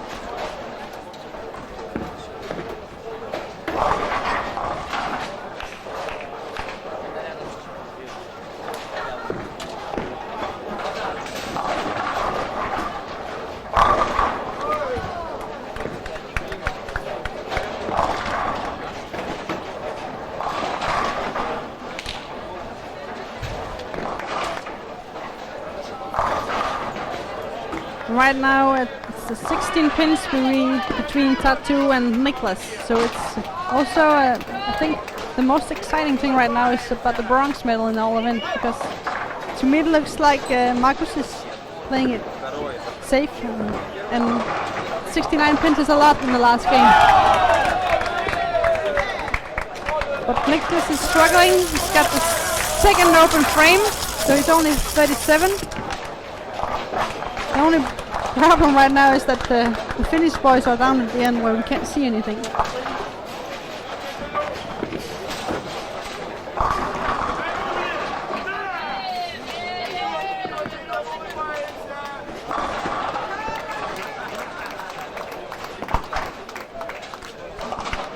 Let's see, Punter's got another 7 here on lane 2. It's 2 times he's been getting high. So is it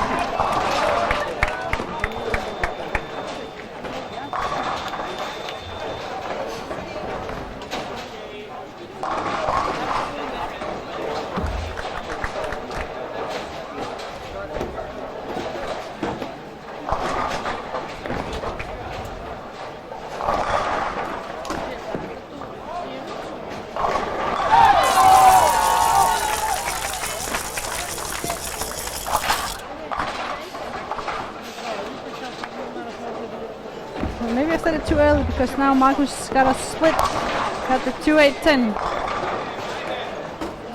in the 4th frame here.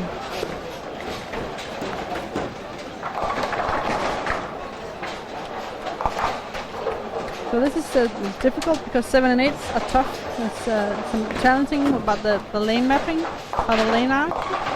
And then there's also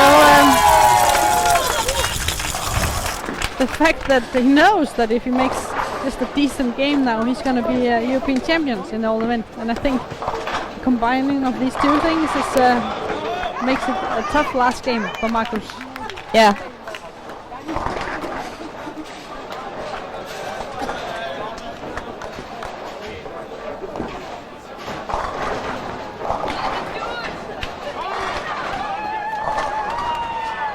It's a strike for Niklas.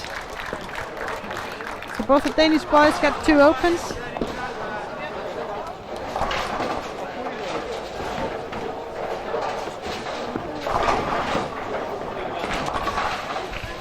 Kan du fortælle mig, hvad der sker dernede af? For jeg kan simpelthen ikke...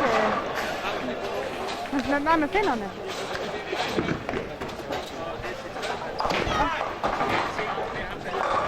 Tato.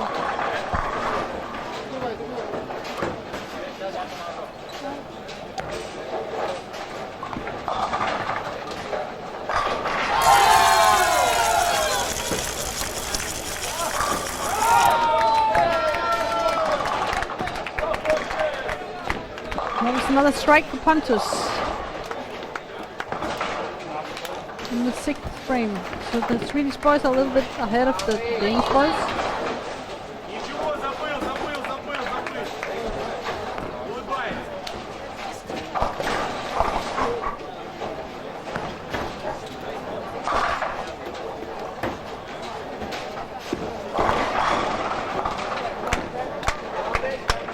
Yaron is really making an effort here, maybe pressing the ball a little bit too much, because it's not working in the end as he wanted to.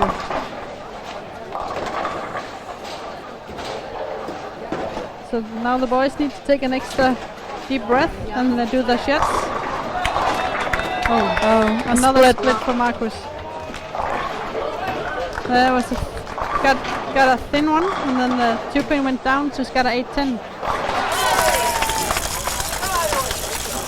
So I bet that the heart is beating now.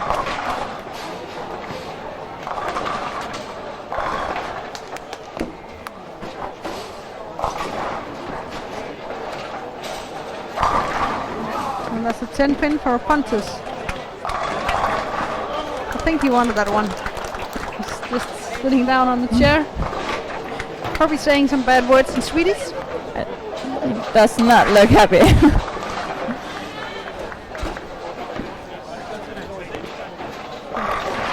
It's not like Tatu from Finland is making a lot of strikes here. He's got an open frame and then 3 spares. So there's still a chance here for the wrongs if Niklas can start striking.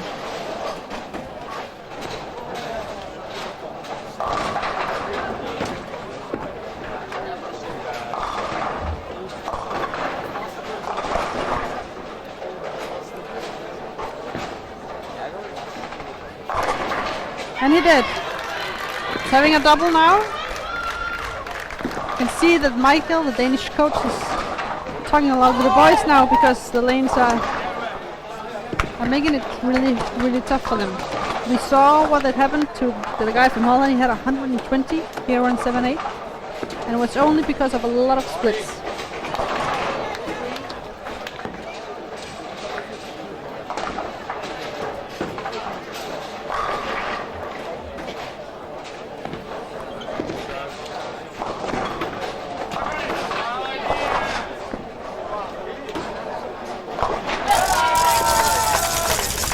Mitchell got a spare. I think it's important that these 2 Dutch guys start to make some safe shots.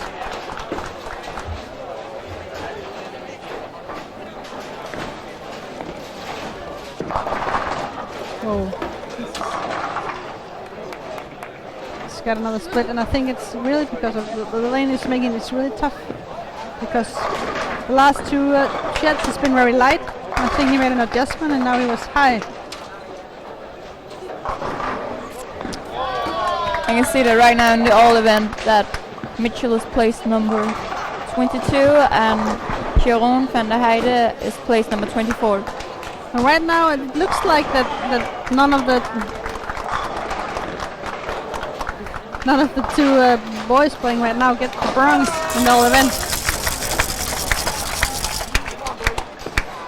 Looks like it might be the guy from Belgium, if I'm getting a right message here from my coach.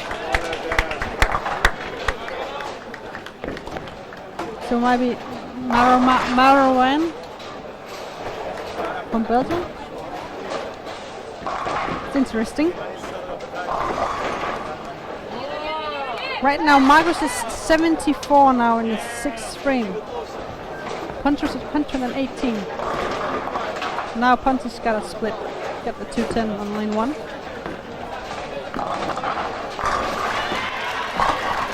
Niklas got the next one. He's got a triple now.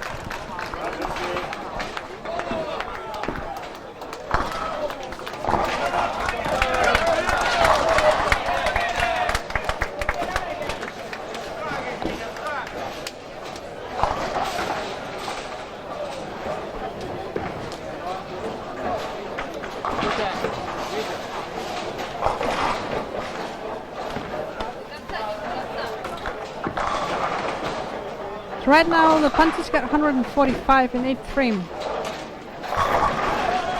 And an open frame. Yeah, and Marcus is going into the 7th frame.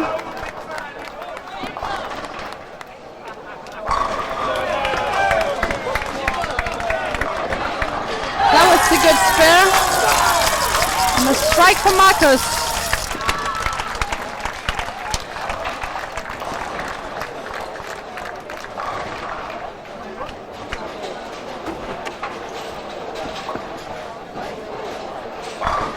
Strike for Pontus here in 9th frame. You can strike out for 205.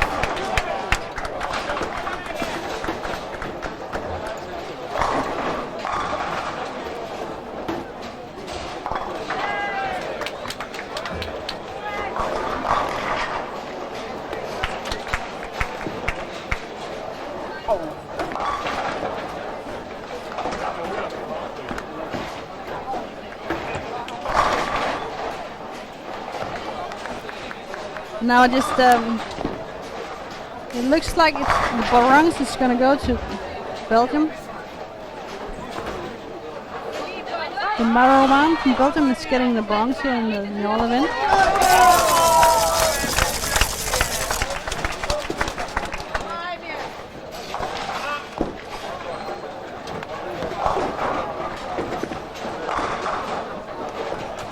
So now it's only the gold and the silver that's a little bit challenge here, but I think if Marco can close the rest of the frames, he should be sure of getting the gold. And still also make it.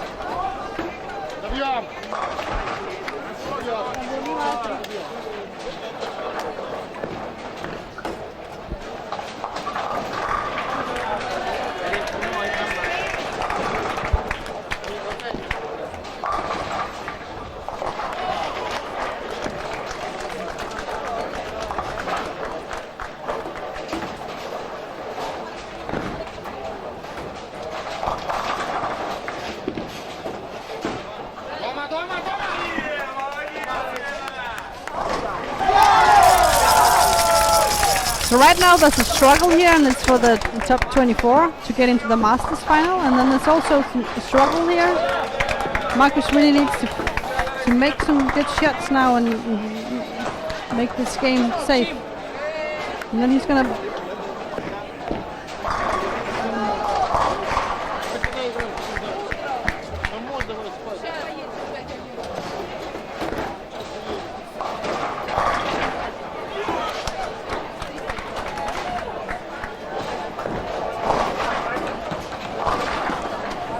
it looks like some of the boys are really pressing the ball now to make the shots. Let's see what Marcus is doing. He's getting a strike, so I think that is really important, and I think he knows that. Pontus is getting ready for 10th frame.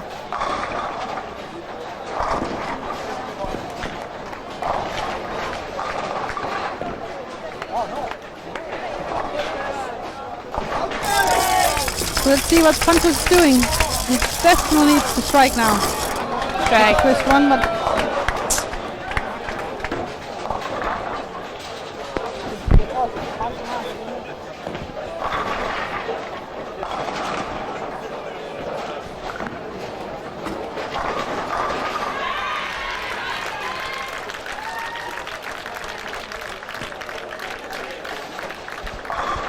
right now Pontus is going after 205, but it's looking like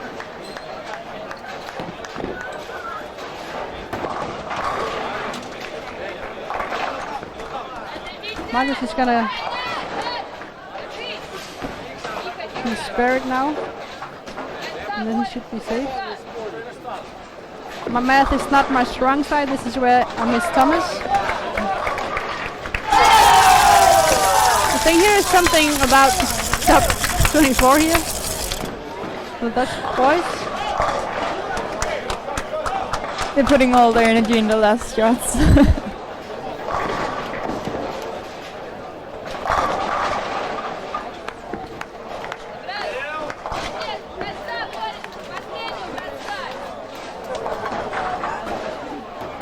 Pontus ended up with 204.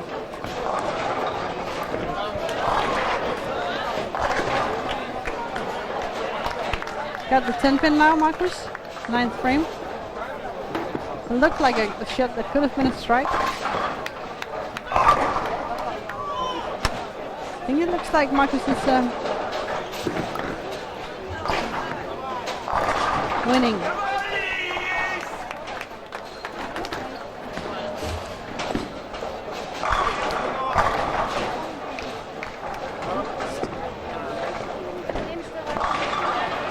That was a good spare. That should be enough. So I think he's winning, and I think he knows. So we have a Danish one, a Danish boy winning the whole event. And he knows it. So that's a big relief now. So that was a good double and a good spare for Marcus to win the whole event. And I also think he might be pretty sure of being into the final, but we still have a leader in the singles. That's going to be Martin.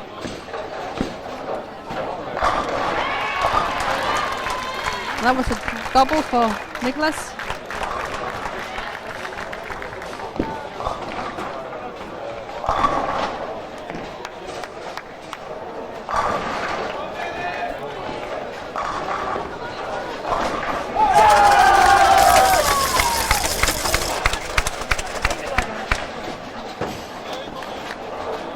The scores in this squad hasn't been really high, but it's been very interesting and exciting these last games.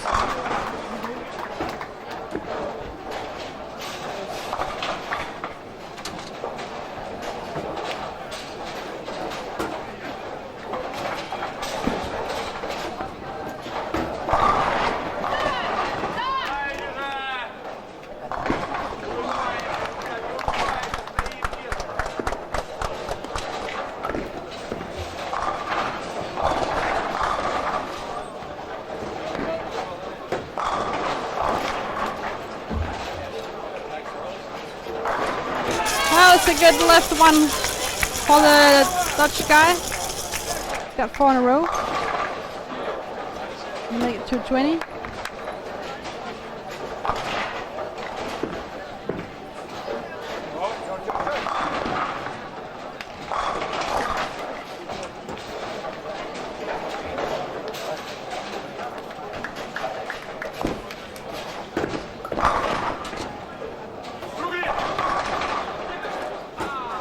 Marcus is now going up for his 10th frame.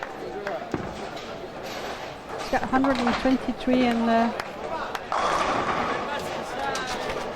8th frame. He can have 173 if he strikes out.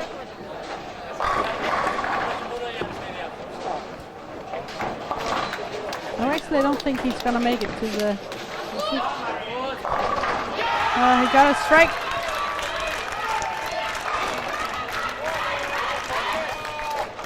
Oh yes, he's gonna make it now also to the singles.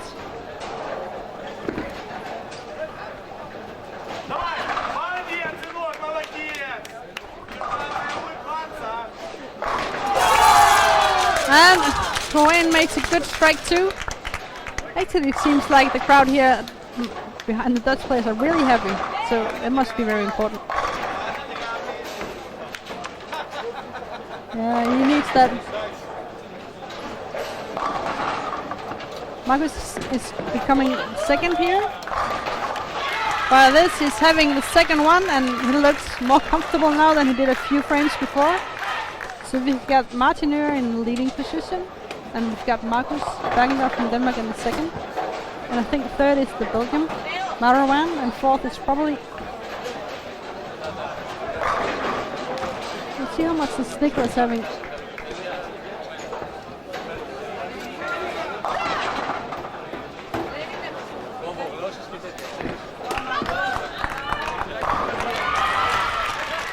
And Marcus is winning now. It's 173.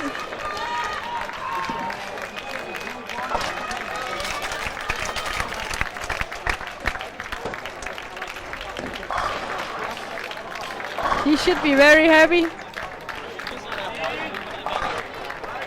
Yeah. So now we're a little while, as soon as we finish bowling, we're gonna go down and have a talk with Marcus. He's the new European champion in the whole event. I'm very happy for him. And a silver medal in single. Yeah, but it's the finals tomorrow in the singles. Oh, yeah, okay. So it's not sure yet. It's gonna be Martin. Second place for now. Martin is gonna play number 4, and I think Marcus is definitely gonna bowl the guy from Belgium. I'm not sure what the boys are doing at the end down there, if anybody's making anything to go in the singles. But I'll be right back with Marcus.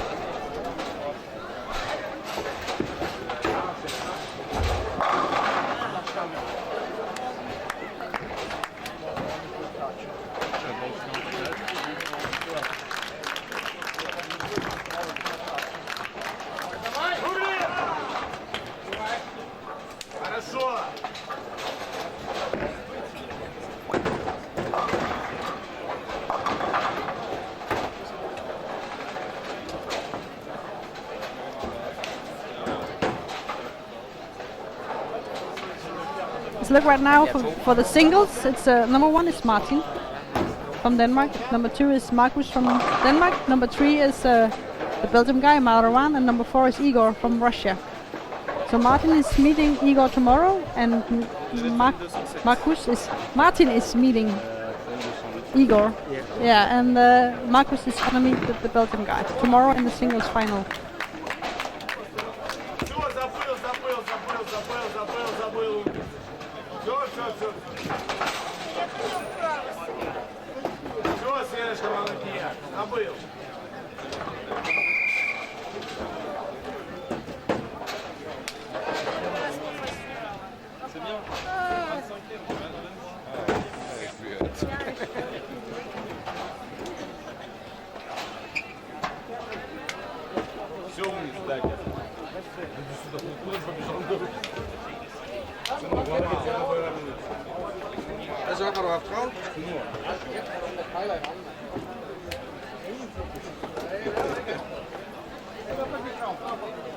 Jeg har Carter på banen.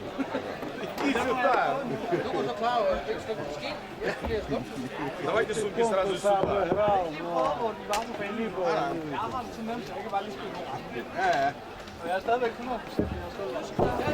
We also get the results now. We're just waiting because now there's some results here for the all event and the masters. It's going to be interesting to see here. And top 8, it's Benjamin Johnson. He's the last one with 151 over. And the Dutch guy, Joran, is the last one. I can't really see the scores now, but he's got 6 under. The last one out is from Estonia, Olari. Rasmus Bering from Denmark is just right outside.